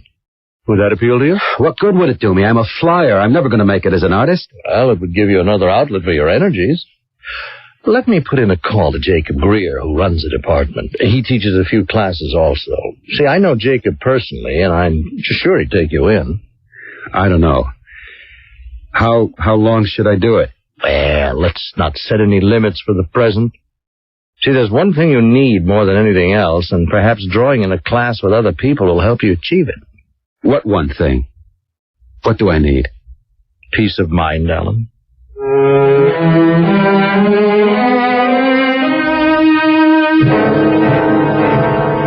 I'm happy to meet you, Mr. Harvey. I'm Jacob Greer. Marvin Kingsley tells me you'd like to join one of our art classes. Have you ever drawn a live model before? No, I haven't, Mr. Greer. I've brought along the kind of sketches I've done, mostly in my spare time, you understand. Uh-huh. Well, extraordinary. Most imaginative. These people standing about in the clouds... Oh, it's very imaginative. Most of what I do is what I've seen. You have a good feeling for... I hope this wasn't drawn from life.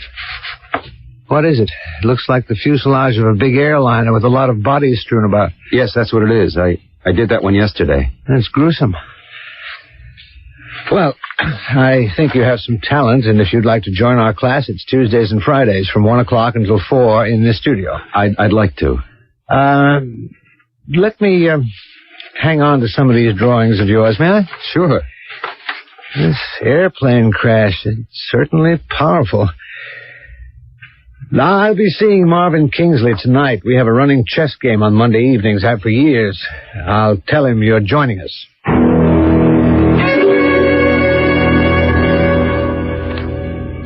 Checkmate, Marvin, old boy. I saw it coming, Jacob. You know, you're going to qualify as a Grand Master one of these days. You're off your game. I know you, Marv. You're right. I wasn't concentrating. Marv, that fellow Alan Harvey you sent me, he's a strange sort of man. Quite gifted. I've seen his portfolio. Have you known him for long? Well, as a matter of fact, I haven't. See, he came to me because he was having some problems in relaxing. Oh, I didn't ask you what his problem was. You know, I don't discuss my patients, Jacob. Let's say he may have some guilts, and I prescribe your art course as a vacation from those guilts. Well, I'll say this, he has a lot of talent. There was one drawing he showed me that... Hey, do you mind if I turn this up? I'd like to catch the evening news. No, I'll go make us some coffee. Oh, I forgot to get cream, darn it. Don't worry, I can take it black. A jet airliner carrying 200 people crashed into a corporate plane at 6 o'clock tonight after traffic controllers radioed conflicting instructions. This is the scene behind me. One of the worst air disasters to strike this area in the history of aviation. According to... What is it? What happened? Oh, something with the TV set. They've still got the picture, but there's no sound. Do you see that shot of the field? Wait, it can't be. Good Lord. Oh, no, I'll turn it off if it upsets you. It's all those bodies. No, that's not what I mean. Turn it off.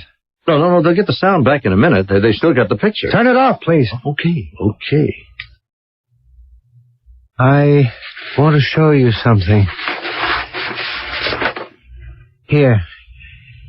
This is one of the drawings your Alan Harvey left with me. Mm-hmm. What do you see?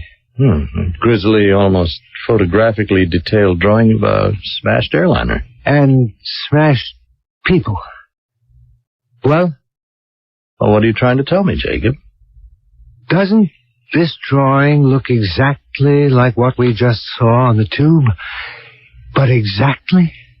Yes, I suppose there is a similarity. Oh, I forgot to tell you.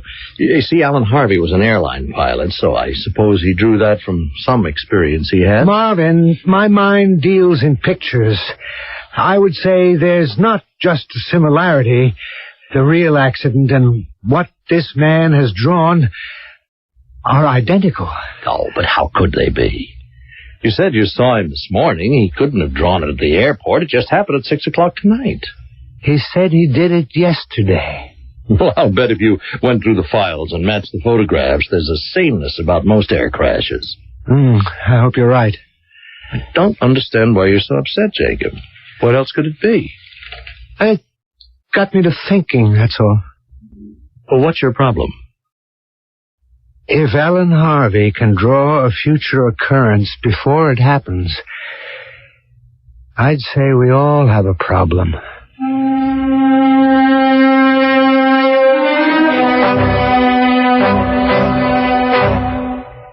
We welcome today a new member to our life class, Alan Harvey.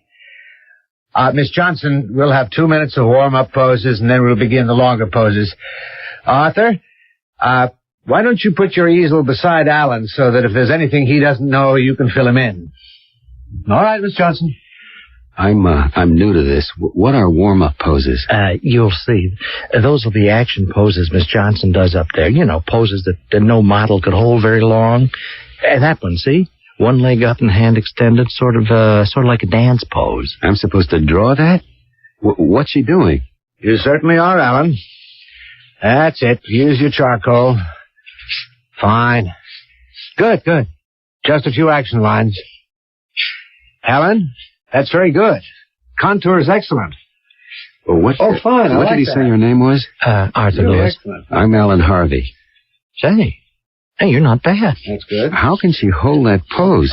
Leaning over, one hand way down and the other way up. Because Miss Johnson is a professional model, Alan. And now suppose we have less talk and more drawing, okay? Good. Yeah. Just a couple of contour lines, Alan. We're not projecting the model's complete form. Do you mind if I stand behind you, Alan? Oh, no. No, not at all, Professor Greer. Wait a minute. Let me see that one you just turned over. Oh, it's nothing, really. I didn't even know what I was drawing. Alan, one of the things you've got to learn about our work, no one can afford to be shy or modest. Looking, appraising, it's the only way for me to gauge your progress. It isn't anything. Let me be the judge of that. Now pull that page back. You just sketched this? It took me all of 2 minutes. I told you it wasn't any good. It's very good. It's just that, I'm a little taken aback at what you drew. Taken aback? Isn't that a drawing of our model, Miss Johnson?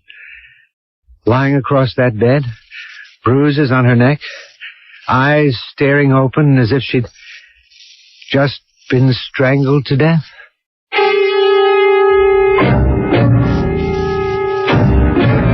I warned you, didn't I? This would be a story hard to explain. If you like, let's begin by believing some events are coincidence, or, as the phrase goes, a strange coincidence. However, the model, Miss Johnson, isn't dead yet, and as we know, Alan Harvey's wings were clipped foreseeing things that weren't there. Did I say foreseeing? Just a coincidence. I'll be back shortly with Act 2.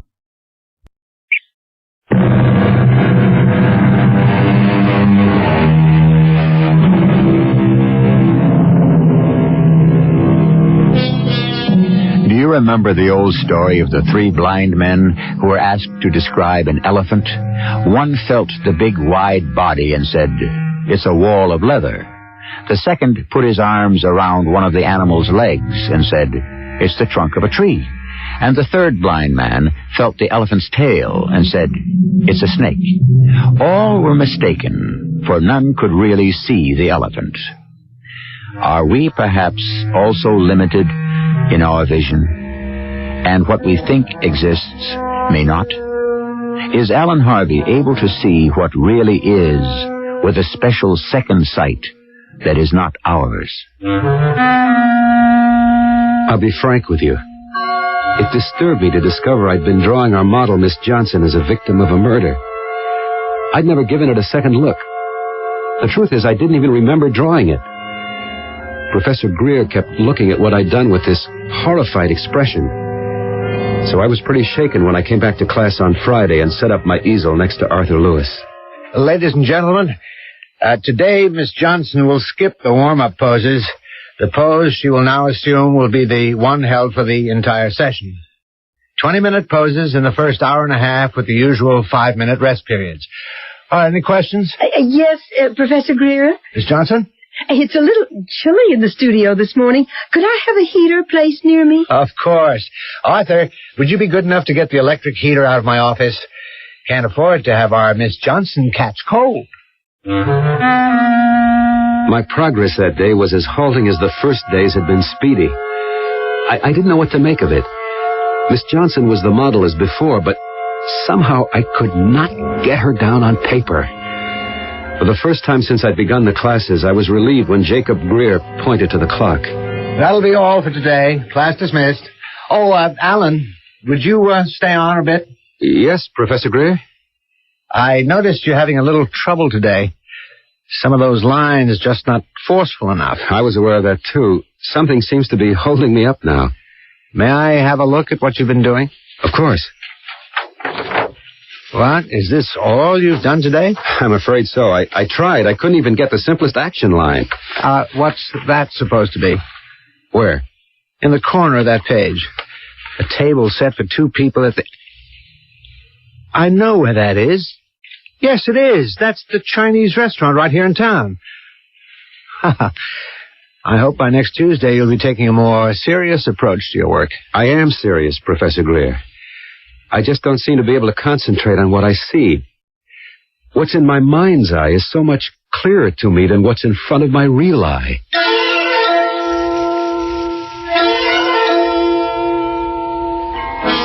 I can't think how you happen to know I just love Chinese food. I just guessed, Miss Johnson. I wasn't doing anything particular this evening, so I took a chance you might be free. It so happens this is my one night off in the week. You mean you've got a regular job as well as modeling? Well, I just model for extra money. I'm studying piano at the music school. You're a musician? Well, I hope to be. Every day but today and Sundays, I go to class from 4 to 7. Then I have a little supper at my place, and then back to the school where they let me practice as late as I like. That's quite a schedule. Is painting all you do, Mr. Harvey? Right now it is, Miss Johnson. What's your first name? Peggy. Mine's Alan. It's a funny thing, but I don't associate the girl who stands up in class and poses, with you. Well, I'm a little more formally dressed now. You're not married, are you? I was a long time ago, but my wife didn't like my being married to an airline. I'm a pilot. I don't believe it. I was married to a pilot, too. But it didn't take us long to discover it was a big mistake. I'm sorry. I'm not. Anyway, seeing Jacob is much better. No strings and outside of the classroom. He's very amusing. Jacob? You're dating Professor Greer? Yes. What is that so crazy? There's not that much difference in our ages. No, I'm not saying there is. It's just so, unexpected. Oh, I see younger men, too. Like Arthur. Arthur Lewis, who sits next to you in class with the red beard. Yeah, sure, I know. He's awfully nice, too. Not nearly as possessive. In fact, in many ways, I think he's more mature than Jacob. Say, aren't you getting hungry? Oh, famished. I tell you what. You order from column A, and I'll order from column B. Ladies and gentlemen, it seems our Miss Johnson isn't going to be with us today, and Arthur has volunteered to model for us, so we shan't be losing any time. You all ready, Arthur? Ready when you are, J.G. All right, please begin. Now, I want you all to loosely suggest the action of the pose before you actually sketch the form.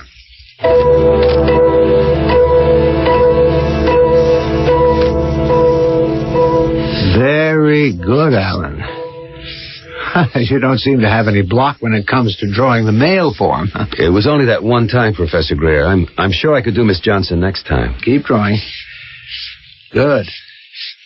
What are you doing now? Putting in a face. Well, that's not Arthur's face. It's more like mine. And, Alan, what's that you're drawing in the subject's right hand? Right hand? I don't know. I wish you'd stick to what's before you and not try to dramatize things as though you were doing an illustration for a mystery magazine. You've got me holding a pistol. Now I see a doorway and some other body crumpled up against it as though He'd just been shot.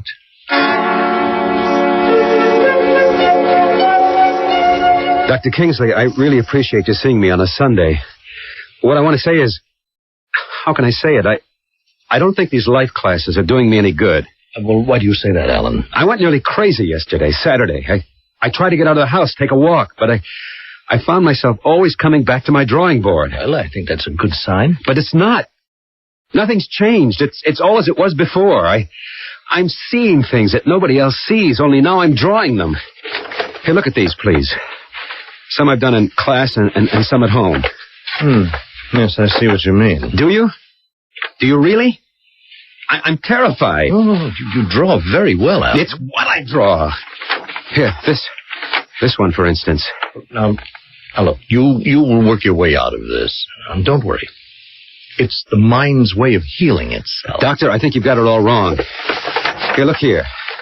I drew this just this morning before I came to see you. I sat myself down, and this happened, like automatic writing. Well, the drawings are for Jacob Greer to criticize. Now, what do you expect from me? Just tell me what you see.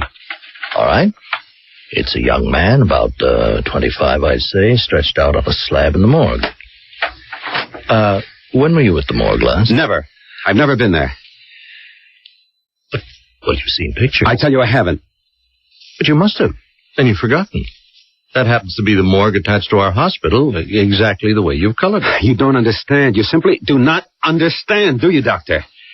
I don't know what or how I draw. My dear Alan, you must have been there.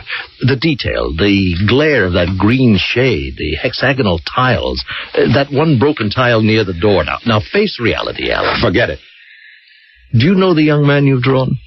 That corpse with the red beard? That's the horrible part. Yes, I know him. His name is Arthur Lewis. He's another student in my class.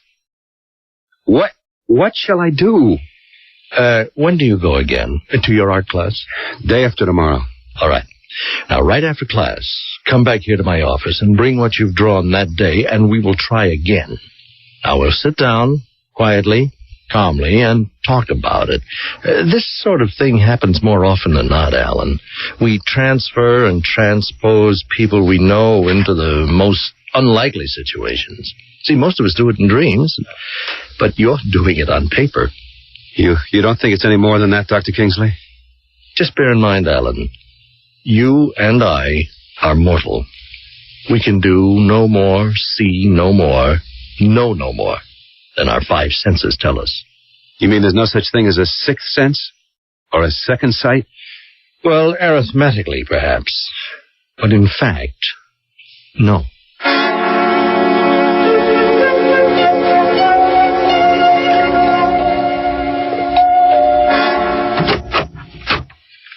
Marvin. Well, come in. What are you doing here in the afternoon? You haven't stopped in to see me on a Sunday for I don't know how long. Well, I hope this isn't a bad time for you, Jake. No, not at all. Only if I'd known. Well, you see, I have a standing date with the young ladies Sunday evenings, but, well, that gives us an hour. Yes, well, I'll get right to the point. That young pilot I sent over to you, Alan Harvey, well, he came to see me today, and he brought some sketches. Oh, macabre, aren't they? But splendid. He has a flair. As well, he's done it again. Well, at least I hope he hasn't. What has he done? It seems he's drawn one of your students, a chap with a red beard, lying on a slab in the morgue. And he showed me another he'd done of a girl, your life model, strangled. He's also drawn me, holding a pistol. Claims he doesn't know what he's doing, has no control. I've put it down to wild imagination. Well, I've also told him it was ridiculous to attach any significance to it. Well, I certainly won't. The very young lady he strangled on paper, I've been seeing quite a lot of for almost 3 months now. I'm taking her to dinner tonight. You're not serious. Oh, I am, Marv. Very serious. I know she's been seeing a younger man, but I don't know who he is. But so what? Jacob Greer, you... I just may ask Peggy to marry me. What? Oh, imagine keeping this from me. I really didn't feel that serious about Peggy until, I don't know, it just grew on me. Oh, well, congratulations. I'd better go. It was only about Alan that I dropped in. You know, one of these days I'll figure out why he is so preoccupied with death. But I'll give it a thought, Jacob. I'll keep tabs on him. So will I. I'm very interested in that young man. He has an enormous talent.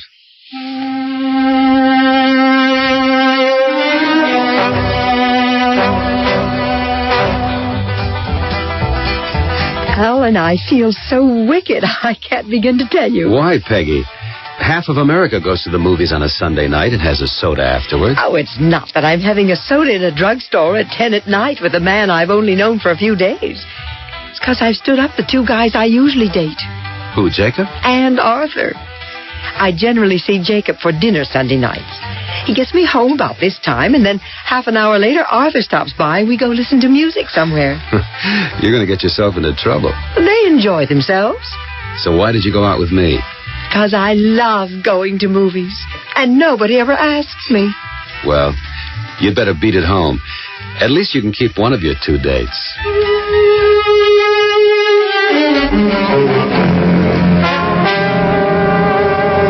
And that's our weather for tonight.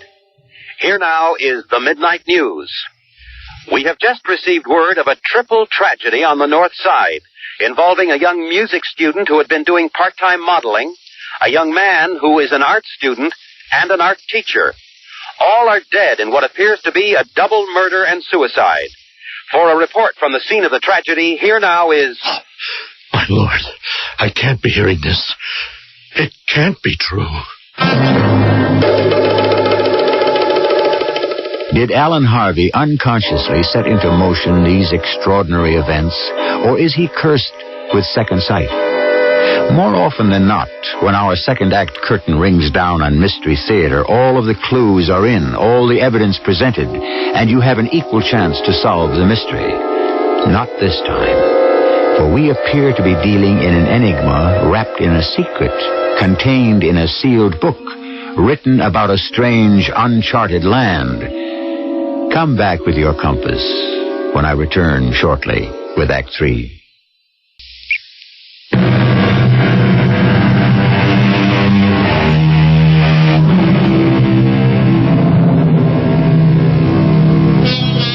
Until I began to host Mystery Theater, I thought of myself as pretty realistic. I believed what I saw and drew conclusions from known facts.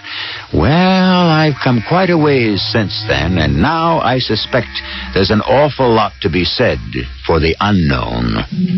What we thought was impossible yesterday is possible today. Couldn't the same be true of tomorrow? In our world, anything can happen and probably will. It's that same evening. Fearfully, Dr. Marvin Kingsley keeps listening to the news. We repeat the first bulletin. Police are investigating 3 deaths on the North Side in the apartment of a part-time model found strangled. Also dead, apparently shot, is a male art student and a male art teacher. The woman has been identified as Peggy Johnson and the young man as Arthur Lewis. The police have not yet released the name of the art teacher other than to say... It can't be. It can't be. Not him. Jacob, please. Be home. Please, please, answer the phone. Please. Please.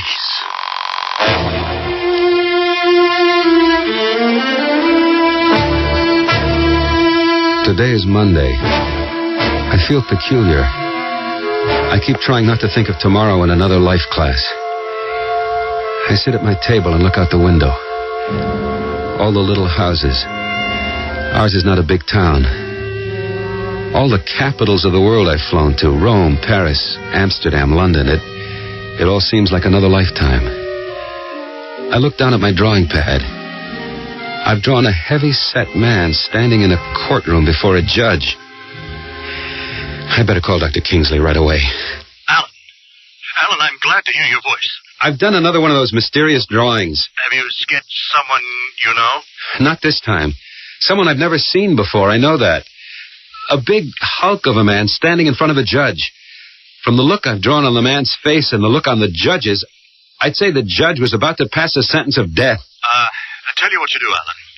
Why don't you walk over here? It'll take you no more than 3/4 of an hour, and by the time you get here, I will have cleared the decks.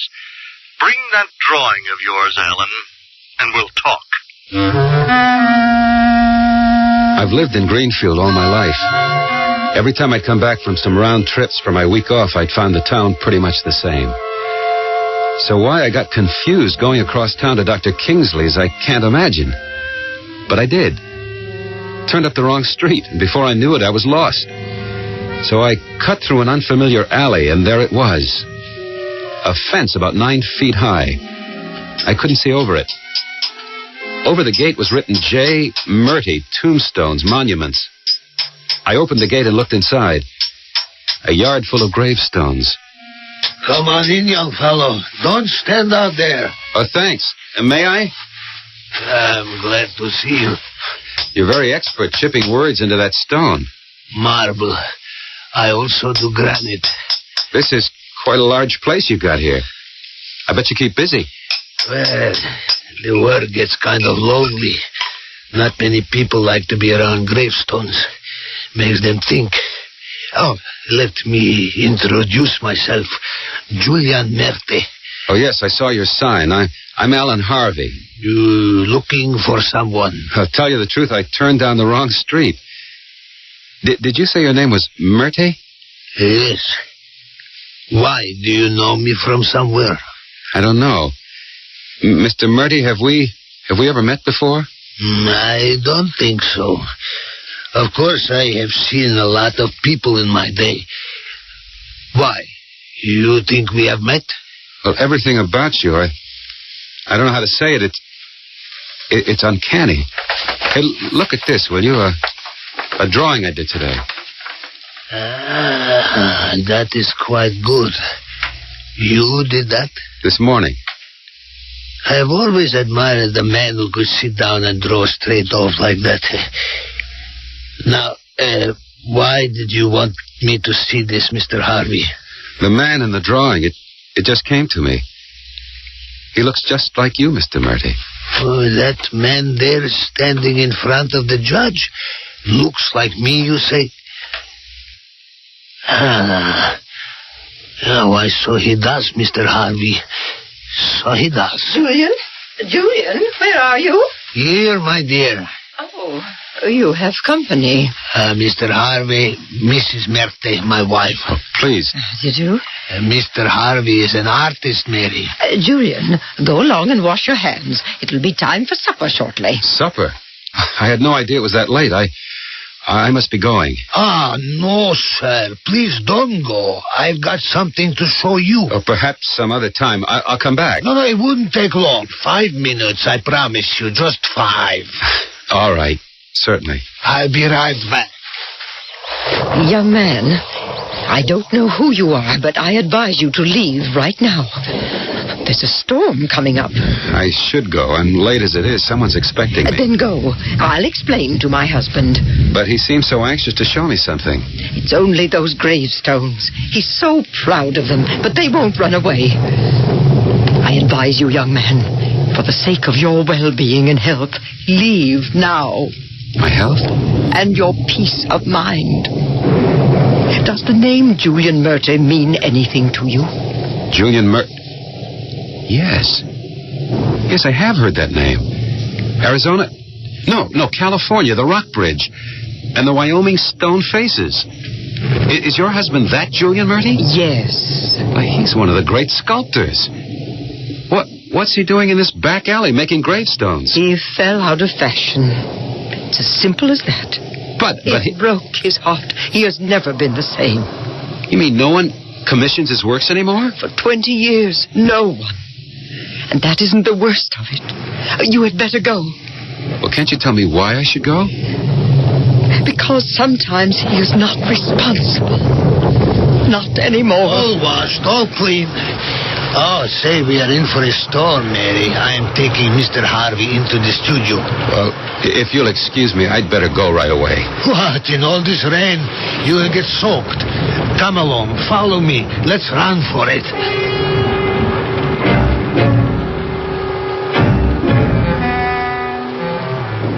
This is quite a place. never seen so many different kinds of gravestones. These are mostly samples to show people what they can have to commemorate their loved ones. I like to keep my epitaphs light-hearted. You do? On a gravestone? What better place? After all, death is the ultimate joke, isn't it? I never thought about it that way. Well, you think about it. Think about it. This headstone here is the tallest I have done. It may be more to your liking. It's a sample which I completed only this morning. He flew high, he flew low. Now to heaven may his spirit go. Alan Harvey, requiescat in pace. That's my name. This is what I wanted to show you. My name? Well, you must believe me, Mr. Harvey. Pure coincidence. I don't know where the name come from. Just entered my head. But the date's under my name. The first one is exactly when I was born. Really? A further coincidence. And the date of death? Today. Well, I was just making it topical.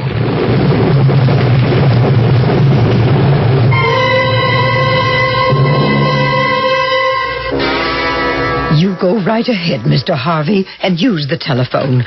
Supper will be on the table in a moment. Oh, thank you. I had this appointment, and I just better call.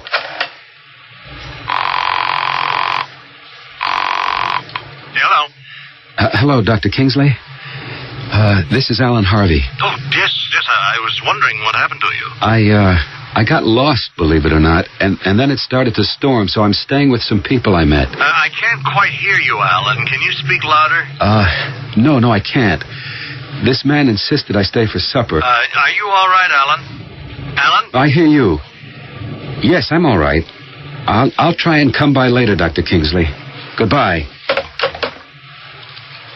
You know, I told you, Harvey, I don't get many visitors, especially people from the world of art. And that is why, after supper, I asked you back here in my studio. Mrs. Merte, funny thing, but she's not that interested in art. I really ought to be on my way. Nonsense, I wouldn't hear of it.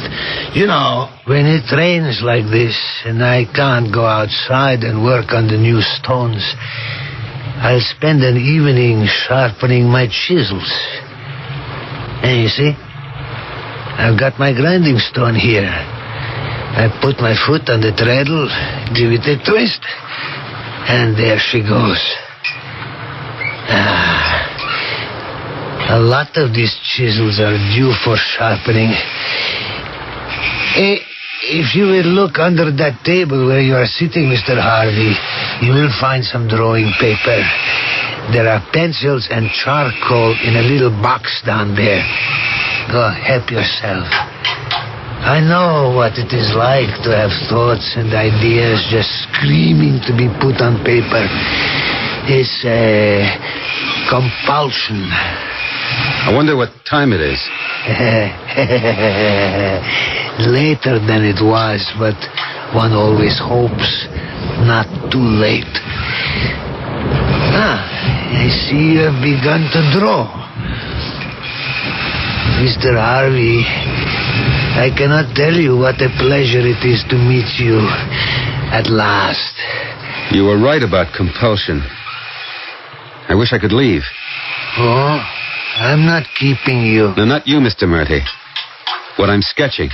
The pencil, it won't stop. My hand has to keep following it. You have that problem, too. It's a shame that all your great works are now only tombstones. Great works. I was great once. And now nothing but a letterer and a numberer in stone. I wish you had not said that, Mr. Harvey. You are like all the rest.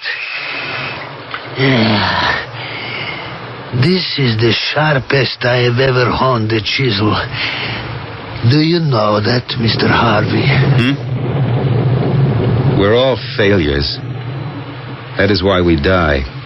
I wish you would not keep saying that, Mr. Harvey. I am still sketching at this table, and Julian Merte keeps turning his grindstone. All I can hear is the whirring and buzzing of the wheel and the drumming of the rain. The air is close in this studio. I'm rooted to this chair, to what I'm drawing. It's almost finished now. I can see out of the corner of my eye Julian Merte sharpening his chisels and watching me. He's staring at me. Staring.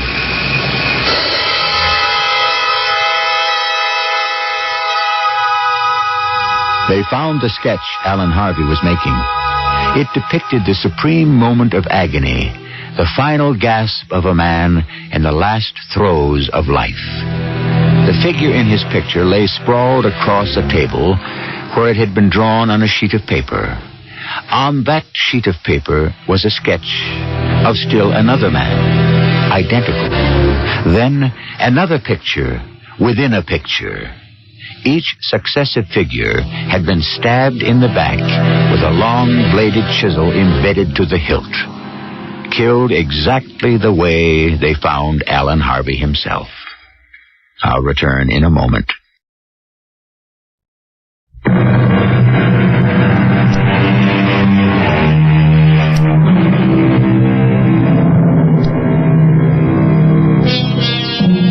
We accept certain rules of existence on our planet. The pull of gravity, the rising sun and moon, that rain is wet and snow is cold. We feel wind, which we cannot see. You accept the sound of my voice, although you know I'm speaking from miles away. We accept from experience and habit. But there are other facts of life and death for which we have no explanation. Yet, can we disregard them? They, too, must be faced, and perhaps you, too, will experience them. All you need is a little second sight. Our cast included Michael Tolan, Joan Shea, Robert Dryden, and Earl Hammond. The entire production was under the direction of Hyman Brown. This is E.G. Marshall inviting you to return to our Mystery Theater for another adventure in the macabre.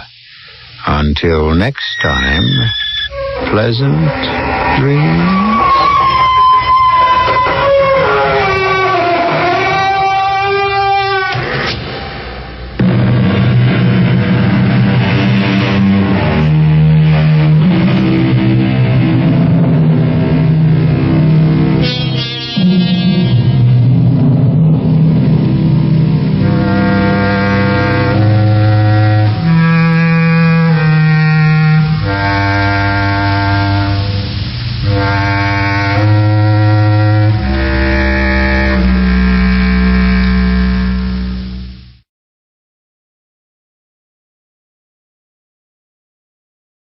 The CBS Radio Mystery Theater presents...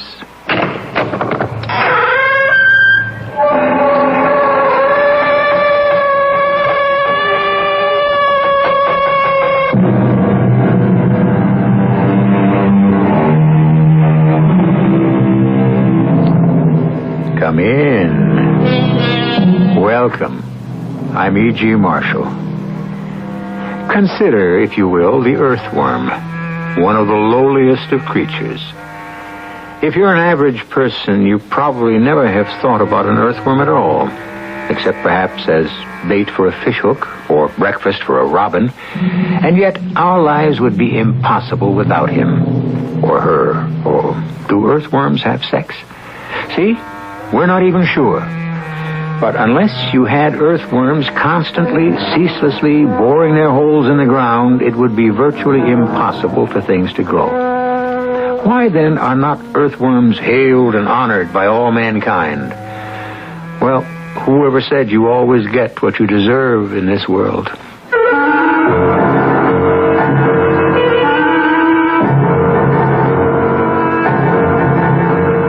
Our mystery drama, The Aurora Group, was written especially for the Mystery Theater by Sam Dan and stars Larry Haynes.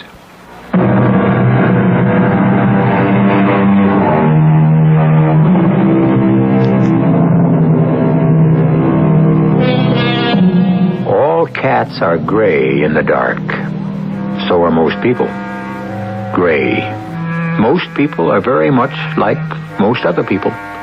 Work, eat, sleep, have a little fun, or have no fun at all.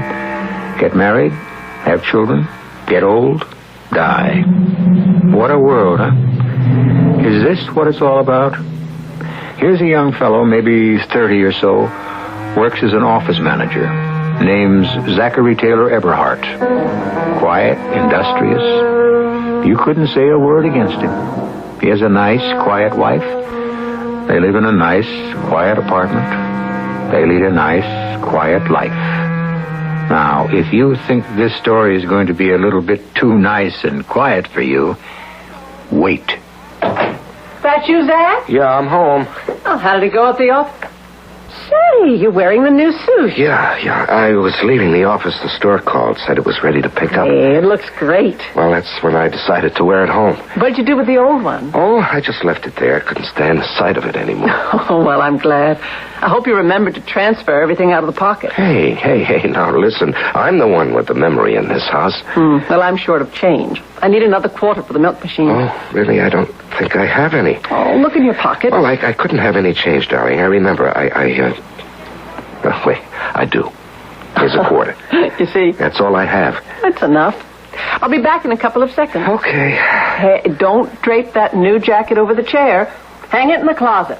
Now start treating that new suit right. Yes, ma'am. Hey, how long till dinner? Oh, half an hour. Okay, I'm going to sit down, close my eyes, relax for a few minutes. Oh, I had a rough day. Well, it wasn't all peaches and cream around here. Look, better not fall asleep. You'll wrinkle those new trousers. Yeah, okay, I won't. That was the day it began. That was the day of discovery. That was the day that changed my life. Just an ordinary day, a routine day. She went to the milk machine in the hallway of our apartment building as she had done so many times, countless times in the past. And it was by a fluke, the merest chance that... Well, anyhow, she was back in less than a minute. Zach! Huh? What's the matter, Emma? The machine out of milk? Zach, I was about to put this quarter you just gave me into the machine when I... Well? Look at it. What, is it counterfeit? I don't know. Well, Emma, it's just a quarter. What's the problem? Look at it. It looks okay. Closely. The date. What about the date? Well, what does it say? Oh, come on, Emma. Read the date. 1986, okay? No, it is not okay. Why not? How can it say 1986? Well, it does, very clearly. And that's not peculiar. Well, why should it be peculiar? Hey, wait a minute. Yes, wait a minute. Well, it's got to be a mistake. Do they make mistakes like that? Well, I don't know. It's just an ordinary U.S. quarter, except for the date. Why does it say 1986? I can't understand that. After all, it's not going to be 1986 for a long time yet. I just don't understand. I can't figure it out. Look, can you remember where you got it? No. Well, think. You had to pick up change somewhere today. No, I didn't. I can remember all the money I handled. I had 4 quarters. Well, was this one of them? No, and I'll tell you why. I spent 2 of them on the bus this morning, the other 2 on the bus tonight. And those 4 quarters were all the change I had. Well, during the day? Coffee break. It was Johnson's treat. Lunch, I ate at the counter, came to $1.60, and I left $2 bills. Well, you had to pick it up somewhere. Well, darling, I had no other change. I know it. Don't you remember when I came home, you asked me if I had a quarter? I said no. And then I found this in my pocket. Maybe it was in the suit when you got it. No, it couldn't have been. Well, how can you be sure? Well, I took it out of the jacket pocket, and the pocket was still sewed up. The tailor had to slit it open. It was empty. Then how did the quarter get in there? Well, I'm sure there's got to be an explanation. Well, it's kind of scary. Why? Well, you're holding a coin there that's got a date almost 10 years away. Yeah. Suppose that coin was really minted in 1986. Darling, how is that possible? It won't be 1986 for at least... I didn't ask you if it was possible. I asked you, suppose it was. No, Emma, it wasn't. It couldn't be. It's impossible. Now, why don't we forget it? Forget it. Okay. How do you forget a thing like that? And there's just no way to explain it. After a couple of days, I think she forgot about it. I mean, she got all excited over it in the beginning, but that's Emma. After a while, other things come up. And she just goes on to something else. But it kept bothering me. So one day, on my lunch hour, I noticed this little shop. R.V. Zoltan. Coins. Yes? Sir, I have this coin here. I'd like you to look at it. Yes? Well? Interesting. Yeah, I thought so. This is a Washington 25-cent piece. They were first struck in 1932, the bicentennial of Washington's birth. The obverse is the face of George Washington. Yes, I know that. The reverse is the spread eagle. Yes, but tell me... Originally and until 1963, they were made of silver. Yeah, what I want to know, sir... Now, however, they consist of a copper-silver alloy. Yeah, well, is it counterfeit? Oh, no, never. This is from the Denver Mint, I can tell. But, the date. What about the date? Well, read it. I read it. That's all you can say? What do you want me to say? This coin was minted in 1986. How can you say it was minted in 1986? Yes, interesting point. Should I say, it will be minted in 1986? But it exists. Well, could there have been a mistake at the mint? No. Why not? We would know about it. Well, then what are you telling me? I'm telling you have a coin from 1986. Well, how is that possible? That is not my field. Possibilities. I am an expert only in numismatics. Now then, I suppose you wish to know the value of this 25-cent piece? Well, I would imagine it would be worth... A fortune? I'm sorry. Right now, all I could offer is the face value less 20%, which is my normal commission. But a coin from the future? A coin from the future is worthless. Only a coin from the past. But sir... You see, value is based on rarity. Since I do not know how many 25-cent pieces will be struck in 1986, I cannot assign any true worth. But it would seem to me that... How did you happen to come into possession? I don't know. Forgive me. I have no right to ask that question. Unless, of course, you wish to sell it. Sell it? Isn't that why you came in here? Well, I'm sorry. You thought it might be worth a fortune. If only you know how many bubbles it is my misfortune to burst. He said more. A great deal more. But I wasn't listening. Where did that quarter come from? How did it get into my pocket? I felt completely up against a wall because there was no place to go, nobody to ask. If it was something in my mind, I could see a doctor, a psychiatrist. But here was the quarter. The quarter from almost 10 years in the future. The physical, actual quarter. Who could get around that? How could I get around that? And then, when I got home, another problem. Zach! Huh? What is it? Didn't you check through that new suit when you got it? Well, sure. No, you didn't. I was hanging it away for you when I noticed a stain on the sleeve. Look. Oh. Oh, that's right. Oh. You let them sell you a suit with a stain on it. Well, darling, I didn't notice any That's stain. because you never looked. Emma, this is the first time I ever spent so much money on a suit. You can bet I looked. Well, meanwhile, the stain is here. Well, I got off the bus, I went into the store, I put on the suit, and I walked home. It's only 3 blocks. There's no way for that stain to get on there. When I got home, I changed clothes before dinner. Well, are you going to let them get away with it? Get away with what? People can do anything to you. And you just take it. Now, just a minute. I'm bringing the suit back tomorrow. It's a coffee stain. A coffee stain? No doubt about it. Did you stop off on the way home for a cup of coffee, maybe? No. Are you sure? The stain must have been in the suit when I bought it. That may be. Anyway, we'll take it out. Yeah, well, look, Mr. Plotz, it's just that when I buy a brand new suit, Think no more about it. It's a very light stain. Yeah, well, do the best you can, huh? This is funny. What's funny? It's an old stain. Old? How can it be an old stain? It's a new suit. See how the stain has set and faded? Well, it just looks like a stain to me. It's black coffee. Also has picked up over the years. Over the years? But it's a new suit. The suit is new. The stain is old. Well, how can that be? I don't know. I'll take out the stain. I'll remove it. You'll never know a stain even exists. Well, how did it get there? That must remain a mystery. Well, yeah, but... Life is so full of mysteries. Will one more hurt anybody? Well, now, look, I'm entitled to know how my new Believe me, I would tell you. Well, are you satisfied? Yes. I'm satisfied. I left the suit at the store.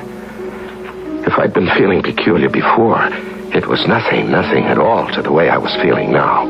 Something was happening, something was taking place, and it was inside my mind. For the life of me, I couldn't understand what it was. When I got home, I got the scare of my life the minute I saw Emma. Emma! What is it? Zach, what is it? Well, your hair. What did you do to your hair? My hair? Nothing. What would I do to my hair? Well, it's gray. Your hair is gray, and your face. What are you talking about? Just look in the mirror. Here, come over here. Zach, what's the matter with you? There is nothing different about my hair. Yeah, but just before... And my face? What's different about my face? I don't know. What made you say my hair was gray? Well, for a minute, it looked... maybe it was the way the light struck it. The light? Yeah, the light. It can play tricks on your eyes. Zach, are you all right? Yeah, I'm all right. I think you're working too hard. You better see a doctor.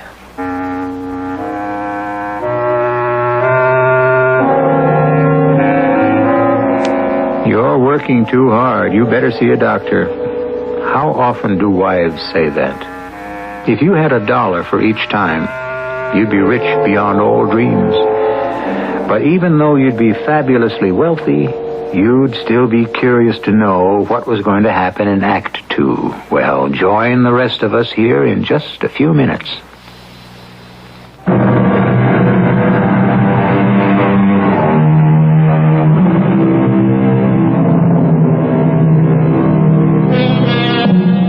We're dealing here with a set of circumstances, a juxtaposition, as it were, of the old and the new. We have a coin from a date that is still in the future. We have a stain that is years old on a suit that is brand new. Ordinarily, we could say that the person to whom it is all happening is, hallucinating. But the problem is, he has witnesses. You can get an attack of fever, but what you cannot do is live at fever pitch indefinitely. Okay, the coin from 1986, the stain on the suit. Mysterious, it's puzzling, it's even frustrating, but life has to go on. So the weeks went by, the months, maybe even a year. I forgot all about the coin. And as far as the suit was concerned, well, by now it was a suit that I wore without thinking about. And then one day... Zach? Yeah? Aren't you home early? Yeah, I guess so. Anything happened at the office today? Yeah. I got fired. Oh, that's nice. What? What did you say? I got fired. What? But out of a clear blue sky. Out of a clear blue sky. What did you do? I didn't do a thing. Well, you must have done something. No, I arrived at the office, hung up my hat and coat. Zach, tell me what happened. And Mr. Bistany called me into his office. What did he say? He said, "You're fired." But without any reason. And he said, "I'm fired, too, if it'll make you feel any better." Why was he fired? We're all fired, every last one of us. Why? Well, you can't fire everybody in the company. There is no longer a company. What do you mean? There's no longer... It's finished, ended, over and done with. Will you please make sense? Does any of it make sense? I gave this company 9 years of my life, 9 of my best years. I thought I was building a future. I thought I had someplace to go. And where was it? The scrap heap. But what happened? Did you ever hear of the AURORA group? No. The AURORA group. You never heard of it? It never heard of you either. And yet it has altered the entire course of your life. You still didn't tell me what happened. Somewhere in Chicago, Illinois, 1,000 miles from here, there's a group of men, maybe women too, and they play Monopoly. Only it's with real money and for real business. And they say, "Let's buy Taylor and Cornwell." Well, that's your corporation? And then they say, "Taylor and Cornwell have a marketing division called NOLA Research. Let's get rid of it." But why? Look, here. Shh. Right here. On this table there's a fly. Zach. Shh. Don't make a sound. You'll frighten them. Now, just let me roll up this newspaper. Would you please? Shh. Now, watch this. There. I got him, you see? Look, Zach, we were talking about something important. You don't understand it. This fly, he was minding his own business, right? He was doing what he always does. And in that last split second when he felt that awful rush of wind, he knew he was going to be killed. Killed before he could even make a move to save himself. Did he know why he was going to be killed? Now, you can say he was killed because he was a pest. Zach, I don't know what to say to all this. But the fly, he doesn't know he's a pest. You haven't answered my question. Oh, yes, I think I have. The AURORA group got rid of NOLA Marketing for the same reason I slapped the fly. It's a pest, okay? But to do a thing like that... Do you think business operates on generosity and kindness, consideration for other people? No. Every eye turns to the bottom line, the almighty dollar, the basic buck. 9 years. In 9 years, I never missed a day. First to arrive, last to leave. Well, you can get another job. Is that how you dismiss my 9 years? Zach, life goes on. Yeah. Yeah, it's funny you should put it that way. Now, what did I say? That's how you talk after a funeral about somebody who died. It's as if I died. But why don't we just go out tonight? Have dinner, see a show, go dancing. Oh, sure. Look at what we've got to celebrate. Oh, Zach, you're only 34 years old. It isn't the end of the world. You'll get another job. You keep saying that. It's true. You know what I said just before? Well, maybe I did just get back from the funeral. Zach, I think we'd just better stop this kind of talk. A part of me died, Emma. A part of me died with NOLA Marketing. The worst thing a wife can say at a time like this is, "I told you so." And why say it? Because maybe it'll teach you a lesson. I always said you just can't give so much of yourself to your work. Oh, yeah, you said it, and I'll give you full credit. And believe me, it'll never happen again. From now on, I'm strictly a 9-to-5 guy. I could tell you more about how things went that day, but why? I was feeling sorry for myself, and I was right.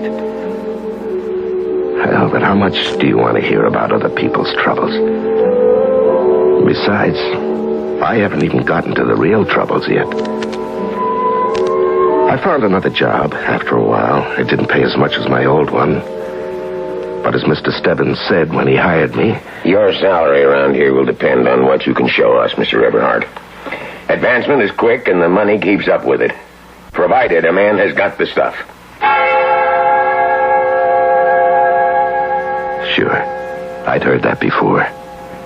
Well, Mr. Stebbins, from me, you get just what you pay for and not another penny's worth more. Hi, what'll it be? Tea. Okay, I'll pour you a cup of coffee. Wait a minute. I said tea. You're kidding. Did you say tea? Yeah, that's what I said. You know what that proves? It proves we just don't listen. I mean, the average person comes in here wants coffee, so I try to beat him to the punch. Oh, here, let me spill that out. No, it's all right. Yeah, maybe I will have coffee today. Oh, look, you don't have to have once coffee. every 10 years, I guess I can enjoy a cup. No, let me take it from you. Oh, I'm sorry. Oh, did you get any of that on you? No, it's all right. Look, whenever we spill anything in this place, the boss says to tell the customer the dry cleaning is on us. No, it's okay. It's not very much of a stain. It'll come out. Oh, I'm sorry. Oh, I never saw you in here before. You work in the building? Yeah, I started yesterday. Oh, well, don't be a stranger. Her name was Stella. She had that real dark, jet black hair. Black hair and black eyes. I mean, shiny, sparkling black eyes. Altogether, she was something to look at. So I looked at her. And I can honestly say it was the first time in the 9 years I was married that I ever looked at another girl. I mean, looked. And I could tell she liked me, too. But I wasn't the kind who fools around. That kind of thing leads into more trouble than you can handle. Anyhow, that's what I told myself at the beginning. Meanwhile, I was getting settled in on the new job. Zach. Yes, Mr. Stebbins? Sit down. The Anderson contract. You remember it? Yes, sir. And you checked it out? I did. Thoroughly? I pride myself that I do my work thoroughly, Mr. Stebbins. The figure was $130,000. Do you remember? Yes. Didn't it strike you that $130 was rather low for all the services we would have to provide? Yes, sir. Very low. And why didn't you say so? Well, it wasn't my job, Mr. Stebbins. I was required only to examine the basic research elements and requirements. I was not asked to examine the budget. But surely it would go without saying that budgetary considerations would come into it. Well, the proposal was prepared by my immediate superior, George Wood. That was his figure. It may have been part of a strategic plan of his own. And I wasn't going to get into a battle with him over it. We don't battle with each other in this outfit. We work together. Yes, sir. As it happens, the 130 was a typographical error. It should have been 230. Now, in the future, Zach, don't be afraid to be independent. Or aren't you that type of guy? I used to be that type of guy, Mr. Stebbins. But I've learned. Sure, I could have taken that proposal home and burned hours of midnight oil over it. I could have turned it into a real moneymaker for this company, but why? So it could be taken over by the AURORA group, and I'd be out in the cold again? You know the old saying, Mr. Stebbins. Fool me once, shame on you. Fool me twice, shame on me.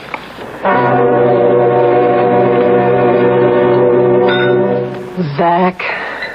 What is it? Well, it's stew, if you must know. It's about all we can afford every night for supper. And the meat in it gets smaller and smaller and less. You've simply got to earn more money. Now, look, Emma, I have no illusions about my job. They promised me the moon when I took it.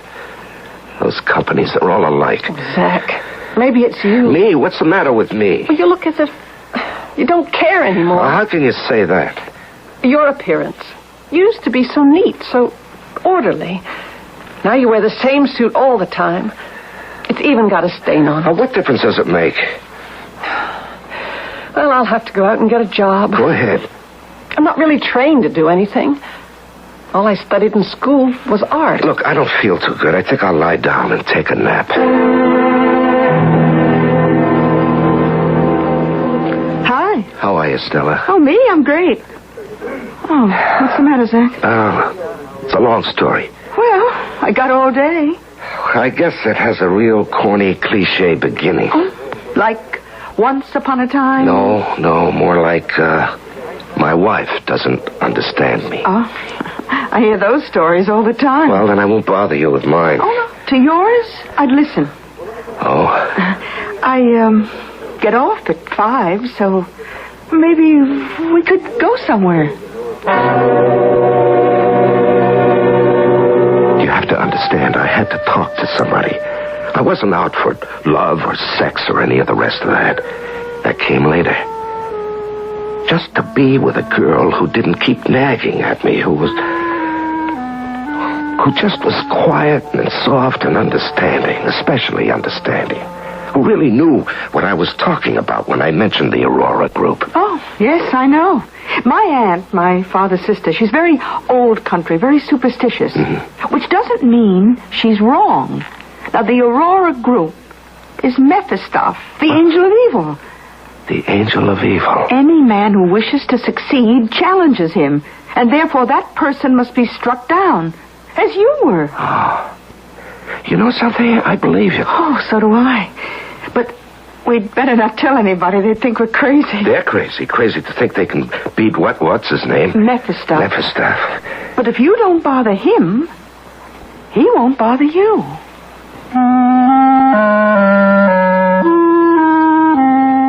You may ask if that's how things had progressed between Stella and me. Why didn't I get a divorce?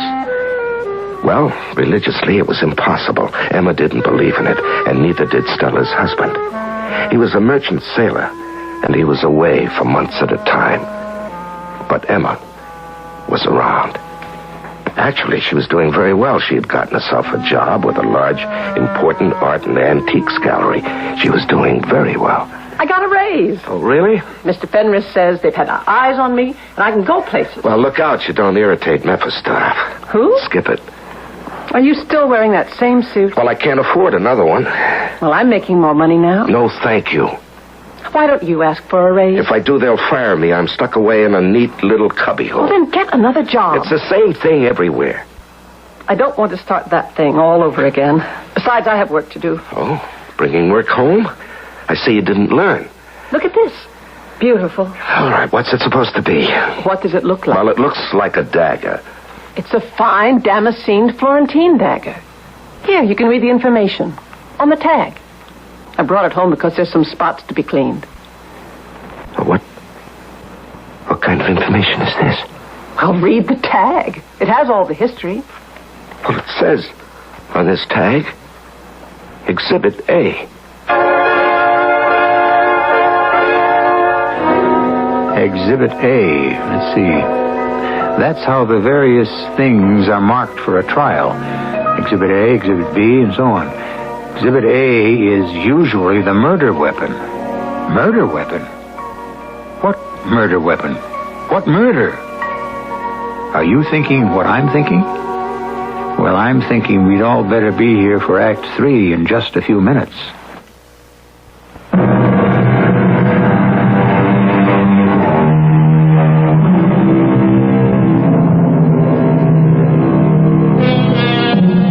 We are looking at a beautifully damascened Florentine dagger, the work of an outstanding Renaissance craftsman. Emma Eberhardt, who works for a large art and antiques gallery, has brought it home to be cleaned. Zachary Eberhardt looks at the tag attached to the dagger, and instead of reading the history of the weapon, all he sees is a notation that says, Exhibit A. What do you mean, Exhibit A? I typed that tag myself. Well, Emma, read it. It says Exhibit A. It says nothing of the sort. Look, 16th century dagger, believed to be the work of Casarello. But, Emma, when I looked at that tag just before, it distinctly said Exhibit A. Well, it must have been your imagination. No, it was printed in big letters. So where is it now? I don't know, but it was there. Well, then what happened to it? Why should you see something like that? Now, don't cross-examine me. Oh, why don't you see a doctor? Look, I'm not a nut. Where are you going? Out. What's her name? Whose name? Whoever it is you're going to see. I'm just going for a walk. Why don't you see Dr. Salmon? What for? You're coming apart. I'm all right. Oh, Zach, it's been 5 years since you lost that job with Nola. You mean since that Aurora group destroyed Nola? Business is business. You've got to get hold of yourself. Look, what happened to that coin? What coin? Don't you remember? 5 years ago, you found a quarter. It was dated 1986. Oh, yeah. Well, 1986 is still years away. What did you do with it? Well, I spent it. You spent it? Yeah, I dropped it in a slot somewhere. But, it wasn't worth anything. I took it into a coin expert. And it's gone? Yes, it's gone. Well, Zach, somehow I feel that everything that's happened to you since then is tied up somehow with that quarter. What happened to me was I got sandbagged by the AURORA group. That's what happened to me. Well, I made an appointment for you with Dr. Salmon. Please, Zach. Please keep it. Now, let's straighten this whole business out at the start, Doctor. I don't believe in this entire psychiatry thing. I think it's a waste of time. Why did you come? Well, otherwise my wife would have made me miserable. Your wife told me your problem. Yeah, I'll bet she did. She said you had suffered a terrible disappointment. Oh, really? You had worked wholeheartedly for a certain company that was suddenly taken over by some conglomerate, and that was the end of it. Is that true? Well, that part of it is true. And since then, you've gone completely to pieces. No, I'm just playing it smart, not giving anybody else a chance to use me and throw me away. But don't you think... Don't I think what? That I ought to pull myself together and make a fresh start and... No, look, I get that lecture from her. Do I have to get it from you, too? I won't lecture you at all. I will merely say you must choose. Choose between a vigorous life and a living death. Mr. Everhart. Mr. Everhart. Why are you looking at me like that? Why was I looking at him like that? When I first walked into the office, he had a mustache. And now, he had a beard. And he looked a great deal older. And we weren't in the office at all. We weren't in the office at all. Dr. Salmon, you have seen the defendant in the past as a patient. That is correct. And what was your impression? A rightly disturbed person. In what way? To be as brief as possible, there are those people who simply cannot cope with the pressures of society. When they meet with severe disappointment or defeat, it becomes a psychological blow from which they never recover. But why should this have made the defendant kill his wife? Dr. Salmon? Dr. Salmon? Mr. Everhart. Mr. Everhart. What? You seem to be in another world. Dr. Salmon, do you intend to grow a beard? Yes. How did you know? Well, you should. Because you look very good. Mr. Everhart, I'm trying to help you. No, that can't be done. Why? I just saw it, so no one can help me. What did you just see? The future. Well, how can a person see Now, don't waste time with that. I've seen it. I just realized I've been seeing it all along. What you're saying is an impossibility. No, I'm sure. But that doesn't mean it can't be done. I see the future. It's revealed to me in little flashes, tiny clues. Here, look, I get a coin, a 25-cent piece with a date far in the future. I get a brand new suit that has a stain on it. A stain that it's not supposed to pick up until years later. I see a dagger with the words Exhibit A on it. I see a flash of my wife with white hair. I see you with a beard testifying at a murder trial. My trial. Your trial? Yes, I can see myself, the prisoner in the dock. Well, obviously. Hallucinations. That's what you were going to say, huh? Yes. And that's how you intend to help me, by trying to prove it's all in my imagination? Where else can it be? Well, that's great for you.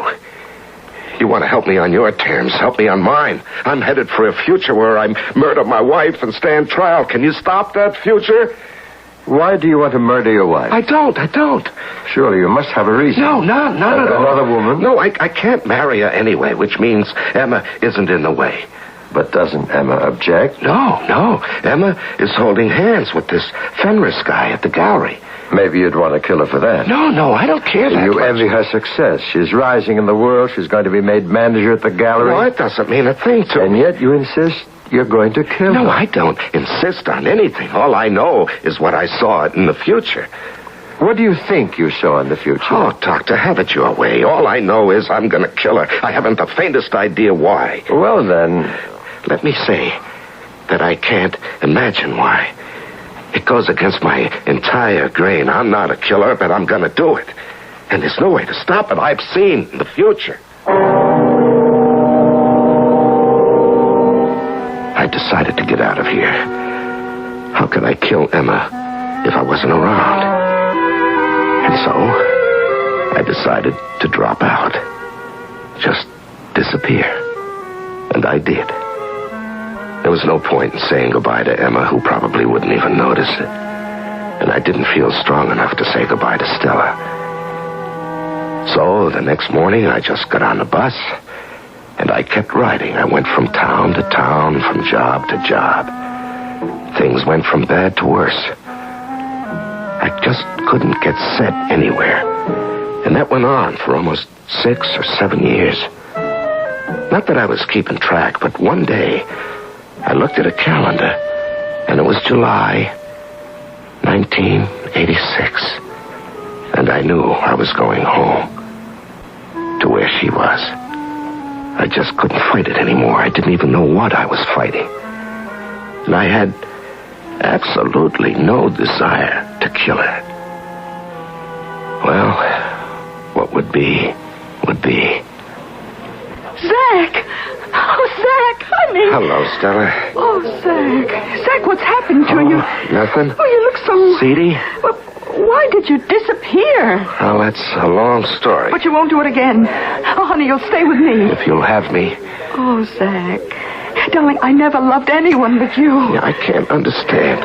What? I have absolutely no reason in the world to want to kill her. Oh, don't talk about killing. And yet, if you listen to the scientists... Well, don't listen to anybody. No, like Einstein. You see, I studied about this, Stella. Do you know the future has already happened? Oh, honey, what you need is a lot of sleep.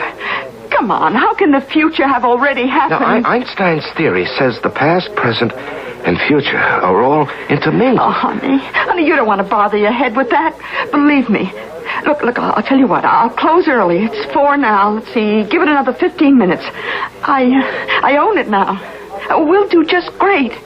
Look, you drink this nice hot cup of tea, and I'll have to check out the register and read the paper, huh?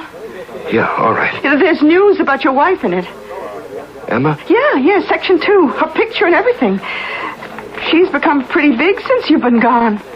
Well, that's the way she wants it. Section 2 where? Oh, bottom of the page. You see your picture? I didn't read the story. What does it say? Mrs. Emma Eberhard, Managing Director of the Allenby Galleries. Managing Director? Oh, that isn't bad. Has just been named a Vice President and member of the board of the parent company, the Aurora Group. Mrs. Eberhard is the first woman to become a top executive of this vast conglomerate. The Aurora Group. The Aurora Group? Zach, what is... Mephistoph. Who? Well, you should know Mephistoph. Zach! She is a member of Mephistoph, the Aurora Group. She has become one with those who destroyed me. Oh, Zach, forget it. Now, I wonder if she's home. I'm going to call her. I want to congratulate her. I don't have any money. Let me have a quarter. Zach, look, what... Just give me a quarter, huh? Oh, sure, Zach. Here. Thank you. Hey, that's a nice, brand new, shiny 1986 quarter. Oh, my Lord. My good Lord.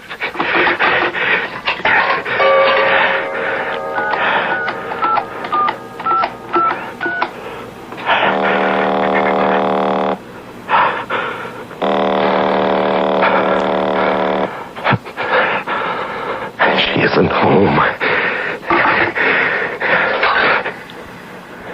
Here's the quarter. That's why I needed the quarter. Zach, where are you going? I knew where I was going. To the gallery that was owned by the Aurora Group.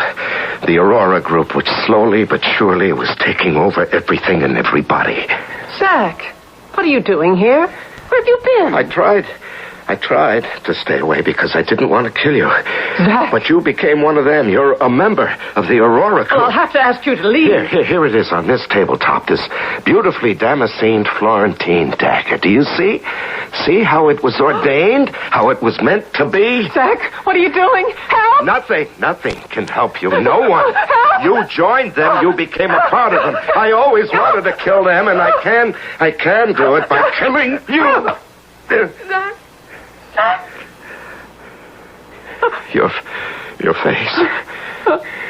It's the face of Mephistoph. And now, Mephistoph is dead. I killed her. I killed the Aurora group.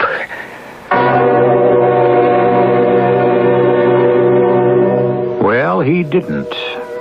Not really. The Aurora group is still around, bigger, richer than ever. But just as every man has his price, every man can have his motive. And if you think you're not the type who could kill, well, it all depends on the game and the stakes, doesn't it? More about the game in just a few minutes.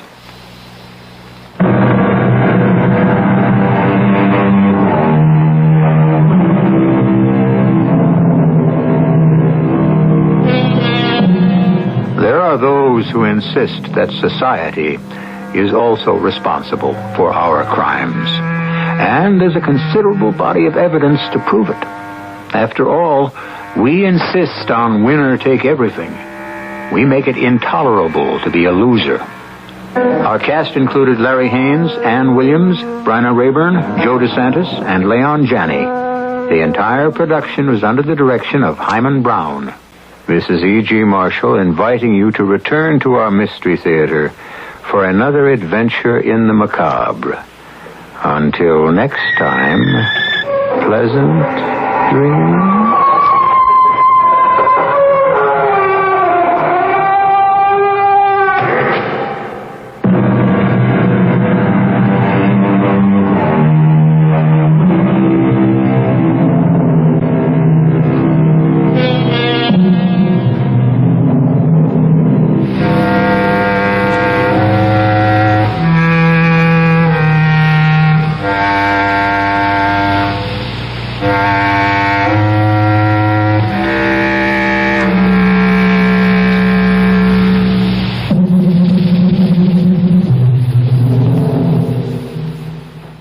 KIRO, Seattle, the News Authority.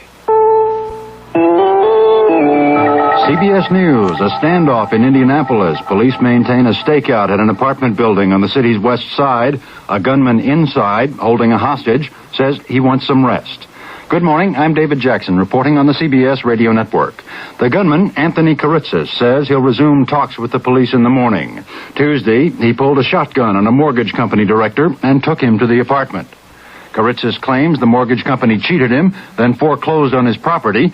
He demanded forgiveness of a $130,000 loan. The company complied. He also wants immunity from prosecution. The police say that is under study. More after this.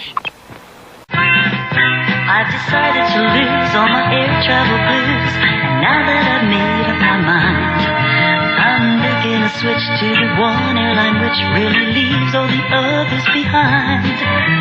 National treats each passenger like he's the only person aboard. So National Airlines, take me, I'm yours. Take National to Florida and take in a full-length movie. Only National has movies showing in every section of every wide-cabin jet to Florida. No other airline can say that. So if you'd rather sit back and watch a terrific movie instead of staring out the window, call your travel agent or National Airlines and tell them, put me on a National movie flight. National treats each passenger like he's the only person aboard. So National Airlines, take me, I'm yours. President Carter Wednesday plans to visit the Labor and Commerce Departments. It's a tradition that a new president make those stops shortly after taking office. He's also due to greet a White House conference for representatives of the country's business community. The Senate Foreign Relations Committee has begun confirmation hearings on Paul Warnke, Mr. Carter's choice to head the CIA. Leslie Stahl reports on the first day's session. Warnke spent 4 hours before the committee defending many of his printed statements regarding disarmament and weapons proliferation. He characterized as inaccurate and misleading an anonymous memorandum which charges him with advocating unilateral disarmament. He denied that he would consider such a policy while negotiating with the Soviets, and he said we should not yield strategic nuclear superiority to the Soviet Union. In response to tough questioning from several committee Republicans. Warnke said he feels the B-1 bomber is not the best bomber we could build, and that he questions development of the Trident submarine. Many of his statements led Republican Robert Griffin of Michigan to say he doubts Warnke would be a credible negotiator with the Soviets. At one point in the hearings, Warnke revealed that it was his top-secret copy of the Pentagon Papers that was given to Daniel Ellsberg and eventually leaked to the press. But Warnke said that was done without his knowledge. Leslie Stahl, CBS News on Capitol Hill. The Nevada State Senate Tuesday evening voted approval for the Equal Rights Amendment. It's the 36th state to do so. The amendment requires ratification by 38 states in order to become part of the Constitution. In 1972, Idaho was the first state to approve the Equal Rights Amendment. Tuesday, the state legislature rescinded that approval. The move was made despite claims by proponents that the U.S. Congress has never accepted such a withdrawal of support for an amendment. The latest Russian manned spaceflight is a success so far. Bernard Redmont has details from Moscow. It's too early to predict that the two Soviet cosmonauts will try to set an endurance record in space. But the successful docking of the new spaceship Soyuz 24 with the Space Labs Salyut 5 means they'll probably be spending some time aboard the station. So weeks or months aloft may be in store for Viktor Gorbatkov and Yuri Glazkov. CBS News. As the ballots in elections for a new president of the huge United Steelworkers Union are counted, there are conflicting reports on early returns. I'm Christopher Glenn, reporting on the CBS radio network. The election pitted Lloyd McBride, choice of retiring USW President I.W. Abel, against reformer Edward Sadlowski. McBride's staff figures their man has a better than 2-to-1 lead, with about a third of the union locals reporting. But Len Walter of CBS station WBBM in Chicago says the tally is different at Sadlowski headquarters. The vote results are slow in coming into Ed Sadlowski's low-budget campaign headquarters on Chicago's South Side, but they have their candidate leading by a slim margin. That conflicts with the results being put out by Lloyd McBride's campaign forces, and I asked Sadlowski about that. Well, Lloyd McBride has been a master at manipulating figures. He's done that all his life, and there's an old adage, as you know, that figures lie and liars figure. And McBride is doing that just now, that there's no doubt in our minds about that. Sadlowski says a tally of key locals in the United States and Canada show him doing better than expected. And he says his margin of victory will swell when results of the largest steelworkers locals come in. Len Walter for CBS News, Chicago. More CBS News in a minute. All microwave ovens are not alike. Proof? Just listen to what you get when you buy an Amana Touchmatic radar range, the first microwave oven with a memory. Just set it, and it remembers how long to defrost, then cooks with split-second accuracy, simple as 1, 2, 3. Amana Cookmatic Power Shift puts you in full control. Just select the speed you need: high, roast, medium, low, simmer, or warm. And look at Amana's features. Stainless steel interior, big enough for a family-sized turkey. 675 watts cooking power. Cooks everything in about 1/4 the usual time. With an energy-saving 50 to 75% less electricity than a conventional range. And a big plus, Amana's full 5-year warranty on the Magnetron that covers Magnetron cost, labor charges, even serviceman's travel expenses for 5 years. See a demonstration of the Amana Touchmatic radar range at your Amana retailers. You'll agree all microwave ovens are not alike, because there's nothing like the Amana Touchmatic radar range. Police in Indianapolis say Anthony Kiritsis has informed them he's turned in for the night. Kiritsis Tuesday marched Richard Hall through the downtown area of the city with a shotgun at his head. Kiritsis claims Hall's company, a real estate firm, cheated him and then foreclosed on his mortgage. Both men are inside an apartment building which is surrounded by police. Indianapolis Police Chief Eugene Gallagher. We've had final contact for the evening with this man. He has indicated that he was pleased with the message that was on television and radio for him, but he's tired, and he indicated he'd like to sleep and not talk anymore tonight, and he said he was going to take the phone off the hook so he could rest. Chief Gallagher says they'll wait until Karitzis wakes up in the morning and hope he surrenders. The company involved has already apologized to Karitzis on television and promised to pay damages for any wrongs he may have suffered. But Karitzis is also demanding immunity from prosecution. Chief Gallagher says he doesn't know where those negotiations stand. The Idaho State Legislature has completed action to rescind the state's 1972 ratification of the Equal Rights Amendment. One of the female state senators who tried to prevent the action said after the vote, "This day will live in infamy." Idaho thus joins Nebraska and Tennessee in reversing previous ERA ratification, but the U.S. Congress in the past has always refused to accept state moves to withdraw earlier ratification of a constitutional amendment. Former boxer Reuben Hurricane Carter and John Artis face sentencing Wednesday. They could get life terms for the murder of 3 patrons in a bar more than 10 years ago. Both had served 9 years in prison before they won the right to a new trial last year, and then they were again found guilty. We'll have more CBS News after this message. This is Charles Kuralt, CBS News. I spend each week wandering down the back roads and through the big cities of America, and on weekends I tell you what I've come across on Dateline America. Since everybody else is busy covering the big stories, I stick to the little ones. Take time to talk with some people and listen to some yarns and feel the seasons change. Join me, wherever I happen to be, on Dateline America, Saturdays and Sundays on the CBS Radio Network. A huge hydroelectric power plant proposed for the state of Maine may face trouble from Furbish lousewort. By any other name, Furbish lousewort is a snapdragon, albeit a rare type of the common backyard garden flower. A U.S. Fish and Wildlife Service official told a state committee that the flower will go on the endangered species list in a few days, and he noted that the 1973 Endangered Species Act prohibits federal projects which threaten designated flora and fauna. Furbish lousewort had long been thought extinct, but several blossoms were discovered last year on lands that would be flooded if the hydroelectric project is completed. I'm Christopher Glenn, CBS News.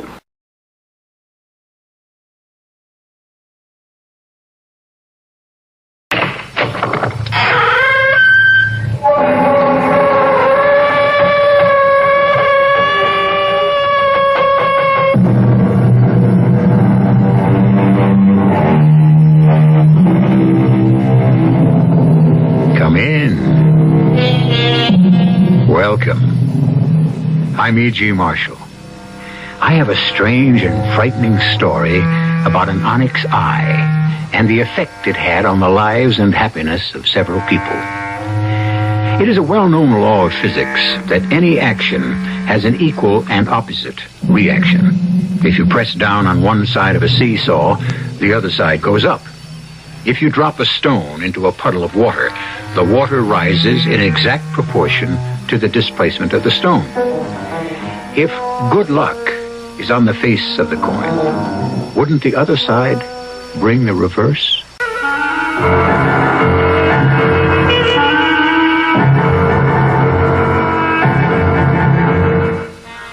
Our mystery drama, The Onyx Eye, was written especially for the Mystery Theater by Sidney Sloan and stars Francis Sternhagen and Michael Wager.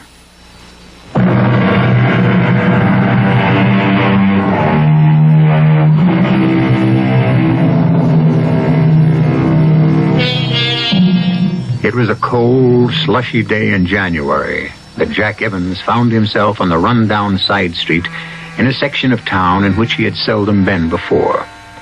He was weary and cold from job hunting, but he knew he couldn't go home and face Kathy, his wife, on her birthday without some small gift. Then he saw it, the little curio shop. He looked in the window at the collection of junk jewelry, second-hand objets d'art, when his eye was attracted to an interesting egg-shaped object, dusty and half covered by other things. He immediately knew that was what he was going to buy for Kathy. Hello?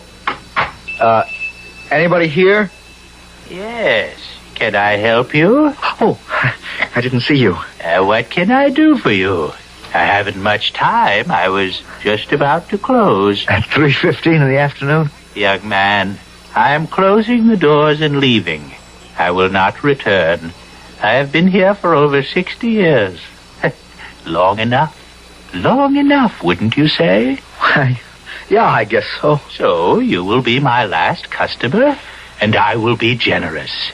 Name your own price for the thing you want. I haven't made up my mind about anything, but I did notice a white egg-shaped object in the window. Why, yes, how did you know? I knew. I remember my mother had a china egg when she used to darn socks. You know what I mean? Yes? And I thought I'd like to get one for my wife. It's her birthday. Ah, yes. I know it isn't much of a present, but, well, I can't afford more at this time. Oh, it will bring you luck. And if you ask to buy it, I must sell it to you. Huh? Would you like to see it? I'll take it out of the window. Well, yes, please. Here.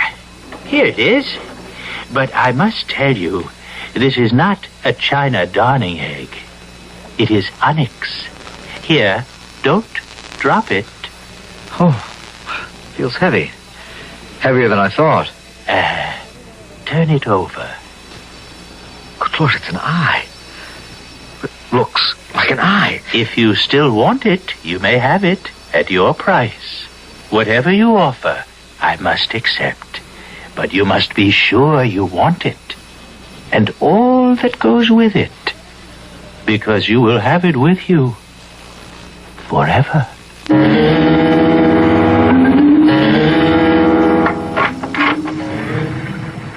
Hello? Is that you, John? Home, Kathy. Come on into the kitchen. It's warmer here. Okay, dear, as soon as I get my galoshes off. Oh, yeah, it does feel warmer in here. Oh, the heat's been off all day. I think we've run out of fuel. I've kept the oven on so the house wouldn't freeze. Well, did you call Holder's Fuel and tell them? Oh, a lot of good that would do. We owe them. Well, we're way beyond our credit. Oh, but in weather like this, let me call them. Didn't you tell them you're expecting a baby and that the cold wouldn't... Phone's out too, Jack. They sent us 2 warning notices. Oh, great. Fine thing to happen on your birthday. You should have married a guy who could take care of you, Kathy. Oh, you're the nicest husband in the world. And you're going to be a marvelous father. But... No buts. Having you for my husband is enough. Enough for me. What did you do all day, dear? Walked around looking for a job. Any luck? I had one promise from Ellsworth Manufacturing. You think it's a possibility? I wouldn't bank on it. I think the guy in the employment office, Mr. Mazurek, was just trying to brush me off. But look, I don't want to talk about that. I want to celebrate. Now, kiss me before I show you your real surprise. There. Now, close your eyes and hold out your hand. There. Now open your eyes. Oh, why... It's beautiful. You don't like it?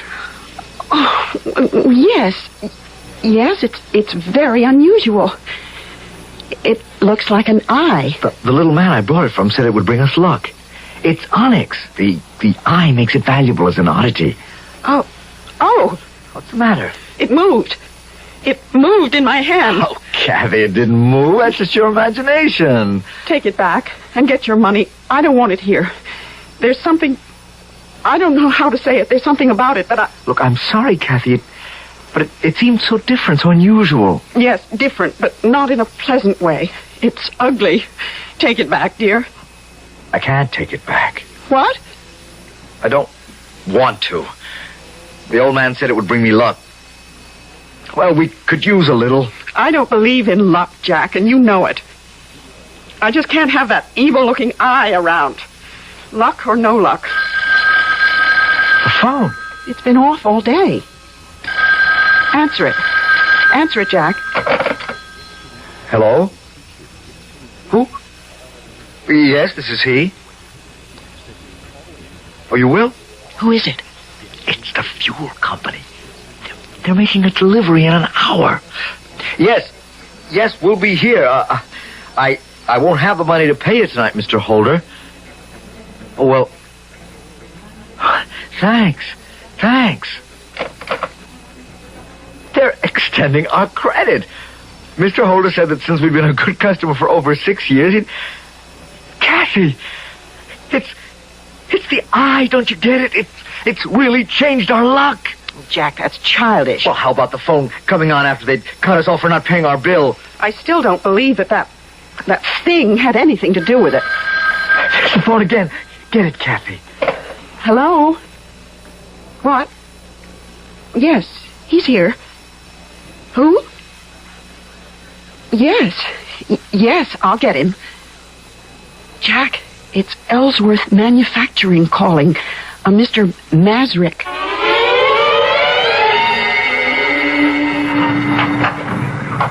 Oh, good morning. Can I help you? Oh, Mr. Evans.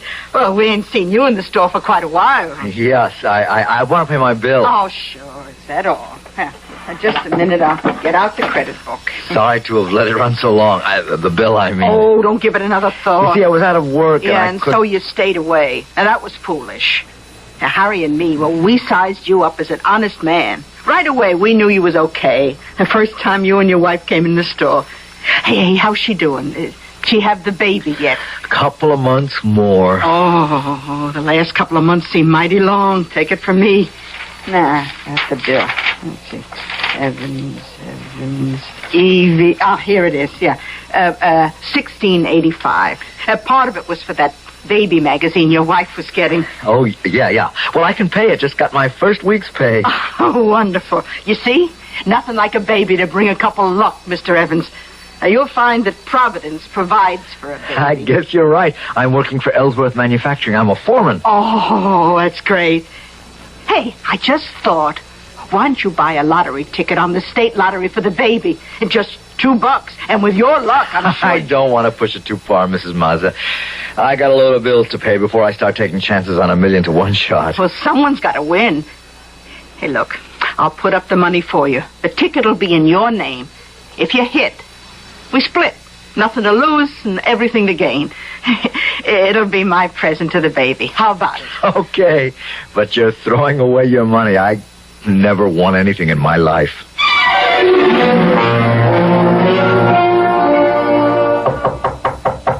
Come in. Mr. Ellsworth? Yes? They told me in the plant that you wanted to see me in your office. Your secretary told me to go right in. Yes. You are Mr. Evans.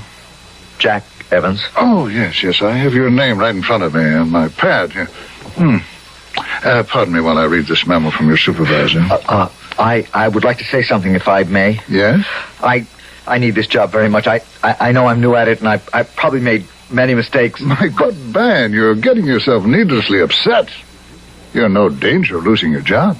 I'm not?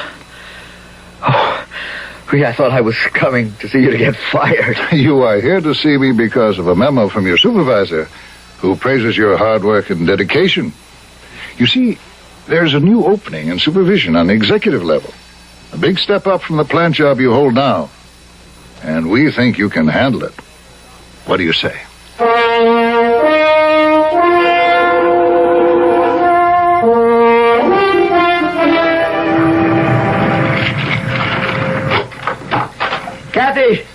Kathy! I've got wonderful news!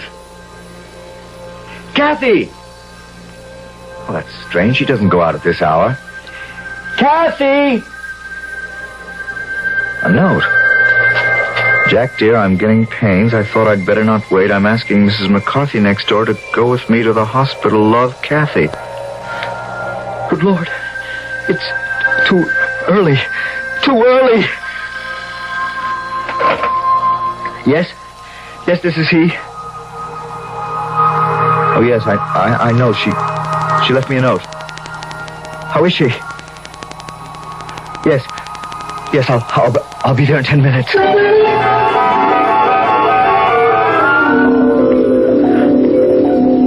Jack.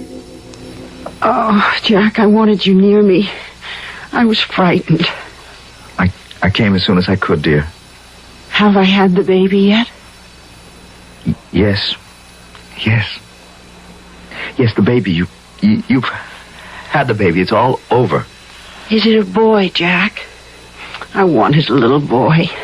I know you wanted a girl, but we'll have the boy first. And yes, but you're tired now, dear. We'll talk later. You must rest. No, I'm not tired. I want to talk about it with you. I want to see it. When can I see the baby? Kathy, please, try to get some rest. Jack, you're acting so strange. Is something wrong? Darling. The baby. It's dead, isn't it? Oh, Kathy, that I should have to tell you. Oh, my darling.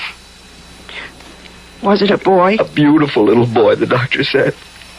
Well, why? Why did he have to die? I have no answer, dear. Doctor said everything was going fine, even though the baby was premature. He didn't feel there was any danger. Then suddenly the little heart stopped beating. They did everything they could. It was God's will. No, it was that evil thing. That ugly, frightening thing. That eye. That eye. Kathy. Get rid of it. Throw it away. I felt its evil presence ever since you brought it home. Oh, darling, if that eye disturbs you, I'll get rid of it. Before I get home, Jack, promise me you'll sell it or give it away. And if you can't, then destroy it. Yes, Kathy, I'll do whatever you say.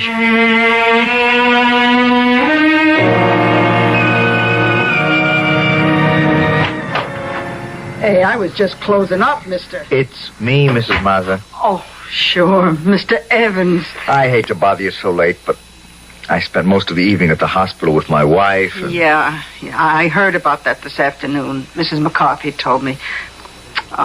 Guys, that's a terrible thing to happen to a nice young couple like you two. I sent your wife a card. Yeah, thank you. Listen, what I came in to ask you... You know this neighborhood well, don't you? Oh, I lived here all my life. Do you know Quentin Street? Oh, about 6-7 blocks north? Yeah. Used to be a nice residential street, but it's real run down now. Do you know that little curio shop at the corner of Westerly and Quentin? You mean did I know it, don't you? Oh, it's been closed for ages. Years. No. I was in there last week and made a purchase. You couldn't have. Oh, that building's been empty for nearly 20 years.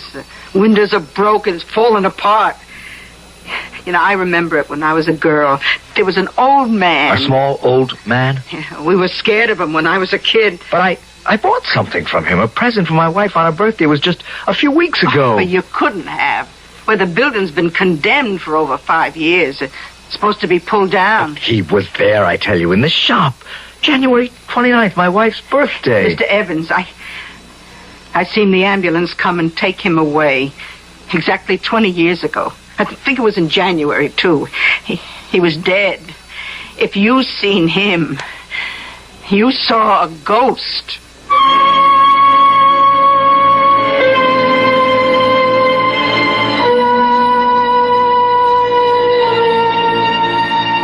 The pendulum is swinging back. Payment is being demanded. What seemed like one piece of good luck on top of another is now being eroded and lost. The payment burden may get to be even heavier, more than Jack and Kathy Evans can bear. I'll be back shortly with Act 2.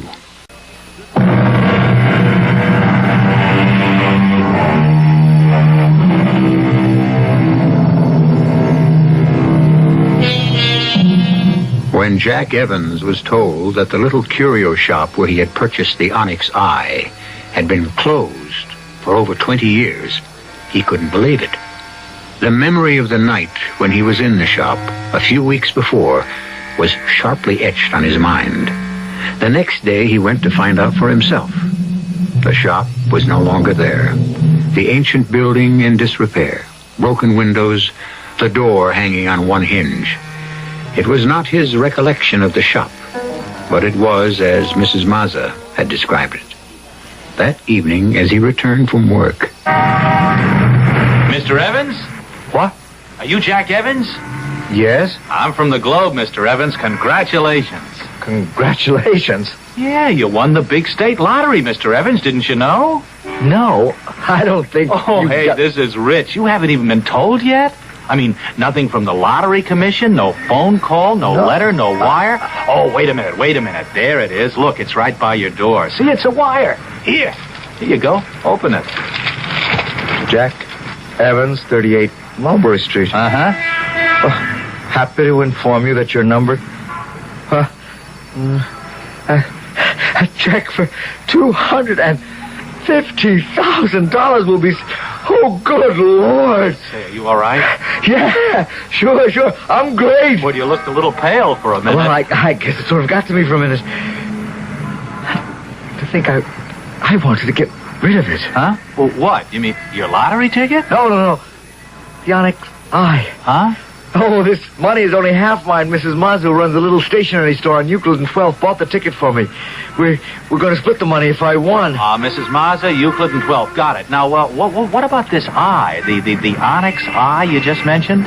I'd rather not say much about that. It's kind of a good luck charm. Well, have you got it with you? I mean, I'd like a picture, with you holding the good luck charm in your hand. Well, I've got it in the house. Come in. Great. Say, you said you were going to get rid of it, or you wanted to get rid of it? Yeah, it bothered me. Just a minute. I've got it in a drawer. Here it is. Say, that is something. Huh?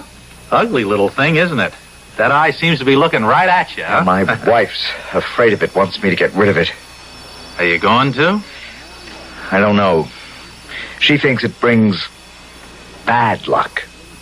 For you, it didn't.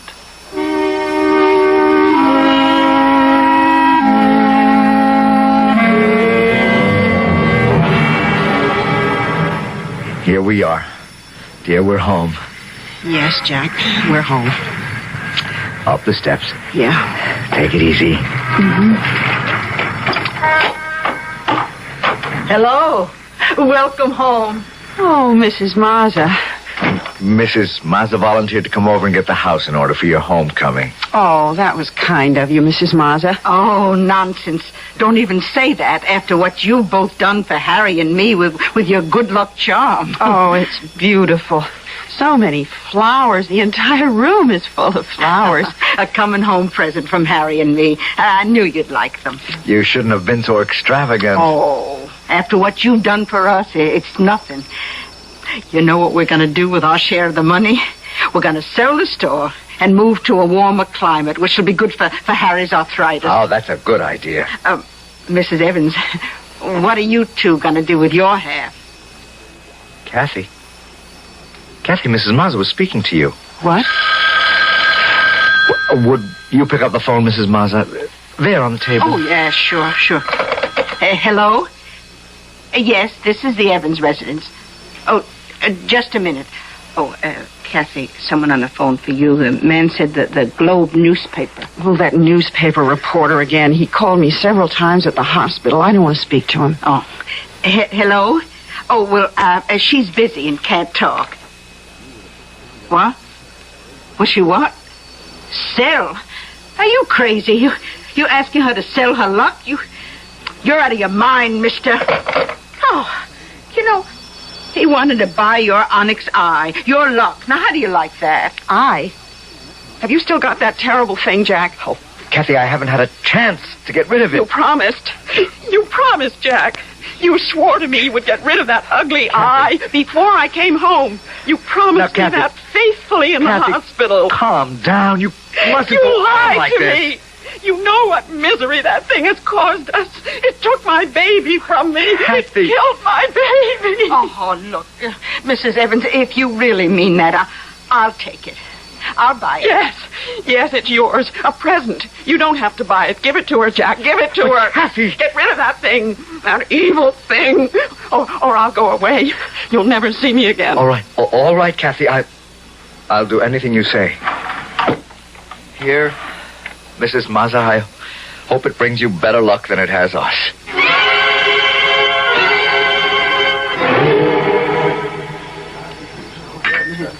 Well, Jack, like my choice of restaurants? I've never eaten in a place like this before. Well, you'd better start getting used to it. The firm has a charge account here. We do most of our business entertaining here. Oh, yes, Peter Fairley told me. That all he told you? Jack, we like you. When you came into that money, when you won the lottery, you didn't change. We all thought you'd buy cars, clothes, jewelry, a new house. But you took it all in your stride. No fuss, no feathers. Made a big impression on the board, I can tell you. I wasn't trying to make an impression, Mr. Ellsworth. We knew that, Jack. We all knew that. You were just that kind of a man.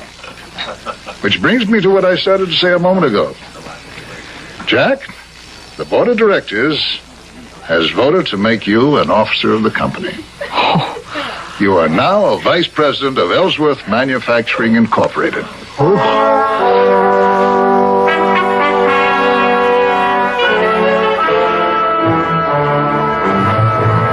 Oh, you deserve the job, Jack. But it is so incredible. They hardly know you, and they give you this big position.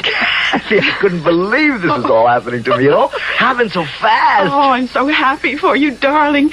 And you know, it was really you, your ability, your personality that put you where you are. It wasn't some stupid good luck charm, some magical eye. Oh, I'm so relieved since that thing is out of the house. I'm sleeping better. Feeling better? Oh, that reminds me. I went to the doctor today. He did some tests and a complete examination. What did he say about having another baby? He seemed very optimistic. He said he'd get back to me as soon as he had all the results from the test. Good. I'll get it, Kathy. Hello? Oh, hello, Mr. Evans? Yes. Oh, Mrs. Mazza? I'm sorry to bother you and your missus so late at night. Oh, it's not so late. We haven't gone to bed yet. Oh, that's good. Look, I'm a little worried. I had to talk to you. Could I come over? Well, it is right. Well, couldn't it wait until tomorrow, Mrs. Mazza? I'm so upset. I wouldn't sleep a wink if I waited till tomorrow. Well, hold the phone for a second. It's Mrs. Mazza. She seems upset, wants to come over. Well, let her come. She won't stay very long. Mrs. Mazza? Yes? Come over, but please, remember, Kathy's not fully recovered and... it'll take me just a few minutes. Thank you. I'll be there in 5 minutes.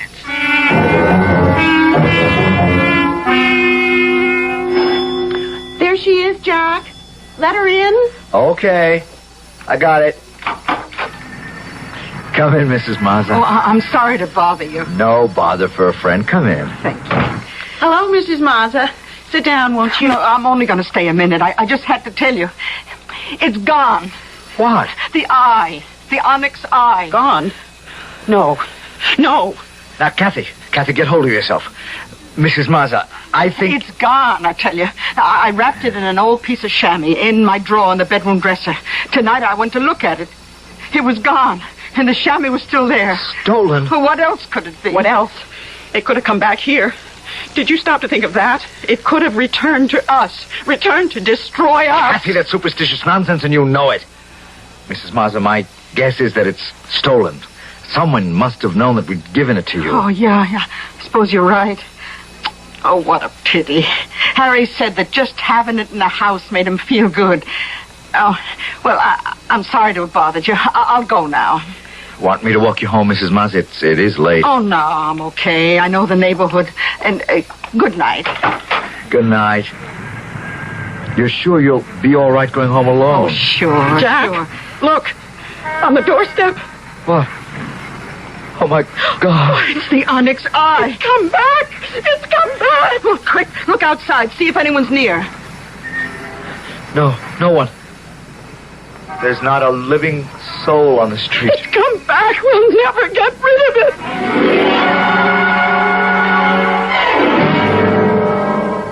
You have made an offer, and now you must go through with it. No, we don't want to take it back, please. That is impossible. I cannot take it back. You have made a bargain, and you must hold to your word. Is there no way to be rid of it? I told you, you must be sure you want it, and all that goes with it. It will be with you forever. Wait, oh, man, there must be some way. Jack, darling. Jack. Something that would... You're dreaming, Jack. Listen to me. Wake up. Oh, man, listen. Please. Jack, listen to me, Jack. What? Jack, you're having a bad dream. Oh, Kathy, darling.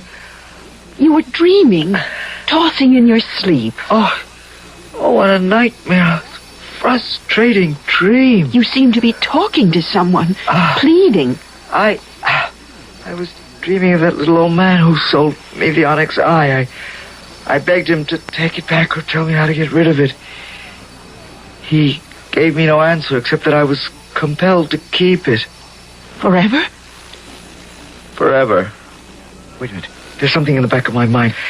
If I could think of what it is, he'd be able... A phone? This hour, it's 4:15 in the morning. Hello? Yes, this is he. Who? St. Joseph's Hospital. Yes. Yes, I see. Asked you to call me. Yes, I'll come immediately. Thank you. What is it? Mr. Mazza. Stroke. Mrs. Mazza asked them to call me. She wants me to come to the hospital. It was that thing. Oh, no. That's becoming an obsession with you. Kathy, can't you forget it? Don't you see? Mr. Mazza benefited from the luck, the lottery ticket. And now he's paying for it, as we have.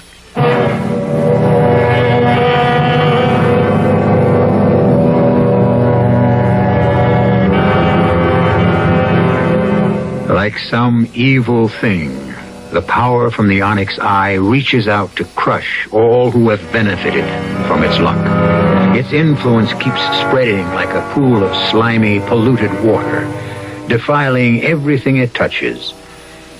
I'll be back shortly with Act 3.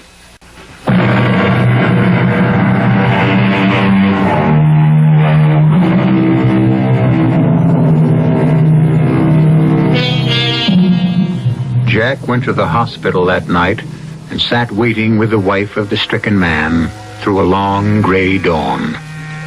Finally, the doctor came with the news that Mr. Mazza had died. His last words before the end were, strangely enough, the eye, the lucky eye, how wonderful to have it. At the cemetery several days later, Mrs. Mazza was heard to repeat almost the identical sentiment. Oh, he was so happy the last few days of his life. Happier than I've seen him in years. Mrs. Mazza, I'm sorry. I'm sorry that we involved you and your husband in our... I don't know how to say it. We feel responsible. Oh, no, you got it all wrong. I told you he was happy.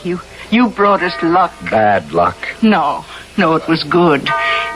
Even if it was only for a few days, a few hours. It was like a dream come true. But, Mrs. Mazza, what will you do now? Oh, what does it matter? I'm not sad. I'll manage. I'm happy to know that Harry got something good, that made him feel good before he passed away. No, you're wrong.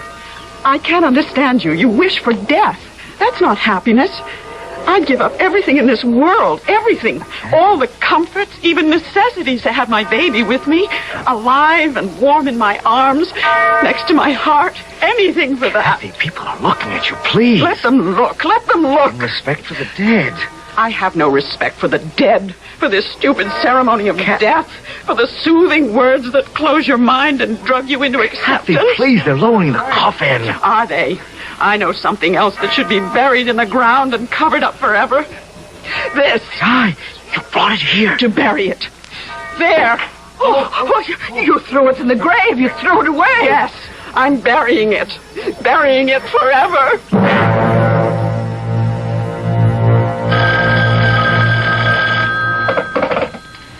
Hello? Hello, Mr. Evans. This is Peter Cawley. You know me. I'm the reporter on the Globe. I'm the guy who interviewed you when you won the lottery. What do you want? I'm in the middle of dinner. Well, I see that you found an envelope on the street with over $2,000 in it and that you turned it into the police. That's right.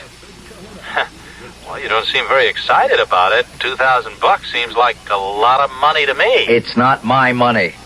Yeah, but if the owner doesn't come forth to identify it, it is going to be yours, right? Really, Mr. I mean, that's right, isn't it? Is this why you called me to find that out? No. I called you because I see a continuation of the good luck story I did on you when you won the lottery. Sorry to disappoint you. I no longer have the eye. Oh, come on, Mr. Evans. Don't give me that. I haven't got it. That's the truth. It's gone. Buried. You mean, you hid it someplace to keep from losing it? I mean, we buried it to get rid of it. To lose it forever. Jack, your dinner is getting cold. Coming right in. Who was it? Oh, that reporter. You know the one. He wanted to do a story about my finding that money. I told him I didn't want to talk about it. You know, Jack, you found that envelope the morning after Mr. Maz's funeral. Yes. Well, why should that make you pucker your brows? Well, it's the kind of thing that would happen when we had that... But we no longer had it then. Which only goes to prove what I've said. All that superstition about good luck and bad luck is childish nonsense. Now, let's forget it, shall we? What did you do today? Oh, I did the shopping. Went to the cleaners to pick up your suit. Oh, and I went around to the post office to pick up that parcel. What parcel? Don't you remember last Wednesday when we came home? From Mr. Maz's funeral? Yes. Well? There was that slip from the post office saying that they had tried to deliver a parcel, but we weren't home. Oh, now, yes, I remember.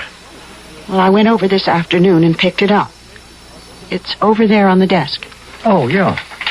Let's see what's in it. Jack, don't open it. What? Don't open it. It's that eye. It's come back. Then I've got to know. I've got to know. Good Lord. I was right. It has come back. We'll never get away from it. Stop it. Stop it, for God, I'll smash it to bits. Grind it into dust.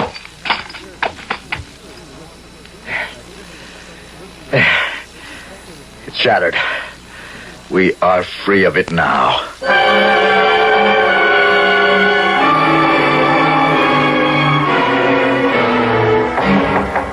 Come in. You wanted to see me, Mr. Ellsworth? Oh, yes, Jack. Come in. Sit down. Thank you. Jack, I see you've been having a little trouble. About the lottery ticket? Been in the papers, featured quite prominently. I can say the same thing to you that I told to the district attorney. I did not know the ticket was a forgery. Yes, sir. I have returned my winnings to the State Lottery Commission. Mrs. Maza has returned her share also. You have behaved very honorably in the whole matter. I myself have said that to the board. This was brought up to the board? It had to be, Jack. You see, you occupy a very unique, a very sensitive position in our company. I don't understand how this could affect the company. My boy, a company such as ours is only as good as our reputation. I get it, Mr. Ellsworth. Now, I know why you called to talk to me. Jack, try and see my side. You are no longer an asset to Ellsworth Manufacturing. You are a liability. Now, I'll tell you what we are prepared to do. We shall give you a letter with the very highest praise for your ability and character. We shall give you 3 months' salary as termination pay, and your best wishes for my future.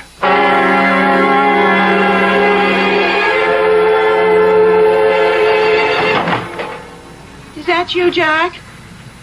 Yes, Kathy? I've got something to tell you, Jack. Yes? It's not good. I'm prepared for anything. What is it? There's no chance, Jack. We can't have another child. Oh, of course we can, darling. We'll go to another doctor. We'll leave here, start fresh someplace else. Sometimes a change of scene or environment. Oh, it's no use. It's happened a million times. Doctors can be mistaken. No, Jack. Nothing will ever be right for us again. Kathy, how can you say that? Look, I'm not giving up. We'll go away. You'll see things will be good again. How could you go? You couldn't leave your job. What job? I've been let go, fired. Oh, Jack. Darling. I knew it. I knew it when I saw. Look, Jack. Look what's on the floor next to the window. Oh, no.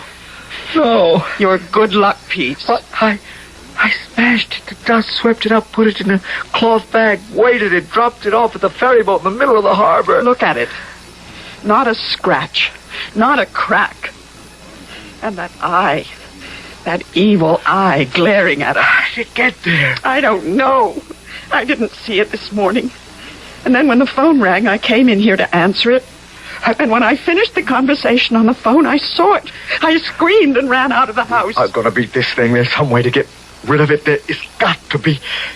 I remember there was something that little man said, but it seems blurred in my mind. I keep reaching for it, but it gets away from me. You can't give it away. When we gave it to Mrs. Mazza, it returned. But how could the old man give it to me? He did give it to me. And the door.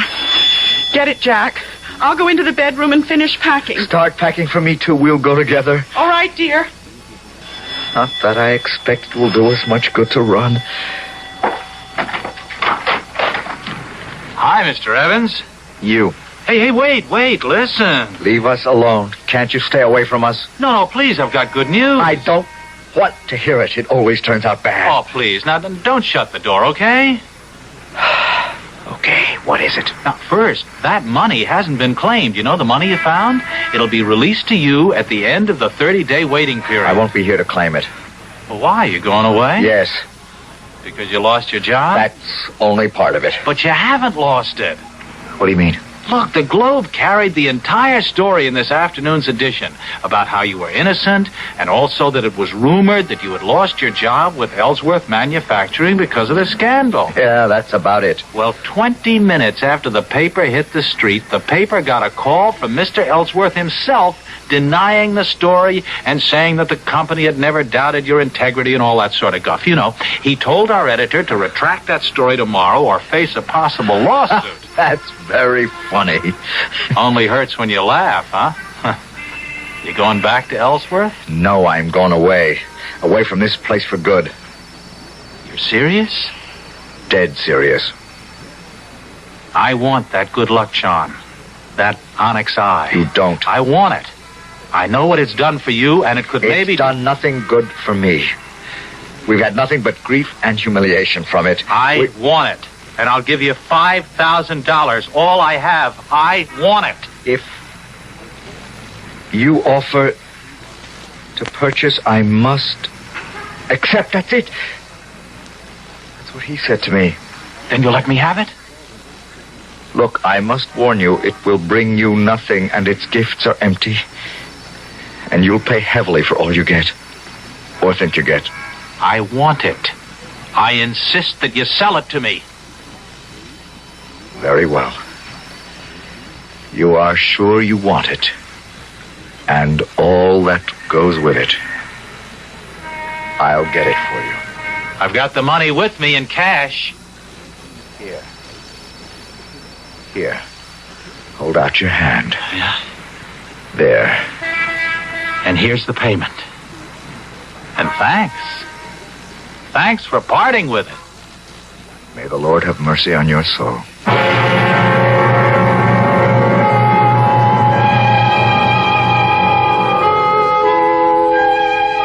And now the Onyx Eye is in the possession of a new owner, a new master. Despite the warning Jack Evans gave him that he would pay for every piece of good luck, pay perhaps with his blood or the happiness of those near him, the new owner steps out into the world clutching the evil talisman in his hand, with his heart full of hope. I'll be back in a moment.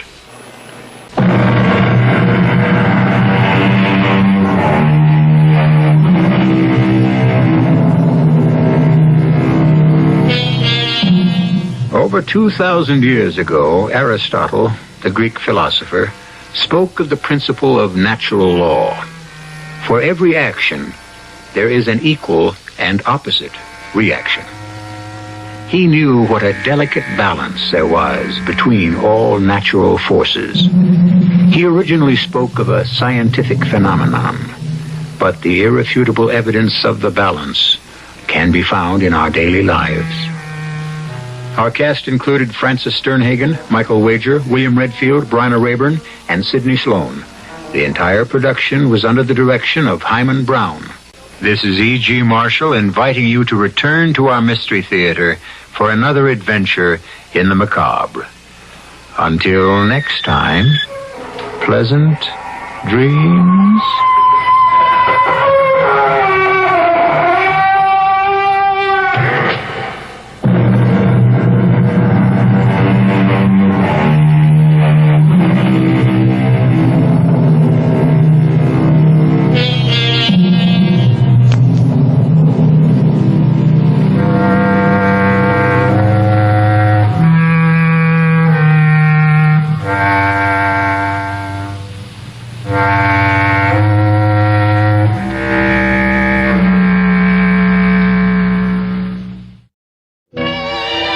Filling the air with bright and beautiful music.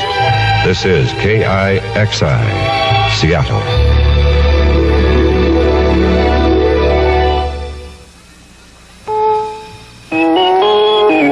CBS News. President Ford is preparing for a meeting shortly with Soviet leader Brezhnev. This is Doug Poling reporting on the CBS radio network. The meeting is scheduled to take place about an hour from now in Helsinki, where the two leaders on Friday joined 33 others in signing the European Security Accords. American sources say the session coming up will be devoted largely to seeking progress in limiting nuclear weapons. Both countries would like to have another strategic arms limitation agreement ready for signing by the time Brezhnev makes an expected visit to the U.S. in late fall. Secretary of State Kissinger said Friday night efforts to arrange an interim peace settlement between Israel and Egypt are getting to the fine points now. Kissinger told reporters in Helsinki, Finland, that it is not hopeless. Kissinger has arranged to meet in Belgrade, Yugoslavia Sunday with the Egyptian ambassador to the United States. More news in a moment. When you say Budweiser, when you say Bud, you said a lot of things nobody else can say. When you say Bud, you say you care enough to only want the king of beers. When you say Budweiser, you said it. Anheuser-Busch St. If you have occasional annoying hemorrhoid symptoms, you may be using a medication that is only petroleum jelly, a lubricant that soothes. If you want more than soothing alone, use Preparation H. Preparation H not only brings prompt, temporary relief from occasional pain and itch in many cases, but Preparation H does more, goes beyond soothing. Preparation H actually helps shrink swelling of hemorrhoidal tissues caused by inflammation. Preparation H goes beyond soothing. Ointment or suppositories. Use only as directed. Before beginning a month-long vacation Friday, Congress handed President Ford another setback. The Senate defeated a $31 billion weapons bill, including funds for the B-1 bomber and the nuclear strike cruiser. It was a victory for Senator Edmund Muskie, Democrat of Maine, the chairman of the newly established Budget Committee. Muskie had this to say about the Senate's action. As one senator, I think it's time President Ford understood that fiscal responsibility doesn't mean rubber stamping his priorities. He has a tendency to say that if spending is increased in an area which isn't in his budget, that's inflationary, but that if spending is reduced in an area where he likes heavier emphasis, that's irresponsible. We're going to make the point that the budget process makes us independent and also responsible. Muskie's committee has the job of providing Congress with the control over federal spending. Testifying before a Senate panel Friday, a former official of the Agriculture Department said the latest big grain sale to the Soviet Union could result in a 10% rise in U.S. food prices next year. John Schnitker, former Undersecretary of Agriculture in the Johnson administration, said the government should discourage further grain sales to Russia until fall, when experts will have a better idea of the size of the harvest in this country. Interviewed in New York Friday by CBS News, Treasury Secretary Simon said he thinks some of these grain deals can be beneficial. There's a cost benefit to everything that is done in this country. And the benefits of of selling our agricultural profits, of course, mean higher real wages, higher real earnings, rather, to the farmer. That means more jobs in shipping and transportation. It's good for our balance of payments, which means the strength of our dollar in the world. These are all pluses. But we have to make sure that we don't export sufficiently to mean we're going to have a large increase in the cost for the American consumer. Treasury Secretary William Simon. A series of earthquakes rocked California Friday in both the northern and southern parts. A strong quake measuring 6.1 on the Richter scale shook the northern city of Oroville. About a dozen people hurt by flying glass. About 5 hours later, a more moderate tremor occurred south of Palm Springs. Now this. Want to play McDonald's French fry word game? Huh? Don't be shy. Give it a try. Think of a word. Put in a fry. What do you call a French fry with handlebars? Frysicle. Don't be a fraidy cat. You fry it. If at first you don't succeed, fry again. Fry in the sky. Wow. Okay. What's big and has 4 legs and a huge French fry at the end of its nose? A rhinoceros. Let's simplify things. When a French fry nut is really hungry, what does he do? Get a large order of McDonald's world-famous fries. You know what they're famous for when there's the best French fries in town. Get the large order of McDonald's fries. Hot, crisp, golden, and delicious. They're fantastic. You're why the quality's high, 'cause you deserve a break today. At McDonald's, we do it all for you. At McDonald's. The Federal Communications Commission has turned down a proposal to ban evangelical religious programs from educational TV channels. The proposal was filed by 2 West Coast men who claimed that religious interests were misusing TV channels intended for other purposes. The proposal produced a flurry of protests from the public. The FCC said it received 750,000 letters from people urging that the religious programming be allowed to continue on the educational channels. This is Doug Poling, CBS News.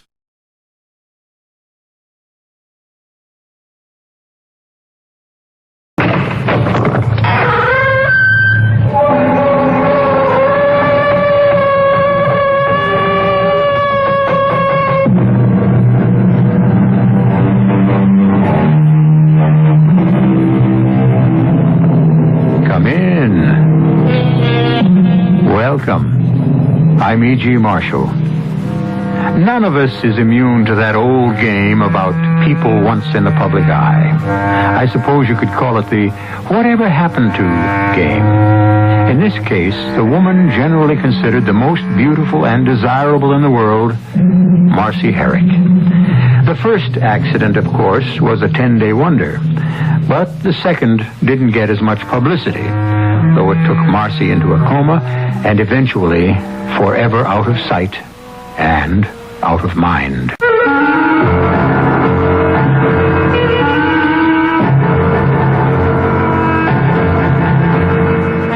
Our mystery drama, The Prison of Glass, was written especially for the Mystery Theater by Ian Martin and stars Lois Nettleton.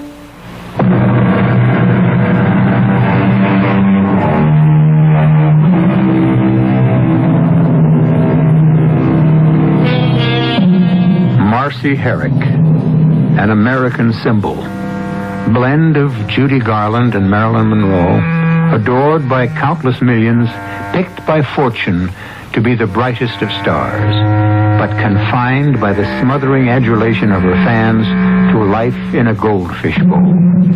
Child of fortune, queen of misfortune, a national tragedy of mob nonviolence. This is her story.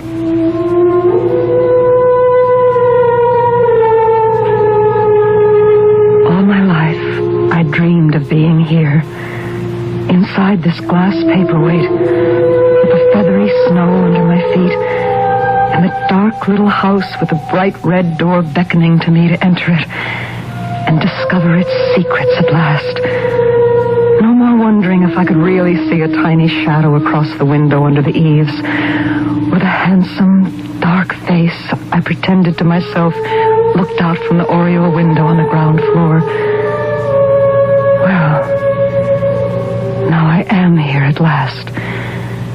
And all I want to do is break out of my glass prison. I want to scream till the glass shatters. So terrible to look out, seeing everything magnified, and knowing that the one possession I love the best has ended up being a prison I may be shut away in forever.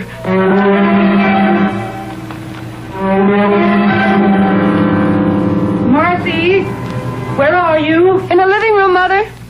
What are you doing? Oh, playing with this paperweight. How pretty the snowstorm is. So many years since I saw snow, and since... Don't you ever get over Fred and get him off your mind. Pop? No. I'll never forget him. Do you? Of course I don't.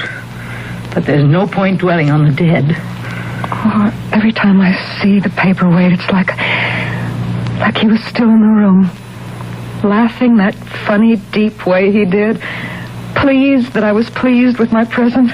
It's too long ago to still be mourning for him. Why? Because he's gone. I'd like to make an end of that silly child's toy sometimes. You're too old to play with toys. This isn't a toy. It's a real old antique. Pop told me. Look at the little house.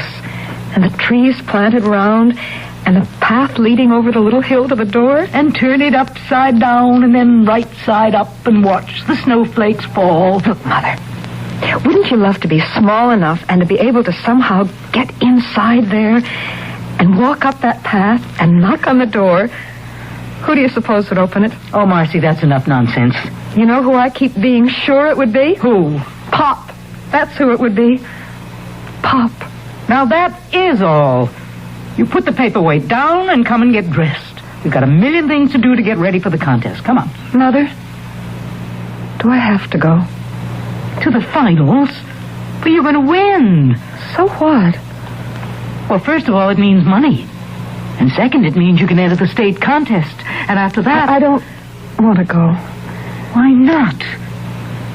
I hate being stared at and walked around and examined as though I was a prize heifer or an animal in the zoo.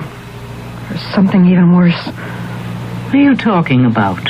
Oh, you should see how the men look at you in the bathing suit parade and where their eyes go. It's humiliating, degrading. You mean you'd let me down? After I've devoted every minute of my life to you, working as a cleaning woman, doing other people's dirty work just so I could give you a decent home and a chance in life. No, Mom, I want to pay you back, but not this way. Well, how else? You know I haven't got much time left to me with my heart condition. How are you going to make enough money to pay off the debts I've had to run up? Oh, no, sir. You want to pay me back, Marcy Gerstenberg? You follow the path I set for you. You'll see. One day, you're going to be a star. I don't want to be a star. But you can decide that when you get there. Because I'm going to keep pushing you till you get to the top. Even if it kills the both of us. Well, it killed Mom, all right. Within a few years. And it killed me. A little bit at a time. The paperweight became a kind of symbol for me. Inside it, I might be safe and private. If the faces were peering in at me there, I could always hide in the soft snow. But there was never a chance to hide. Because even when Mom stopped pushing me and got really sick, there was always someone else. First of all, the man who changed my name. My agent. Yeah, what is it? Marcy Herrick, you're damn right, Santa Ann. Little Miss Sunday School, what you think she's trying to do to me? Good morning, Dave. Come in and shut the door. What's good about it? Well, we're both alive. Well, if I didn't invest so much time and bread in you already, you wouldn't be for long, sister. I'd break that alabaster neck of yours with my bare hand. Don't be mad. Mad? I'm on my 6th house pill this morning. What'd you stand up Nicholas Sagat for yesterday? The guy's an octopus. I just couldn't take it again. Well, you're not a teenager anymore. You know he's got a part in his picture that can make you. You land this part, do it the way you're told, and we're at the start of the payoff at last. I got an investment in you I want back. Is that all I am to you? A warm body you can peddle? Oh, cut the sarcasm, baby. It's not your style. You got a mother in the hospital who's expensive to maintain. You want to keep her there? Sergey will never see me now that I stood him up. I fixed it. I had him on the phone 15 minutes this morning. I'd eat plenty crow, but I fixed it. Oh. Now, wait a minute. If you have any idea Now, look, I'm a louse, a hard-nosed son of a gun, but I have some standards. I pulled the little hearts and flowers. I told him you had to go see your mother in the hospital. That's where I was. And I figured.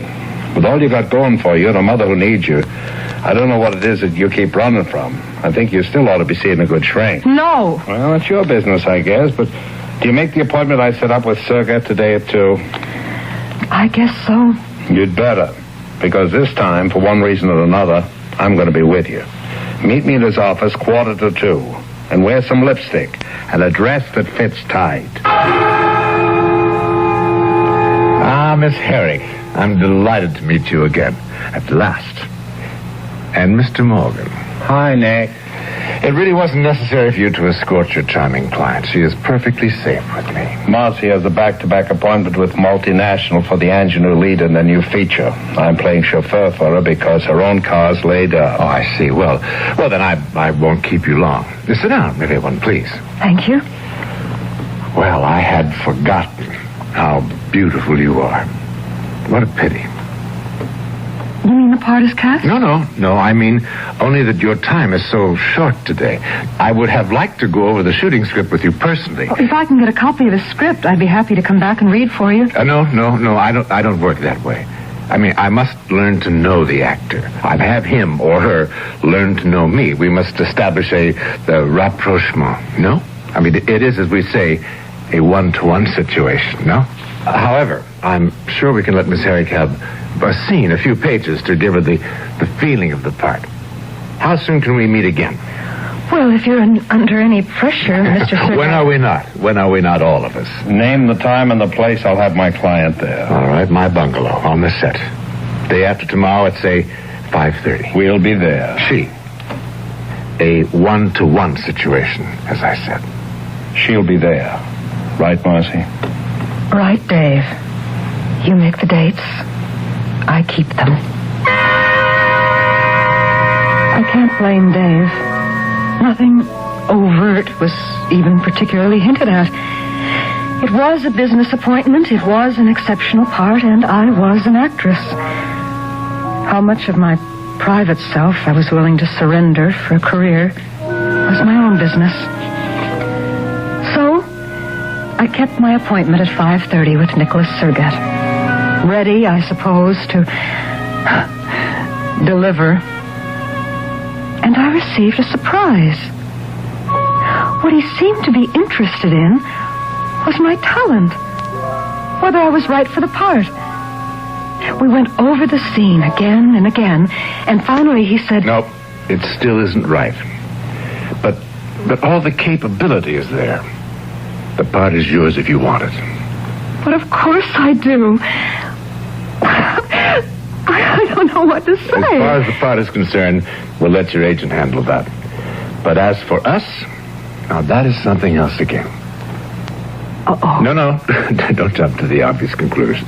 Which is true enough, Marcy. I am a man. I'm not a stone. And that's what my contract depends on? Don't be silly. I can have 100 partners more sensual, more practiced, or more perverted than you. For us, there's something different. Isn't there always? Marcy, please grow up. I'm talking of something that I see in you beyond a simple urge of sex. Something that you will communicate to every man as strongly as you do to me. What our final relationship will be is kind of hard to say. I mean, it's compounded of so many things. Director, actress, husband, wife, lover, neophyte. But none of that is important. What is that here and now, I tell you, you will play in my picture. And from it, a star will be born. Oh, he was persuasive and passionate, and he made me believe him.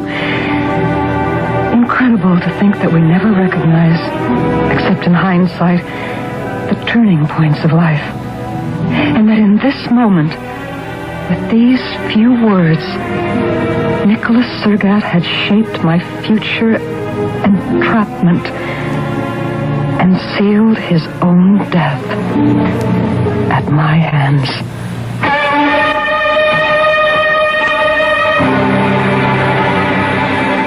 Murder from someone as gentle and dependent as Marcy? And by what means? And to what end? And if indeed there was murder, by what instrument that leads to the strange imprisonment we first found Marcy immersed in at the beginning of our story? I'll return in a moment with Act 2.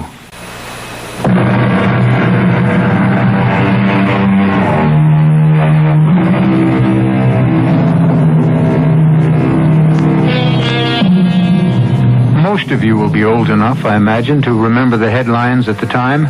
Marcy Herrick, injured in fall. Beloved star in coma. Even if you don't remember them, they have little significance, for this is the true story behind those headlines. A story best told by Marcy herself.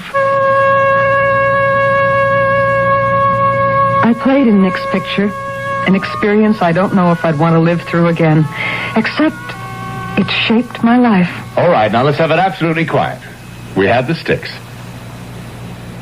Action. But really, there's nothing to explain. You've made yourself perfectly clear. I have my options. The one thing I'm permitted to do is choose. Heads or tails. Cut. Okay. Just bury that. Kill the lights. We're on a break. Marcy, come on. I'll talk to you in your dressing room. I don't care what the lines seem to say, darling. It's what they mean. What they must convey to the audience. Oh, what should they convey except exactly what they say? Please stop talking from the naivete of your own personal morals. You think you have any choice? Why shouldn't I? Because this picture has nothing to do with your own personal little Never Never Land. That's why. It's real. It's here. It's where it's at. In the particular situation you find yourself in this script, in the part you are playing, you have no choice. And in spite of what you say, you have to know that. That I have no choice? Exactly. Then I'm playing myself? Exactly. Why do you think you were cast in this? Because you think that's all I'm capable of doing. Because I think that's what the audience wants to see, to buy. Because the quality of you is going to make you a star. What does that mean? It's a dichotomy, a contradiction, a fascinating enigma. The girl with everything, looks, figure, sex, a voice that ripples through everyone from the heart right down. And yet... And yet what? The other side. The feeling of a little girl lost that everyone wants to protect, to fuss over, arrange for, shield from harm. But I don't need to be shielded. And I'm not a sex symbol. The truth is you need a guardian, if not a lover. Now, I want to be both. We ought to be married. I'm not ready to be married yet. Perhaps not. But for your mother's sake, I think you better be. What's my mother got to do with this? Everything. She has a dream for you that she knows you'll never win for yourself. A dream that might occur to you that I don't share. Don't be ridiculous. There isn't a girl in the world who would pass up the chance to be a star. I won't even answer that. I just want to know how you know about my mother. Okay. I went to visit her in the hospital. My old world upbringing, perhaps. One asks the parents of the girl one wants to marry for their permission, or at least tacit agreement. Since the father is dead, one goes to the mother. Oh, good Lord, it's happening all over again. I'm not a person, I'm a commodity. Oh, why can't you all just leave me alone? To be what? To be I don't know what. I never even seem to have a chance to find out for myself. To be Marcy Gerstenberg, first off, After I guess. After this picture, Marcy Gerstenberg will no longer exist. There will only be Marcy Herrick. And if I don't want to be Marcy Herrick? Pretty hard to escape. There's also one contract I don't think you could break. What? An unwritten one. It's with a very sick lady in the hospital. Mom. Your mother, who's going to have open heart surgery. Very expensive surgery. Don't. Just Marcy. Darling, what is it you're afraid of? I mean, most girls would give their eye teeth for the career that beckons you. Why in the world don't you want it? I don't know. Because I want simpler things. A man to love, children, never to ask anything more from them than they want to give. Some time to myself. I need that. My own snow paperweight world. What? Nothing. Just a special thing of my own. But most of all, Nick, I just don't feel I have the talent. I mean, just to look at me on the set. I can't get things the way a real actress should. Baby, who wants you to be an actress? I want you to be you. No one else.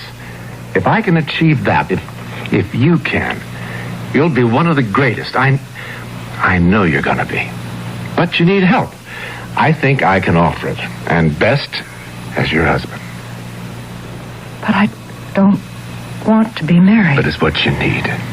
You have to be guided, shaped, protected. And if I refuse? Well, I might have to make a change in casting. Unfortunately for you, on the production end, there is an escape clause. Among other things, you'd be throwing away a lot of money. A lot of necessary money in your case, because... You don't have to hammer it home. Like my part in the picture, I have no options. Not even heads or tails. Marcy, you missed the point. It's the same option. There's always choice. Win or lose. Before I went to the hospital that night, I sat, idly tilting my snowstorm paperweight in my hands, watching the snow, trying to let it calm me as it used to. But not tonight. All I could think of were phrases like caught in a vice, trapped, a squirrel in a cage.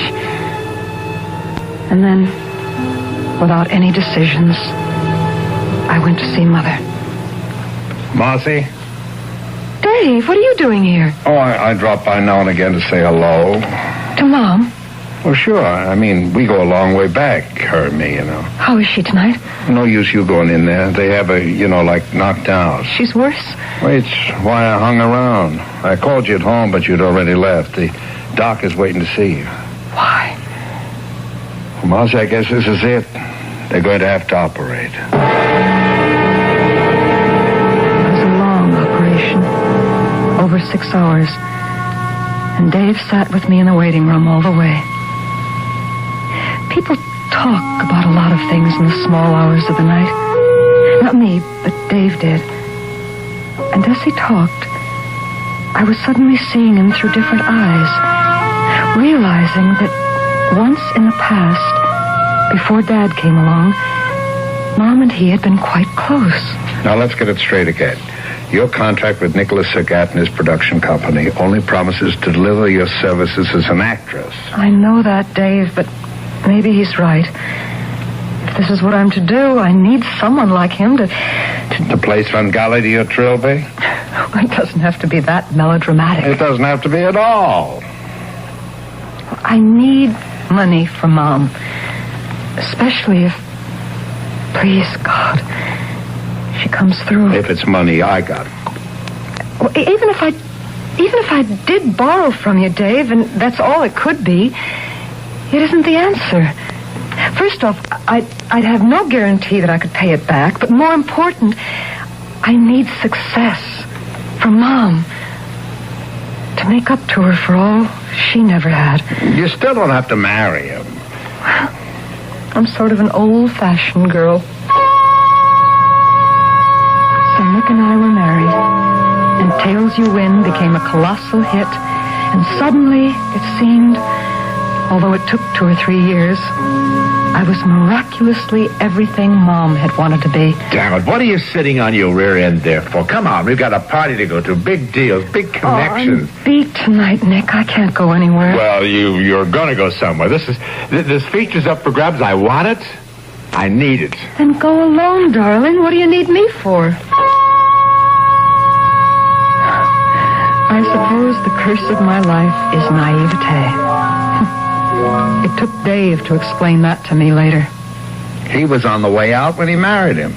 He latched onto you as a meal ticket. He wanted you with him because he needed you. You're all that keeps him alive. What? Oh, baby, he knew he had it in you from the beginning. Sure, he gave you your first chance, but almost from that day on, he's been riding your skirt tails. What are you trying to say? I'm not trying. I'm laying it on the line. Marcy Herrick is alive and living well in Hollywood. Nicholas Sergott is dead and owes his existence to you not only now, but pretty near from the first day he met you. You mean that all these years he's been using me? About the size of it, sweetie. Oh, what a fool I've been. Oh, now, wait a minute. You were caught in a nut crack. Oh, not anymore. Now that Mama's gone. Okay, Dave. I'll take care of the rest of it. But it wasn't all that simple. Ever since my mother's death, working the heavy schedule I had to face, trying to be a decent wife to a man I thought I owed so much to, other habits had developed. The blessed uppers. Those nice little pills that gave you enough energy to fight through the long days of shooting. And even more welcome, the lovely pills that let you sleep. And while that sleep was coming, allowed you to slip back to childhood with the snowstorm paperweight in hand, searching for someone going up the path, or for that face that you never could quite see in the window, but which somehow spelled love and all the answers. What are you doing just sitting here, Marcy? Nothing, Nick. Just playing with my favorite toy. That damn paperweight is about the measure of your brain. Let's have a drink. Come on, we should celebrate. What for? I just set you up for a nice new picture. How nice. Do I want to do it? 700,000 net and a percentage of the gross. What's the part? What's the diff? It's duck soup for you. You feed at the same trough? What does that mean? You direct, of course? Of course. If I play? What's all the flack here? What's... Just about my playing. What? I don't think I want to do a new picture. I think I'd rather play with this. So that silly toy. I'm telling you, one day I'm going to take it from you. I'm going to smash it. My mother once said that. Yeah, well, she should have got it. As I think I'm going to do right. No. Come on, give me. Don't you touch that. Get out, Tommy. Don't. Away, you drunken fool. Don't you touch it. Nick, are you all right? Blood. You hit your head on the andiron. Or did I hit you with a paperweight? What? I don't know. I don't know. What have I done? I killed him.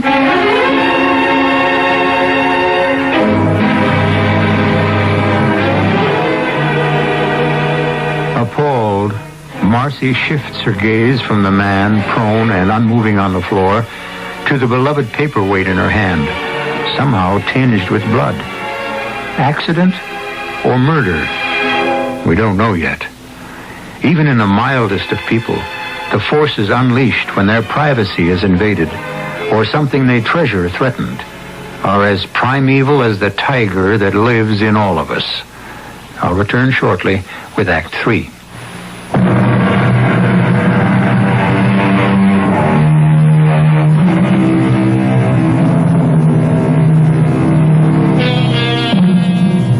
There was no no way, of course, of keeping the story out of the papers or off radio and TV.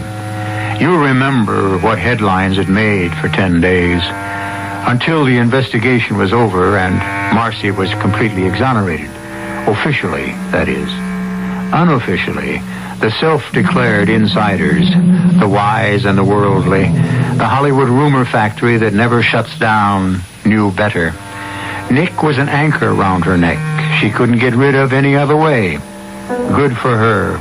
More power to her for having the nerve and for getting away with it. And then there was Marcy herself. I knew all about the talk behind my back. It destroyed me, like the Chinese water torture. Because of all people, I least of all exonerated myself in Nick's death. For years, I'd hated him for what he'd made me do. I'd wanted him dead, wanted to kill him. And that night was a blank in my mind. I went to pieces. Now I wanted to die. There was nothing left for me. The pills. That's all I lived on. All that kept me alive. Marcy, you gotta listen to me, baby. I killed him, Dave. I killed Nick. You didn't. He was falling down drunk. He hit his head on the andiron. No. He killed himself. No, I wished him dead. Same thing. Marcy, you need help. I have a doctor. No, there's no help for me. We struggled, Dave, because he wanted to break my paperweight. I pushed him, and that's how he fell. It was still an accident. Maybe? I don't know. I don't remember. Oh, Dave. Oh, Dave, I don't want to go on living. There's just nothing left. Oh, now knock that off. I've got 3 major features lined up for you as soon as you pull yourself together. But you've got to get some help There's first. no help for me anywhere. Except maybe inside here. If I could just walk through the powdery snow and up the little path and over the hill to the house, then maybe there'd be help. The secret of my life is here. Somewhere inside here. I've always known that. If I could only get in there and unlock the future, maybe I could find a way to want to live. Why do you believe that so strongly? Who are you? Paul Barkley. Dr. Paul Barkley. Who? Don't you remember? Dave Borgen recommended me to you and brought you to me. I don't remember coming here. I should think that's quite possible under the circumstances. What circumstances? You were barely semi-conscious. Oh, I know. I'd taken a tranquilizer. A barbiturate, a little heavier than a tranquilizer. Who are you? I told you. Dr. Paul Barkley. Where am I? In my office. You should be in a hospital. What kind of doctor are you? Psychiatrist.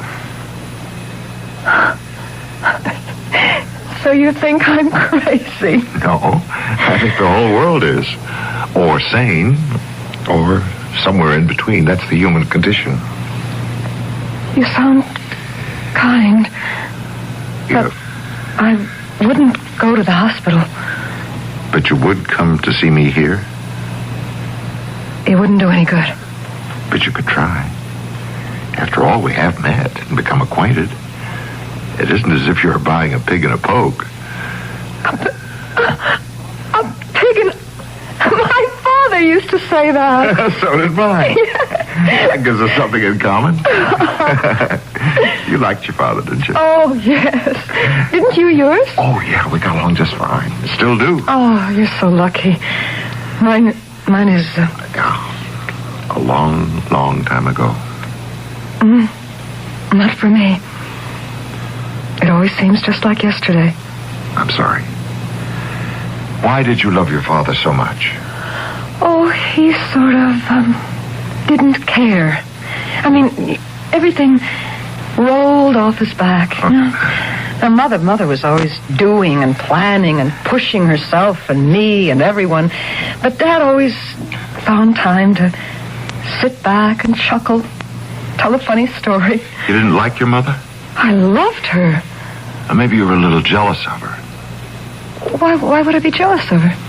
Because she was the one who was married to your father, not you. Paperweight isn't an obsession with me. I just love it because...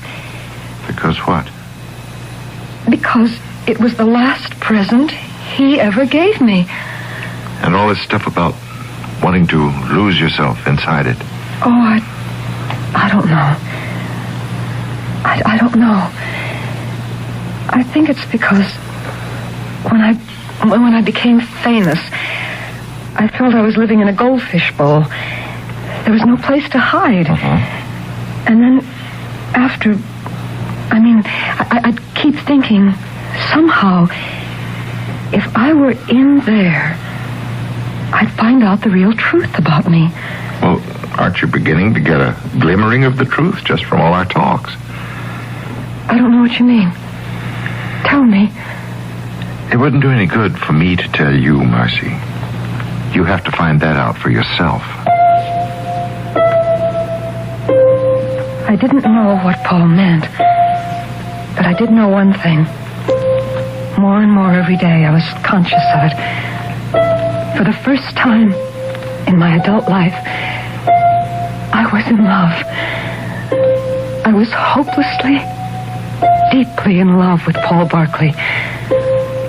Something I don't think he could know. Or would be talking about. You've got to be kidding, Paul. I wish I were. Yeah, but just when you're really beginning to help her, get her back to herself. I've got to disqualify myself now. It's too dangerous. Just because Marcy's fallen in love with you? Isn't that part of the whole analysis picture? The transference of love, hate. The psychoanalyst takes the place of the, well, in this case, the father. Sure, that's one thing that happened. To be expected. It's one reason I have to bow out. Well, I don't get it. All right. I'll put it as simply as possible. In this case, I can no longer be objective or handle it. Because you see, the tables are turned. The doctor has fallen in love with his patient. Oh, but don't worry, Dave. I have the best men in the business ready to take over. The only trouble was I didn't want the best men in the business. I wanted Paul. And when I found I wasn't to have him, never dreaming how he felt about me, it was my father again. And the only way I could find him was to cross the border to where he was. That's why I took the overdose of pills. And that's why, barely conscious as they took hold, some instinct of preservation helped me drag myself from the bed and head for downstairs in the open air. I never made it. Instead, I stumbled at the head of the stairs and pitched helplessly like a rag doll to a senseless heap at the bottom. What's happening, Paul? How is Marcy? Some superficial bruises, nothing else. So, but is she conscious? No, she's still in coma. From the pills? No, that's impossible. The hospital is taking care of to get them completely out of her system. Then it's the fall. No, there's no indication that that's the cause. But why is she in a coma? One of the aspects of the problem, catatonia. Fortunately, one of the easiest in its early stages to correct. I don't care what medical name it is. How do you bring her out of it? That's a good question. I wish I knew. I have a key, but it's too late to use it to unlock Marcy's jail. When I first found myself locked inside the glass paperweight, I had no fear. Only a surging sense of joy that at last I was where I wanted to be. I hurried up the path through the gently falling snow, which was warm and almost tickled like feathers, to knock on the little red door. Who is it? Wait a minute. Yeah? Pop! Who are you? Marcy! Been a long time. I don't remember so well. Oh, you couldn't forget me. We were so close, Pop. You and me. So close. The only thing close to me, Bright Eyes, is this little bottle. Or the next one. Or the next one after that. You mean I just made you up? The way I wanted you to be? Not the way you were at all. Maybe. What's the difference? That's your problem. Thanks. For what? For telling me. For waking me up.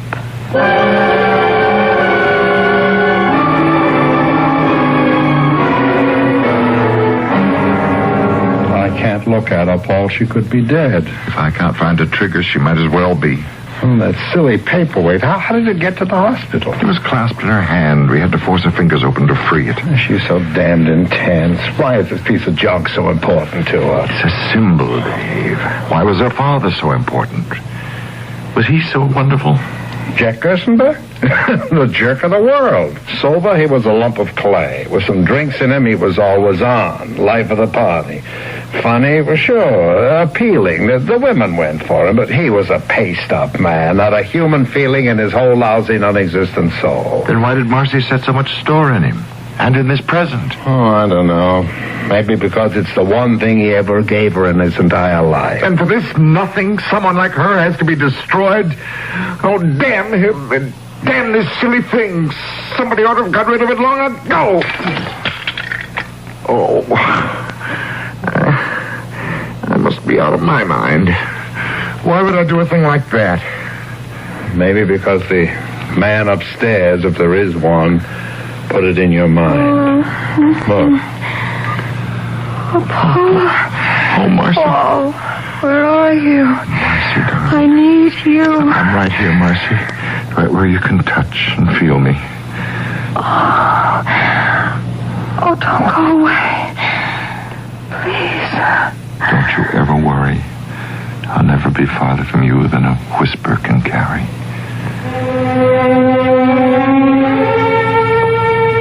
That's how I escaped from my glass prison.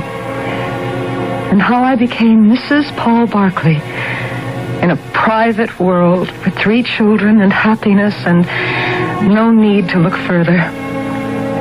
So, to the press and all the media, I am no longer news or interesting, even to you who are listening. The story is finished. The beginning of everything for me, but for you, the end.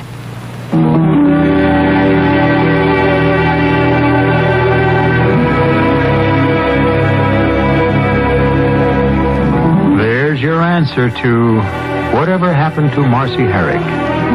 This time, I'm as happy to tell you as I am happy with the answer. One further thing to add, but after I return shortly.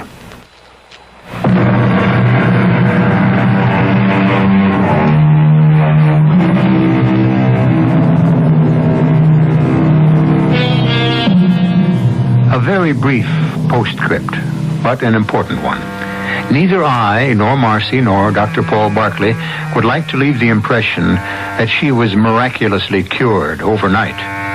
The ravages of the mind must be mended as carefully as those of the body, but with time, care, and equal devotion from patient and doctor, more and more of them, as we advance, even in adversity, can be and are. It isn't always won, but there is still hope for the human race.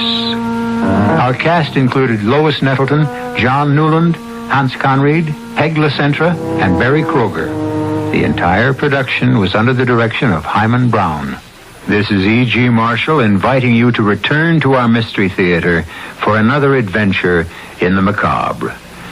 Until next time, pleasant dreams.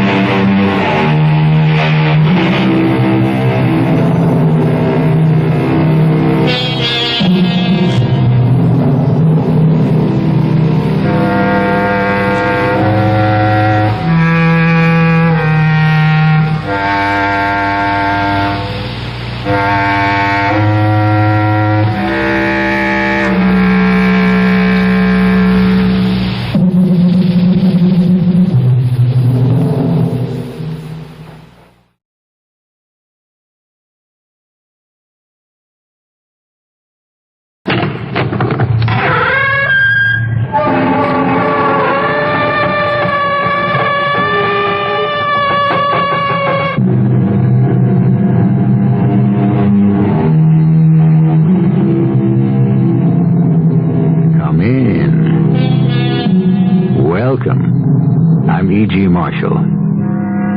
Even when we are quite alone, how often do we think, with pleasure or pain, of what others may think of us, of their approbation or disapprobation?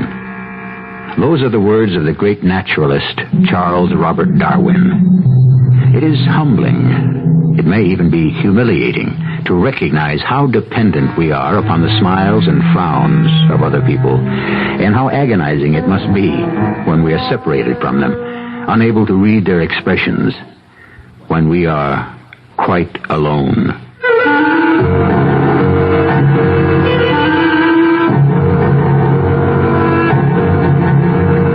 Our mystery drama, The Solitary, was written especially for the Mystery Theater by Elspeth Eric and stars Larry Haynes and Fred Gwynne.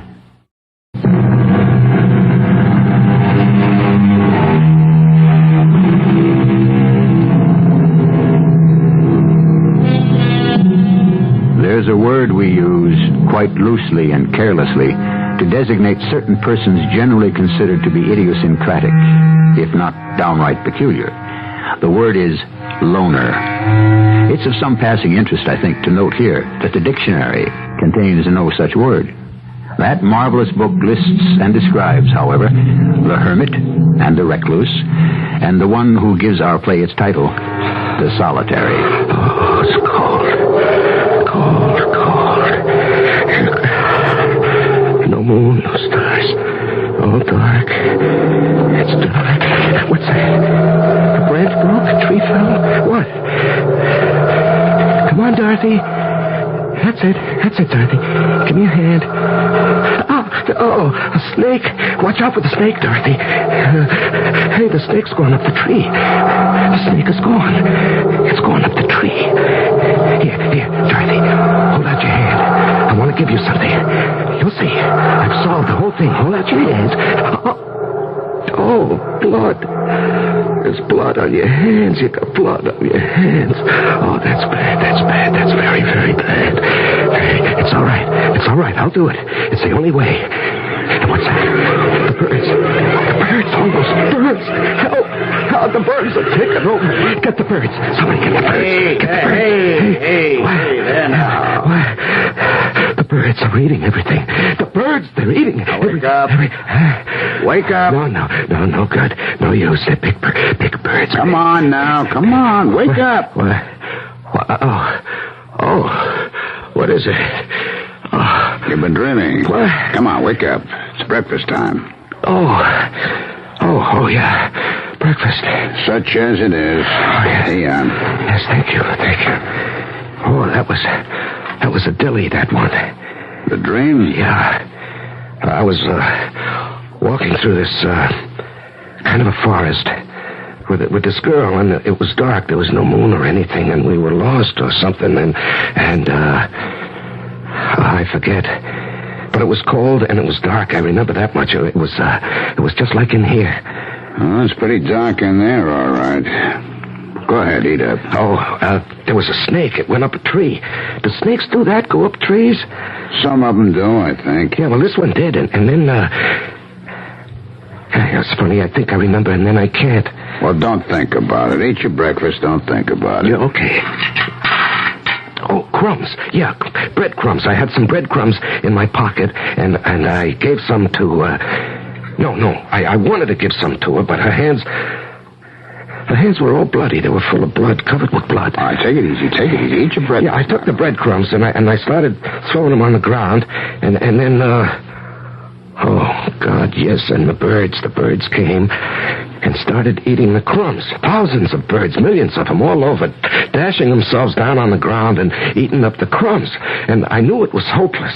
Well, what was? Oh, everything, absolutely everything. Eat your breakfast, huh? Hey, what does it mean? It was a dream. Does it have to mean something? Well, they say dreams do. Dreams have meanings if you can figure out what they are. Yours sounds to me like that old fairy tale. What was it? Hansel and Gretel or something? One of those, you know. The two kids who were lost and they threw crumbs on the ground so their parents could trace them. You know. They were in the trail, but the birds came and ate up the crumbs. Oh, is that what happened? You remember that story? Yeah, I guess I do, yeah, I guess I do. It's been a long time. Feel better now? Yeah, I do, I really do. Thanks a lot. So, go on, eat up. Yeah, I really appreciate it, Don. All right, then eat. I will. What's the weather like outside? It's nice. Very nice. Sun shining? Yeah, shining like crazy. Is it hot? Yeah, but there's a little breeze. It's very nice. I walked all the way up the hill. Oh, you did? That must have been nice. Yeah, it was. Come on, eat up. Okay. Hey, how are the Reds doing? They've got a good chance. Oh, I've always been crazy about the Reds. Yeah, I know. Well, I grew up in Cincinnati. Yeah, I know. It's a great little town. Oh, you know Cincinnati, Don? I didn't know you knew Cincinnati. I was there a couple of times. Well, not really there. Across the river, a place called Fort Thomas. Oh, you finished? Give me the plate and the cup. Yeah. You know, I think maybe tomorrow I can sneak you up some oatmeal. Would you like that? With milk and sugar? Yeah, I like oatmeal. Then maybe you won't dream about breadcrumbs, huh? Yeah. Okay, I'll see what I can do without getting caught. No, don't get caught. Hey, Don? Yeah? Don, how many days I've been in here? 17. 17. 13 more to go.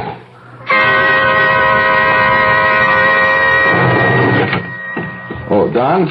Just a second. What's up, Carl? I ought to ask you that. Oh, yeah? You mean something by that, or are you just looking for trouble? You were in there quite a while. 5 minutes.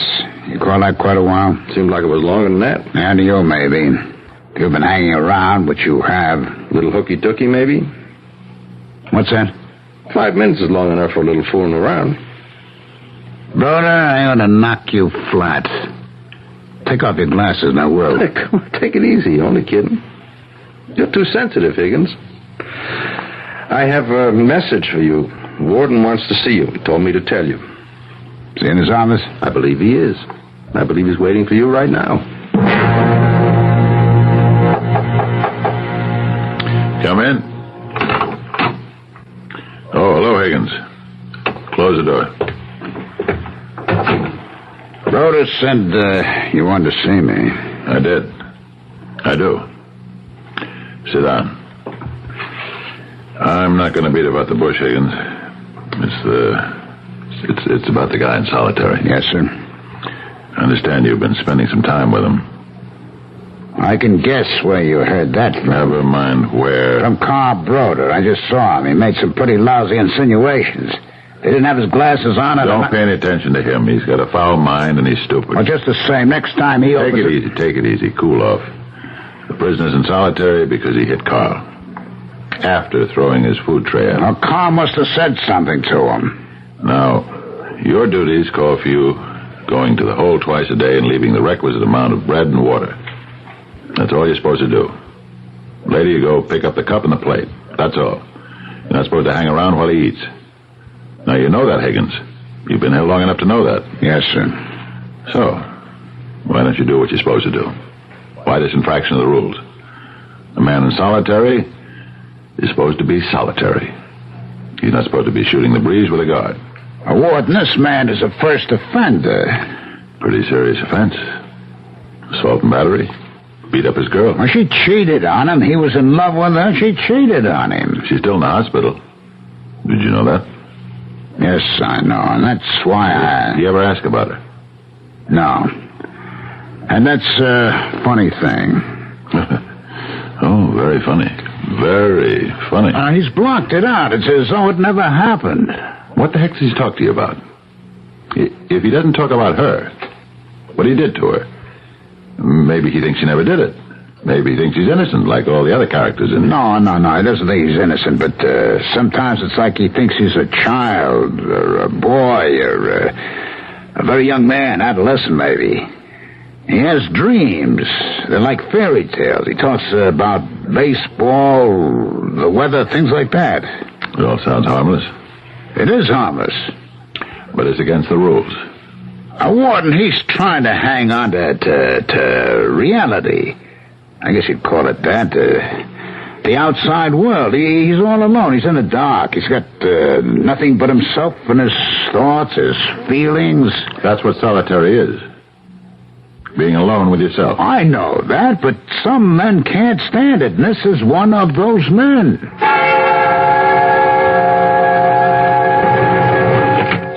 Don? Yep. Here's your ration. Is it still nice out? It's all right. Sun still shining? Yep. Hey, quite a spell of good weather we're having, huh? Hey, where you going? Are you leaving? What's the matter? What did I do? Did I say something? Did I do something? I can't hang around. Well, why not? Did I do something? You don't like me. Is that it? I did something wrong. Is that it? Well, whatever it is, I'm sorry. I never meant to do anything. I didn't mean it. No matter what it was, I didn't mean it, and I'm sorry. Take it easy. You didn't do anything. Are you sure I didn't? Will you quiet down? Yeah, I will. You see, I'm all quiet. I'm quiet now. All right, that's better. You know, the trouble with me, I can't sleep. I mean, I sleep about, 5 or 10 minutes at a time. Sometimes 2, I can't tell. And I dream, and then when I wake up... Hey, Don, you're not leaving, are you? I got to. Aren't you going to light a cigar, smoke a cigar? I can't. But you have before. You said it relaxes you. I know it relaxes me. Just smoke one cigar, huh, Don? Just part of a cigar. Will you, please? Well, I'd like to watch it burn. Huh? Okay.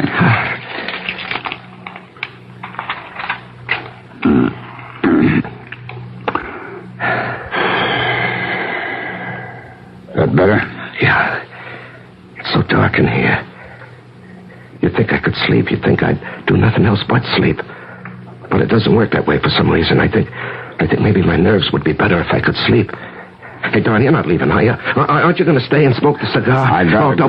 Please don't go. I want to ask you things. Please, don't go, Don. I'll tell you what. Just stay for a little while and smoke the cigar. Don't go. I got to go. I got to. But I'm going to leave my cigar, okay? I wish you wouldn't go. I told you I got to. But look, I put a cigar right here on a crossbar. See it? Yeah. You can see the tip, can't you? Oh, yeah. You're not supposed to smoke it, you know. No, I won't. I'll just watch it burn. Okay, then. Yeah, it'll be like a nightlight. I'll have a nightlight. And I'll sleep.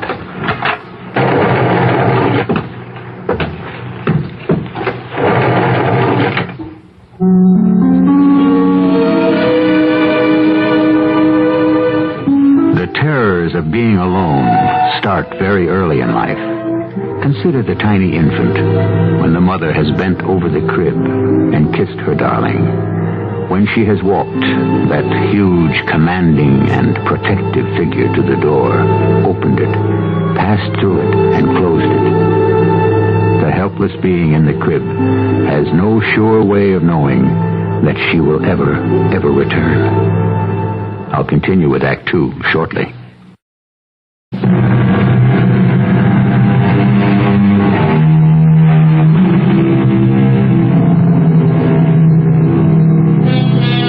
There have always been those who chose isolation, like the hermit monks from the early Christian martyrs, some of whom survived without going mad. But our story concerns a modern man who has had his isolation forced upon him, one who is trying to save himself from madness. Listen now to the second act of The Solitary. Wake up. Breakfast. Oh, you. I'm passing through. Yeah, thanks. Sleep all right? Oh, yeah, fine. Hey, what's it like out, the weather? Sun shining? Yep. It's been nice lately, the weather. Hey, you're not going. Got to. No, I wanted to ask you about the Reds. How they doing? I told you yesterday. Yeah, you said they got a good chance. That's right. Even without Maroney, you said they traded Maroney. Hey, don't go yet, Don. I want to thank you for leaving that cigar here last night. I certainly appreciate that. That's all right. You know, I stared at it for, tell you the truth, I don't know how long it was. First thing you know, I'm asleep, and then it's morning. And I really appreciate what you did. I was getting a little crazy there, no sleep, you know? Yeah, sure, I know. You ever go very long without sleep? Not for long, no. Because they say eventually you do go to sleep. I mean, nature takes over, and you just go to sleep. We don't need as much sleep as we think we do anyway. That's what they say. How much sleep do you need, Don? Oh, about 8 hours does for me. Yeah, 8's about right for most people. Yeah, well, hey, look, you're all strung out, man. Why don't you try taking it easy? No, I'm not strung out. I'm okay. What makes you say I'm strung out? Well, you're all right. Certainly I'm all right. Good night's sleep, certainly. I'm all right. Only, do you have to leave, Don? Can't you stick around? I really can't. Oh, Don, one more thing. Just one more thing before you go, okay? Oh, what's that? You think I got any mail?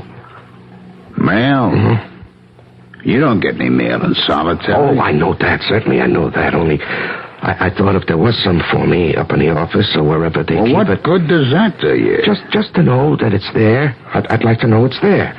After all, I'm going to get out of here sometime. It would be something to look forward to. Know what I mean? Well, who would you think you might be hearing from? My mother? I'll tell you what. I'll try to find out for you. Yeah, would you, Don? Oh, man, I'd appreciate that. I really would. I would certainly appreciate that. Don't mention it.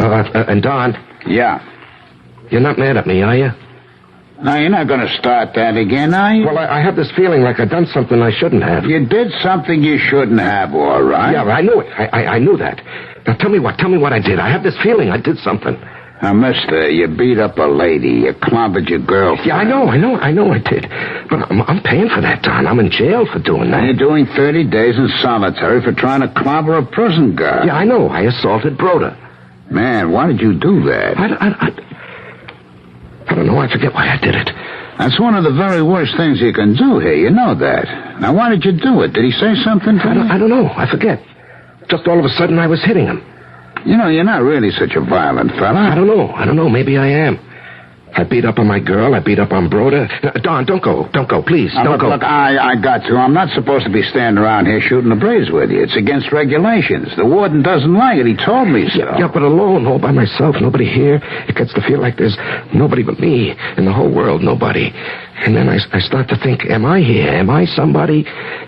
Who am I? Will you tell me who I am? I can understand that. But I gotta go anyway.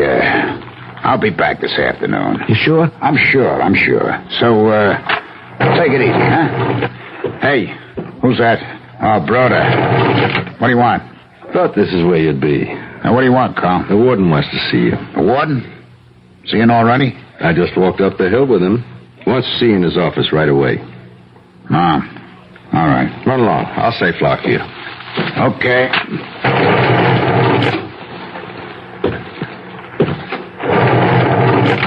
How you doing in there? I'm doing all right. Lonesome? I'm all right. Can't quite see you, but you sound all right. I'm all right.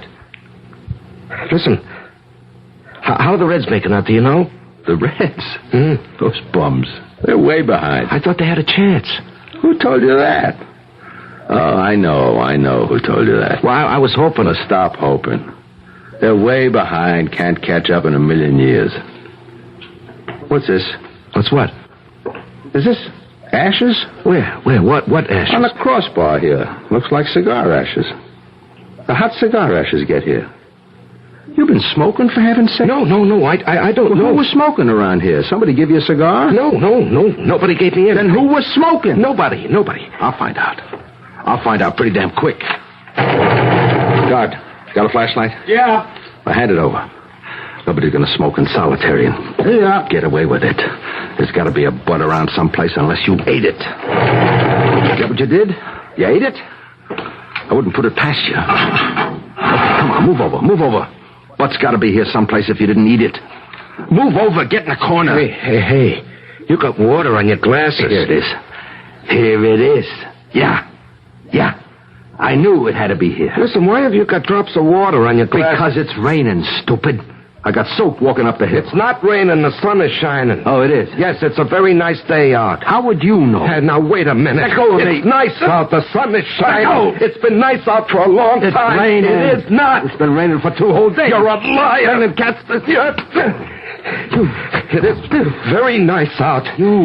We have had a spell of very good weather. You busted my glasses. I'll get you for this, you crumb, if it's the last thing I do. The sun is shining. It's been shining for several days. Beat you up. I ought to give it to you good. You want to mix me up? It's very nice out. Didn't I tell the warden, you creep? You'll get another 30 days in the hole, maybe 60. Man, you never learn, do you?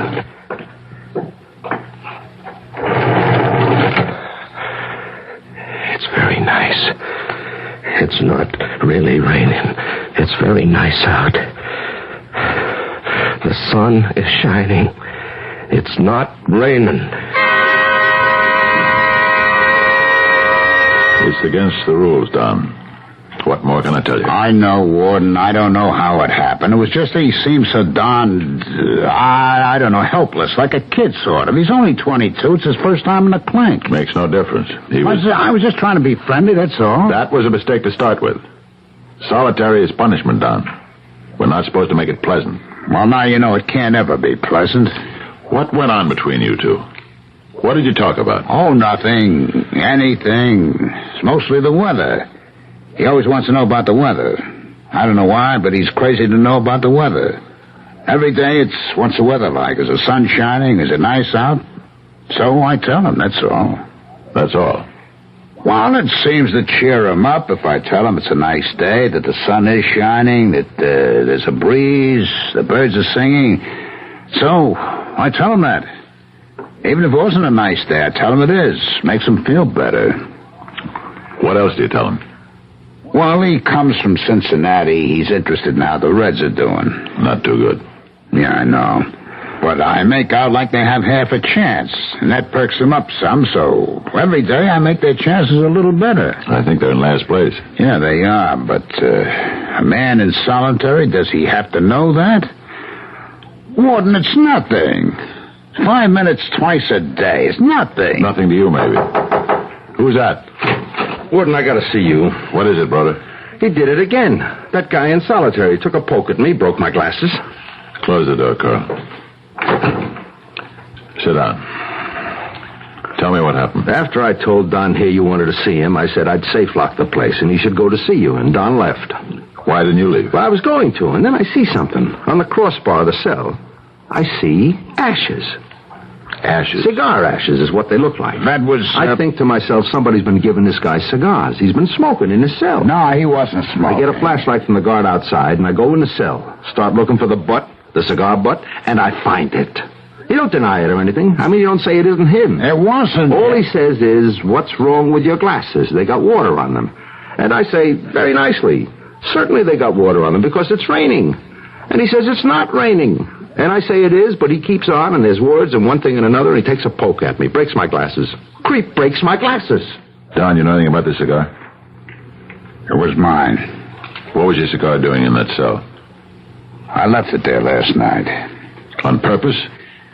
The man couldn't sleep. He said it'd be kind of like a nightlight. Nightlight? Well, he hadn't been sleeping well. Nightmares. He was very edgy. How is he now? I don't know. All right, I guess. After he slugged me, I beat it. Well, somebody better get down there and check on him. I don't think it should be either one of you, so I'll go myself.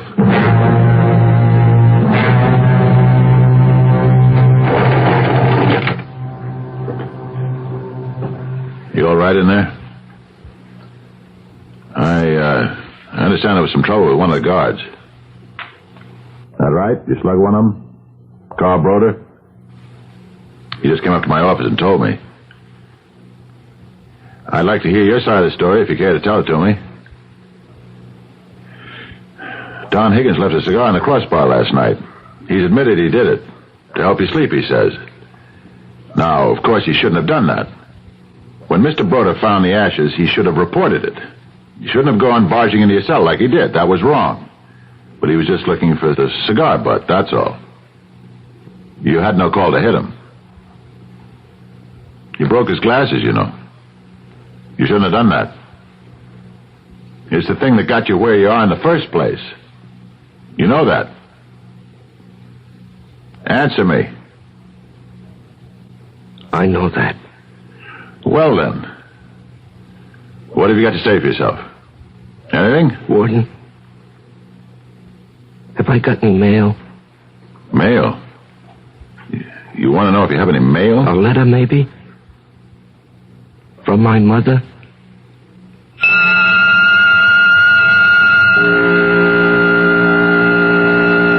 of bread to a man who is starving, as water to a man who is thirsty, so is human contact to a man who is alone. We'll return soon with Act 3 of The Solitary.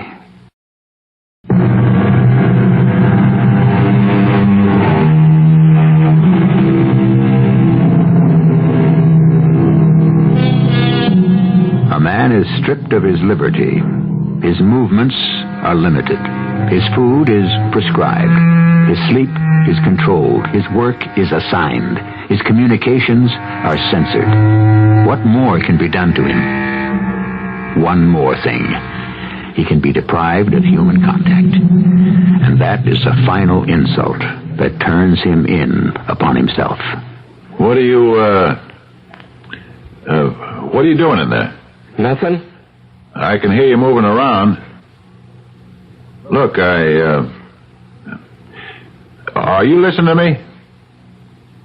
Are you? Yeah. I think you're the warden. That's right. I thought so.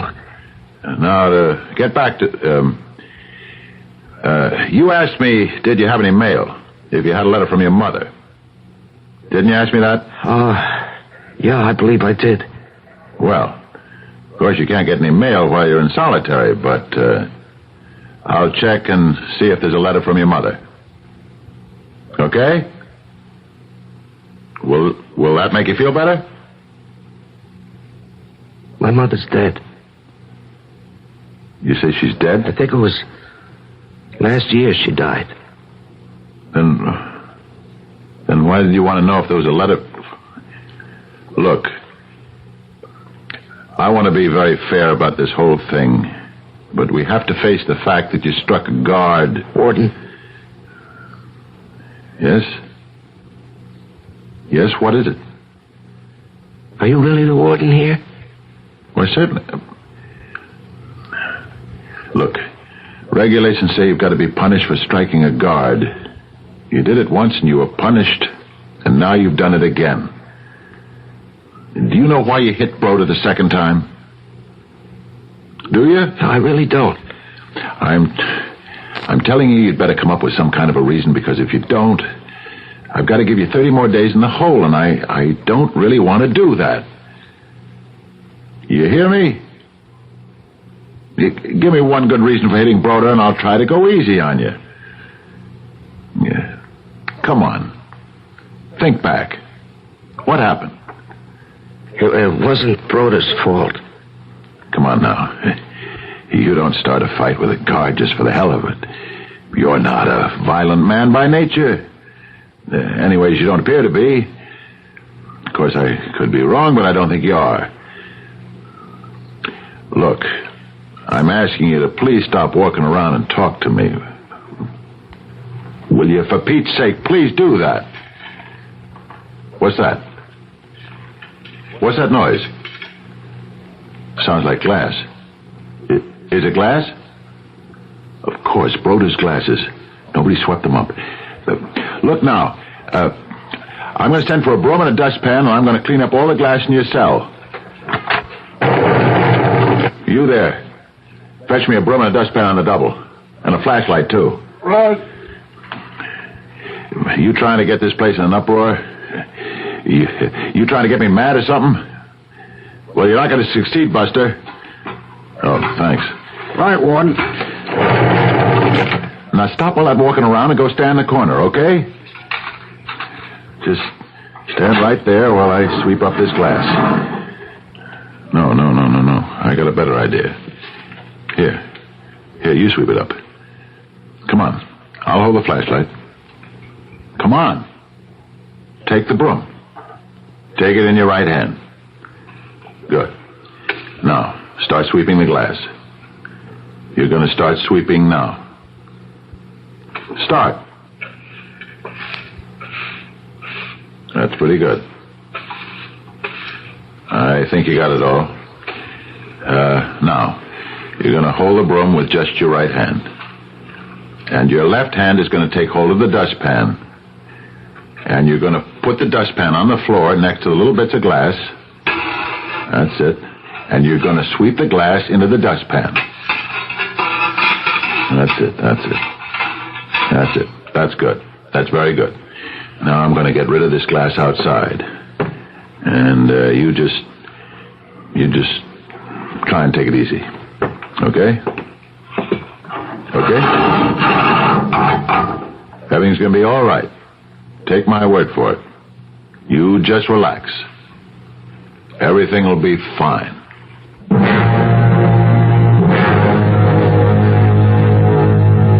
Wonder what's going on down there.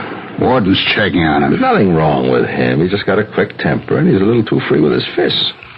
You told him it was raining. What? Told him it was raining. Well, of course I told him it was raining. He says, you got water drops on your glasses. Why is that? And I said, because it's raining out. He says, no, it isn't. I said, yes, it is. It's been raining for 2 days. And he slugs me. Well, I figured he's got it in for me. Did you tell him anything else? I don't know. He said something about the Reds. Yeah. I thought maybe he might have. What'd he say? Something about how they were doing. They might take the pennant or something. Yeah? What did you say? I said they were bums and didn't stand a chance. Everybody knows that. So I said it. Now, what's wrong with that? Nothing. I suppose there wasn't anything else you could say. Listen, I didn't have to say anything at all to him. I could just have left. But then I saw the cigar ash. What did you have in your head to do a dumb thing like that, leaving him a cigar? I don't know. Solitary is a punishment cell. I know it's a punishment cell. What am I, some kind of a beginner, new on the job? If you're going to start babying guys in solitary, where's the punishment? What's the point of the whole thing if you make it a breeze to do time? It isn't a breeze. It's never a breeze. Wait till you do time there before you talk about it being a breeze. Oh, that'll never happen. I'll never do time. Yeah, well, why not? You're not so pure. You're not so holy. You could make a mistake just like anybody else. I know too much about it. Yeah, that's it. That's just it. You know in your bones that the worst thing can happen to you is to be locked up. Locked up is bad enough to start with, but when you're locked up alone, day after day alone, that's the worst it can get. Nobody to talk to, nobody to listen to, not even a human face to look at, not even a human hand to touch. I think it's probably the worst thing that can happen to anybody, any place, ever. All right, take it easy. Yeah, you know what that poor jerk said to me? He said it gets to feel like there's nobody but him in the whole world. Then he starts to feel maybe he's not there. And then he starts to feel that maybe he's not anybody. You see, there's nobody there. It's not even him.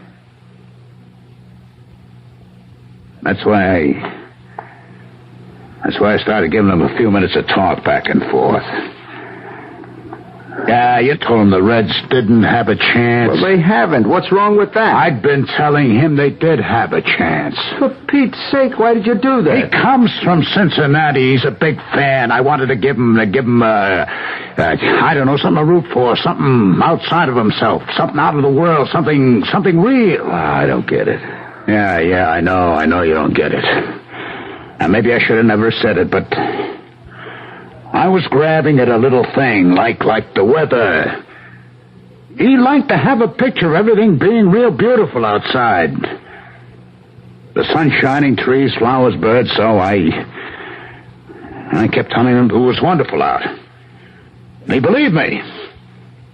Oh, why not? I'm the big oracle. I'm the big smart man who knows all about what's going on. He's just a little kid who's been locked in a dark closet for doing something bad.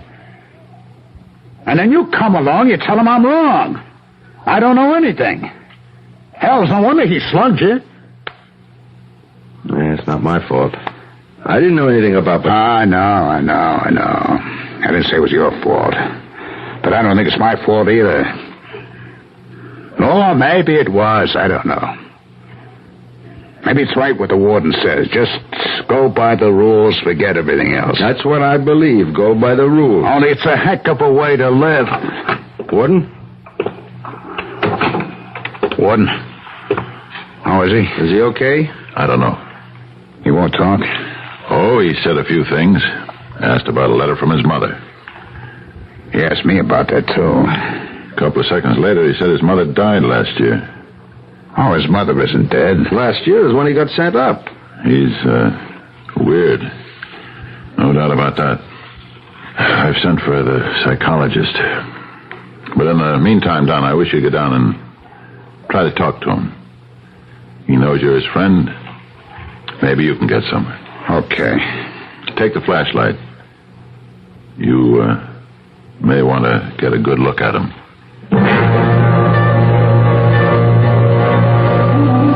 It's Don. Don Higgins.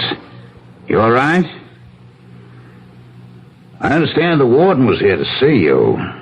He was worried about you. I want to explain to you about a couple of things. About the Reds. They don't really have much of a chance. I exaggerated. Actually, they hardly have a chance at all. But I thought having something to root for is always a good thing, so that's why I said what I did. And that part about the weather, that was awful dumb of me. I should never have told you it was beautiful out. I don't know why I did it. It seemed like a good idea at the time, but it wasn't, because Carl Broder didn't know. And, of course, when he said no, it was raining. Well, of course, then you didn't know who to believe, huh? Isn't that so? Isn't that the way it happened? Come on, talk to me. Look, I'm coming in there. Come on. Don't be like that. Talk. Holy mother. Hey, what's the idea? What did you do? It was a piece of glass, a skinny piece of glass. I don't know how he got it into his vein. Artery. Left carotid artery. Connects with the aorta, the doctor says. Part of Carl's glasses, huh? My fault. I should have swept up that glass myself. Is he going to pull through? The doctor thinks he will. You got to him pretty soon after he dug the glass into his throat. Well, maybe he did it while I was talking to him. Huh. That's a pretty thought. You were doing your best. Oh, we were all doing our best. Oh, I didn't tell you. There's a letter from his mother. I checked. That's good. Of course, I can't give it to him yet, but there's nothing says I can't tell him it's there. No, I don't think there's any rule about telling him. I hope there isn't. Oh, here comes Broder. Oh, yeah. I just thought I'd stop by, see how he is. He's doing pretty good. You gonna pull through? The doctor thinks so. They told me in your office, Warden, that the girl he roughed up is gonna be all right. Yeah, the hospital called. So he won't get hauled up on a murder charge. Well, that's something. The way things stand right now, he can apply for parole in about 6 months. After what he did? Throwing his food tray on the floor, slugging me, not once, twice? You think anybody's going to grant him parole after that? Probably not. I should hope not. He ought to be sent back to solitary once he gets out of here. Isn't that right, Warden? I mean, not just for the rest of the 30 days. I mean, for another 30 days. Striking a guard, that's serious business. I know that. Well, what do you think you'll do? What would you do? Me? Don?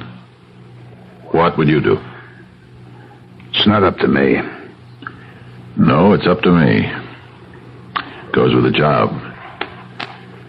Well, I gotta get back to work. The doctor said I could see him for a couple of minutes. Okay. See you later. See you. Hello. Hello. How you feel?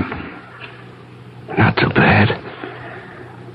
I got a couple of messages for you. One is a letter from your mother.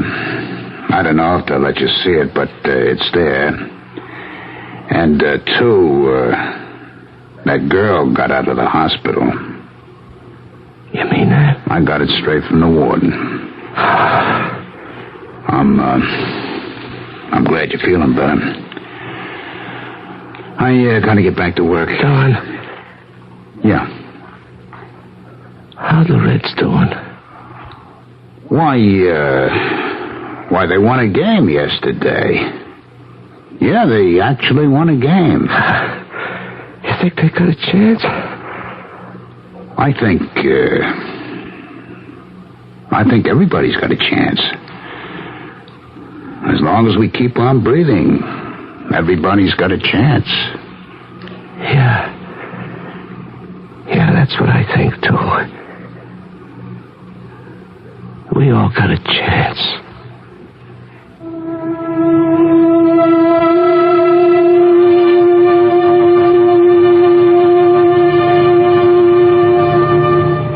I firmly believe that.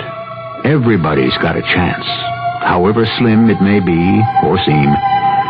But that chance is slimmer to the one who is alone. Woe to him that is alone when he falleth. Ecclesiastes chapter 3, verse 10. I'll be back shortly.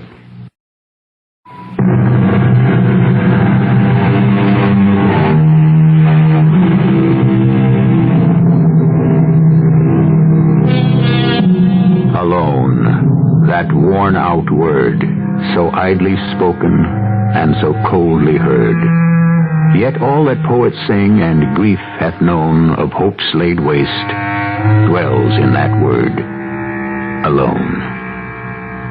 Edward Bulwer Lytton, born 1803, died 1873. Our cast included Larry Haynes, Ralph Bell, Fred Gwynn, and Nat Polen.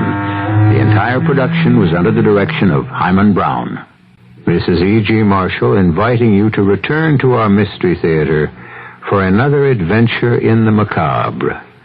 Until next time, pleasant dreams.